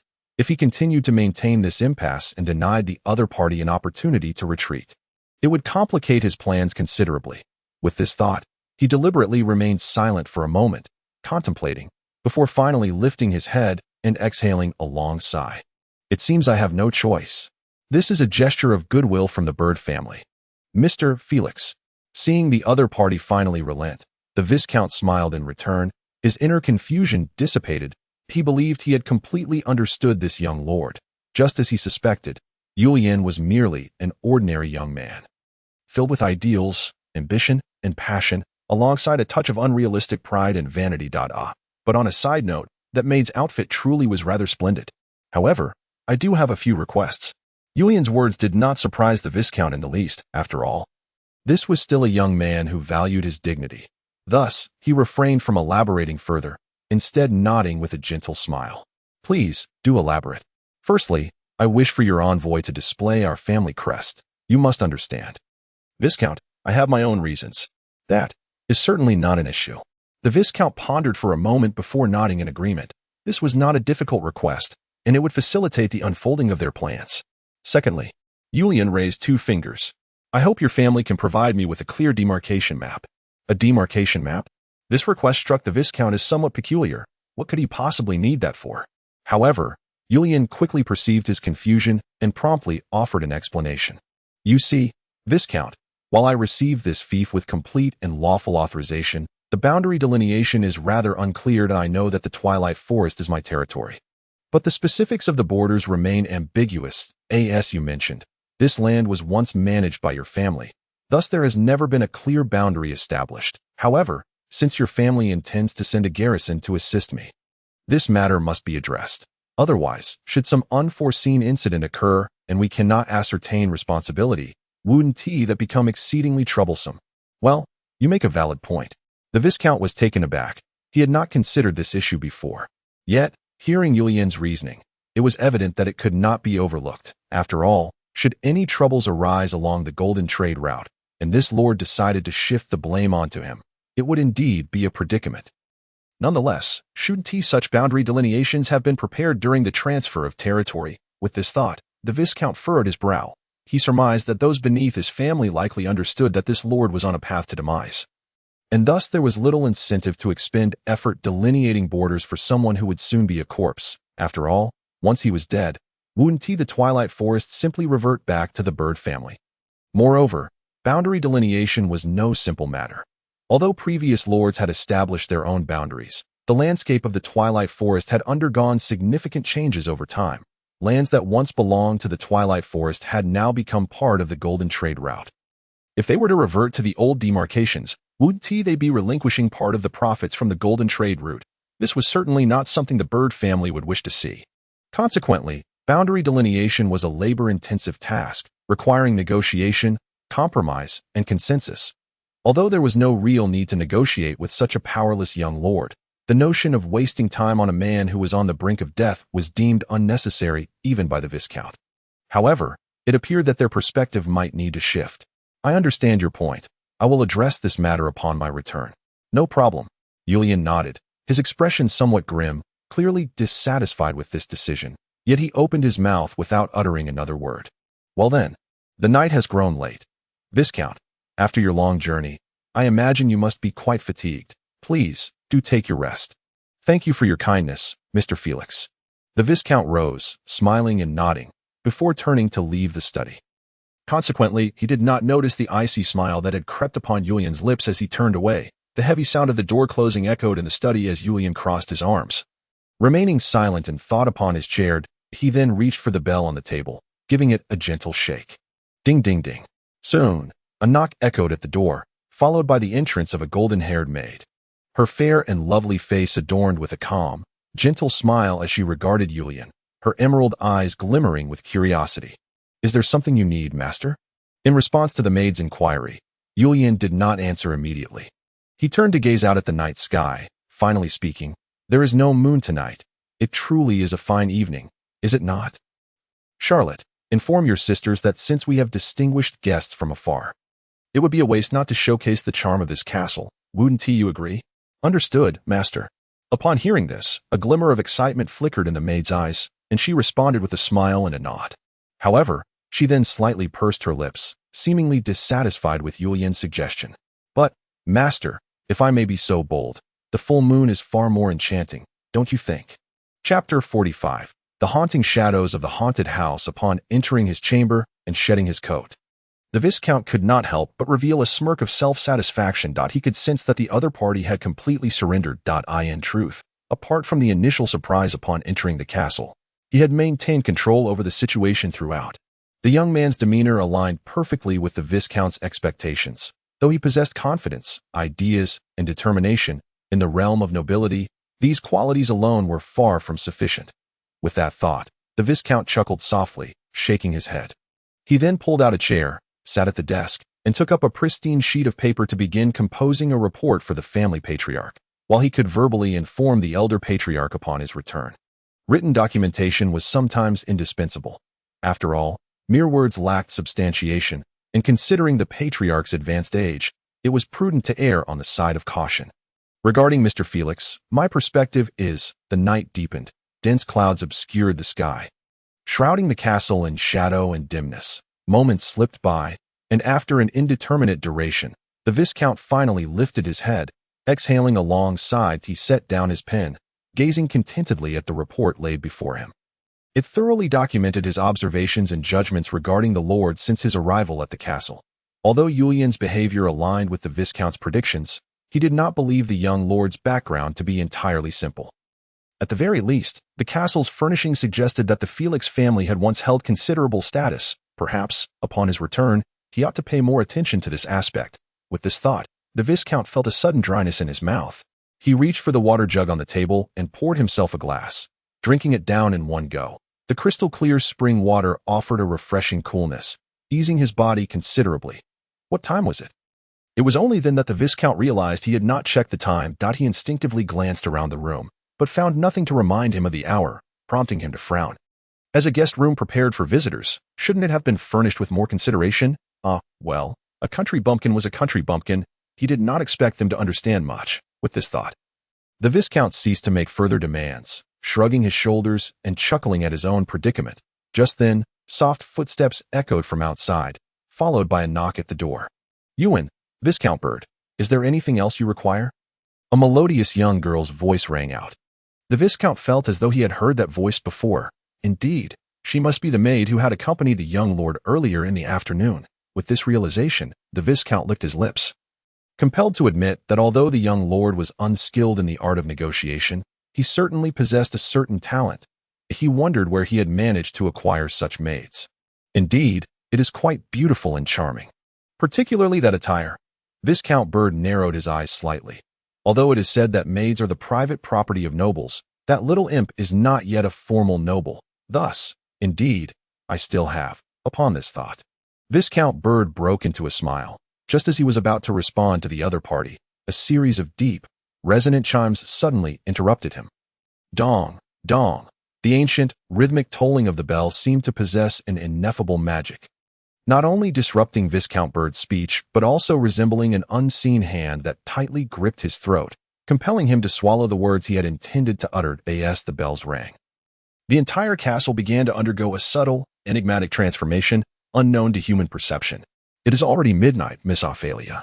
Hearing the chimes, little Aileen, who was attending to Ophalia as she read, widened her eyes in astonishment and gazed out the window. You should rest now. Midnight. Upon hearing this, Ophalia closed the book in her hands, silently staring at the heavy door, her brow slightly furrowing. Aileen, you do not need to return to your room tonight. Eh? Aileen was momentarily taken aback by Ophalia's words. Not return to my room. Precisely. I trust you haven't forgotten the castle's regulations. No one is permitted to venture outside after midnight. Am I correct? But I... Do not worry. Observing Aileen's anxious and flustered demeanor, Ophalia smiled kindly and gently placed her hand on Aileen's shoulder. Tonight, you shall sleep with me. At this declaration, Aileen's eyes widened in disbelief as she stared at the young lady before her. Miss Ophalia, is that truly acceptable? I am but a servant and the master. We ought to rest now. Ophalia interrupted Aileen, rising to close the outside window. In the dim light of the fire, she caught a glimpse of a white shadow flitting past her, only to vanish moments later. I believe the Lord has other matters to attend to and will not concern himself with us. The clock struck 12. After tolling the 12 chimes, the heavy bells fell silent once more, and the Twilight Castle, in accordance with this signal, underwent an inexplicable transformation from within. What is happening?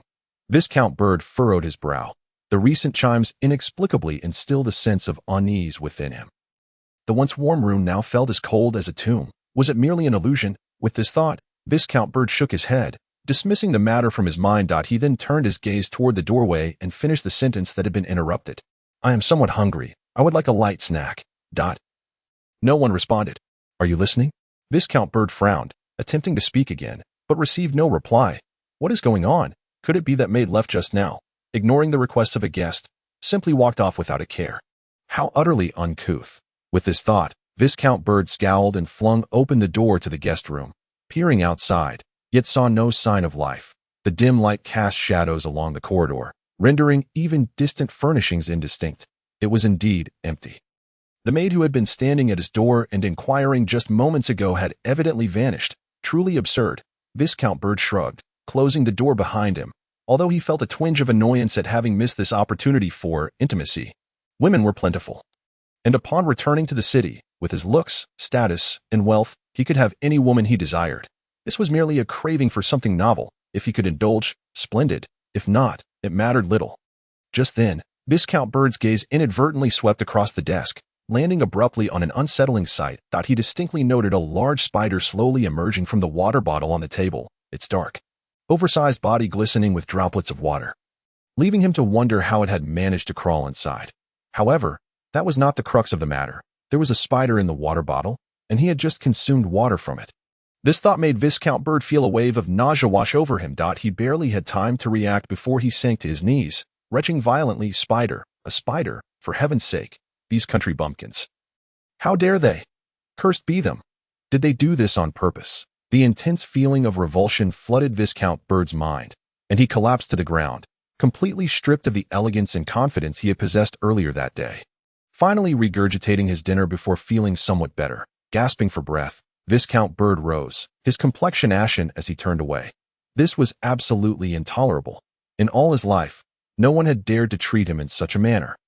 Regardless of whether these wretched country folk acted with intent or ignorance, he would ensure they paid for their insolence. In a fit of anger, Viscount Bird wasted no time, flinging open the door. And at that moment, a chilling breeze slipped through the crack, invading the room, and with it, the flickering flame of the candle extinguished abruptly. The room was plunged into darkness. However, Viscount Bird remained undeterred. He blinked vigorously until his eyes adjusted to the gloom, then coughed forcefully, preparing to exit the room. Just then, he halted in his tracks. Before him stood not the familiar old corridor, but rather an opulent guest chamber. With a pristine, neatly made bed, a pulled-out chair, and several sheets of white paper adorning the desk, alongside a cup and water jug that had just been emptied. Not far from his feet lay a pile of filthy vomit, emitting a foul stench. Was this not his guest room? When had he left? No, Viscount Bird was certain he had just intended to leave the room, not return to it. With this realization, he instinctively turned to survey his surroundings, only to find that on either side lay the still dim corridor. Clearly, no matter how he looked at it, he was poised to enter his guest room, not depart from it. What was happening? What on earth was going on? Viscount Bird furrowed his brow, sensing that something was amiss. Should anyone else encounter such a bizarre scene, they would likely be thrown into a panic.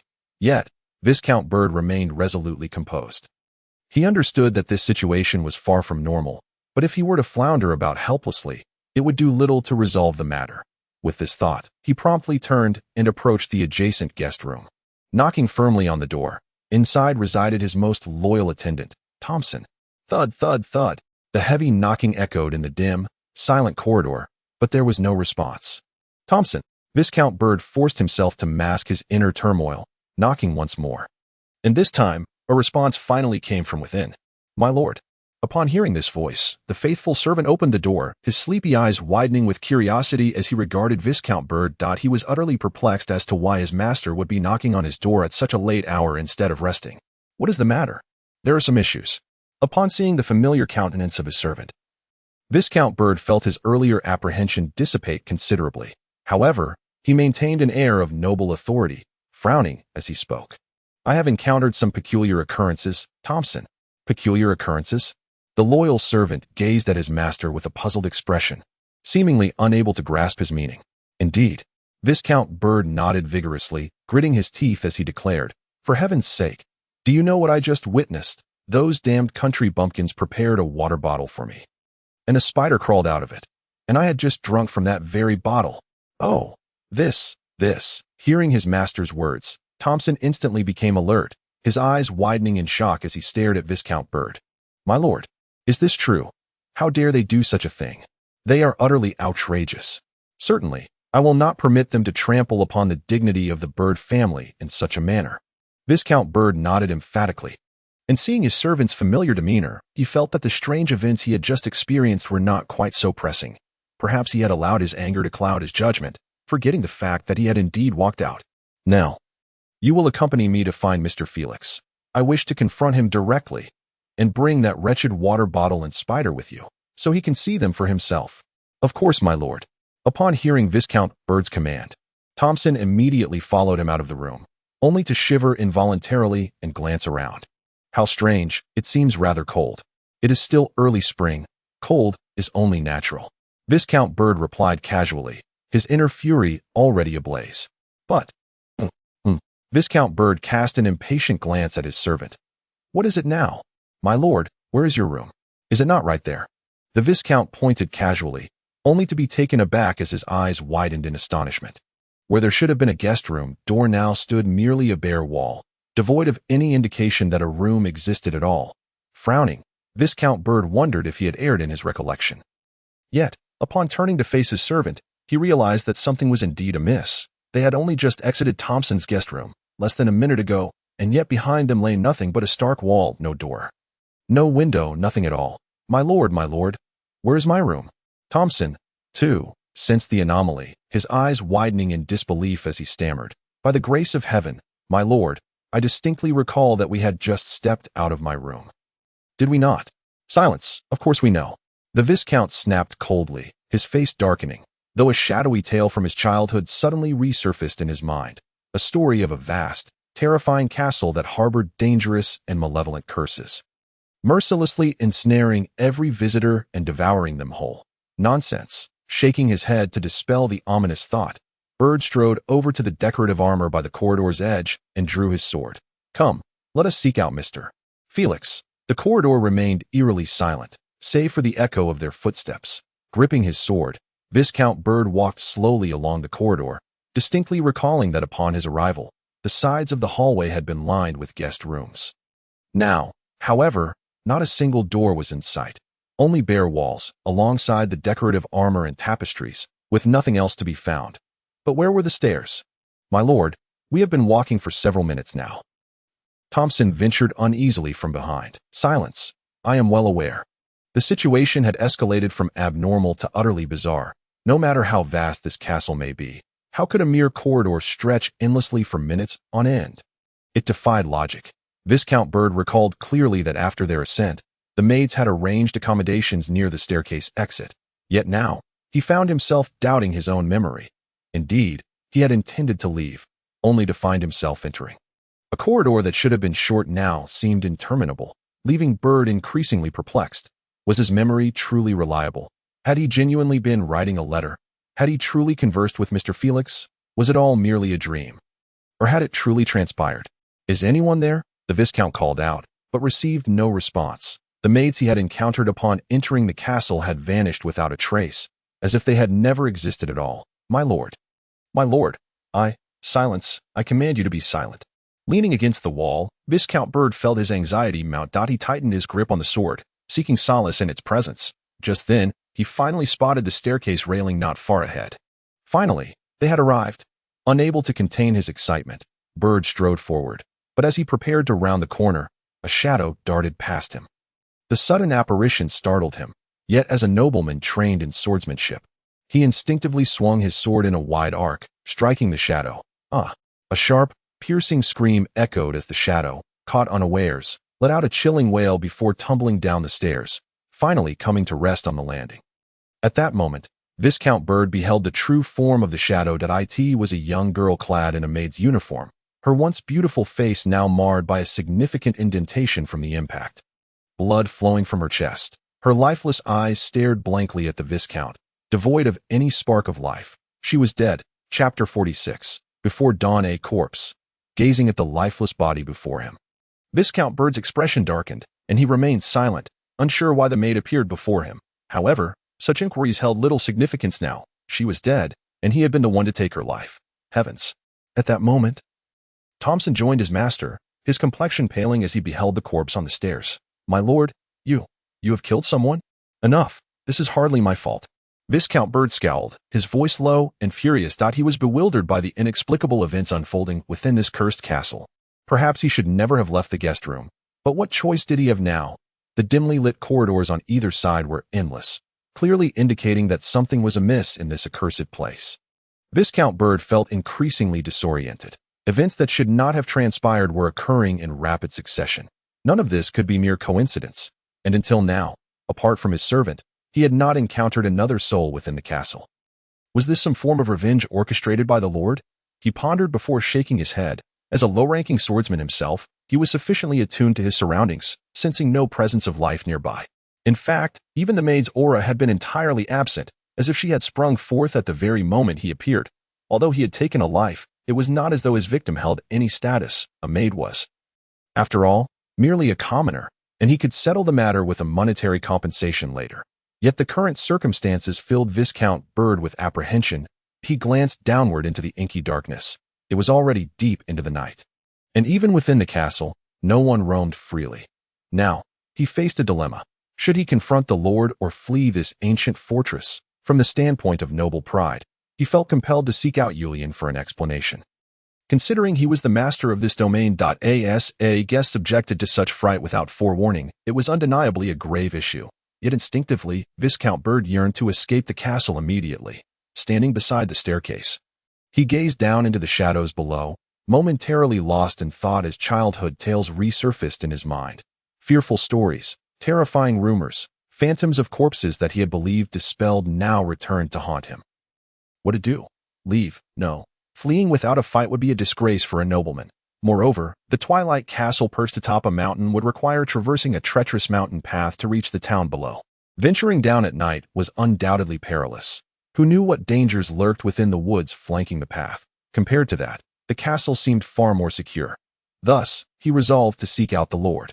With this thought, Viscount Bird adjusted his cravat, huffed disdainfully, and tightened his grip on the sword as he descended the stairs. The heavy sound of his footsteps echoed once more as he passed the maid's lifeless body. He couldn't help but cast a lingering glance at her. Truth be told, he felt a twinge of regret for his impulsive action. After all, the girl was quite beautiful, and it seemed a tragic waste for her to perish so. Regardless, as a member of the Bird family, should word of this incident spread, it would tarnish their reputation, something he wished to avoid at all costs. Yet, he resolved to deal with that another time.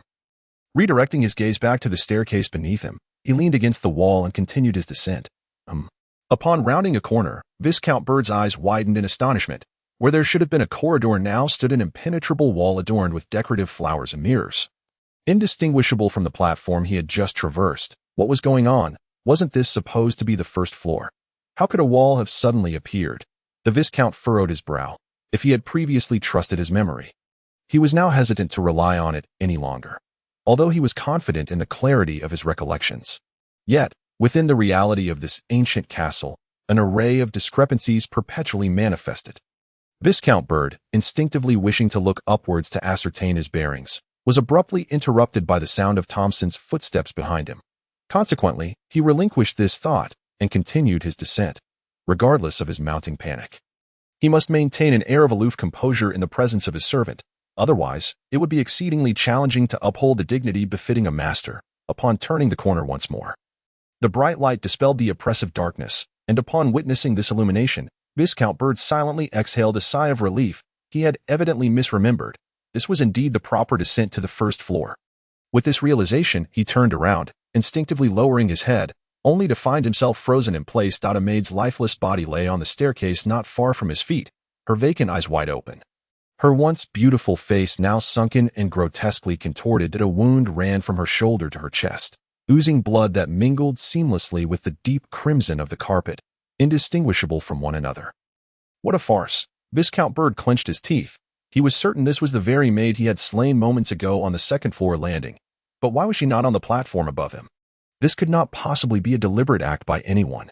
After all, even if someone wished to orchestrate such a scene, they would scarcely have the time to do so. Had he truly misremembered? That seemed even less likely. The heavy sound of breathing from behind him made it clear, without needing to look back, that it was Thompson. Clearly, he too had seen the corpse, and he appeared exceedingly tense. Perhaps he recalled the dreadful tales surrounding this castle. Having heard them since childhood while in Viscount Bird's company, what then was to be done? Faced with a scene that entirely transcended his comprehension, Viscount Bird found himself momentarily at a loss. He felt an urge to retrace his steps to verify the body. Yet what significance would that hold? Even if he confirmed the body was indeed on the staircase above, how would he explain the identical corpse below? Moreover, what if that body vanished? What then? Viscount Bird was becoming increasingly disoriented, unsure of his whereabouts, even questioning if he remained within the castle.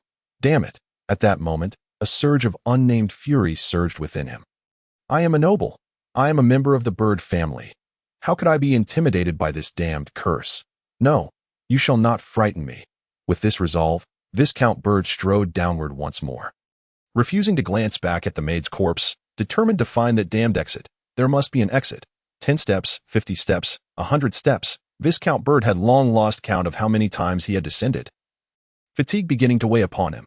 Yet, each time he rounded a corner, he beheld the corpse sprawled below, remaining in its previous state, utterly motionless. His mindset gradually began to shift. He was weary, unable to recall how many steps he had taken. But it was clear that he had far exceeded any reasonable limit. He felt akin to a rat ensnared in a circular cage, helplessly scurrying in pursuit of a non-existent endpoint. Accompanying this sensation was an escalating agitation, a restless unease that reached its zenith upon encountering the maid's corpse yet again. You again! This time, Viscount Bird did not merely step over her body as before. Instead, he shouted as he approached the corpse. Raising his sword high, his expression twisted with rage. Fine, you wish to follow me, do you? Let us see how long you can keep up. A glimmer of cold steel flashed. The sharp sword effortlessly severed the maid's head. And with gritted teeth, Viscount Bird delivered a forceful kick to the head, which soon flew down the stairs like a ball, vanishing into the endless darkness. Come again, you wretched thing! Viscount Bird roared, lifting his sword once more and plunging it into the girl's body. Frenziedly slashing, creating wound after wound. I will sever your head, chop off your hands, hack off your feet. Let us see how you continue to follow me. You shall follow me no more. Viscount Bird shouted in madness, as if releasing the terror that had been festering within him. Almost losing all sense of restraint, beneath his sword, the corpse gradually became a bloody pulp, blood splattering against the walls that moment. A faint sound emerged from the staircase behind him. Tap, tap, tap. Accompanied by the rolling noise, a distorted head slowly rolled past Viscount Bird's feet, returning to lie beside the corpse, unchanged, just as it had been when severed. Upon witnessing this scene, Viscount Bird's body, sword raised, frozen place. He stared blankly at the head at his feet, its vacant eyes devoid of expression, merely reflecting his own terror. Thompson, go check what is happening below. Straining against his fear, Viscount Bird issued his final command. Throughout, he had maintained the facade of a master, always leading the way, but now he no longer wished to do so. No one responded. The heavy breathing persisted behind him. Yet there was no reply. "Thompson, did you not hear my words?" Viscount Bird spun around in anger, only to be astonished to find that the figure who had been following him was not his servant at all. "Master," gazing at his master's back, the loyal servant felt a twinge of confusion. Since witnessing the maid's corpse, his master had appeared as if possessed, standing motionless at the staircase for quite some time. What had transpired? What was he contemplating? With this in mind, Thompson felt a growing unease. "Master, what is wrong? Please respond." Terrified, Thompson grasped Viscount Bird's shoulder, compelling him to turn and face him.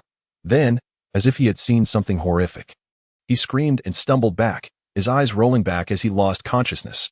Chapter 47. A different agenda. When Viscount Bird awoke again, it was already past midnight. At this moment, he had escaped that dreadful and bizarre space, returning to the realm of reality. Particularly upon witnessing the sunlight streaming through the window, he felt an immense sense of happiness and relief, a sensation he had never experienced since birth. However, there was no time for reflection, although daylight should offer safety. The events of the previous night still haunted him. After rousing the unconscious Thompson in the second-floor corridor, the master and servant hastily departed the castle. Although it was impolite, the pair, having narrowly escaped, clearly no longer wished to linger in this ominous fortress. After leaving a letter for Yulian, explaining the urgent family matter requiring their swift return, they quickly exited the castle. After all, they had no desire to encounter such terrifying and bizarre occurrences a second time. Safe travels. No need to see you off. Standing by the window, watching Viscount Bird's carriage disappear into the forest, Yulian's lips curled into a slight smirk, revealing a trace of satisfaction. "Master, how did our performance fare?" The speaker was none other than the girl whom Viscount Bird had slain. She now stood behind Yulian, fidgeting with her own head. The previously distorted and misshapen head, as she spoke, slowly began to return to its original form, evolving into a visage that, while somewhat altered, still exuded a playful and beautiful essence. Subsequently, the girl picked up her head, gazed at her reflection in the mirror, and with satisfaction, reattached it to her neck. "Quite well. I believe this will provide Viscount Bird with an unforgettable memory. What a pity about Charlotte's outfit." The girl glanced down at her body, her maid's attire still bearing the marks of her recent dismemberment, uncertain if it could ever be mended. "Do not fret. Everyone has a spare. Then I shall rest easy." With that, the girl paused momentarily, then lifted her gaze to Yulian.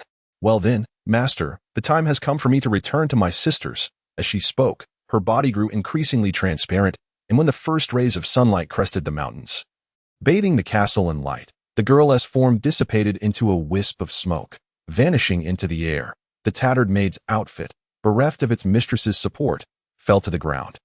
Only then did Yulian turn to regard the discarded garments. "You have worked hard," he murmured softly. "So, has the Viscount departed?" Ophalia observed with an amused smile, watching Yulian dine across from her. "Indeed, much earlier than we anticipated." Yulian let out a sigh and shrugged his shoulders, setting down the bread in his hand. "What a pity. I had hoped to extend the stay of this esteemed Viscount for a few more days, allowing him to truly experience my hospitality. Is it time to rein it in, my lord?" Upon hearing this, Ophalia could no longer suppress her laughter. Since last night, when she sensed the unusual restlessness of the wandering spirits, she had surmised that Yulian must have some plan to frighten the Viscount, and the answer she received from him this morning only confirmed her judgment. Naturally, Ophalia felt no sympathy for the plight of the unfortunate Viscount. Nonetheless, Yulian's words brought a smile to her face. What a jest! If the Viscount were to remain in the castle for another 2 or 3 days, one could hardly say whether he would return home with his wits intact. Of course, both of them understood that this was merely jest. If, after last night's events, the Viscount Bird had the audacity to continue residing in the castle, it would indicate that he was no ordinary individual. And at that point, they would need to be increasingly cautious of him. However, for the time being, the Viscount Bird appeared to be precisely the sort of individual that Yulian and Ophalia had assessed him to be, someone who did not warrant particular scrutiny. Yet, Ophalia still had her doubts. "My lord, why did you request a delineation of the borders?" To be candid, Ophalia was well aware of the details concerning Yulian's negotiations with the Viscount Bird from the previous night. But she could not fathom the purpose behind Yulian's actions. If he were a responsible lord, it would be entirely reasonable to request such a map. However, considering Yulian's character, it seemed rather peculiar that he would take such an initiative. Given that the borders had not been delineated during the initial transfer of territory, Yulian would likely have feigned ignorance, using the lack of clarity to his advantage should any issues arise in the future.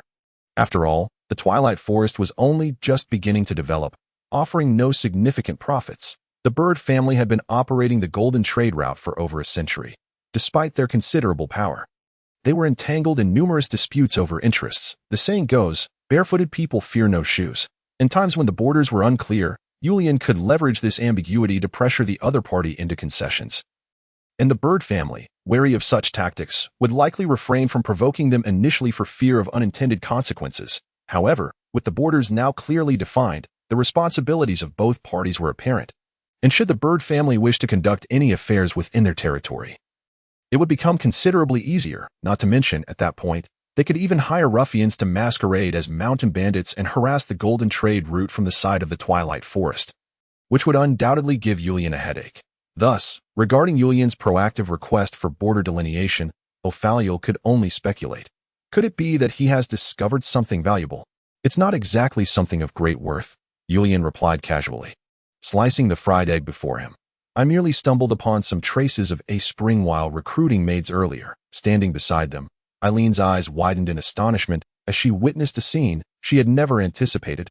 Ophalia, typically poised and exuding an air of nobility, nearly sputtered her food in shock upon hearing Yulian's response. Fortunately, at the last moment, she managed to cover her mouth, swallowing her food with great effort. Though her urgency caused her to cough uncontrollably, Eileen quickly poured a glass of water and handed it to the girl, finally allowing the previously coughing maiden to calm down. Do not be so agitated. As for Ophalia's lapse in composure, Yulian remained entirely unfazed. It is just a spring. After all, as a princess, you must have encountered such a thing before. Hearing Yulian's words, Ophalia rolled her eyes, nearly exasperated to the point of fury. She was indeed aware of what a spring was.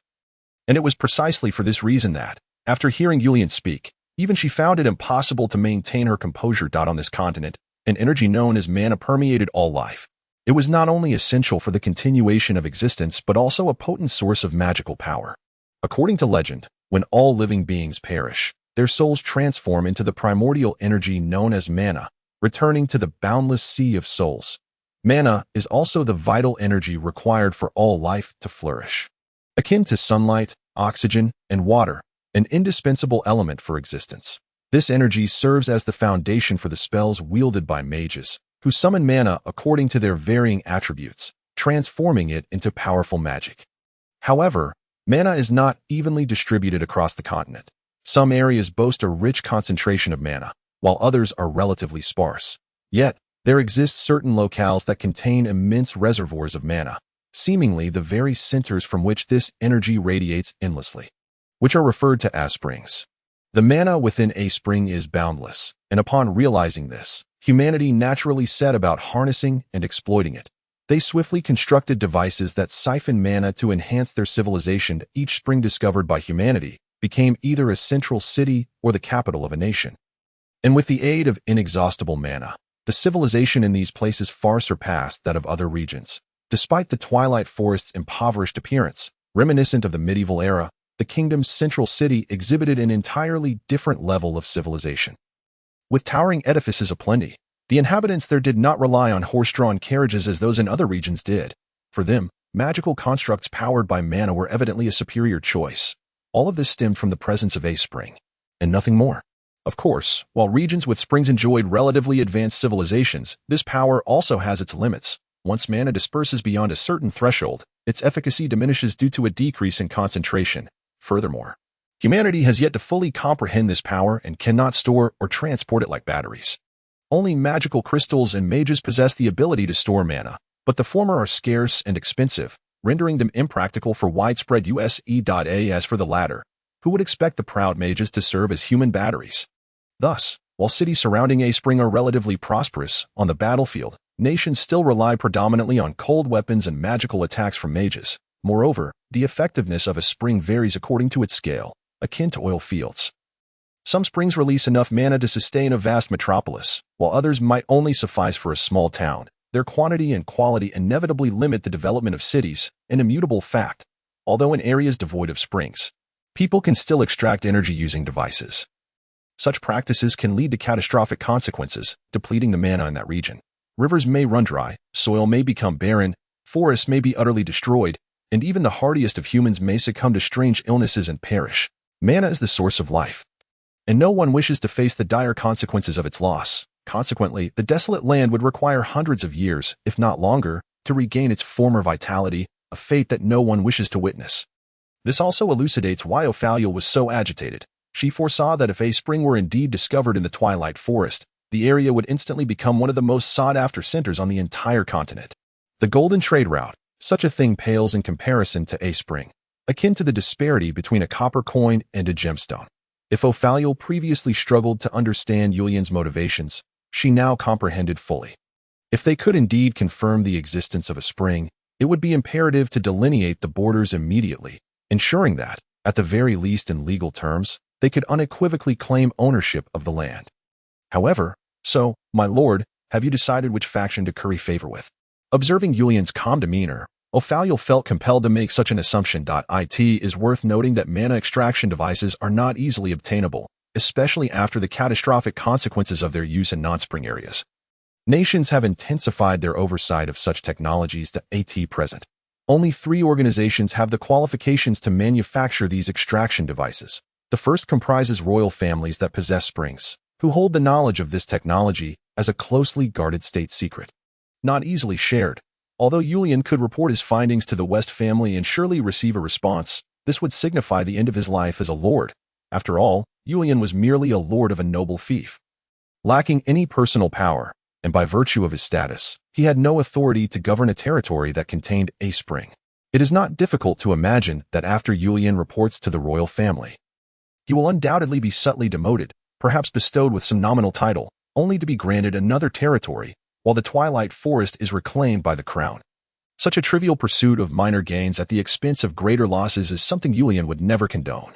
The second faction is the Mage Association. As manipulators and users of mana, they naturally possess mana extraction devices. In fact, the central city of the Mage Association, City of 10,000 Loss, was built upon one of the continent's largest springs. Moreover, these mages wield formidable power and combat prowess. Not to mention, the influence of the Mage Association extends throughout the continent, and they are particularly attentive to new discoveries regarding the springs.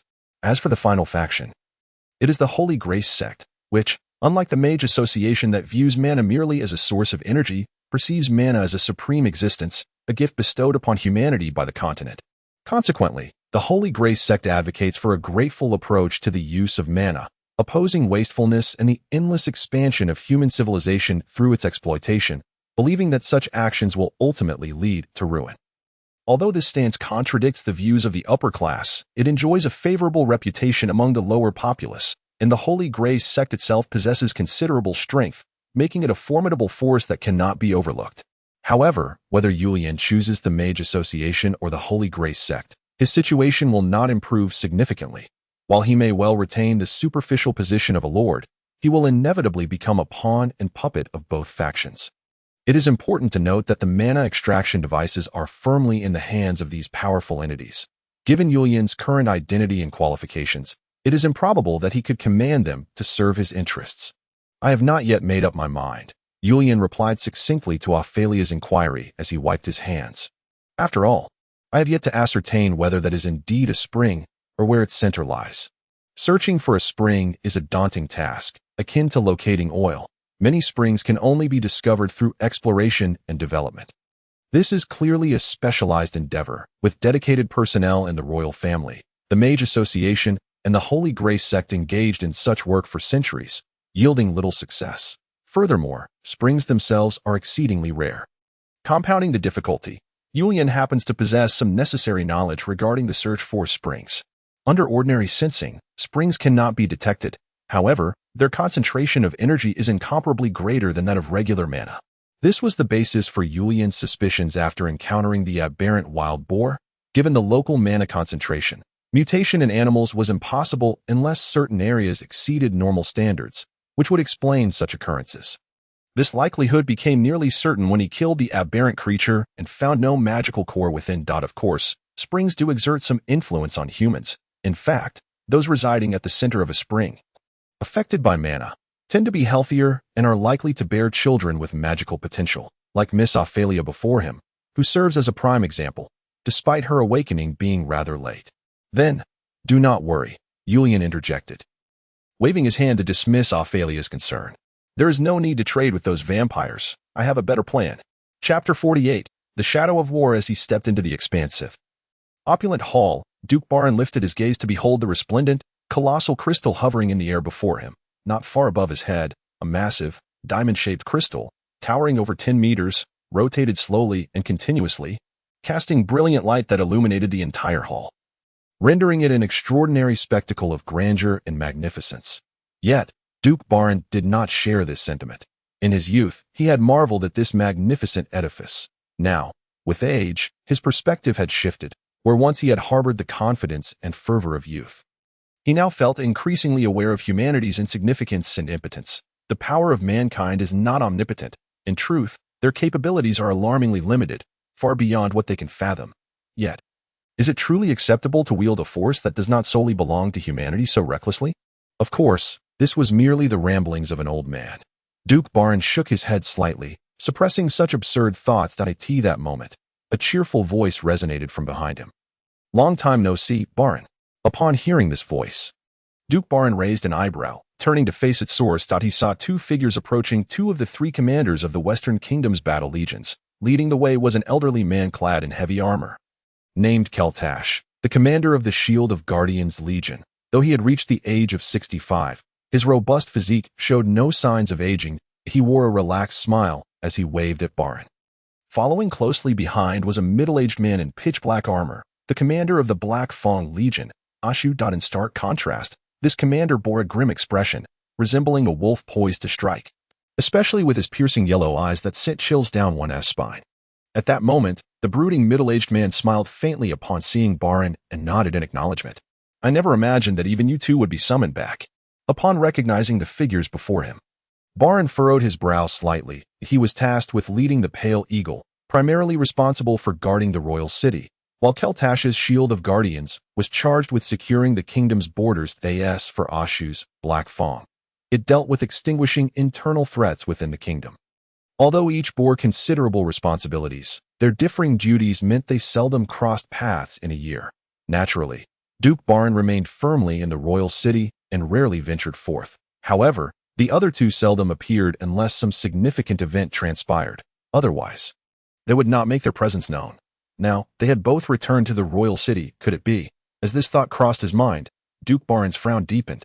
We too have matters that necessitated our return, Keltash said, approaching Barin and patting him on the shoulder. I heard you were ensnared by the bird family. That hardly seems like your style. The incident concerning the Twilight Forest had indeed brought disgrace upon the bird family. Yet the Pale Eagle was not in a much better position. Though the blunder was not theirs, the fact that their commander personally led the operation only to arrive at such an absurd conclusion was undeniably awkward. Moreover, as the Pale Eagle was aligned with the royal faction, it had its share of rivalries with local noble armies, and some individuals seized the opportunity to mock them mercilessly. Of course, they would only dare to complain privately, lacking the courage to bring it up in front of the Pale Eagle, given that these local garrison forces were vastly inferior in strength. I was simply unfortunate, but it is not a matter of disgrace, Duke Barin replied to his old comrade with a faint smile, admitting candidly that he held this belief. The opposing force was too strong and seized the initiative. I truly had no chance. Oh, Keltash was taken aback by this revelation, and even Ashu, who had remained silent, widened his eyes in surprise. They had known Barin for years and understood his temperament. He was never one to exaggerate or speak without reason. If Barin was saying such things, it surely indicated the truth of the matter. However, I heard you were dispatched to assist the bird family in dealing with some bandits? Keltash inquired, puzzled, as those bandits should not have been worthy of much attention. Indeed, but we did not even catch a glimpse of the bandits. They were all eliminated by a group of mysterious individuals. Mysterious individuals. Keltash frowned. So formidable. He did not concern himself with the true identities of these mysterious individuals. Instead, he was more interested in Barin's assessment, someone stronger than him who had also gained the upper hand, leaving Barin without any chance, while he was aware that Barin had not led the elite of the Pale Eagle but rather reserve soldiers. It still seemed incredulous that they would find themselves in such a predicament under the command of the Pale Eagle's leader. Indeed, Baron confirmed calmly, nodding before elaborating. Strictly speaking, we arrived at the bandits' lair no more than a day after they did. Yet we could not trace their whereabouts at all. Even following their trail proved futile. Their mobility and combat prowess exceeded my expectations, and I found no corpses on the battlefield apart from those of the bandits. Although I hastened my pace in an attempt to catch up with my adversaries, it became evident that they were acutely aware of my presence. I find it rather shameful that I was so easily misled, misjudging the direction and thereby affording them ample time to achieve their objectives. By the time we recognized the dilemma, those individuals had already accomplished their goal and departed long before us. Upon hearing this, both Celt and Ash's expressions darkened, for they understood that the blunders committed by Baron were indeed rather elementary. Such mistakes, while commonplace among any officer, were particularly troubling when made by them. It is essential to acknowledge that as commanders of the kingdom's three principal combat legions, they had attained their positions through considerable prowess. In other words, the fact that seasoned generals like themselves could repeatedly commit such rudimentary errors was indicative of the opponent's level of skill. Were you pursuing them at full speed at that moment? Ash, who had remained silent until now, suddenly inquired. Indeed, I exerted every effort, yet I was unable to even graze their tail. The only revelation I gleaned is that they likely consist of fewer than 20 individuals. Ash, to be frank, I believe it may fall upon you to attempt to pursue them. However, you did not uncover any corpses, nor did you find any signs of burial nearby. The Black Tooth was a special operations unit, and for this reason, Ash's reaction was more intense than Celt's, or even Baron's, who had experienced it firsthand. He furrowed his brow, his lean face clouded with foreboding. No, I can assure you. Then, they accomplished their mission with 0 casualties. Or their injuries were insufficient to hinder their actions, or perhaps there are mages among them. Ash's deduction was not entirely unfounded, yet Baron shook his head.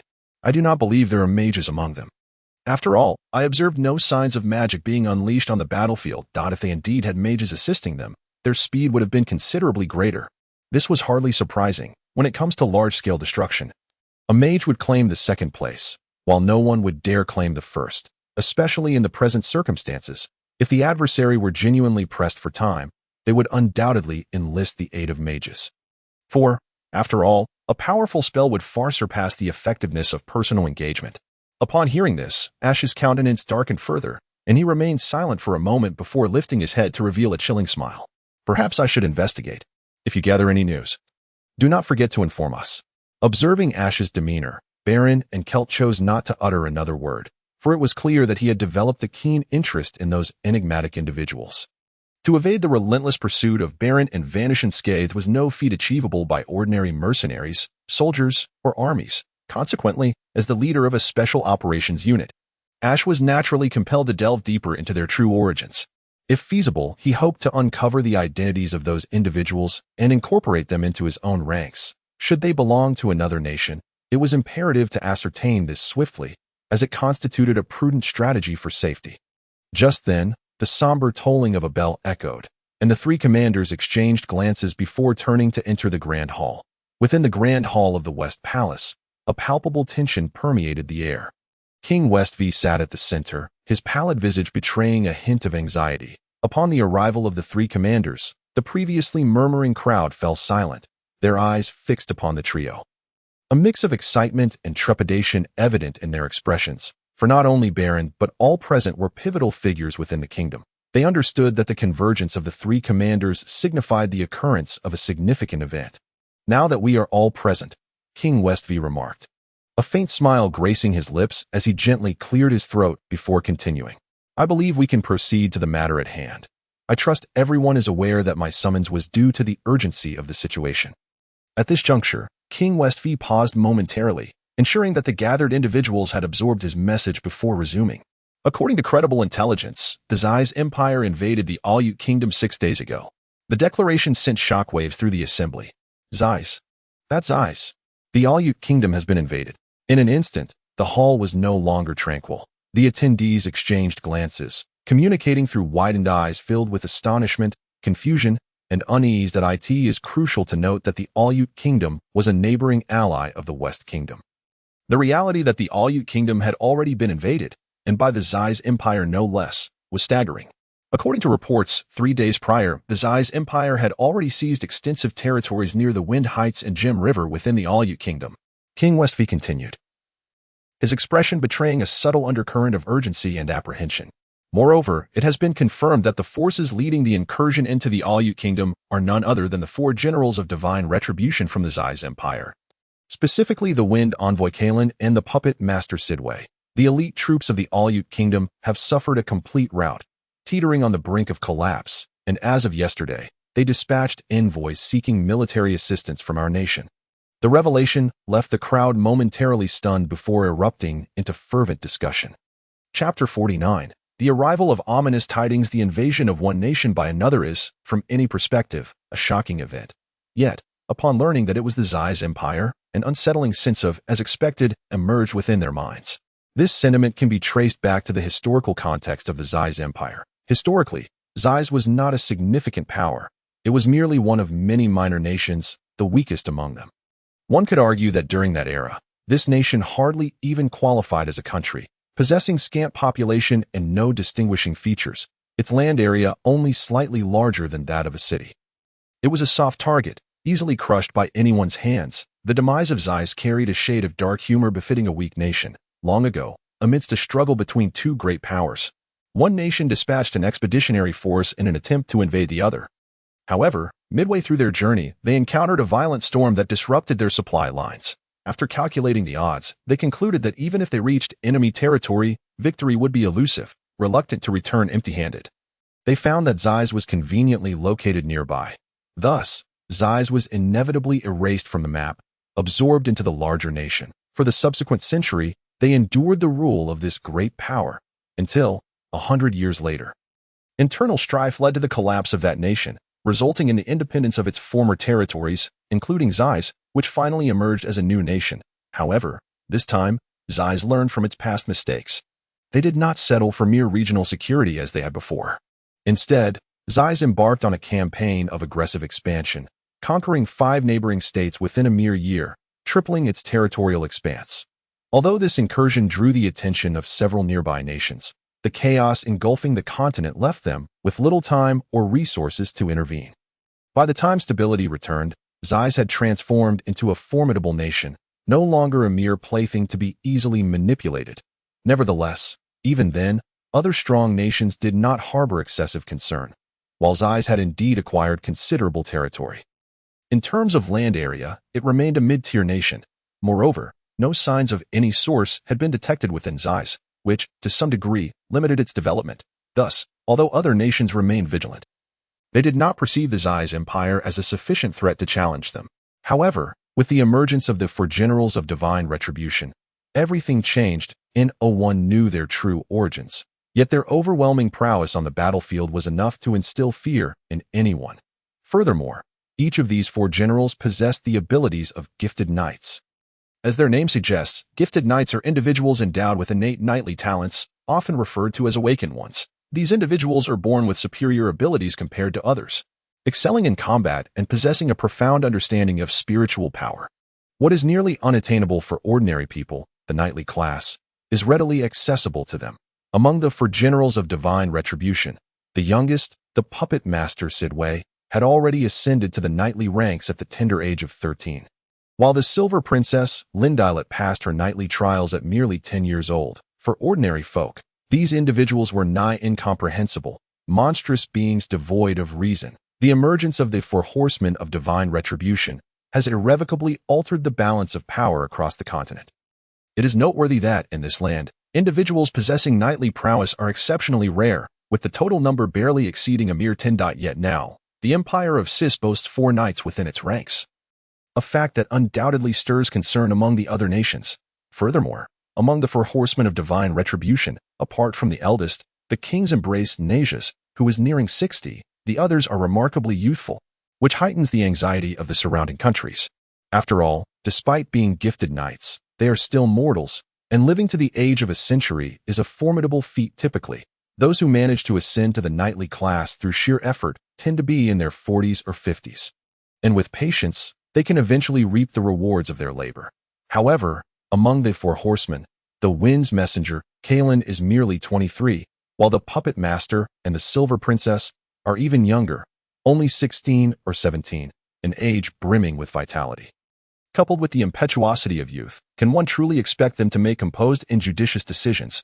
Although other nations possess the advantage of the source, which the Empire of Sis lacks, the source itself is stationary, with a coverage area that is rather limited, making it incomparable to the knights who can engage in flexible and dynamic combat. Additionally, rumors abound of the Emperor of Sis being a man of grand ambition. Having harnessed such formidable power, can he be content to remain a ruler of a middling nation? The answer is almost certainly negative, as everyone is acutely aware that unless the ruler of the Sis Empire is a fool, it is inconceivable that he would refrain from utilizing such power at his disposal. Among them, there exists no force capable of contending with the gifted knights. Previously, 2 neighboring countries attempted to unite in a bid to preemptively quash the threat. Yet their coalition of 50,000 troops was met with the indomitable resistance of the Silver Princess Lindeloth, who held firm with a mere 3,000 soldiers at the border, unable to advance even a single step. Ultimately, after incurring a toll of 15,000 dead, they were compelled to withdraw, while the Sis Empire suffered a mere 500 casualties. This stark contrast reveals the terrifying capabilities of gifted knights. Their prowess extends beyond mere individual combat strength to an extraordinary ability to lead and wage war. Following this event, all nations neighboring the Empire of Sis have been vigilant, closely monitoring the movements of this formidable empire. In their minds, the question of whether this nation will launch an offensive against them has been supplanted by the singular concern: when will they strike? The answer to that question is now all too clear to them. However, this is not a matter that Yulian need be concerned with, for he has more pressing affairs at hand. Greetings, esteemed lord. Standing before Yulian, a tall, slender man clad in leather armor removed his hat and bowed slightly. I am Castor, the captain of the 3rd garrison of Burl City, and by the name of Viscount Ewan Bird. From this day forth, we shall fall under your jurisdiction, tasked with maintaining order in the Twilight Forest. After speaking, Castor straightened and silently observed the young lord before him. To him, this youthful noble seemed devoid of any remarkable qualities. In fact, prior to meeting Yulian, Castor held little regard for the new lord of the Twilight Forest, perceiving him as a spineless man who would not dare to make such demands of other nobles. Now, having seen Yulian, Castor's conviction only strengthened. This young man lacked the air of superiority typical of other nobles, which elicited a sense of disdain from Castor. Welcome to our domain. Yulian smiled and nodded at them. He had carefully observed these warriors. They were indeed well-trained and possessed significant strength. However, Yulian's gaze lingered for a moment on the soldiers behind Castor before returning. From tomorrow onwards, the security of Twilight Town will be entrusted to you. As for the specific matters, this lady will provide you with the necessary details. He gestured slightly towards Ophalia, who stood quietly beside him. Upon hearing Yulian's words, she stepped forward to address the soldiers. The area you are responsible for patrolling encompasses the entirety of Twilight Town and the pathways connected to the Golden Trade Route. I have already arranged the patrol routes, schedules, and itineraries based on your numbers. Your duty is to obey Lord Yulian's commands and report to me and Lord Yulian in a timely manner. Are there any questions? Of course, Mississippi. As soon as Ophalia finished speaking, an older soldier from the garrison interjected, his gaze playful as he regarded the young lady with a smile. May I inquire, in the event of an emergency, can we report to you at any hour? Absolutely. Then, what if something occurs during the night? At this point, the veteran paused, a mischievous grin spreading across his face. You see, it gets quite dark around here. It wouldn't be surprising if something were to happen. So, if something were to arise at night and disturb you and Lord Yulian, that wouldn't be very good, would it? That is not a concern. Ophalia did not erupt in anger at the soldier's veiled mockery. Rather, she merely raised an eyebrow, her expression indifferent as she regarded the man who had posed the question. If you ascertain that the situation genuinely warrants disturbing me and Lord Yulian's rest, we certainly would not mind. However, I also expect everyone to understand their responsibilities. I have heard that you are all experienced veterans of the garrison. I trust you possess sufficient judgment regarding the gravity of a situation, and do not require others to guide you hand in hand, do you not, Mr. Aiden? Upon hearing his name spoken, the veteran's expression shifted, and he glanced around at his fellow soldiers with an air of embarrassment, eventually shrugging his shoulders and falling silent. That will be all for today. Yulian stepped forward at an opportune moment, smiling as he interrupted the exchange. I have prepared rooms for you all. I hope you find them to your liking. By the way, if possible, I would appreciate it if you could take some time to explore Twilight Town during your rest. Familiarizing yourselves with the environment is essential, is it not? Certainly, Lord Julian. We shall obey your command. Castor bowed once more before turning to lead his subordinates. Guided by Marcia, toward their quarters. What a spirited bunch of youngsters, are they not? Julian remarked with a hint of amusement as he watched their retreating figures, addressing Ophalia beside him. I am certain that the Bird family did not send these individuals with purely altruistic intentions. You are aware of this. My lady. Ophalia lifted her gaze, meeting Julian's eyes directly. Then you must have a plan in mind. Indeed, Miss Ophalia. In response to her inquiry, Julian revealed a self-satisfied smile. I wonder if you have ever heard the phrase to kill the chicken to scare the monkey. To kill the chicken to scare the monkey. Ophalia furrowed her brow, pondering for a moment before shaking her head. While she had not heard the expression, it did not hinder her from grasping its meaning. I believe I understand your intent, Lord Julian. Go inform our poor old mayor that if these ruffians stir up any trouble in Twilight Town, they can report directly to me. I shall do so immediately, my lord. Upon hearing Julian's words, Ophalia nodded quickly before turning to leave. Once her figure had vanished from sight, Julian spoke again. Charlotte, I am here. Master. The golden-haired, blue-eyed maid appeared once more behind Julian, having subtly emerged as the leader among the spectral maids, akin to Judy. If those ruffians dare to lay a hand on you, I permit you to engage in legitimate self-defense. Confronting a mere band of middling low-tier fools should pose no challenge for you. Upon hearing this, Charlotte beamed with a radiant smile before promptly responding. Of course, master, rest assured, we will leave no openings. After all, they are merely children. That is reassuring. Julian's lips curled into a smile at the maid's response. Let us see what sort of amusement these fellows can provide us. Chapter 50, Malicious Intent. What day is it today? Julian reached out, picking up a piece from the board and placing it on a black square adjacent. The 15th day, my lord. Ophalia frowned slightly, contemplating for a moment before moving a white piece to block the advance of the black piece. 15 days have elapsed since those sentinels arrived at the Twilight Forest. During this time, they have not engaged in any overtly inappropriate conduct. Each day, they have adhered strictly to the patrol routes delineated by Ophalia, maintaining vigilance throughout the town and its streets, without a hint of aberration. Those fellows possess remarkable composure, observed a knight from the left flank, but, after all, they are subordinates of a prominent noble, and it is not so easy for them to reveal their true intentions. They are not mere ruffians of the streets. The queen retreats and defends, came the command. So, how has the issue with the merchants been resolved? The infantry advances, prepare to engage. Everything has been conducted according to your wishes, my lord, granting them considerable concessions, and I have also relaxed the scrutiny imposed upon them. The chariots maneuver, targeting the rear. It seems the time is ripe, said Julian as he advanced the knight. General, after observing intently for a moment, Ophalia reluctantly set down the piece in her hand. I have lost. You are too focused on the grand scheme of things. This is not a favorable trait. Setting down her piece, Julian revealed a triumphant smile. Presently, he and Ophalia were engaged in a game of magical chess, a pastime that has been passed down through the ages, capable of simulating battlefields and soldiers, allowing players to maneuver these pieces and employ various tactics to secure victory. In truth, this game also serves as a test of the player's intellect and can be utilized for tactical training. At this moment, Julian employed this very game to instruct Ophalia on matters of military strategy. I do not share your perspective, Lord Julian. Faced with his assertion, Ophalia clearly disagreed. Since she had learned this game, she had employed dozens of strategies in an attempt to defeat Julian, yet she had seen no glimmer of victory. In contrast to Ophalia's ever-changing tactics, Julian's strategies were exceedingly straightforward. Once both sides had established their formations, he relentlessly charged with knights, charging, then charging again, while seemingly disregarding all else. Although Ophalia believed such a lack of focus on the broader picture would yield little success, the reality was her utter defeat. She found no opportunity against Julian's knightly onslaught. What further frustrated Ophalia was Julian's uncanny timing in launching his charges, which left her no chance to react.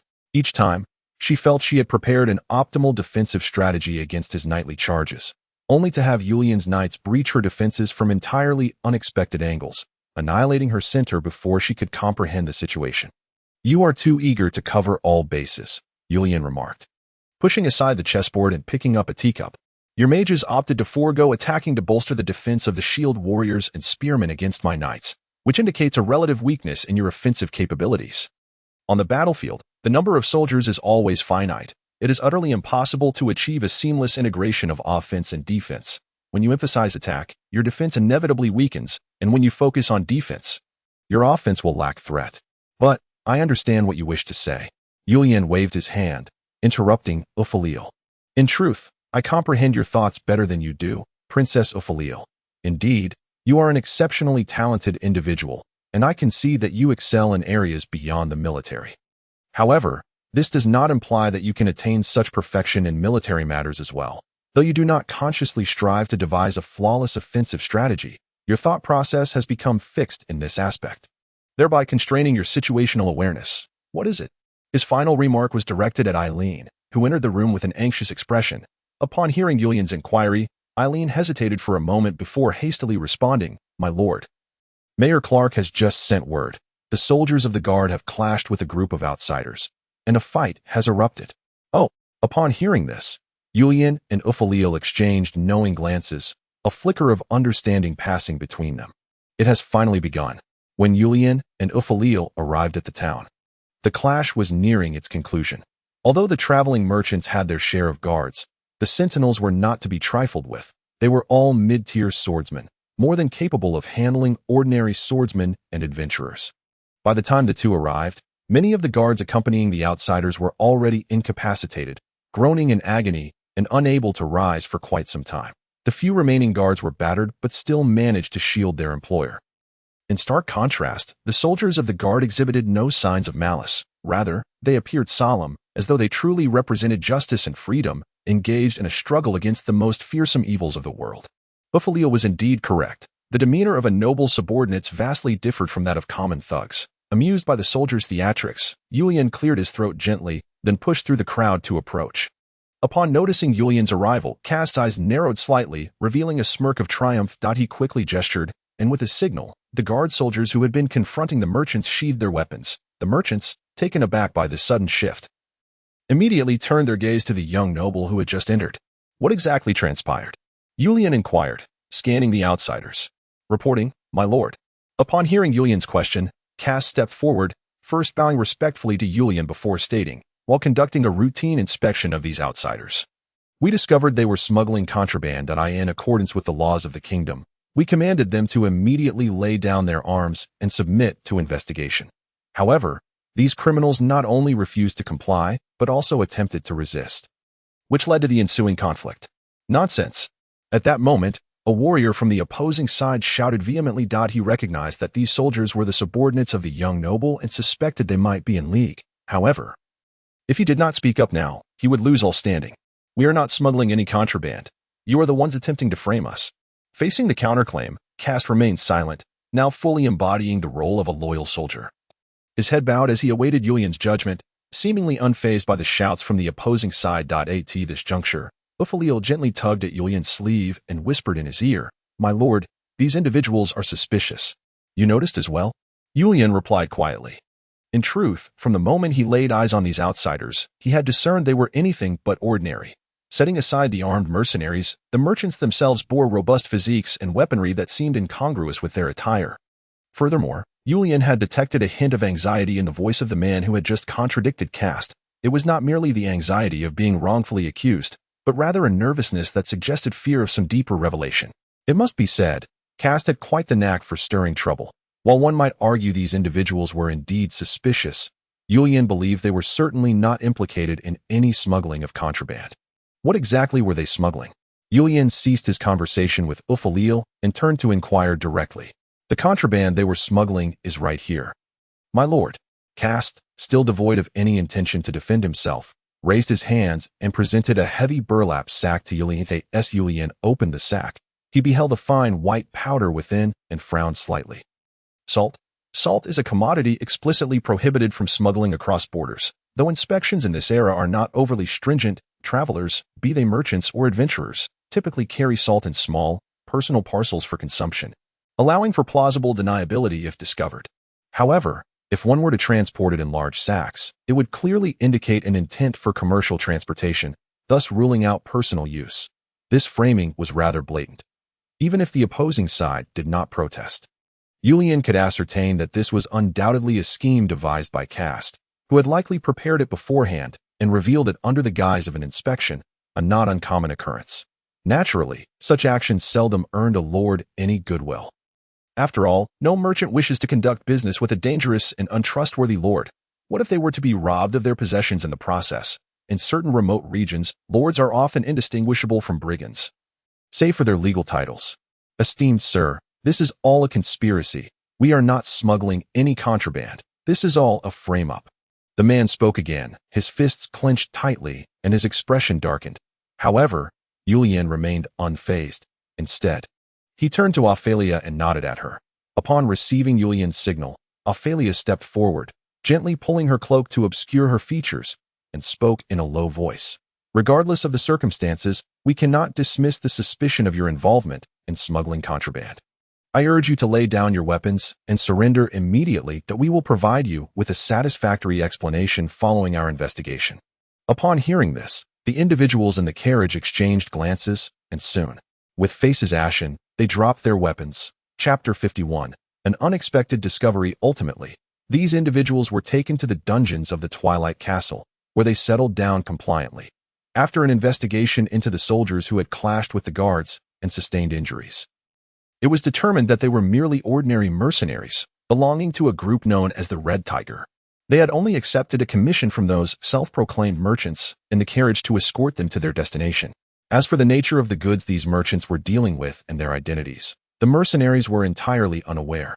After questioning them briefly and confirming that they harbored no secrets, Julian compensated them and sent them on their way. However, he did not regard the remaining merchants with the same leniency. In fact, upon bringing them back to the castle, Julian was astonished to discover that among them was a small boy. What kind of merchant caravan would travel with a child under 10? The peculiarities did not end there. Both Julian and Ophalia noted that during the previous confrontation with the guards, these merchants did not exhibit the demeanor one would expect from merchants. Typically, merchants are known for being amicable and avoiding conflicts. Any disputes would generally be resolved privately. Yet here were individuals who declared their innocence with such brusque language. Their rigid stances and expressions bore no trace of merchant-like behavior. In Julian's opinion, they resembled soldiers more than merchants. Then, I must ask you to endure your confinement for a while, Julian said with a smile after locking the so-called merchants in the dungeon. Once we clarify your backgrounds, we will make a decision. Esteemed sir, we truly carry no contraband, spoke the same merchant as before, standing before the iron bars of the dungeon, anxiously and uneasily gazing at Julian. We can assure you of this. If you do not believe us. We can. At this point, the man's face flushed crimson, clearly unaccustomed to negotiations. This caused Julian to shake his head and chuckle inwardly. He thought to himself, come on, if you were going to pretend to be merchants, at least maintain a semblance of merchant decorum. Blushing while trying to say something diplomatic is akin to wearing a sign that says I am very suspicious. If you seek money, we can provide it. Finally, after much hesitation, the poor man stammered this out. Upon hearing this, Julian remained stoic, but Ophalia behind him could not help but emit a soft laugh. Having encountered many cunning merchant politicians in her life, she had never seen someone so naive. To directly suggest offering money in front of someone, and to do so bluntly, was simply too. We shall revisit this matter later, Julian replied without laughing, though he had confirmed that these individuals were indeed problematic. After saying this, he made a gesture, and soon, Charlotte approached his side, quietly awaiting his command. They are now your responsibility. Report to me immediately if any issues arise. Yes, my lord. Initially, the few individuals in the cell had lowered their heads in resignation, believing their release was hopeless. Yet upon hearing the voice of the Wraith maid, they suddenly looked up. Upon seeing her appearance, these so-called merchants were all taken aback, and the leading man rushed to the bars, gripping them tightly and shouting, "Milady!" Huh! His exclamation stunned Julian and Ophalia, who had intended to turn and leave. They turned back to observe the agitated men in the dungeon and then glanced at Charlotte, unable to comprehend what was transpiring. The men, however, seemed to disregard Julian and Ophalia entirely, fixating instead on the Wraith maid. "Milady, how could you be here? What of Curries? What has become of our family? Please, speak to us. Milady, what has happened?" In response to their inquiries, Charlotte wore a perplexed expression, lifting her gaze nervously towards Julian. This action immediately raised the man's suspicions. He turned to Julian, his eyes blazing with rage. Who are you? Tell me, why is Milady here? What have you done to her, you scoundrel? I believe you have mistaken me for someone else, Julian replied calmly, his demeanor unchanged in the face of the man's fury. She is my subordinate. Charlotte, not the Milady you claim her to be. The man, clearly unwilling to accept Julian's explanation, shook his head vigorously, his teeth clenched as he looked at Charlotte. No, no, no. I know she must be Milady. He then seized the young boy from his companion's grasp and thrust him forward. Milady, do you remember? This is young Master Rig, your brother. Milady, we have returned. I am deeply sorry, gentlemen. Yet, in response to the man's words, Charlotte merely lowered her head and slightly bowed. I do not recognize any of you. I am Julian's maid. Charlotte, and I am not the Milady you speak of. I believe you must have mistaken me for someone else. No, you are Milady. The man, in his fervor, reached out, attempting to grasp Charlotte's wrist. However, these wraith maids were not ordinary beings. The moment he moved, Charlotte swiftly retreated to a place beyond his reach. Milady, please, you must tell me, how is our family? What of the old patriarch? Why are you serving as a maid in this wretched place? We must leave, Julian decided, sensing the situation was becoming more complicated than he had anticipated. Charlotte, you should also depart. I will find others to take over your duties. Understood, my lord. He had never expected to become embroiled in such a troublesome affair. After exiting the dungeon, Julian let out a long sigh. He had begun to piece together the origins of these individuals. When he had purchased the corpses of the young maidens, the Gree brothers had specifically mentioned that one was the body of a noble lady, accompanied by 2 maids and burial. It was fortuitous that these 3 had died at just the right time to fill the last vacancy. Otherwise, finding 10 young female corpses within 3 days would have been no easy task. At the time of acquisition, Julian had harbored concerns. Unlike commoners, nobles could be troublesome. If they had any notable background, it would complicate matters significantly. However, Julian had believed that the Twilight Forest required considerable time to develop, and that it would take at least 6 months, if not longer, to undergo a complete transformation. By then, any potential troubles would likely have faded from memory, and as a mere maid, Charlotte would probably not attract much attention. Yet he had not anticipated that issues would arise here. From the expressions of those men, it was clear they recognized the owner of Charlotte's body. His corpse had been procured from a nearby territory close to the Twilight Forest. And given the trajectory of these individuals, they had likely intended to traverse the Twilight Forest on their way to that location. Thus, the possibility of a connection between the two was substantial. My lord. Regarding this matter, Ophalia, with a puzzled expression, glanced at Charlotte beside her. She had already found it strange that Julian could find so many suitable girls in such a short span of time. However, this did not lead Ophalia to trust the claims of those men. She had observed these maids closely, and in her view, they were all quite proficient in their duties, displaying no signs of incompetence. If Charlotte were indeed a noble lady from somewhere, it would be impossible for her to fulfill so many maidservant roles in such a brief time. Charlotte was discovered by me in the forest, Julian replied, letting out a resigned sigh in response to Ophalia's inquiry. When I discovered her, she lay unconscious in the forest, so I rescued her. However, upon awakening, the girl had lost all recollection of her identity. She neither knew who she was nor where she came from. Thus, I named her Charlotte and brought her into my care. The saying that lies come easily to the lips aptly describes the current situation with Julian, though I had considered that this girl must possess some intriguing background. I truly did not anticipate that she would be of noble birth. I see. Upon hearing this, Ophriel's gaze towards Charlotte softened with a flicker of sympathy, while Charlotte returned her look with a gentle smile. Thank you for your concern, Miss Ophriel. Although I indeed lack memories of my past, I feel quite content with my life now, and I do not sense any unease. To me, the greatest joy lies in serving you both here. The master and servant shared an unspoken understanding. Yet, these ruffians pose a significant nuisance for us. At this thought, Julian rubbed his forehead in exasperation. Initially, he had merely been curious about these individuals, intent on uncovering their intentions. Of course, he had no objection to seizing the opportunity to pressure Castor and his guards. However, their ruckus had complicated matters considerably. This time, he found himself genuinely intrigued by their identities. Chapter 52. Coerced decisions. The following morning, Julian summoned the captives before him once more, perhaps due to Charlotte's presence. They did not remain as reticent as before. Under Julian's inquiries, they quickly confessed their origins. Just as Julian had surmised, Their destination was a neighboring territory bordering the Twilight Forest, once the domain of Julian's enemies. Now part of the West Kingdom, they were members of the esteemed Zack family, the ruling nobility of that land. Their mission was to escort the heir of the Zack family, a boy of no more than 10 years, back to his estate. The situation, while intricate, was not overly complicated. Several months prior, the old patriarch of the Zack family had suffered a fall while hunting, resulting in a head injury that left him in a coma. As time wore on, discontent began to brew within the family, which, by all accounts, should have been quelled by the appearance of the heir. However, the patriarch's only son and daughter were both still minors. The youngest son being under 10, utterly incapable of leading a great family. The daughter, Clarice, though 15, was merely an ordinary noblewoman, ill-equipped to manage familial affairs. After all, women like Ophalia, the strong woman of the nobility, were exceedingly rare. Most noble daughters at that age occupied themselves solely with pastimes such as dancing. The Zack family, being a martial lineage, traditionally governed through strength, and even if this noblewoman wished to lead, her authority would likely be disregarded. Meanwhile, the patriarch's condition continued to deteriorate, showing no signs of recovery. And as time passed, dissent grew louder, eventually culminating in conflict.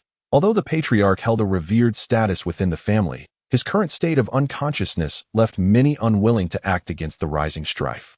In such an atmosphere, the patriarch's son was abducted by some within the family, who sought to exploit this situation to seize control.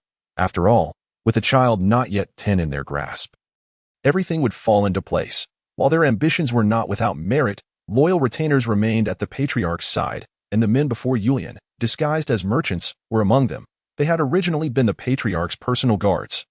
Forced to protect the young heir during the conflict, they aimed to seek refuge with the Bird family, hoping for their support, only to find that the Bird family harbored ulterior motives as well, intending to imprison the young heir to manipulate the Zack family. Thus, with no other option, the guards fled once more from the Bird family's territory, planning to return to the Zack estate and find a hidden place to regroup and rally the patriarch's loyalists. In fear of being discovered by the Bird family, they chose the inconspicuous path through the Twilight Forest, only to find themselves caught. Even more astonishing was their encounter with the young lady, who should have remained by the patriarch's side, leaving the guards both excited and bewildered. After listening to their tale, Julian and Ophalia exchanged a resigned glance, each recognizing the other's wry smile. These guards truly lacked political acumen, naively hoping for assistance from other families. While the Bird and Zack families had no overt animosity, both were engaged in the lucrative trade of precious metals, and with such an opportunity to undermine a rival, the Bird family would surely not let it pass. Anyone with a modicum of political insight could discern the ramifications. "My lord, I am already aware of your predicament," Julian interjected, raising a hand to silence them. His gaze fixed intently on the man before him. "However, I must inform you that I am not well acquainted with Charlotte's circumstances. In fact, I discovered her in the forest in a state of unconsciousness not long ago, and rescued her. Yet upon awakening, she possessed no memories of her past, not even her identity or lineage. Thus, I named her Charlotte and brought her into my care. But my lord, I can assure you that she is indeed Lady Clarice of the Zack family." You possess no evidence to substantiate that claim." Julian's arms crossed, his gaze icy as he scrutinized the man. "Charlotte is a crucial subordinate of mine, and as of now, you have no proof to support your assertion." The man opened his mouth, his expression desperate, yet at a loss for words. Despite his youth, Julian spoke with a calmness that left the man feeling utterly outmatched. Not adept at negotiation, he found himself anxious under Julian's scrutiny, struggling to articulate a coherent response.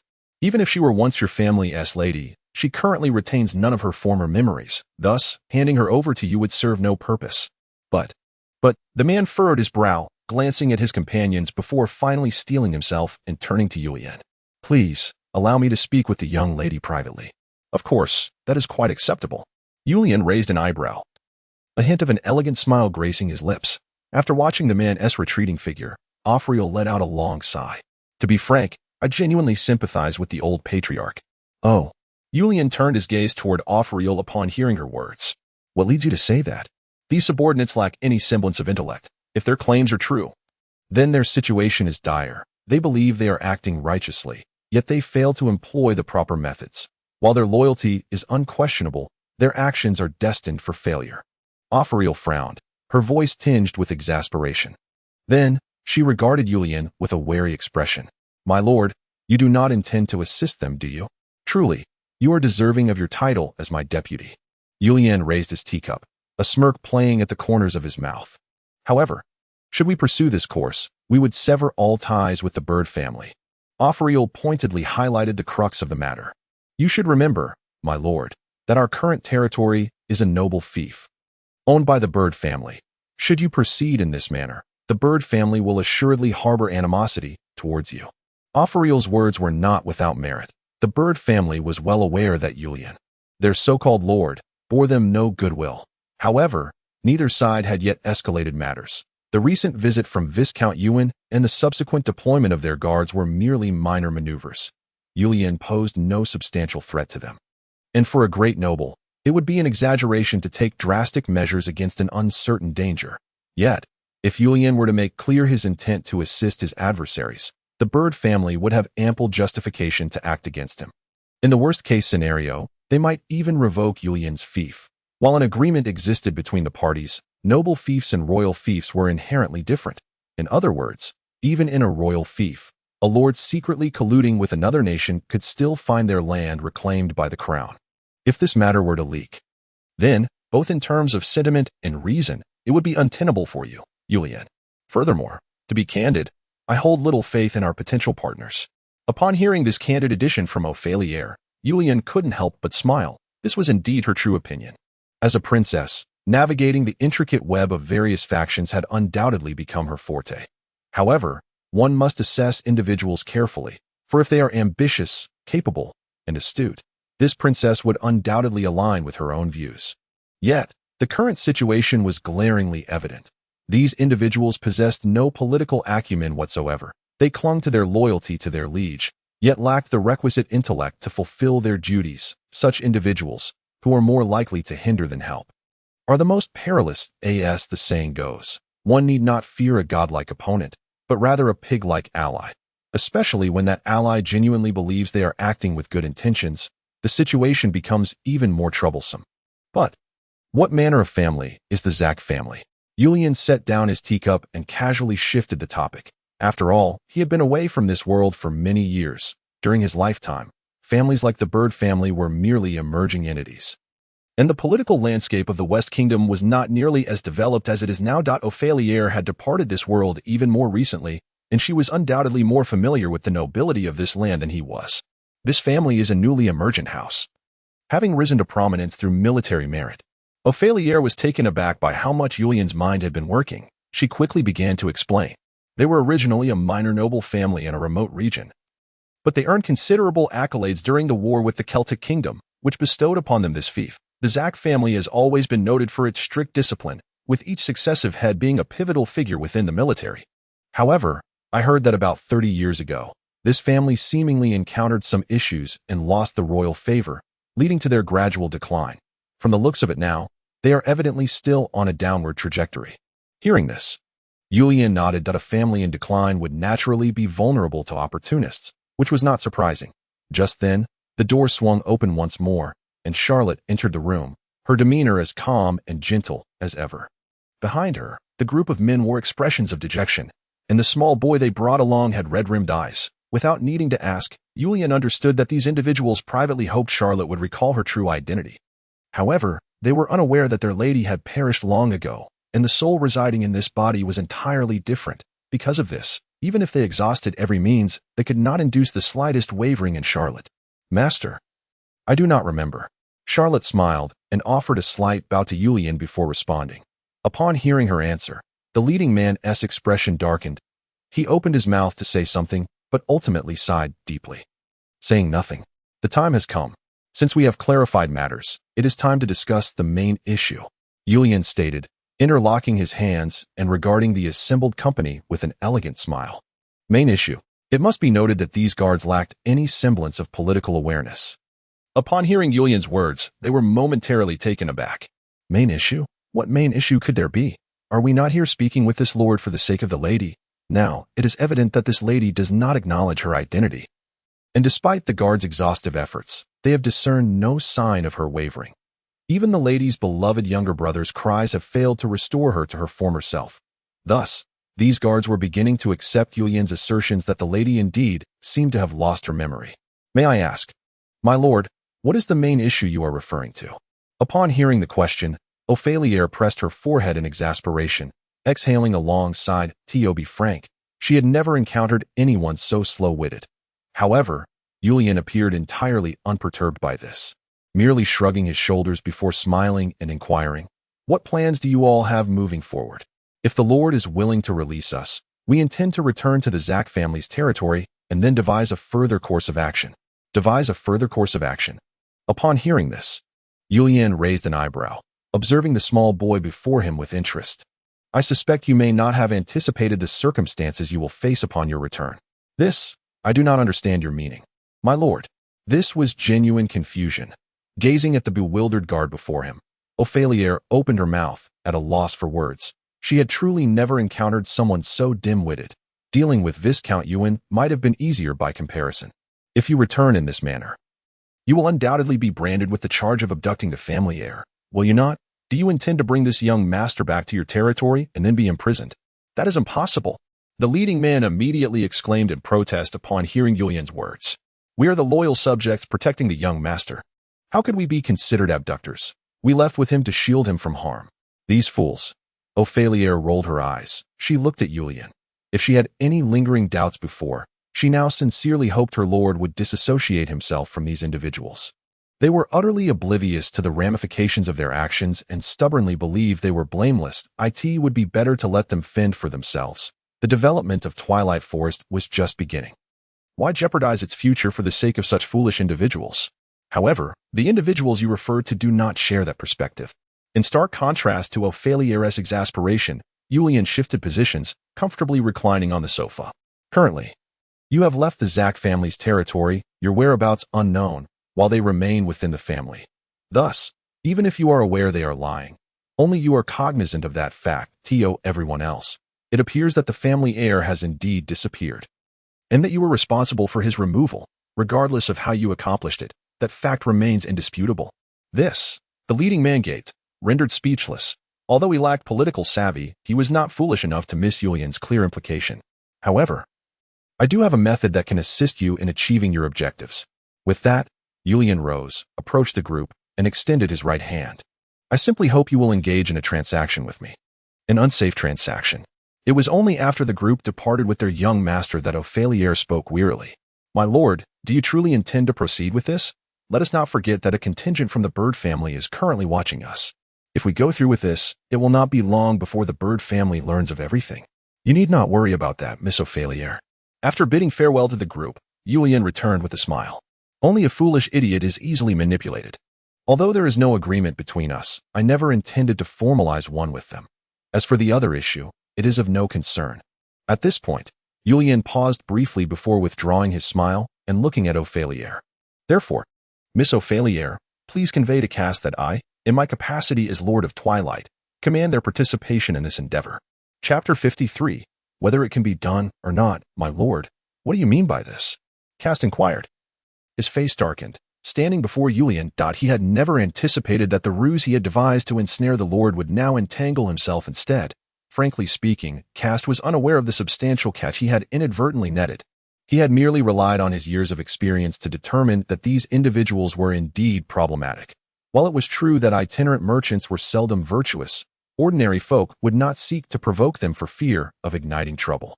However, it was important to note that one of Caste's tasks upon arriving in Twilight Forest was to draw trouble towards this particular lord.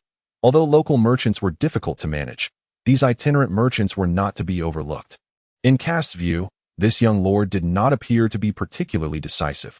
Having created such a situation, he was certain to mishandle it. Regardless of the outcome, the ill repute of Twilight Forest would undoubtedly spread. As these merchants traveled far and wide, once they were released, the task would be completed with certainty. Furthermore, even if the lord were to grit his teeth and resort to extreme measures to safeguard the reputation of his territory, he still had Caste and his companions to rely on. When the time comes, merely spreading rumors about this lord's ruthlessness will undoubtedly have a significant impact. However, unless under extraordinary circumstances, Caste does not wish to personally engage in such affairs. Yet now, the unfolding events have evidently taken him by surprise. Julian has indeed released these individuals, but what follows astounds him even more. This lord intends to travel alongside these itinerant merchants and has specifically requested their company? What is the meaning of this? My lord, we are members of the guard, responsible solely for maintaining internal order within the Twilight Forest. Therefore, but I am your lord, Julian interjects, bestowing a cold, elegant smile upon the middle-aged man before him. As my subordinate. Should you not heed my command? I believe you are mistaken, my lord. At this point, Cast's expression grows serious. While we are tasked with the security of the Twilight Forest, we are not your subordinates. Please do not forget, we have been sent by Viscount Ewan to assist you in managing the Twilight Forest, and beyond that, we reserve the right to refuse. Cast places particular emphasis on the word assist, clearly reminding Julian that he is not his subordinate, and that he lacks the authority to command him to undertake tasks typically reserved for vassals. After all, although these individuals are nominally under Julian's purview, their true allegiance lies with the Bird family. In comparison to the Bird family, Julian's status and influence as a lord pale significantly. How could they possibly obey his orders? Contemplating this, Cast glances at Julian again. This lord should be well aware of their relationship. Is he truly attempting to assimilate them, to make them genuine inhabitants of this land? A cold smile creeps into Cast's heart as he reflects on the situation. He is eager to see what capabilities this lord possesses to dare oppose the Bird family. Wealth, reputation, or perhaps women. Nevertheless, it must be noted that the maids in this castle are quite appealing. If this lord is indeed willing to invest such significant effort to win them over, they might consider serving under him for a few years. Of course, they would never become this man's vassals. A cursory glance at his capabilities reveals that no matter his efforts, he can only aspire to be a minor lord. They are not foolish enough to abandon the formidable Bird family for a partnership with him. Contrary to Cast's expectations, Julian shows no sign of displeasure at his response. He maintains a serene smile, his facial muscles betraying no change. Slowly, he speaks. Ophalia. What is it, my lord? Ophalia, who has been following Julian, steps forward after tugging at her cloak. As a commoner, how should one be punished for disrespecting a noble? The lightest punishment would be 50 lashes. The heavier punishment would entail expulsion from the territory. Ophalia quickly provides her answer after a brief mental search. Given that he is your subordinate, my lord, we must also consider the disobedience and insubordination, a combination of offenses, thus, the death penalty. Ophalia states decisively, leaving no room for doubt. Upon hearing this, the fury that Cast had been concealing within immediately ignites. What nonsense! A mere minor noble dares to threaten my life. Does he think that being a noble grants him the right to kill me at will? Ridiculous. While I cannot contend with a powerful family like the Birds. How dare this insignificant little noble threaten me? Does he really consider himself so formidable? With this thought, Cast's expression darkens. My lord, I advise you to abandon such frivolous notions. We do not regard a minor noble like you with any esteem. Cast believes he has shown considerable restraint in his words. Subtly hinting at a threat. He assumes that upon hearing his words, this young noble would at least react. Yet Julian continues to engage in whispered conversation with Ophalia. Did you hear that, Ophalia? This is an overt and brazen threat. According to the law, this warrants public execution. This group of ruffians. Cast grits his teeth, gripping the hilt of his sword and drawing it from his waist. Today he must teach this young noble a lesson. He has truly overstepped his bounds. Just as Cast draws his sword, he suddenly feels a lightness in his hand. The force he exerted in drawing his weapon causes it to come free, but when he looks down, he is astonished to find that only the hilt remains, the blade having been cleanly severed, completely vanished. What on earth happened? Cast stares incredulously at the hilt in his hand, then shifts his gaze only to discover that the young noble's previously relaxed hand now rests upon the hilt of his own sword at his waist. Could it be him? Cast gasps in disbelief. Instinctively, he surveys the room, realizing that in this vast parlor, there are only the three of them. He is acutely aware of his own weapon. There can be no mistake. Yet, in that fleeting moment when he drew his sword, someone managed to silently sever it. Among this trio, Cast considers himself relatively powerful and possesses confidence in his abilities. Yet now, his once inflated ego deflates rapidly. What is happening? Could it truly be that this young man, who appears to be less than half his age, is responsible? Cast struggles to accept this notion. If true, it would imply that this boy possesses at least the strength of a high-tier swordsman. This is simply impossible. Cast prides himself on having a keen insight into this young noble, who always seems so languid, spending his days sipping tea, reading, and chatting with the castle's maids, appearing no different from any other young noble. In contrast, the girl by his side seems far more invested in the development of the territory than he, the lord, ever is, while Julian himself remains leisurely and carefree, showing no signs of practicing swordsmanship. Of course, Cast has noticed the sword Julian carries. They had once mocked him for not knowing how to wield it, merely pretending to be a swordsman. But now, Mr. Cast, I believe you are left with two choices. Julian gazes calmly at the man before him. The first choice, I trust you are well aware of. I need not elaborate further. And what is the second choice? Cast steadies himself, lowering his hand and speaking in a subdued tone. The position of guard captain is not solely reserved for you. Julian's words are clear and leave no room for negotiation. Cast's brow furrows immediately. Although he had suspected that Julian might be inclined to eliminate him, hearing it stated outright sends a chill down his spine, to be honest, despite his deep-seated disbelief in the boy's formidable strength. The adage, better safe than sorry, echoes in his mind. What if this young lord truly is a high-tier swordsman? Cast is no fool, unlike the simpletons of the Zack family. He has spent years within the Bird family and is well-versed in the intricacies of noble dealings. Despite currently enjoying the favor of Viscount Ewan, he remains a commoner, as Ophalia stated. Insubordination is a grave offense. If this noble scion were a fool, it would be one thing, but if he is not, would the Bird family forfeit their opportunity to ally with a high-tier swordsman because of him? I understand your intent, my lord. With this thought, Cast bows deeply. Although he cannot yet ascertain the young noble's true capabilities, it is prudent to exercise caution. Whatever schemes this lord wishes to pursue, he may do so. Ultimately, he will only need to report to Viscount Ewan and will not face any repercussions. Acting out of momentary anger would be unwise. I shall follow your orders. How many guards do you require? I need 3 squads of guards. For the Twilight Forest, 1 squad will suffice for patrol duties. Understood. Upon hearing Julian's command, Cast instinctively opens his mouth to say something, but the words falter and are swallowed back. He then solemnly bows to Julian before turning to leave. This matter must be reported to Viscount Ewan immediately.